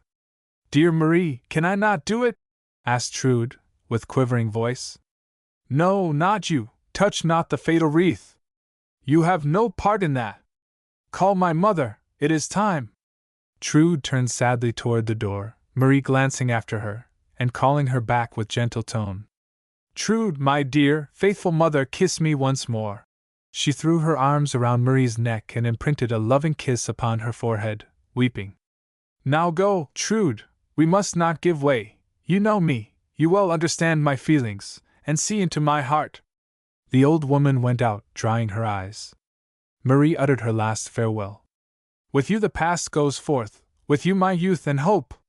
When the door again opens, my future enters a strange, fearful life. Woe to those who have prepared it for me. Woe to those who have so cruelly treated me. They will yet see what they have done. The good angel is extinct within me. Wicked demons will now assume they're over me. I will have no pity, I will revenge myself, that I swear to Moritz." Her mother rustled in, clothed in her splendid wedding garments. "Did you send for me, dear Marie?" she whispered. "Yes, mother, I beg you to put on my myrtle wreath." "How? Have you no endearment for me?" she asked, smilingly. "Why do you say you instead of thou?" "It is better so, mother," she coldly answered. "Will you adorn me with the bridal wreath?" "Willingly, my dear child, it is very beautiful and becoming. Do you realize, mother, what you are doing? You place the wreath to consecrate me to an inconsolably unhappy life with the man that I hate and despise. My dear child, I know that you think so today, but you will soon change, and find that wealth is a supportable misfortune. Mother, one day you will recall these words. Crown me for the hated bridal. The sacrifice is prepared." Book 4. The Visibles and the Invisibles. Chapter 28. Old Fritz. The war terminated, the hostile armies returned to their different German countries. Frederick the Great had gained his point, forcing Austria to renounce the possession of Bavaria. The Prince of Zweibrücken had been solemnly recognized by him as the rightful heir to the electorate, and the lawful ruler and possessor of Bavaria. The Emperor Joseph had submitted with profound regret and bitter animosity to the will of his mother, the reigning empress, and consented to the peace negotiations of Baron von Thugut. Having signed the document of the same, in his quality of co-regent, he angrily threw aside the pen, casting a furious glance at the hard, impenetrable face of Thugut, saying, Tell Her Majesty that I have accomplished my last act as co-regent, and I now abdicate. From henceforth I will still lie her obedient son, but no submissive joint ruler, to only follow devotedly her imperial will. Therefore I resign, and never will trouble myself in future about the acts of the government." The emperor kept his word. He retired, piqued, into solitude, wounded in the depths of his soul, and afterward traveled, leaving the government entirely to the empress and her pious confessors. Bavaria was rescued.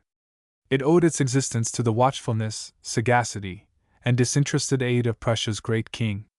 The Elector Maximilian vowed in his delight that he, as well as his successors and heirs, would never forget that Bavaria must ascribe its continuance to Prussia alone, and therefore the gratitude of the princes of this electorate could not, and never would be extinguished toward the royal house of Prussia. Frederick received these overflowing acknowledgments with the calmness of a philosopher and the smile of a skeptic.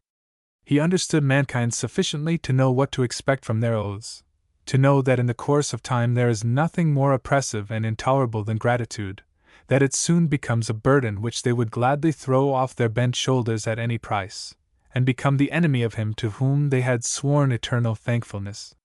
Frederick regarded these oaths of Bavaria not as a security for the future, but as a payment on account of the past. "I did not go forth to render the Bavarian princes indebted to me," said he, to his only confidant, Count Herzberg, as he brought to him, at Sanssouci, the renewed expression of thanks of the Prince Elector. "I would only protect Germany against Austria's grasp, and preserve the equilibrium of the German Empire. Believe me, the House of Habsburg is a dangerous enemy for the little German principalities, and if my successor does not bear it in mind, and guard himself against their flatteries and catspaws, Austria will fleece him as the cat the mouse who is enticed by the odor of the bacon. Prussia shall be neither a mouse in the German Empire, nor serve as a roast for Austria. But she shall be a well-trained shepherd's dog for the dear, patient herd, and take care that none go astray and are lost. Your Majesty has drawn an unfortunate character for the future of our country," sighed Herzberg thoughtfully. "And I must grant that it is sketched with severe but correct outlines, so it follows that poor Germany has many combats and hardships in store." "What do you mean?" asked the king. "What characteristic did I name? Your Majesty pointed out Austria as the cat watching for prey in Germany. Prussia, on the contrary, as the shepherd's dog, which should watch the native herd, and occasionally bite those who wander from the flock. The comparison is apt, and clearly exposes the natural hostility of the two nations. Nature has placed the cat and the dog in eternal enmity, and there is no compromise to be thought of, to say nothing of friendship. There may, now and then, be a truce. The cat may draw in her claws, and the dog may cease to howl and growl, but the combat will renew itself, and never end, but in the death of one party, and the victorious triumph of the other." "You are right," said the king, nodding slightly. "From this natural hostility will proceed many combats and storms for our land, and much blood will be shed on its account. Let us look to the future, and try to ward off the coming evil, in erecting high barriers against the cat-like springs of the enemy. I will think out a security for Germany. But first, mon cher ami, we have to care for our own country and people. The war has greatly injured my poor subjects. Industry is prostrated and prosperity disturbed. We must seek new sources of acquisition, and sustain those which are exhausted. For this, we must think of fresh taxes, and other sources of income." "Sire," said Herzberg, shrugging his shoulders, "the taxes are already so heavy that it will be difficult to increase them." "You are greatly mistaken," cried the king, with increased animation. "I will impose a tax upon those things which are now exempt, and establish a capable administration for the purpose. Bread, flour, meat, and beer, the sustenance of the poor, shall remain as they are, for I will not that they shall pay more. But tobacco, coffee, and tea are superfluous things, which the prosperous and rich consume. Whoever will smoke, and drink tea or coffee, can and shall pay for being a gourmand. I beg pardon, but it is just these taxes which will create the greatest discontent," answered Herzberg. "Your Majesty will remember that the duty on coffee was complained of and criticized by every one, and the poor people grumbled more than all. In spite of the resistance of government, coffee has become, more and more, a means of nourishment and refreshment for the lower class. I will teach them to renounce it, cried the king, striking the table violently with his staff. I will not suffer so much money to go out of the country for this abominable beverage. My people shall relearn to drink their beer, instead of this infamous stuff, as I had to do when a young man. What was good enough for the Crown Prince of Prussia will today suffice for his subjects. I tell you, Herzberg, I will teach them to drink their beer, or pay dearly for this bad, foreign stuff. Then we will see which will conquer, Prussian beer or foreign coffee. It is possible that the former will be victorious on account of their poverty and the high duties, but in any case the people will be discontented, and grumble against your majesty. Do you suppose that I care for that? Asked the king, with a quick, fiery glance at the calm, earnest face of his confidant. Do you think that I care for the applause of the people, or trouble myself about their complaints? I regard their shouting or their grumbling about as much as the humming or buzzing of a fly upon the wall. If it dares to light upon my nose, I brush it off, and if I can, I catch it. Beyond that, it is its nature to hum and buzz.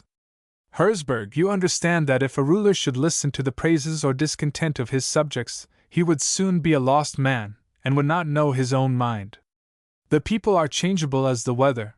Tomorrow they crush under their feet what today they bore aloft, and praise one day what they stone the next. Do not talk to me about the people. I know this childish, foolish mass, and he is lost who counts upon their favor. It is all the same to me whether they like or hate me. I shall always do my duty to my subjects according to the best of my knowledge and ability, as it becomes an honorable and faithful officer.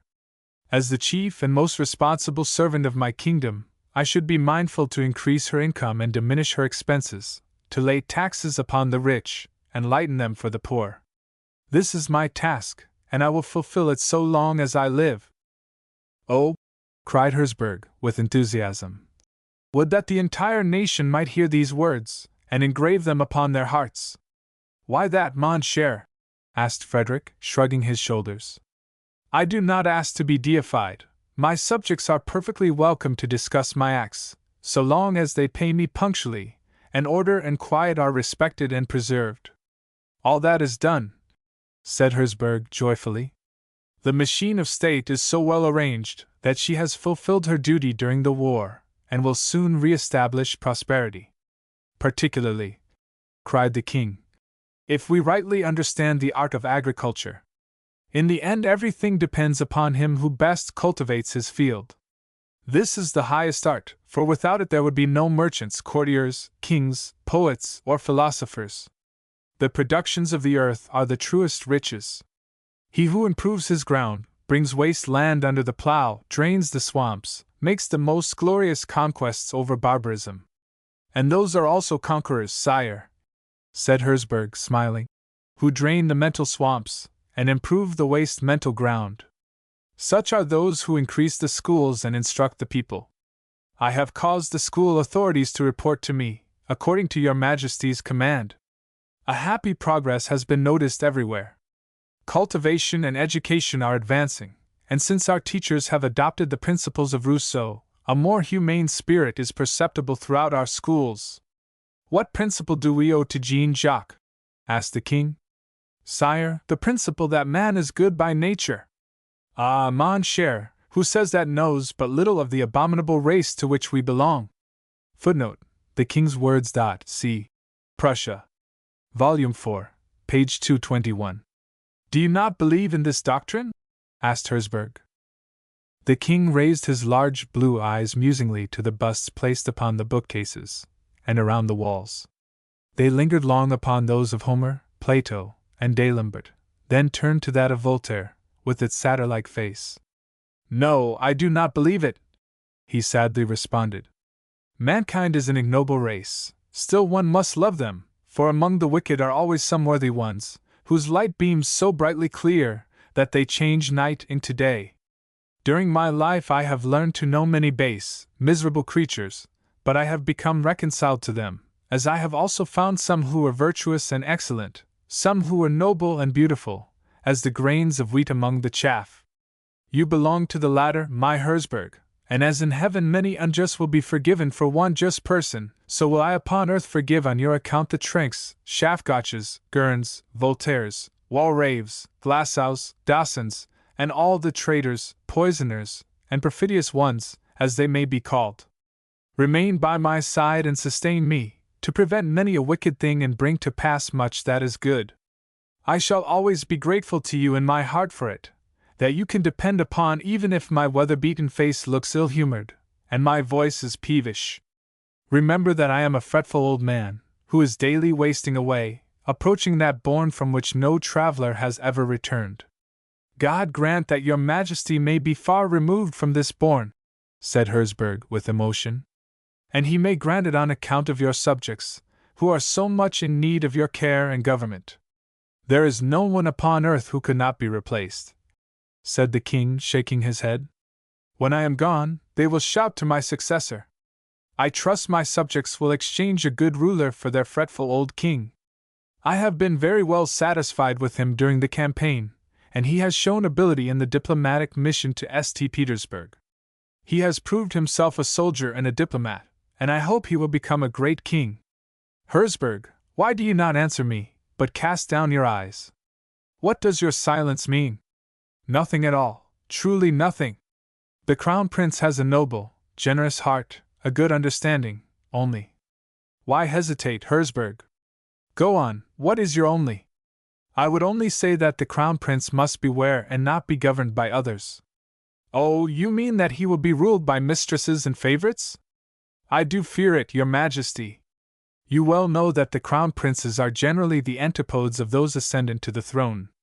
If the ruler has only an enlightened mind, and is free from prejudices, so is his crown prince an obscure, added quickly the king, having the more prejudices, and is capable of being ruled by mystics and exorcists.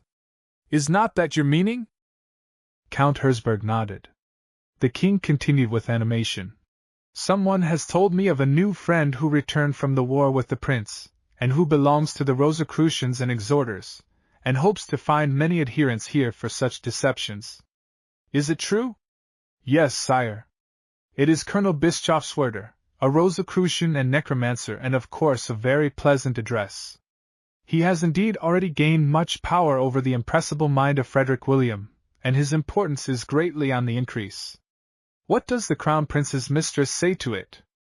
Is she not jealous? Of which one does your majesty speak? The king started, and his eyes flashed. What? He cried with vehemence. Is there a question of several?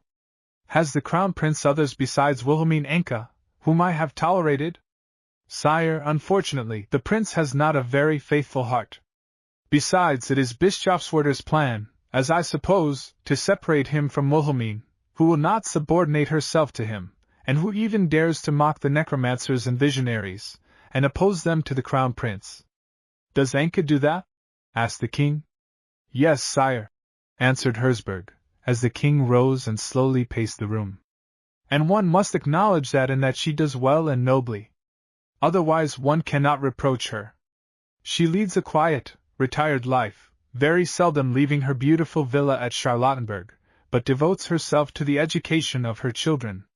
She is surrounded with highly educated men, savants, poets, and artists, who indeed all belong to the enlightened, the so-called Illuminati, and which are a thorn in the eye to Colonel Bischofswerder. Your Majesty will perceive that I have some good informants in this circle, and the latest news they bring me is that the bad influence is upon the increase. The Rosicrucians reproach the prince for his immoral connection with Wilhelmine Anka, as they would replace her by one who gives herself up to them. That shall not take place, cried the king. No, we will not suffer that, and particularly when we are forced to recognize such abominable connections, we should endeavor to choose the most desirable. I cannot permit that this person, who has at least heart and understanding, should be pushed aside by Bischofswerder. My nephew shall retain her, and she shall drive away the Rosicrucians with all their deviltries. Herzberg, go and tell the Crown Prince, from me, that I order. His Majesty suddenly stopped, and looked at Herzberg with surprise, who was smiling. Why do you laugh, Herzberg? I was not laughing, sire. If my lip quivered against my will, it was because I stupidly and foolishly dared to finish the broken sentence. Well, how did you manage to conclude it? Sire, your Majesty said, tell the Crown Prince that I order him, and there you ceased. I added, order him to love Wilhelmine Anka, and be faithful to her. I beg pardon for my mistake.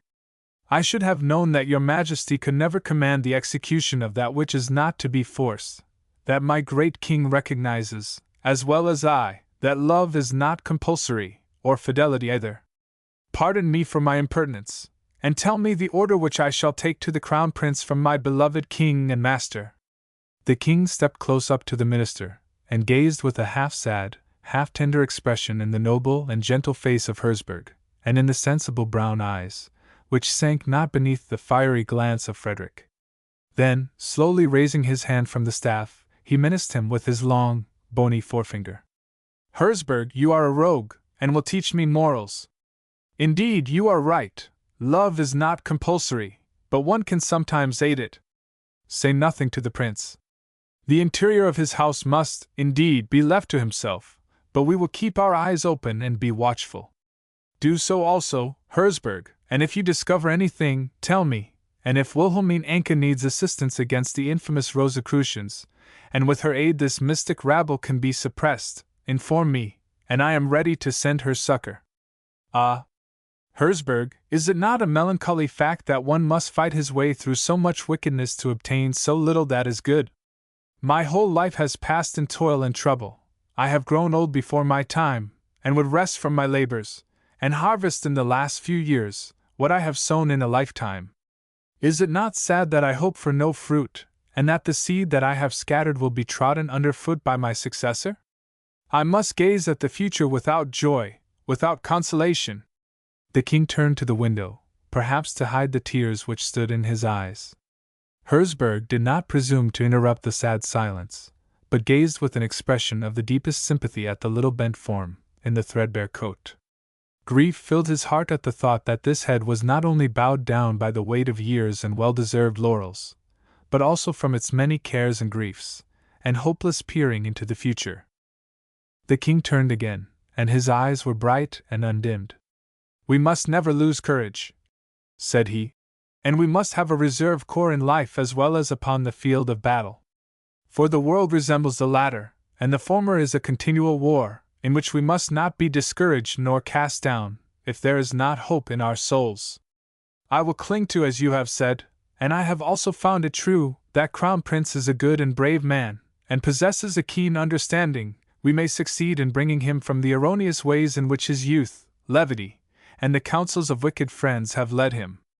We will try with kindness and friendliness, as I believe these have more effect upon him. Let us not even scorn to aid Wilhelmine in so far as is compatible with honor. If a mistress is necessary to the happiness of the prince, this one seems the most worthy of all to encourage. Beyond the clouds the stars are still shining, and it appears to me as if I see in perspective in the heaven of Prussia's future, a star which promises a bright light with years. Do you not think with me, the little Prince Frederick William is a rising star? Yes, your Majesty, answered Herzberg joyfully. He is a splendid little boy, of simple and innocent heart, and bright, vigorous mind, modest and unpretending. You see, cried the king, evidently cheered. There is one star, and we will watch over it, that it is not obscured. I must see the prince oftener. He shall visit me every month, and his governors and teachers shall report to me every quarter. We will watch over his education, and train him to be a good king for the future, and guard ourselves against being pusillanimous, foolish, and fretful, and not be discouraged in life. I have entered my last lustrum, or 5 years. Hush! Do not dispute it, but believe me. My physique is worn out, and the mental grows dull, and although I live and move about, I am half in the grave. There are 2 coffins in this room, which contain the greater part of my past. Look around, do you not see them? No, said Herzberg, as he glanced at the different articles of furniture. I see none. Look upon the table by the window, what do you there see? Your Majesty, there is an instrument case and a sword sheath. They are the ones I refer to. In the case lies my flute, That is to say, my youth, love, poesy, and art are encoffined there. In the sheath is my sword, which is my manhood, energy, laurels, and fame. I will never play the flute or draw the sword again. All that is past. But there still remains for the great king a noble work to perfect, cried Herzberg. Youth has flown, and the war songs are hushed. The poet and hero will change to the lawgiver. Sire, you have made Prussia great and powerful externally. There remains a greater work, to make her the same within. You have added new provinces, give them now a new code of laws. You will no longer unsheath the sword of the hero, then raise that of justice high above your subjects. I will, cried the king, with beaming eyes. You have rightly seized and comprehended what alone seems to me worthy of will and execution. There shall be but one law for the high and the low, the poor and the rich. The distinguished Chancellor Karmers shall immediately go to work upon it, and you shall aid him. The necessity of such a reform we have lately felt in the Arnold process, where the judge decided in favor of the rich, and wronged the poor man. How could the judge sustain Count Schmettau against the miller Arnold, who had been deprived of the water for his mill, when it was so evident that it was unjust?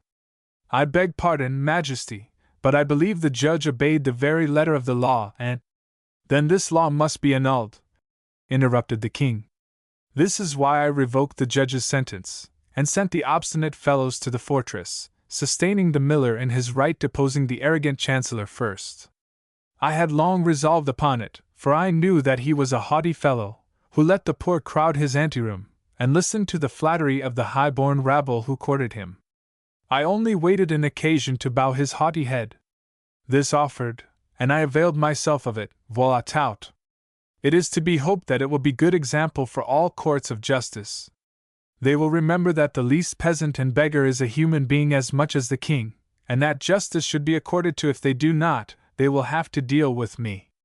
If a college of justice practices injustice, it is more dangerous than a band of robbers, for one can protect himself from the latter, but the former are rascals wearing the mantle of justice, to exercise their own evil passions, from whom no man can protect himself, and they are the greatest scoundrels in the world and deserve a double punishment.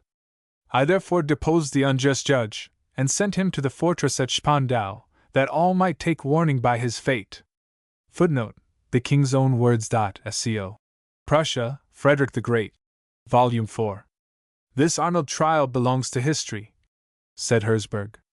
The lawyers will refer to it after the lapse of centuries, and the poor and the oppressed will recall and bless the thoughtfulness of the great king, who would open just as wide a gate for them to enter the heaven of justice as to the rich and noble. This new code of laws will beam above the crown of gold and of laurels, with the splendor of the civil crown, whose brilliance are the tears of gratitude of your people. May it be so, said Frederick with earnestness. Now tell me, do you know what day of the month it is? Sire, it is the 30th of May. Yes, you will remember it is the anniversary of Voltaire's death, and after I have quarreled for 2 years with the priests and so-called holy fathers at Rome, I have gained my point, and the honor shall be shown him here in Berlin which the priests and friars have refused to the immortal poet in his own country. Today, exactly at the hour which Voltaire died, the Mass for the dead will be read in the Catholic Church, to free his immortal soul from purgatory. I have, indeed, no idea of an immortal soul. If there are any, and if it has to endure the threefold heat of which Father Tobias, of Silesia, related to me, I do not believe that the priests, for a few thalers, can loose the unhappy spirit from the bake oven. But as they refuse burial to the spirit of Voltaire, in order to insult him after death, so must I avail myself of this occasion to offer a last homage to the great poet, which will take place at 4 o'clock. Go to the Mass, Herzberg, and tell me tomorrow how it went off, whether the priests make right pious faces and burn much incense. Adieu. Au revoir, Demain. As the king dismissed, with a friendly wave of the hand, his confidential minister, he passed into his cabinet, remaining an hour with his counselors. At dinner appeared some of the generals, weather-worn and bent, with wrinkled faces and dull eyes. Souvenirs of the glorious years of fame and victory. The king nodded kindly to them, but during the entire meal, he only let some indifferent questions fall from his lips, which were devotedly and tediously answered by some one of the old generals. As their dry, peevish voices resounded through the high, vaulted room, it seemed to reawaken in Frederick's heart the souvenirs of memory and become the echo of vanished days. He gazed up at the little cupids, in the varied play of bright colors, looking down from the clouds, and the goddesses trumpeting through their long tubes the fame of the immortal, the same as formerly, when they smiled from the clouds upon the beaming face of the young king, dining in the distinguished circle of his friends Voltaire, D'Argens, Algarotti, La Melbrie, and Keith. The cupids were fresh as ever, and the goddesses had not removed the trumpets from their lips. But where were they of the merry round table? Returned to dust. The jest and poesy have died away, all have sunk into decay and darkness. The king silently raised his glass of Tokay, gazing up to the clouds and cupids, draining it slowly in sacrifice for the dead. Then with a vehement, contemptuous movement, he threw the glass over his shoulder, shivering it into 1,000 pieces. The old generals, after dessert, had gently sunk into their afternoon nap, and now started, frightened, looking wildly around, as if they expected the enemy were approaching. Alcmene crept from under the king's chair, muffing with her long, delicate nose the glistening pieces of glass, and the footman bent himself to carefully pick them up. The king rose silently, saluting the old generals, pointing with his staff to the large folding doors which led to the garden. The footmen hastened forward to open them, and stand in stiff, military order upon each side. Frederick walked slowly out, mounting the 2 steps which led to the upper terrace, signing to the attendants to close the doors. He was alone. Only Windspiel was there to spring about joyfully, barking, and turning to meet him, who wandered on the border of the terrace, where he had formerly walked with his friends. Now he stopped to gaze up the broad, deserted steps which led from terrace to terrace, as if he could repeople them with the well-known forms, and could see them approach and greet him with the look of endless love and constancy. Then he raised his eyes to heaven, as if to seek there those he in vain sought upon earth. "Do you not see me, my friends?" he asked, in a gentle but sad voice. "Do you not look down wonderingly where you saw a cheerful, smiling king, upon the now bent, shrunken old man, cold and phlegmatic, who seldom speaks, and then causes every one to yawn? Oh, where have you fled, beautiful springtime of life, wherein once we used to enliven our conversations with the wit of the Athenians, and the jest fluttered upon our lips as we glided through life in the bold enjoyment of youth? Banished is the dance, and I creep about, leaning upon my staff, enfeebled in body, and with saddened heart. Oh, awful change, unhappy old age! What does it aid me that I am a king? I have won many a battle, but now I am vanquished by age and death and am alone." Footnote: The King's Words. See Posthumous Works, Volume 10, page 100. A slight breeze rustled through the trees, fanning, caressingly, the cheeks of the king. The perfume of sweet flowers rose from the terrace, and below rushed the cascade. The marble groups around the fountain glistened in the golden rays of the sun, and in the dark foliage fluttered and sang the merry birds of summer. Suddenly the wind wafted from the church at Potsdam the clear tones of a bell, announcing to the king the hour of 4, the death of Voltaire. The king walked along to the Rose Arbor, to the Temple of Friendship, where the bust of his sister Frederica was placed. He seated himself near the entrance, listening to the ringing voice of the bell, and recalling that the death mass had now commenced in Berlin. The service sacred to memory. The prayer for the immortal soul. As the lonely king sat there, calm and bowed down, a solemn prayer and holy mass rose from his own soul. He bowed lower his head, and without realizing it himself, traced letters in the sand at his feet, with no witness but the blue heavens above him, and Windspiel who curiously eyed the lines. Thinking of the prayer for Voltaire's undying soul, the king had written the word of profoundest mystery and revelation, of hope and prophecy. Immortality. The wind gently rustled in the trees, wafting the perfume of flowers. Sweet stillness reigned around, and lowly sang the birds as if not to waken the king, who slept by the marble form of his beloved sister, Windspiel upon his knees, and in the sand at his feet the word traced by his own hand. Immortality. Chapter 29. Cagliostro's Return. Wilhelmine Anke was still living at her villa at Charlottenburg. She was, as formerly, the unmarried daughter of the hobo player, the favorite and friend of the Crown Prince, the same as 2 years previous, when he presented her before the Bavarian campaign. With this house, and there was no change in her outward circumstances. Her life passed regularly and calmly. The once fresh and beautiful cheek had lost somewhat of its youthful, roseate hue, and the smile of the ruby lips was less haughty, and the warmth of those brilliant eyes was subdued. This was the only perceptible difference wrought by the little vexations and troubles incident to her position. She had found some bitter drops in the golden goblet which the prince in his love pressed to her lips, drops which were uncongenial to lips accustomed to the sweets of life. Today she had awaited him at dinner, and had just received a very friendly but laconic letter, excusing himself until the following morning. This was an unpalatable drop. Wilhelmine paced back and forth the solitary, gloomy path, at the foot of the garden, rereading this letter, and examining every word to search out its hidden meaning. "They have brought this about," she murmured, tearing the letter into little pieces, which lighted upon the shrubbery like butterflies. "Yes, it is their work. They have sought by all possible means to draw him into their power, and away from me. And they will succeed, as there are 2 of them, and the princess sustains them, and I am alone, unsupported. I am entirely alone, alone. If you are alone, then it is surely your own fault," said an earnest, solemn voice, and at the same instant a tall form approached from the shrubbery which bordered the side of the garden. "Cagliostro!" shrieked Wilhelmine, shrinking terrified away. "Oh, mercy upon me, it is Cagliostro!" "Why are you so frightened, my daughter?" he asked gently. "Why do you withdraw from me, and cast down your eyes? I thought you were in Courland," she stammered, confused. "And whilst you thought me afar, you forgot your sacred oath and holy duty," he replied, in a harsh, severe tone. "Oh, my daughter, the invisibles weep and lament bitterly over you." "I am curious to see these tears," said Wilhelmine, who had now recovered her self-composure.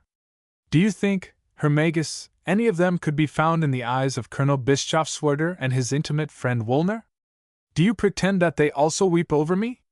They do not belong to the invisibles, but the visibles. But their souls are true and faithful, and would have to mourn over the unhappy one who could forget her vows. Then allow me to say that I abjure these tears, and laugh at the idea that these hypocrites and necromancers weep over me. My daughter, what words are these, and how strangely altered you are! I have come from the far north, and but just alighted from the traveling carriage. I came at once to see you, and hoped to be greeted joyfully with a kiss of love, and what do I hear instead? Harsh words filled with scorn and mockery, and disobedience against the invisible fathers, to whom you have sworn fidelity and submission. You have forced me to it," she cried impetuously. "In my own house you came upon me and compelled me to take part in your mystic assembly. If one loves humanity, he must insist upon its accepting happiness," said Cagliostro, solemnly. "We recognized in you one of the elect, one of the great souls which are worthy to see the light, and sun themselves in the rays of knowledge. Therefore we accepted you among the spirits of the Alliance and made great promises, of which not one has been fulfilled. Where is the title of Countess, the influence, position, honor, and dignity, which you prophesied to me? Where are the deeds you promised to perform, the witnesses of your fidelity and devotion?" he thunderingly demanded. "You have dared to rebel against the Holy Alliance. Your short-sighted spirit presumes to mock those eyes which perceive that you are straying away. Beware, Wilhelmine, beware! I came today to warn you. When I return it will be to punish you. Turn, oh turn while there is yet time! Submit your will to the fathers, as you have sworn to do.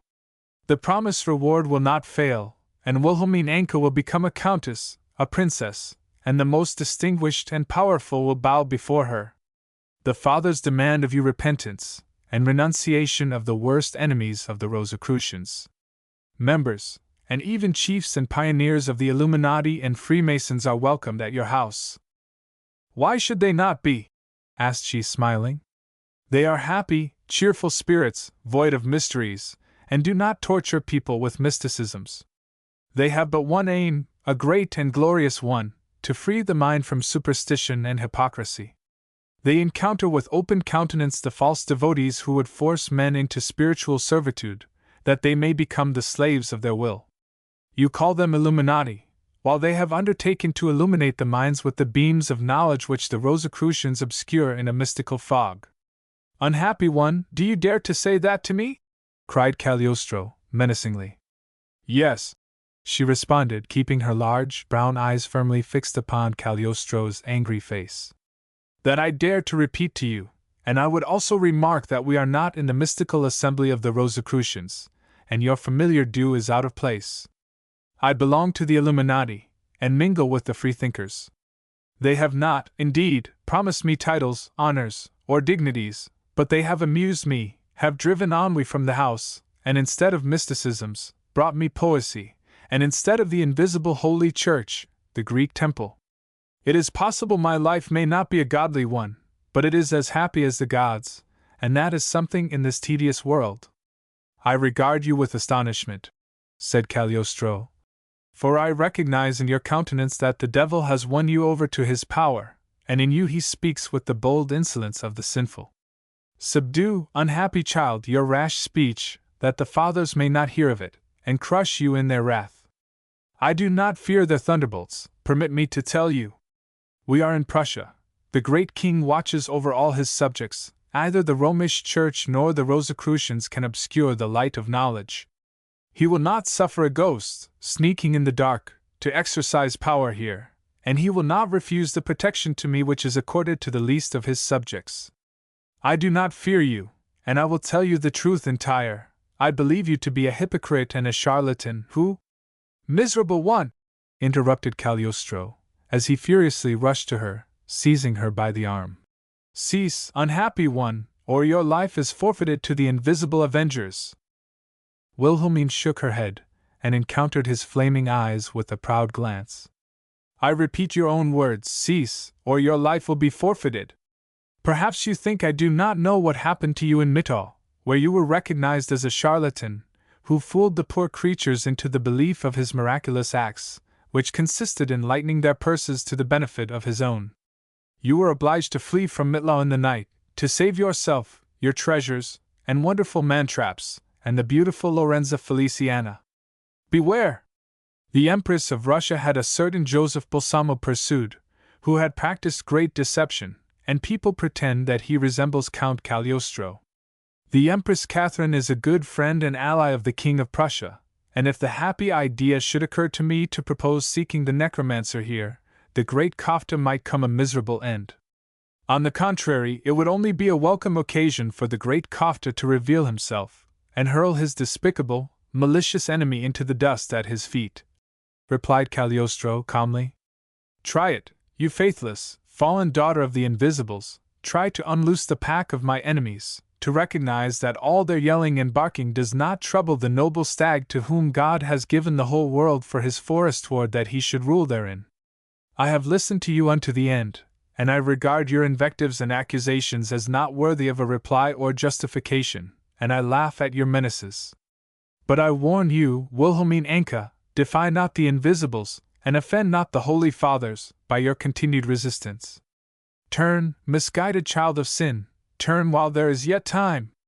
In their name I offer you a last chance, their forbearance is without bounds, and their mercy long enduring. I neither desire your forbearance nor mercy, cried she, proudly. I will have no companionship with my enemies, and the Rosicrucians are such, for Bischofswerder and Wollner both hate me, and would put me aside. There is no reconciliation where only hostility is possible. The heavenly listen not to the voices of the earthly, and prove themselves the most noble when the least deserved. They will protect and watch over you, even against your will, and never will they be deaf to your cry for aid in the hour of here as a token of their grace toward you. Take this ring, do you recognize it? Wilhelmine regarded it attentively. This is the ring which I gave at the tribute altar instead of gold, which you desired. The Invisibles sent it to you today as the precious pledge of their favor. You shall keep it, and wear it as a token of their heavenly forbearance, and when you turn back from the erroneous ways into which the Illuminati have led you, send it to the circle of Berlin directors, either Bischofswerder or Wallner, and they will come to your rescue. Farewell! I forgive you all your wicked words, which fall like spent arrows from the helmet of my righteousness. Cagliostro turned proudly away, and disappeared in the bushes. Wilhelmine placed the ring upon her finger, turning it to watch the play of colors.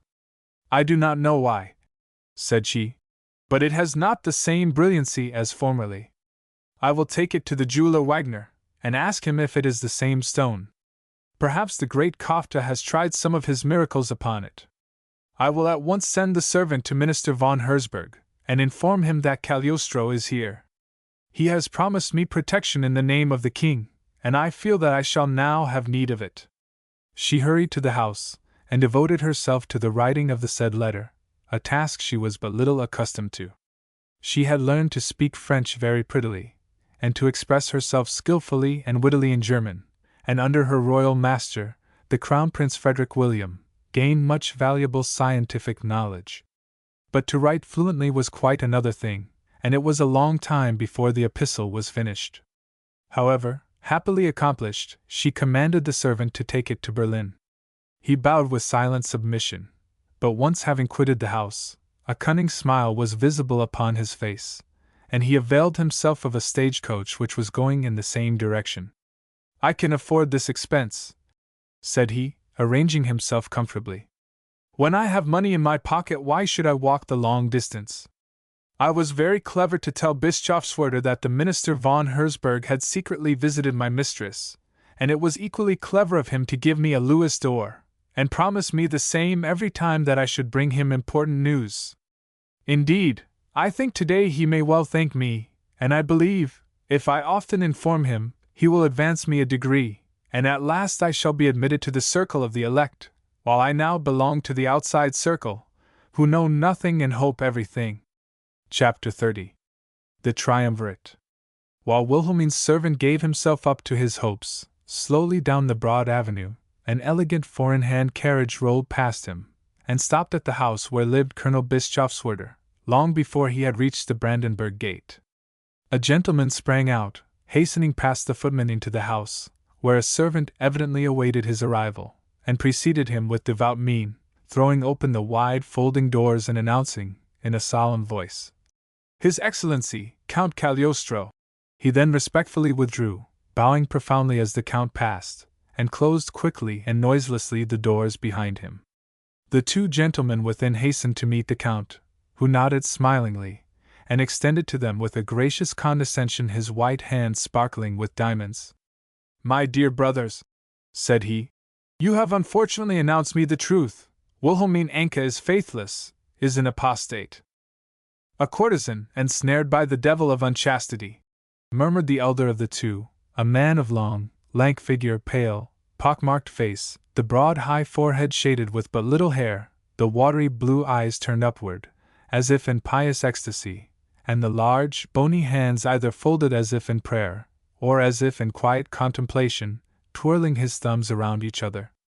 I have always said so, said he, with a long-drawn sigh. She is a temptress, whom Satan, in bodily repetition of himself, has placed by the prince's side, and his salvation cannot be counted upon until this person is removed. And you, my beloved brother, think otherwise, do you not? Asked Cagliostro, gently. Yes, answered Bischofswerder. You know well, sublime master and ruler, how much I esteem and love the worthy and honorable Wallner, and how much weight his opinion has with me. In all my reports to the Invisible Fathers I have always particularly mentioned him, and it was upon my wish and proposal that they appointed him director of one of the 3 Berlin circles. He is occupied near me in the Confederacy, and is also in the service of the Crown Prince, for it was by my especial, earnest recommendation that His Highness called him to Berlin from the exchequer of Prince Henry at Rheinsberg, that he might give him lectures in politics and other branches of administration. I do not say it to boast, although I have always regarded it as an honor to have opened the way to a distinguished man, to have his great talents properly valued. I only say it to prove my high appreciation of dear brother Wallner, and to defend myself, master, in your eyes, that I differ in opinion from him, and do not advise a violent removal of this person, to whom the prince is more attached than he himself knows of.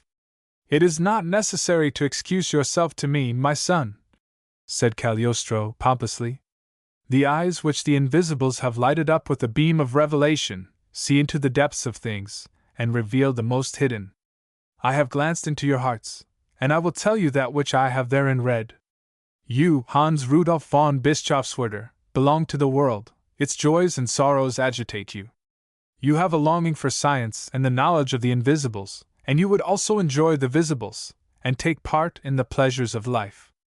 What you would allow yourself, that you would also grant to your royal master, whose friend and leader you are, and who, one day, will be the future king and ruler of the visible world, and a faithful son and servant of the invisibles. Is it not thus? It is so, answered Bischofswerder, who, with wondering astonishment, drank in every word that fell from Cagliostro's lips as a revelation. You have read the inmost thoughts of my heart, and what I scarcely suspected myself, you are knowing of, Lord and Master. Toil and strive, my son, and you shall rise to the highest grade, in which presentiment and recognition, thinking and knowing, are one. He extended to Bischofswerder his hand, who fervently pressed it to his lips, then turned to Wallner, who, with upturned gaze and folded hands, might have been praying, for his thumbs were not turning around, but rested, quietly crossed. You, my son and brother, continued Cagliostro, with his lofty, haughty reserve. Your thoughts are diverted from earth, and the joys of this world have no charm for you. I have laid the oath of virtue and chastity upon the altar of the invisibles, replied Wallner, with a severe tone of voice. I have given myself to a pious life of abstinence, and sworn to employ every means to lead those that I can attain to upon the narrow path which leads to the paradise of science, of knowledge, and heavenly joys. How could I forget my oath, which is to win the prince, who is to become a light and shield in the holy order, from the broad course of vice, to the pathway of the blessed? How can I bear to see him lost in sin who is elected to virtue, and who longs for the light of knowledge? But in order to bear the light in its brightness, he must have passed through the darkness and gloom of sin, said Cagliostro. After the days of error follow those of knowledge. This is what causes the mildness of our brother Theophilus, whom the earthly world calls Bischofswerder, whilst you, brother Chrysophorus, demand from the prince the severest virtue, which is the first great vow of the brothers advancing in the holy order of the Rosicrucians. You are both wrong and both right.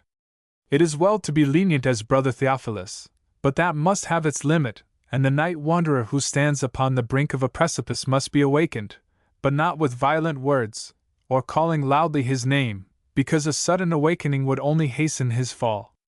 Slowly and carefully must he be roused, as one would by degrees accustom the invalid eyes to the midday, so must the light of virtue and knowledge dawn upon the eyes ill from vice, with prudent foresight.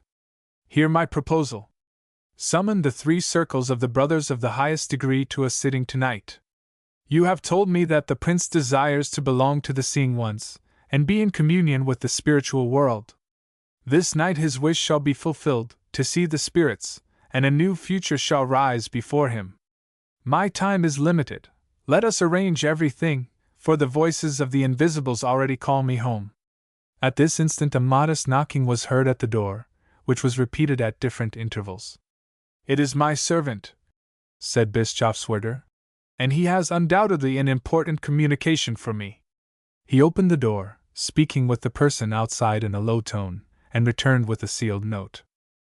Cagliostro, apparently, was lost in deep thought and indifferent to the conversation without, directing quietly and calmly, in the meantime, a few questions to Wallner, and, as it seemed, listening only to his answers.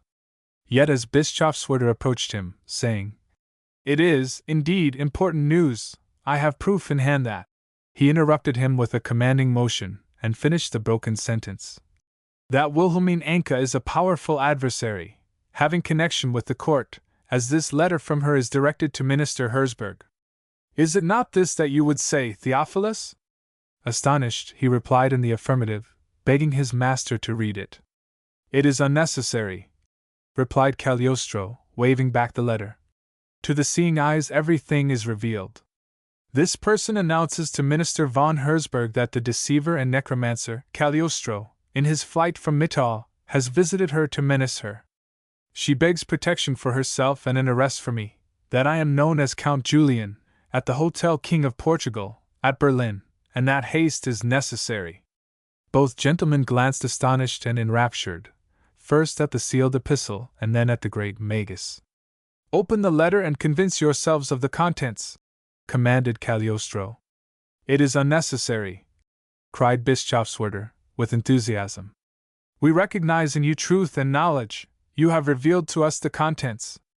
"Nay, there is a lingering doubt in the mind of Brother Chrysophorus," said Cagliostro, regarding Woolner fixedly, who stood with downcast eyes before him.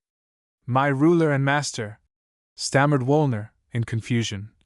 "I dare not doubt, only—" "You would only be convinced. Open then the letter," interrupted Cagliostro, sarcastically. With a sharp knife, Bischofswerder cut the end of the envelope, and handed the letter to him. "Give it to Chrysophorus," commanded the Count. "He shall read it, and may the incredulous become a believer." Woolner perused the epistle with a slightly tremulous voice, stopping now and then at an illegible word, which his master quickly supplied to him, finishing the sentence as correctly as if he held the writing in his hand. The contents were exactly as Cagliostro had given them, and the farther Woolner read, the more his voice quivered and Bischofswerder's enthusiasm increased.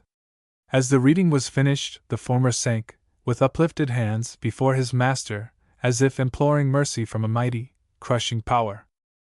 "I have been unbelieving as Tobias, doubting as Paul. Have mercy on me, O Master! For in this hour the divine light of belief and knowledge banishes doubt from my sinful heart. I acknowledge thy supernatural power and heavenly wisdom. My whole being bows in humility before you and your sublimity, and henceforth I will only be your humble scholar and servant, the tool of your will. Forgive me, all-knowing one, if my heart doubted. Breathe upon me the breath of knowledge, and lay thy august right hand upon my head, and penetrate me with thy heavenly power. Have mercy upon me also," cried Bischofswerder, as he kneeled beside Woolner, and like him, raised his hands imploringly to Cagliostro. "Breathe upon me the breath of thy grace, and regard me, the repentant and unworthy, with thy heavenly glance." Cagliostro looked to heaven, and from his lips there fell disconnected words of exhortation. Suddenly he drew forth his hands, which he had pushed into his gown and crossed upon his breast, stretching them out with wide-spread fingers. "Come to me, ye spirits!" he cried in a loud, thundering voice. "Ye spirits of fire and air, come to me! Ye shall flame and burn upon the heads of these two persons and announce to them that the invisibles are with us. Come to me, ye spirits of fire!" He clenched his fingers, extending them again, and upon the points there danced and flickered a blue light. A heavenly smile shone upon the beautiful face of the Magus. His hands slowly sank upon the heads of the kneeling ones, the flames gliding upon their heads, resting there a moment, and then dying away. "The invisibles have proclaimed themselves to you through the sign of fire," cried Cagliostro. "The sacred flame has glowed upon your heads, and I now press upon your brow the solemn kiss of consecration and knowledge." He bowed down to the kneeling ones. It seemed as if a cloud of perfume had passed over their glowing faces, or as if an odorous lily had been pressed upon their foreheads, and their hearts quivered with delight. He passed his hand lightly over their faces, and a feeling of rapture spread through their whole being. Then, as he commanded them to rise, they obeyed, without realizing that they had limbs or body, but regarded the miracle worker, entranced with his smile. Cagliostro, with hasty decision and earnest, commanding air, made a few opposite strokes in the air, and immediately the faces of the magnetized looked as if they had awakened from a dream of splendor and delight to insipid, flat reality. "I have permitted you to behold, for an instant, the mysteries and miracles which are serviceable to the knowing ones," said Cagliostro, with calm earnestness. "Your souls were in communion with the invisibles, and from the source of knowledge a spark of illumination fell upon your heads. Guard it as a heavenly secret that no one should know of, and now let us continue our conversation. Permit me once more to lay my head at your feet, and receive power from the touch thereof," implored Bischofswerder. "Let me embrace your knees, and entreat pardon and grace," begged Woolner, as he sank down to clasp them, and the former threw himself at the feet of his master, passionately kissing them. Smilingly he received their homage, and assisted them to rise. Now let us speak in a human, reasonable manner, my friends. Brother Theophilus, you, first of all, return the letter to the envelope and seal it. Bischofswerder obeyed. Taking from the table a little bottle and a small brush, he carefully applied an adhesive substance to the edges, pressing them firmly together. Master, no one could discover that it had been opened.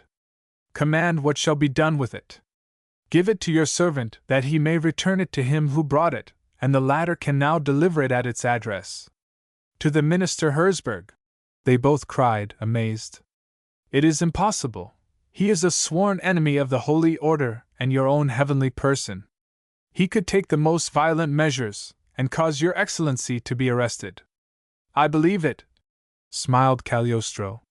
The great Frederick would announce triumphantly that he had had the great Semiramis of the North taken, which the Russian police had failed to accomplish. It would be a welcome triumph for unbelievers and fools, and they would trumpet it joyfully through the world. It must not be, although my spirit in its power and might would soon release my body, yet I will not grant this momentary triumph to my enemies. My time is limited. I must forth to Egypt, where the brothers of the millennium will assemble in the course of a week in the pyramids, to announce to me their will for the coming century. I am the Spirit of God, which the invisibles have willed to enter a human form, therefore it must be regarded as sacred and protected. Allow me to guard, with my life, your sublime person, cried Bischofswerder. And I also implore you to grant me the happiness to watch over the security of your heavenly self, and defend it to the last drop of my blood, cried Wollner. Only tell us what we have to do. Above all things obey my command concerning the letter, replied the Count, smiling. Bischofswerder submissively went out with the epistle, returning in a few moments. It is as you have ordered. In a quarter of an hour it will be in the hands of Minister Herzberg.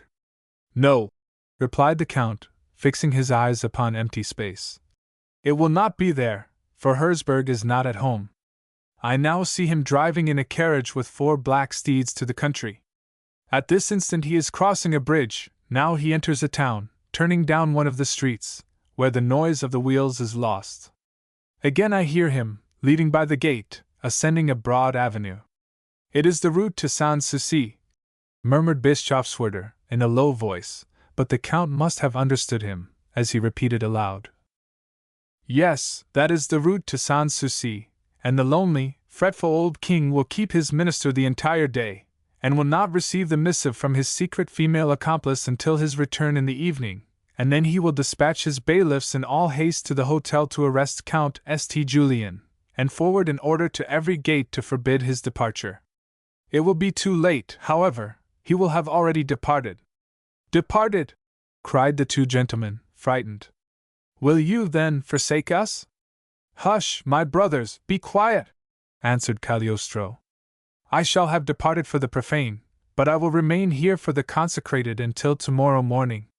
It oft happens that the lofty even must come down, and the brilliant obscure themselves.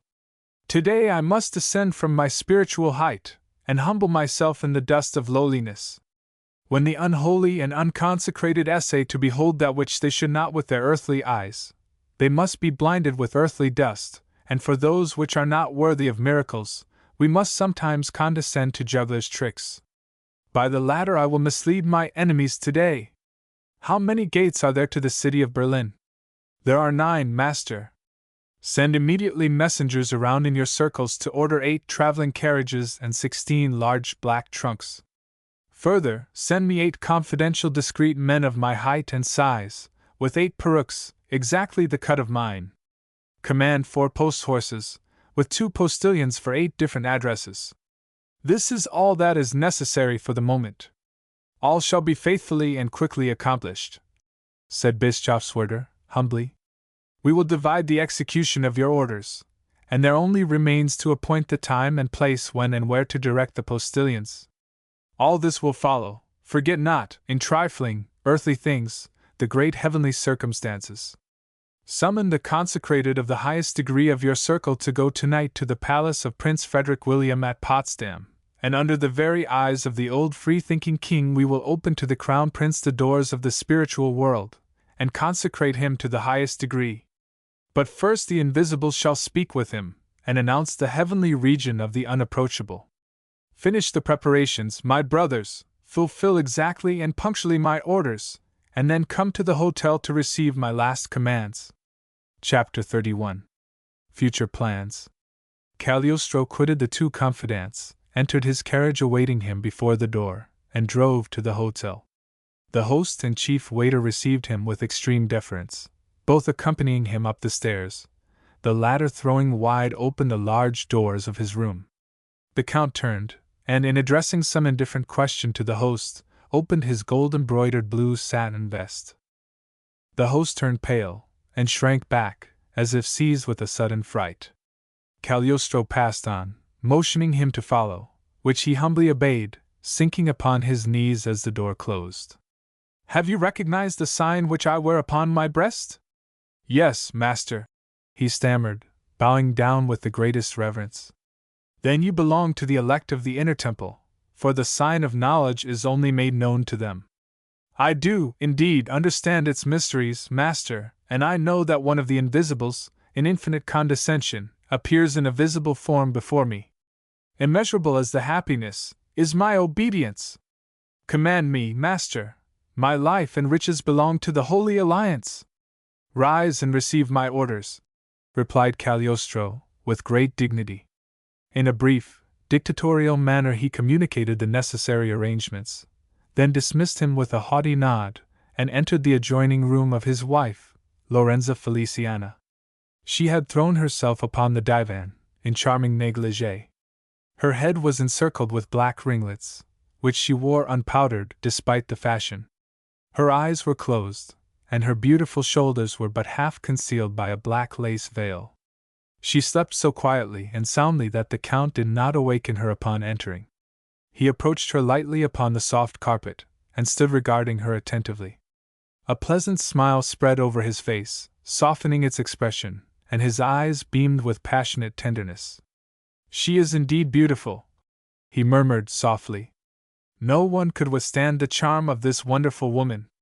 Ah, would that I could crush these wicked spirits within me, silence all these seductive, sinful voices, and fly to some secluded valley of our dear fatherland, and there, reposing on her love, let life glide calmly on and smile at the past without regret, as a fading dream.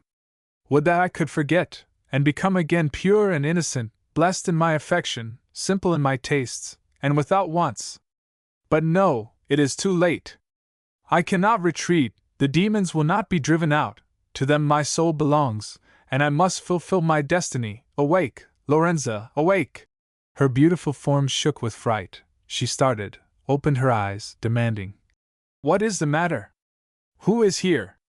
"It is I, Lorenza," he said sadly. "I was obliged to awaken you, to tell you something important. Are the pursuers here? Have they discovered us? Are they coming to take us to prison?" "No, no, be quiet, Lorenza, no one has discovered us." "Quiet!" she repeated, with a scornful laugh. "We have traveled day and night the last 10 days, hiding ourselves in miserable holes and dens, under assumed names, believing our pursuers were at our hacks. And now that we are showing ourselves publicly, you ask me to be quiet. I have slept for the first time since that fearful night in Mittal, and it is very cruel and thoughtless of you to wake me, if the bailiffs are not here, and danger does not menace us. For the moment we are safe, but I have something important to tell you." "Important?"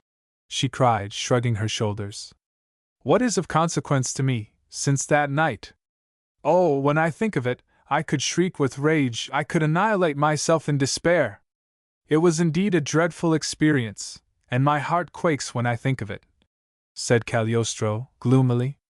The secret assembly consisted of the highest and most influential of the Courland nobility.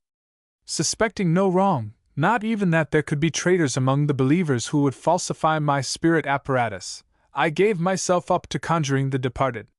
And I upon my fairy throne," added Lorenza, "couched in the innocent costume of the celestial, only veiled with a silvery cloud, heard a sudden shriek. The room was quite dark. I saw, upon opening my eyes, that no spirits enlivened it. Everything failed, That is to say, my assistants let it fail, said the Count. And the assembly began to murmur. Suddenly, instead of the departed princes and heroes, what fearful forms arose! Apes, cats, and other animals, cried Lorenza, with a loud laugh. Oh, what an irresistible sight! In spite of my anger I had to laugh, and laugh I did upon the fairy throne, like a foolish child who neither knows nor understands danger, interrupted the Count. Your laughing soon ceased in the fearful tumult and uproar. They shrieked for light, the ladies fled, and the men menaced me with loud curses, calling me a charlatan, and threatening my life. Mine also, cried Lorenza. Oh, what insults and ill-treatment I was forced to listen to! They rushed upon me, shrieking for the brilliants and money which they had brought me as an offering. How they scolded and called me a deceiver! I was only very beautiful and coquettish, and that was no deception. I charmed them with my coyness, and they brought me the most costly presents, because I was a virtuous woman. Now they reproached me, demanding a return of them all, which they had forced upon me of their own free will. I was obliged to bear it silently in my costume of innocence, and as goddess I could not defend myself and speak with human beings, who pushed up to the throne. It was a very ridiculous position. Happily I did not quite lose my senses, but let the apparatus play, and disappeared into my dressing-room below, which fortunately closed above me. I dressed, and rushed to your room to rescue my treasures. Even in this extreme danger you only thought of your riches, not of me, said Cagliostro, with a bitter smile. Have you not taught me yourself that money was the only thing worth striving to possess? Have you not revealed to in wisdom that riches alone make us happy, and procure for us honor, power, love, and constancy? Ah, Joseph, have you not made me the miserable, heartless creature that I am? Can you reproach me that your teaching has borne such good fruit? I am happy to be the priestess of wealth, and grateful for what you have made known to me. It is true, sighed Cagliostro. I have taught you the truth of things. I have disclosed to you the world's motive power. Riches are indeed the God upon earth, toward whom all are pressing, rushing on. We must all follow and serve him as slaves, or be crushed under the wheels of his triumphal car. Men talk and reason about the storm and pressure which is spreading through the world, and finally will reduce everything to storm the eternal and undying bliss of wealth, and press on for gold. To think that we have lost everything! Cried Lorenza, springing up and stamping with her silken shod foot. Everything is lost that I have been years gaining, by hypocrisy, deception, and coquetry. They have robbed me. The shameful barbarians have seized all our effects. The police surrounded the house, guarding every entrance, and we were obliged to escape by the roof into the house of one of the brothers, leaving all our treasures behind. You exaggerate, Lorenza, and represent it worse than it is. Look around. You are surrounded with luxury and comfort. Our great undertakings in Courland and St. Petersburg have failed, it is true, and the Russian Empress has ordered me to be driven away and pursued. But the invisible fathers have not forsaken me, as they know that I am a useful tool in their hands. They have carefully provided me with money, passports, and instructions. We have lost thousands, but we will regain them, for the future is ours. I am protected by the order, and called to a new and important mission in Paris, to strive for the sacred aim of the Church. And have they no mission for me? Asked Lorenza. Is there nothing further for me to do in that city than to be a beautiful woman, and play tricks for my dear husband? Great events await you in Paris, which we will aid you to prepare. The invisible fathers send you before me to the Cardinal de Rohan. You are going to Paris in the service of the revolution of minds. The carriage is ordered, and you are to set off this very hour.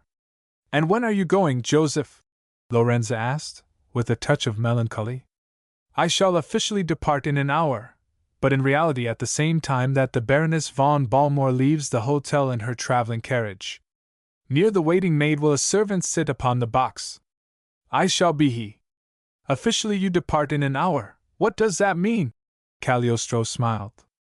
It is a long story and a comical one. Come, seat yourself by me upon the sofa, repose your head upon me, and listen to what I will relate to you. Chapter 32. miracles and spirits. Late in the afternoon of the same day, a traveling carriage drove up before the Hotel King of Portugal, in the Bergstrasse, with two large black trunks strapped upon it behind the footman's box, and the postilion, sitting by the coachman, playing the beautiful and popular air, "Yes, written Drei Reuter come Thor hinaus."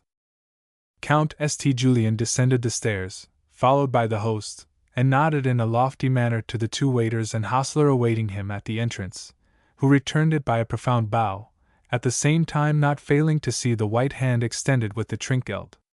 The host himself closed the carriage door, and the Count departed amid the merry peals of the postilion, the former gazing after him with the satisfaction of one who has made a good bargain. The servants watched it, too, until it had disappeared around the corner of the next street. At this instant the quivering tones of a post horn were heard, and an open caleche appeared and stopped before the hotel with two large black traveling trunks upon it, and the postilion upon the box blowing the popular air. "Yes, written Drei Reuter zum Thor hinaus." The host observed the empty carriage with a smile, but the servants asked themselves astonished what it meant, and as they turned and saw Count St. Julian descending the stairs, they were startled. He offered them the usual trinkgeld, entered the carriage, and rolled away with a commanding nod. The host seemed speechless with astonishment, and stood as if rooted to the spot. The servants stared after the carriage until it turned the corner, when just then a post horn was heard playing the agreeable melody of Drei Reuter, and a traveling carriage with two large black trunks drove up to the door. The servants turned pale, looking shyly toward the stairs. Slowly and with great dignity Count St. Julian descended, greeting them with a gentlemanly nod as he passed, and extending his white hand with a trinkgeld, mounted his carriage, and drove away. The host stood as if stunned, outside the door, looking right and left with unspeakable terror. The servants tremblingly fixed their eyes upon the stairs, no longer possessing the power to move, but heard the post horn, and the carriage which drove up to the door the third time. Slowly and proudly Count St. Julian advanced. It was the same cold, grave face, with the thick black beard, and the powdered peruke, the curls of which overshadowed the brow and cheeks. He wore exactly the same dark brown cloak over the black velvet dress. The white hand, with broad lace wrist ruffles, reached them also a trinkgeld. This time the fellows had scarcely self-possession sufficient to take the present, for everything swam before their eyes, and their hearts one moment almost ceased to beat, and then palpitated with the feverish rapidity of terror. "I would run away," murmured the chief waiter, as Count St. Julian for the fourth time drove away. "If my feet were not riveted to the floor. If I could move mine I would have gone long ago," groaned the second waiter, the clear drops standing upon his forehead. "It is witchcraft. Oh, heaven! They are coming again, playing the Drei Reuter." The Count descended the stairs for the fifth time, whispered to the hostler, who was quite engrossed counting his money, handed the trinkgeld to the pale fellows by the door, and mounted his carriage, driving away amid the merry peals of the post horn. "Julius," murmured the steward softly, "give my hair a good pulling, that I may awake from this horrible dream." "I cannot," he whimpered.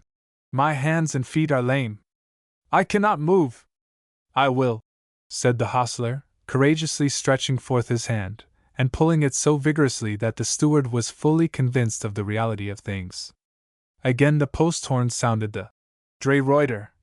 Again the carriage stopped before the door, and the Count descended, giving to every one a gift like the Mädchen aus der Fremde, and for the sixth time rolled away. "We are bewitched. It is a ghost from the infernal regions," groaned the steward. "I cannot abide it any longer. I shall die," said the second waiter. "I do not mind it," said the hostler, as he jingled the money. "If they are ghosts from hell, the 8 groschen do not come from there, for they are quite cool. See how, there comes the Count again." For the seventh time he passed down the stairway, by the servants, who were no longer standing but kneeling, which the Count received as a proof of their profound respect, and slipped the money into their hands.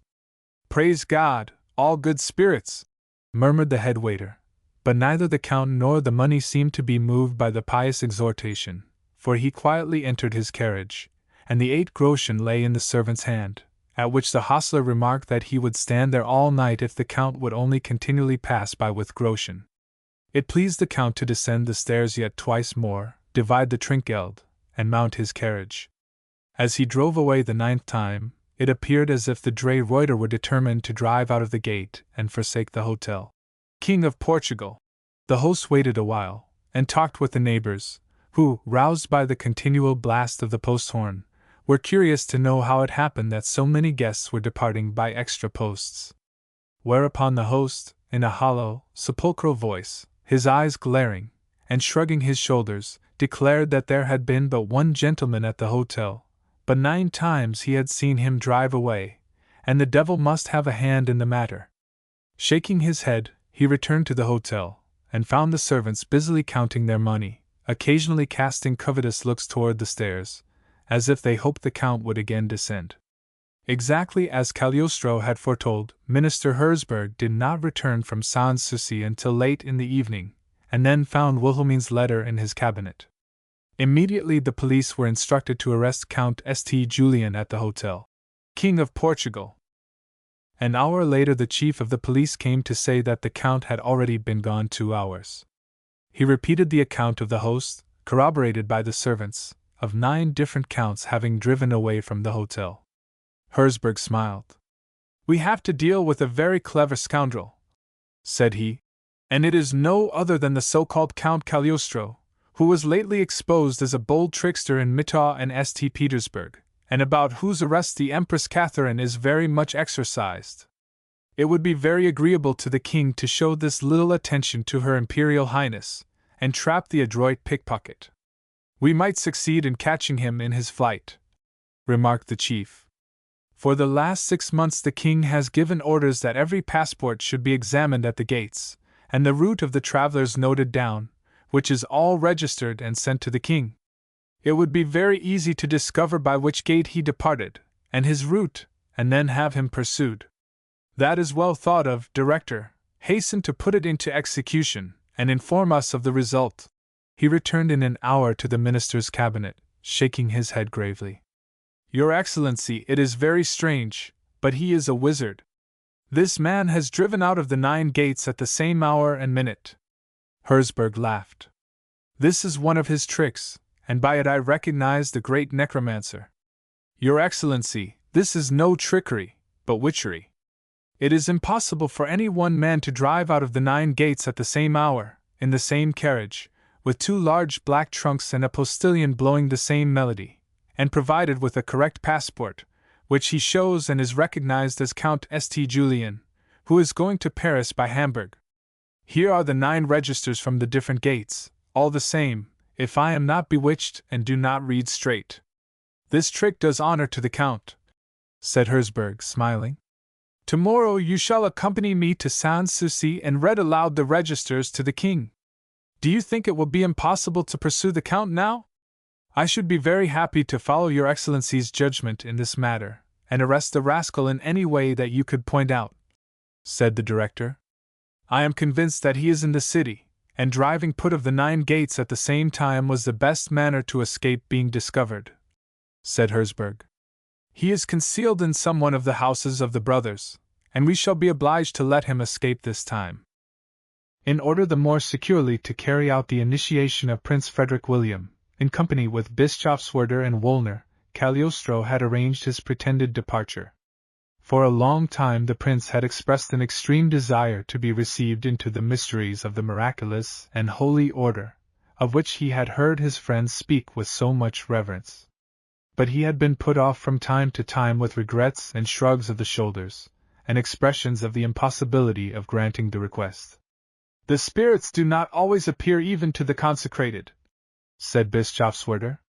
"They make themselves known after many fervent prayers and implorings, and when we have withdrawn from every one who could entice us to doubt or disbelief. I fear that it would be impossible to conjure the spirits of the departed, so long as your Highness honors a certain lady with your particular favor, who ridicules the sublime order and mingles with its enemies. How can they appear to those who have just been in the company of a friend of the Illuminati and unbelievers? The spirit world only reveals itself to the virtuous and pure," said Wollner, in a harsh, dry voice. Its inhabitants cannot approach those who are not chaste and innocent, for sin and vice surround them with a thick fog, which keeps them at a distance from the clear atmosphere of the sublime. If you would call up the spirits, you must remove this woman who entices you from the path of virtue, and renders the sphere impure around you. Despite the warnings and the great wish, the prince had to be received into the spirit world, and become a member of the highest grade of the Rosicrucians. He could not resolve to forsake her who had been his friend for 10 years, and who had borne shame and degradation on his account, refusing eligible and rich men rather than leave him and become a legitimate wife.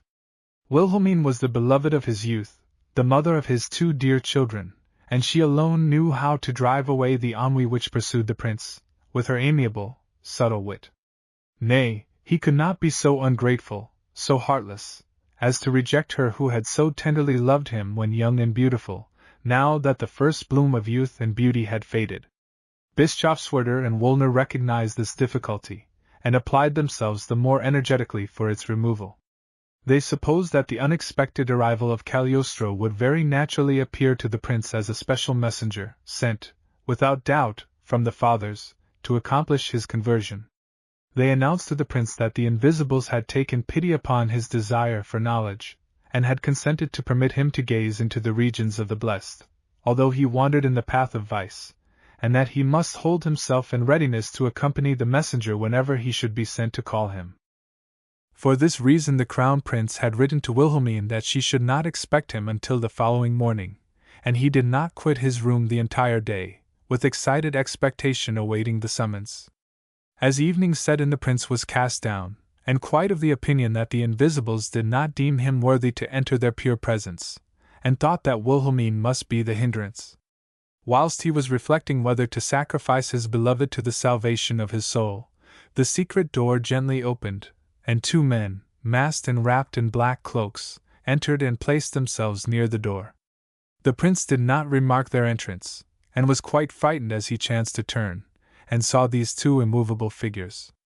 With quivering voice he demanded their mission. In the same tone, as if one were an echo of the other, they answered, "We desire nothing, but you demand knowledge of the spirit world, and would have its mysteries revealed to you, which the Invisibles will now grant you. Follow us, therefore." They reopened the secret door. One of the masked preceded the prince, and the other followed him. The prince shuddered at the thought that he might be rushing into some unknown danger, and entrusting himself to those who would misuse his confidence. He demanded to see their faces, declaring himself prepared to follow, when acquainted with his guides. "It would then be better to remain," replied one of the masked. "He who lacks confidence is not worthy of it, and he who trusts only the visibles, the Invisibles flee." The prince recognized the voice of Bischofswerder, and smiled, but he knew not that it was permitted him to hear it to inspire him with courage. "Well, so let it be, the Father shall see that I am a believer," cried the prince. Immediately one of the brothers put his own cloak, 3-cornered hat, and mask upon his highness, still remaining cloaked and masked himself, much to the astonishment of the passive prince. "Come now, the Invisibles await you," said one of the masked. The prince stepped courageously into the little corridor which led to the secret stairway, one brother preceding him, causing a soft light to illumine their path, the other following him. In silence they reached the side door of the palace, where a close carriage awaited them. "Where are you taking me?" asked Frederick William, as he entered, followed by the 2 brothers. "To the Invisibles," answered a strange voice. Again the prince essayed to begin a conversation, his only response being, "Purify your heart and pray." Silently they galloped over paved and unpaved streets, the prince heartily repenting having been drawn into this adventure. He thought of his charming and beloved Wilhelmine, and half determined to give the command to drive to Charlottenburg.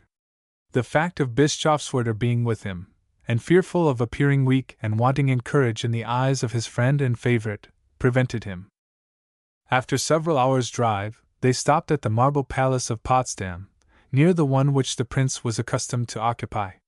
His Highness looked cautiously around, and breathed more freely, as he felt that he was now surely among friends. The White Palace stood silent and deserted in the darkness, this palace at Potsdam being only used for the guests of the king. The carriage stopped at the side door, where there was no sentinel, and they alighted, entering the palace, winding along the corridors in the same order as before, guided by the glimmering light of the one preceding. Solemn music, strange ringing sounds, fell upon the ear as they advanced. Sometimes they were sharp and cutting as glass, then threatening and penetrating as the wind, shrieking and moaning, causing one to be very nervous if not terrified. The farther they proceeded, the louder grew the sounds, and at intervals groans, moans, and wailings were heard, as of those waiting and imploring for mercy.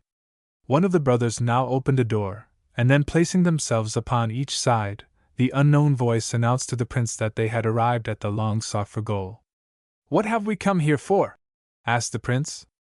"To behold that which you have many times petitioned to be permitted to see," replied Bischofswerder, gently encouraging and inspiring Frederick William. "The invisibles have at last yielded to your wishes, and the spirits which you summon will appear. If your courage fails you, and you dread the presence of the departed, command to be reconducted to your palace, and we will obey, but renounce forever the sublime happiness of beholding the invisibles and of holding communion with the spirit world." "I fear not, but wish to be in the company of the spirits," answered the prince proudly. "Kneel," they commanded, permitting him to enter, "and thrice summon in a loud voice the names of 3 departed, who will answer your questions. Beware of approaching them, for their glance is death and their breath destruction. Therefore remain kneeling, as it becomes a mortal in the presence of an immortal. Hope and pray, brother!" As the door closed upon the prince, and he found himself in such impenetrable darkness, he sank upon his knees, for he dared not advance, and retreat was impossible, in spite of heart-quakings. The shrill, penetrating music ceased, and a voice from a distance called, "Summon thrice those that thou desirest to see. Marcus Aurelius, Leibniz, and the distinguished elector," called the prince in a loud voice. "Who summoned me?" was responded in hollow, sepulchral tones, and directly over the crown prince a blue, vaporous light was visible, at first only a cloud, then by degrees increasing and condensing itself into a human shape, until it took the form of a Roman warrior of the olden time, no other than Marcus Aurelius, in helmet and coat of mail, with a pale, earth-colored face and glaring eyes. "Who summoned me?" repeated the figure. The prince's lips refused to respond, and shuddering he gazed upon the corpse-like face, so exact in feature to the old Roman emperor. "You answer me not," thundered the voice. "But I will tell you who you are, one lost in sin and an apostate, the crown prince of Prussia, a future king, who will be called to govern a people, and knows not self-government. Turn from the path of vice while it is yet time, rise from the dust, that the ashes of retribution do not bury you in a living tomb, like the sinful Pompeians. No monument marks the place of the sinful, he sinks into the night of oblivion, or he is cursed by succeeding generations. Therefore turn from the errors of sin. Rise to virtue, that the blessed may approach you. I shudder in your presence. Woe to you! Woe! Woe!" The cloud portrait vanished, and darkness reigned for a moment. The prince cried in anguish, "I will hear no more, this air oppresses me, open the door, I renounce communion with the spirits, I will go out."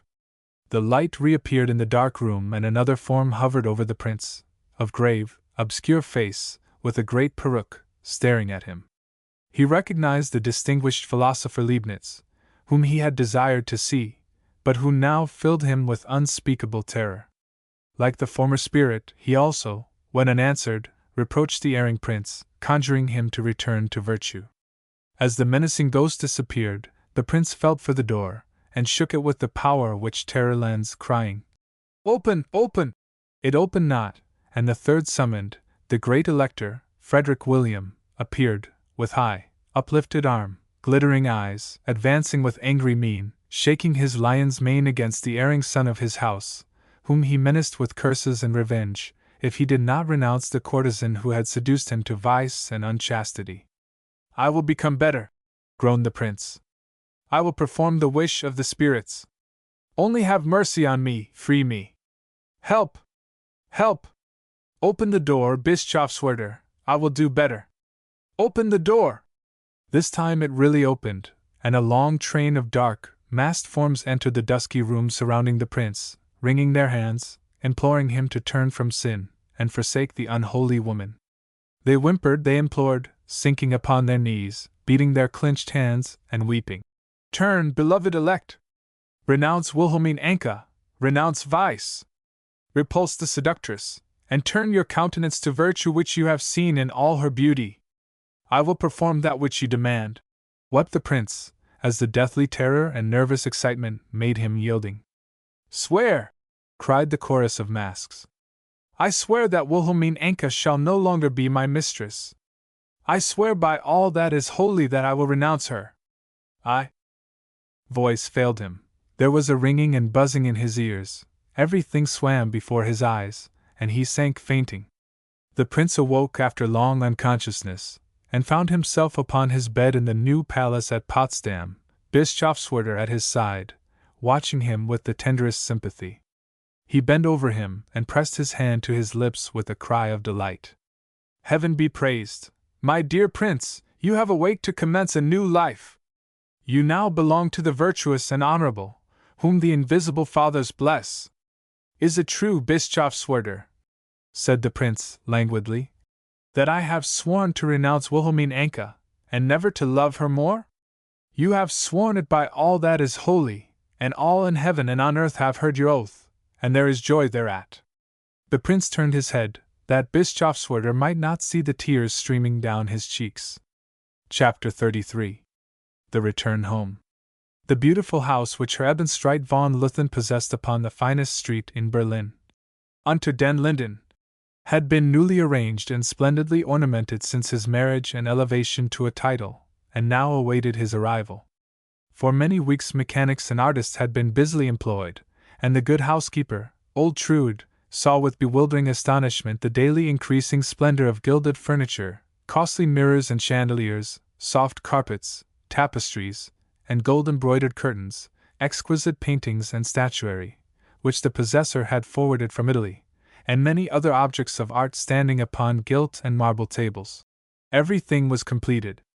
The bustle of the busy workmen had ceased, and Trude slowly wandered through the solitary rooms, examining every article.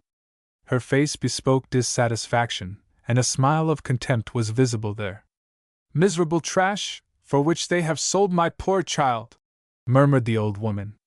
For these worthless, glittering toys have they ruined the happiness of the dear innocent heart, and on them the guilt will fall if her soul is lost.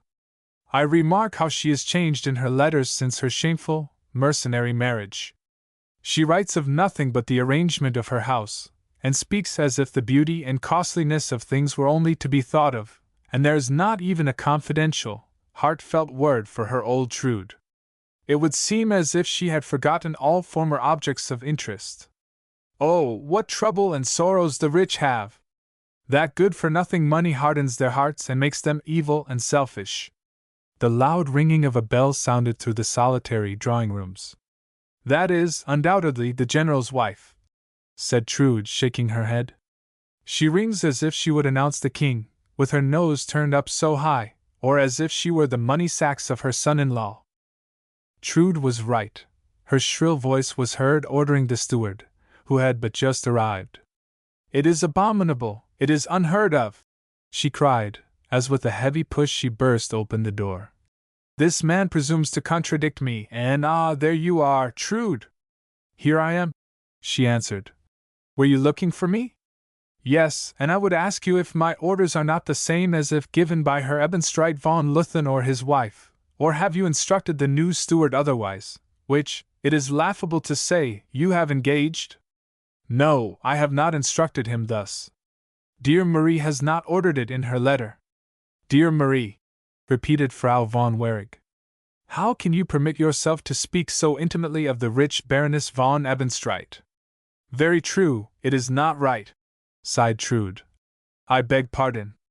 I came here to see if everything was in readiness, and ordered the steward to ornament the doors and corridors with garlands of flowers. He has had the boldness to tell me he dares not do it. He is right, Frau von Luthen. Baroness Ebenstreit von Luthen, have I got the title right? Wrote and expressly forbade any festivity to greet her arrival. Here is the letter, I carry it around with me, I will read it to you. I expressly forbid any manifestation whatever to be made at our return, whether of garlands or flowers, as they are only hypocrisy and falsehood. I wish no one there to receive me, remember, Trude, no one. Inform my family that, as soon as I have recovered from the fatigue of the journey, I will make them the visit of duty with the Baron. What cold, heartless words are these! One could hardly believe that a daughter was writing of her parents. On her wedding day she perhaps forgot that she had any, said Trude, shrugging her shoulders, and she should not be at once reminded of that trying occasion on her return. I expect her every moment, as the courier has already arrived an hour ago, and it would be better. You cannot be so impudent as to tell me to leave? Indeed, I will not be prevented from waiting to receive my only child that I have not seen for 3 years. One can well believe that a mother would be impatient to embrace her dear daughter. I have no other happiness but my beloved child, and I long, unspeakably, to press her to my heart and tell her my sorrow. Sorrow! Is it possible that Frau von Wehrig has any griefs? I suppose there was nothing in the world troubled her. And yet I am very much tormented. I can well tell you, Trude, as you are familiar with our circumstances, sighed the Countess. You know the General is tolerably well. The journeys to Wiesbaden and Teplitz have cured him of the gout unfortunately, so that he can go about. Are you sorry for that, Frau von Wehrig? Certainly I am, Trude, as he has returned to his former habits, frequenting the society of drinking houses and gamblers. Imagine the General played yesterday, lost all his ready money, and that was not enough, but signed away the year's pension from Herr von Ebenstreit, during which time we have nothing but the miserable army annuity to live upon. Then your income will be less to live upon than formerly, for dear Marie earned something with her flowers and lessons which she gave to you, although she was never thanked for it. She was then, my dear good Marie, so industrious and patient, and worked untiringly for her parents. Then she forgot them not, and toiled early and late, and oh, it breaks my heart to think of it, and I must cry in your presence. She raised the corner of her dark blue apron and dried her eyes, holding it there as she continued to weep. What an ugly apron! Cried the Countess. And how meanly you are dressed altogether! Is that the way you intend to go looking as the housekeeper of a rich and genteel family?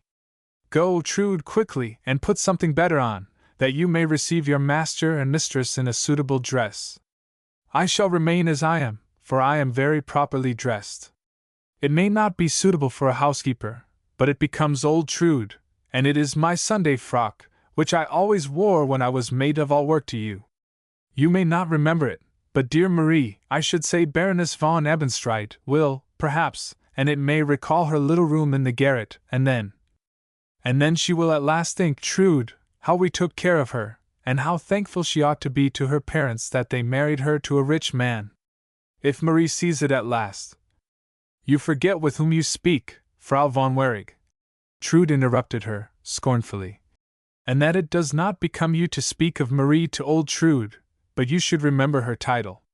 Well, then, when Baroness von Ebenstreit enters this costly house, she must understand that her mother was mindful of her best interests, and that she owes all this to her, and you, Trude, must remind her of it, and tell her about my dreadful trial with her father, and that it is my daughter's duty to release me from it, and beg her husband not to deduct the gambling debt from the pension, but pay it this once.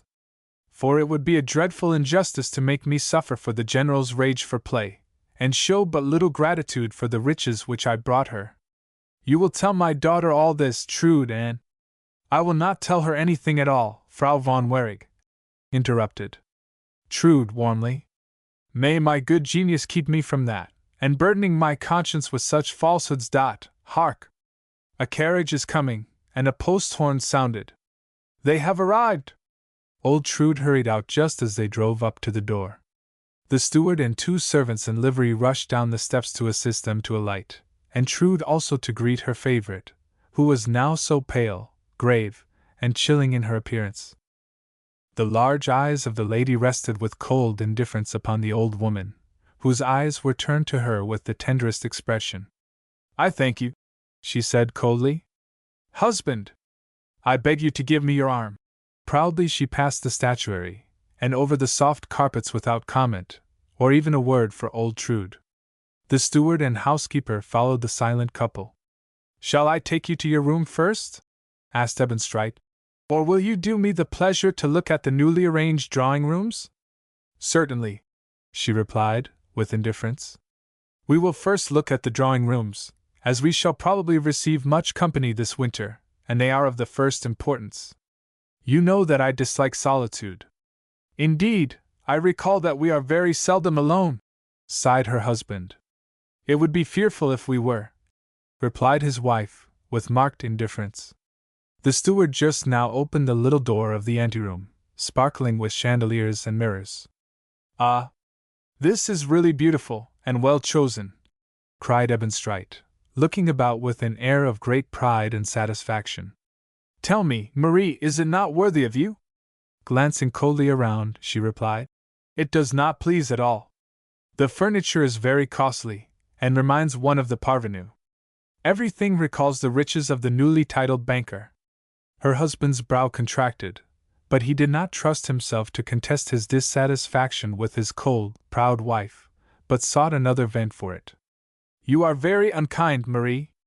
Have the goodness to tell me how you, with these severe ideas, can suffer that Trude for a moment should appear before us in this poor-looking dress which, indeed, does not recall any wealth." Frau von Ebenstreit's eyes glanced quickly over the old who, she said, was the only object which did not bespeak the gaudiness of newly acquired wealth, but she appeared as the respectable servant of an old and noble family in fitting dress. "Remain as you are, Trude, and do not let yourself be misled by our follies." But what is that I see?" she cried as the steward opened the next door at the silent nod of her husband. "Oh, my beloved children, there you are at last! After 3 years' absence I have the happiness to embrace you, my only daughter," cried Frau von Wehrig, as she approached them with outstretched arms and an affectionate smile, essaying to throw her arms around Marie's neck, who waved her back. My child," whimpered the mother. "Is it possible that my daughter can receive me thus after so long a separation?" Turning to Trude, Marie asked her, with a reproving look and tone, if she had received her letter, or if she had forgotten her express commands that no one but the servants should be in the house to receive them. "I did not forget it, my lady, and I have read the orders to Frau von Wehrig, but she knew that this wish had no reference to her, as she is her mother. Tell me, my beloved son, is it not very natural and fitting that I should be here to receive you?" "I find it a matter of course," answered von Ebenstreit, to whom it appeared a relief to find an ally in the mother against his proud and beautiful wife. "I rejoice to see our dear mother here, and I beg Marie will join me." Marie cast an angry glance toward her husband, which so confused and perplexed him that he looked down. Then, advancing toward the drawing room, with her usual cold demeanor, without further comment upon the ostentatious furniture, she commanded her husband to follow, who obeyed, giving his arm to his mother-in-law. "Oh, this is glorious!" he cried, smiling. "What splendor, what luxury! Tell me, my dear mother, is not this beautiful reception room very aristocratically and appropriately fitted up? I should think a princess or a queen might be satisfied with it," she cried, with enthusiasm. "Even in royal palaces there is nothing of the kind to compare to this gold-embroidered tapestry." "Baron," said Marie commandingly, "have the kindness to dismiss the steward. I wish to speak with you and Frau von Wehrig." The steward slipped out without waiting to be sent, and Trude stood near the door, turning to the young baroness, as if to ask if she might remain. "Did you not hear, Trude?" cried the mother, impatiently. "Tell her to go." "Remain, Trude," said Marie quietly. "You are familiar with the past. I have nothing to deny to you. Shut the door and stay here. And now," she continued, as her voice lost its gentleness, when she addressed her mother, "if it is agreeable to you, I should like to have an understanding with you." "But, my child," sighed the mother, "how strangely altered you are. You address me, your mother, as Frau von Wehrig, and you speak to Ebenstreit in a very formal manner, who has been your dear, faithful husband for 3 years. Oh, my darling son, what does this ceremonious manner mean? The very first hour, after our marriage, that we were alone, my dear Marie severely reproved me for having addressed her in an intimate, affectionate manner, like the common class, as she called it, and I have never done so since. You must be convinced that I am right, said Marie calmly, and that it does not become two beings, who either love nor esteem each other, and who live in the most ceremonious manner, to address one another with endearing epithets.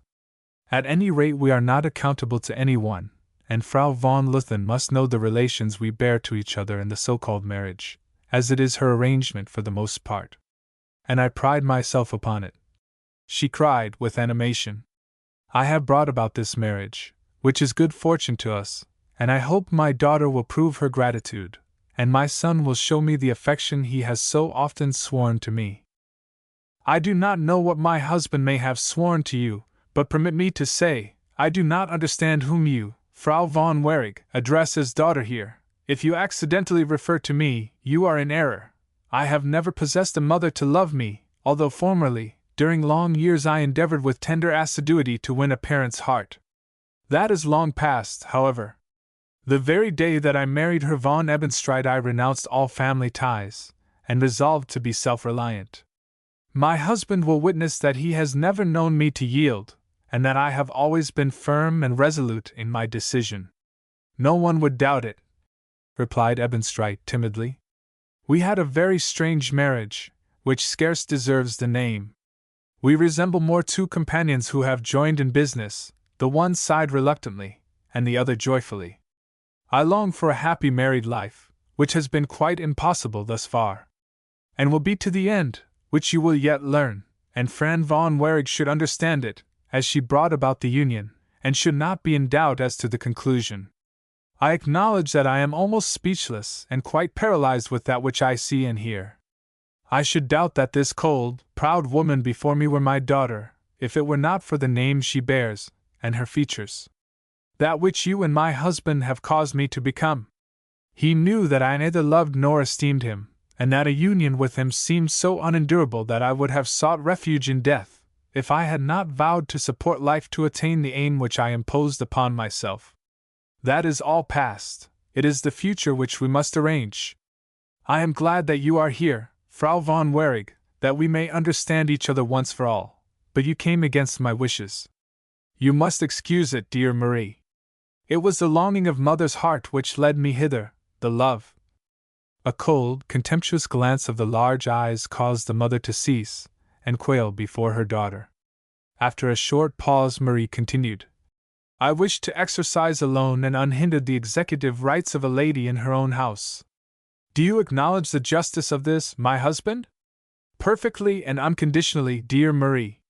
You know that I have no other will but yours, which is my highest happiness to submit myself to in all things, always hoping to gain your love and win your heart. That this woman has changed to stone, said Marie, coldly, pointing to her mother. As you then recognize me as the mistress of this house, I shall avail myself of my just right, and no one can prevent me, for I stand alone, absolved from all family ties. By my birth and your riches, I shall occupy the position of a woman of the world, and as such I shall live. I am delighted to hear it, Marie, cried her husband.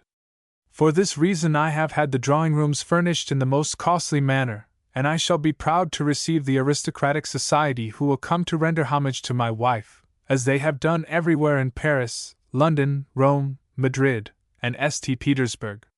We have frequented the highest circle in all these cities, and they have crowded our drawing-rooms, charmed with the beauty, distinguished manners, tone of the world of your daughter. I beg of you to make but one subject the sole object of conversation, said Marie harshly.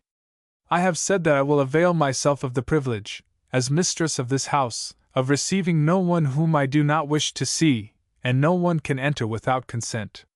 Is it clearly understood, husband? Yes, he answered, somewhat agitated. It is the right of every housekeeper. I understand you. It is also clear to me, cried Frau von Wehrig, with difficulty suppressing her wrath. But I will await the decisive word, and see whether it is possible for a daughter to have the insolent presumption to drive her mother from her house. I have already informed you that I have no mother, and that no one has the right to call me daughter. If you await my decision, you shall now hear it. You are not included among those that I wish to receive in my house." "Ah, dear Marie, you are cruel!" cried her husband, quite frightened. "She is a degenerate, good-for-nothing creature," cried the mother. "If I am so, who has caused it but you, both of you? Who broke my heart, and crushed it underfoot until it ceased to feel, and turned to stone? Bear the consequences of your cruelty and heartlessness.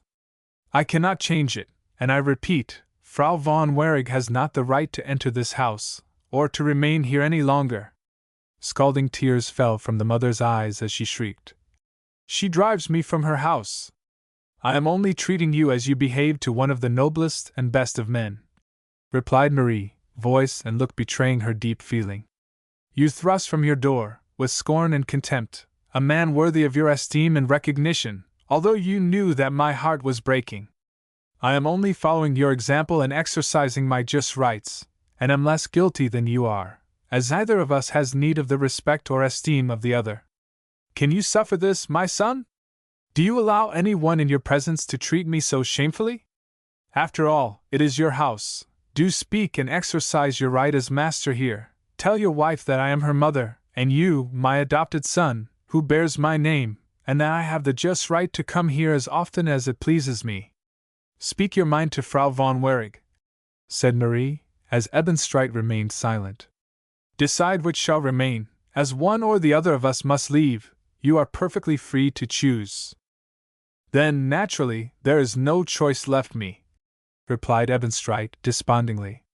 "I declare myself for my wife, of course, who is the noblest and proudest beauty in Berlin, and will make my house the center of attraction to the aristocracy, nobility, and wealth. This is my greatest pride, and to secure this I wooed my beautiful bride, and have submitted to all the sorrow and humiliation which have been my portion. If I must choose between the mother and daughter, I naturally prefer the latter." "He abandons me also!" cried the mother. "You are an ungrateful, wretched man!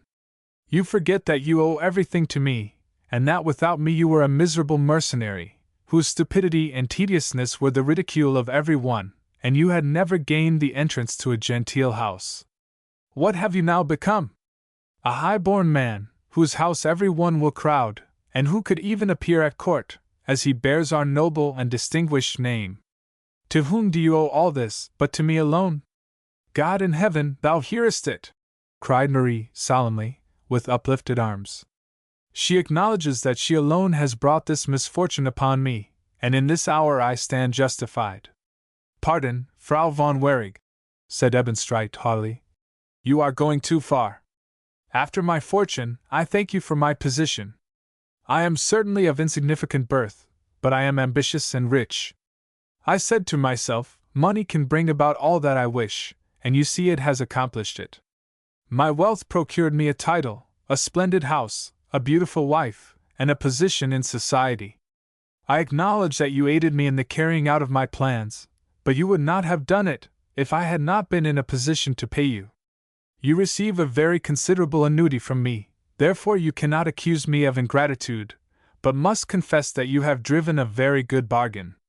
You must forgive me if I beg of you to end this painful scene."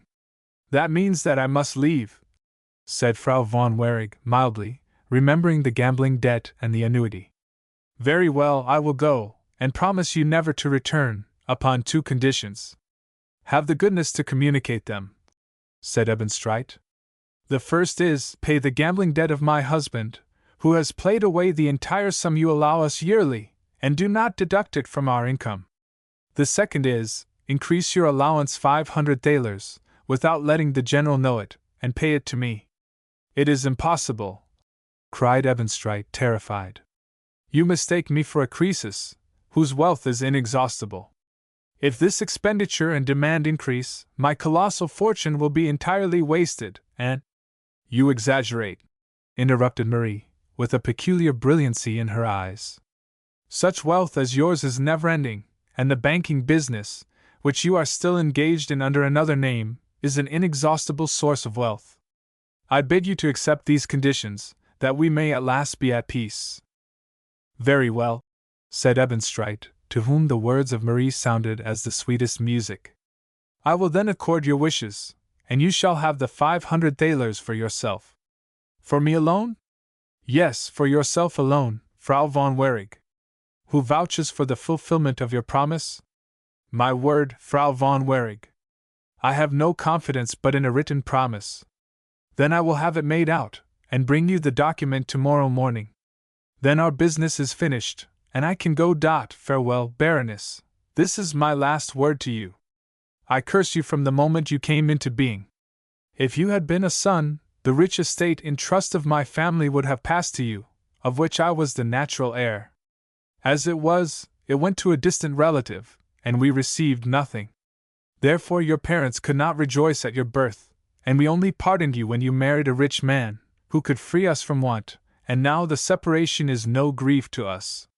You have always been a disagreeable burden, and I am only quit of a discomfort, and renounce forever the sight of you. Give me your arm, my son, and accompany me at least to the threshold of your house, that you may be able to say to this cold-hearted viper, that she is forever rid of the sight of her mother, who will never think of her but with chilling contempt. She seized Ebenstreit by the arm, who had not the courage to resist her, and drew him along with her, casting a look of supreme disgust at old Trude, who stood pale and sad near the door. Chapter 34. Behind the Mask. As the door closed, and Marie found herself alone with her old friend and nurse, a peculiar change was visible in her sad face. Something of its former sunny radiance brightened its usually sorrowful expression, and she turned to greet Trude with the smile of earlier, happier days, though it was tinged with sadness and grief. Impulsively she threw her arms around her faithful nurse, kissing her, and with quivering lip, whispering, "A greeting and a blessing for you, dear mother! Take me to your kind, disinterested heart, and let me there find repose from all this torture and love the poor lost one, who—" She drew suddenly back, her face assuming its usually cold look as she heard her husband enter. "She is gone, dear Marie. I hope that you are gratified with my decision, and perceive therein a proof of my excessive love and esteem for you," said Ebenstreit, drawing a long breath. "I did not desire this polite evidence of it," she coldly responded. "We have solemnized our entrance into this house in a fitting manner, and the important matter remaining for us is to make known our arrival to the society of Berlin. The horses purchased in Alexandria, and the new carriage from London, have already arrived, have they not? My bookkeeper so informed me a fortnight since, when we were in Paris, and complained of the enormous sum which he had to disburse." "You must forbid him such a liberty once for all," said she, and the strange blending of joy and scorn was visible in her face. "It is inadmissible for a subordinate to presume to complain to his master, or advise him. He has only to listen and obey. This all your inferiors must understand, and know that they will be dismissed who murmur or advise. I will instruct them accordingly." He sighed. "Though I must confess my headman well understands financial operations, and during the many years that he has been with me has won the right to be consulted and advised with." "Then prove your gratitude as it becomes a true cavalier and a nobleman," dictated Marie. "Settle his salary as an annuity upon him, and replace him. But he receives very great wages, and is still very active, though advanced. The more the reason to pension him, that he may repose his remaining years and enjoy the fruit of his labors. But do as you like. I have only told you how a noble cavalier would act. If you choose to bargain and haggle, it is your own affair." "Heaven keep me from acting otherwise than as a nobleman!" cried Ebenstreit. Marie nodded assent, desiring that the carriage might be ordered, with the Arab horses. "We will make our visits at once, as I will, for the first time, open our large house for a soirée tomorrow evening," she added. "Ah, that is charming," said Ebenstreit, delighted. "I shall at last have the opportunity of seeing the aristocratic Berlin society, and enter upon the rank of my new title." "Yes," she replied, with an expression of irrepressible scorn. "You will have this enjoyment. Send me the steward, I wish to give him a list of the invited guests. You can add to it at your pleasure." "I have no one to invite," cried her husband. "No matter. Make the necessary preparations. I will go to my room to make my toilet." Will you not allow me to accompany you? You are not yet familiar with the house. Trude will show it to me, and you can at the same time give the orders. Nodding proudly to Ebenstreit, she told Trude to precede her, following the old woman through the suite of brilliant rooms. Here's my lady's dressing room, said Trude, entering one ornamented with mirrors, laces, and gauzes. The French waiting maid was busy within, unpacking the large trunks filled with silk and satin dresses which had been purchased by the dozens in Paris. Lay out an elegant visiting toilet. I will return directly, after Trude has shown me the house. They entered the adjoining chamber, Marie's sleeping room, and found the German maid arranging the lace and silk coverings for her mistress to repose herself after the long journey. Marie betrayed no inclination for repose, but questioned Trude as to whither the other door led to. Into the little corridor, Baroness. Did I not order that there should be but one entrance to my sleeping room, and that from the dressing room? Your commands have been strictly obeyed, replied Trude. The only door from the corridor leads to my 2 rooms, and there is but one entrance to them upon the other side, which can be securely fastened. Into the simple, quiet room, at the Baroness's request, Trude opened the door, saying, Here we can be alone. Marie pointed silently to the second door, and the old woman nodded. That is it, said she. I have done everything as you directed. After you left, they sent me the furniture of your little garret room, which I have arranged exactly as it stood there. As Marie opened the door and found herself in the small room, so like the one where she had made flowers, given lessons, consoled by her only friend, Trude, her pride and reserve vanished. Sinking upon her knees, as if crushed, she gave way to her long pent-up grief in one cry of anguish, clinging to Trude, and weeping bitterly. Here I am, my faithful nurse, returned to you more wretched and miserable than when I left. Then, I felt that I could scorn the world, and now I despise myself. Oh, Trude, they have caused my wretchedness, they have made me selfish and unkind. I was contented until now, and rejoiced in my misery, and triumphantly thought of the time when I was wont to bewail my broken heart and lost soul. Once more with you, and surrounded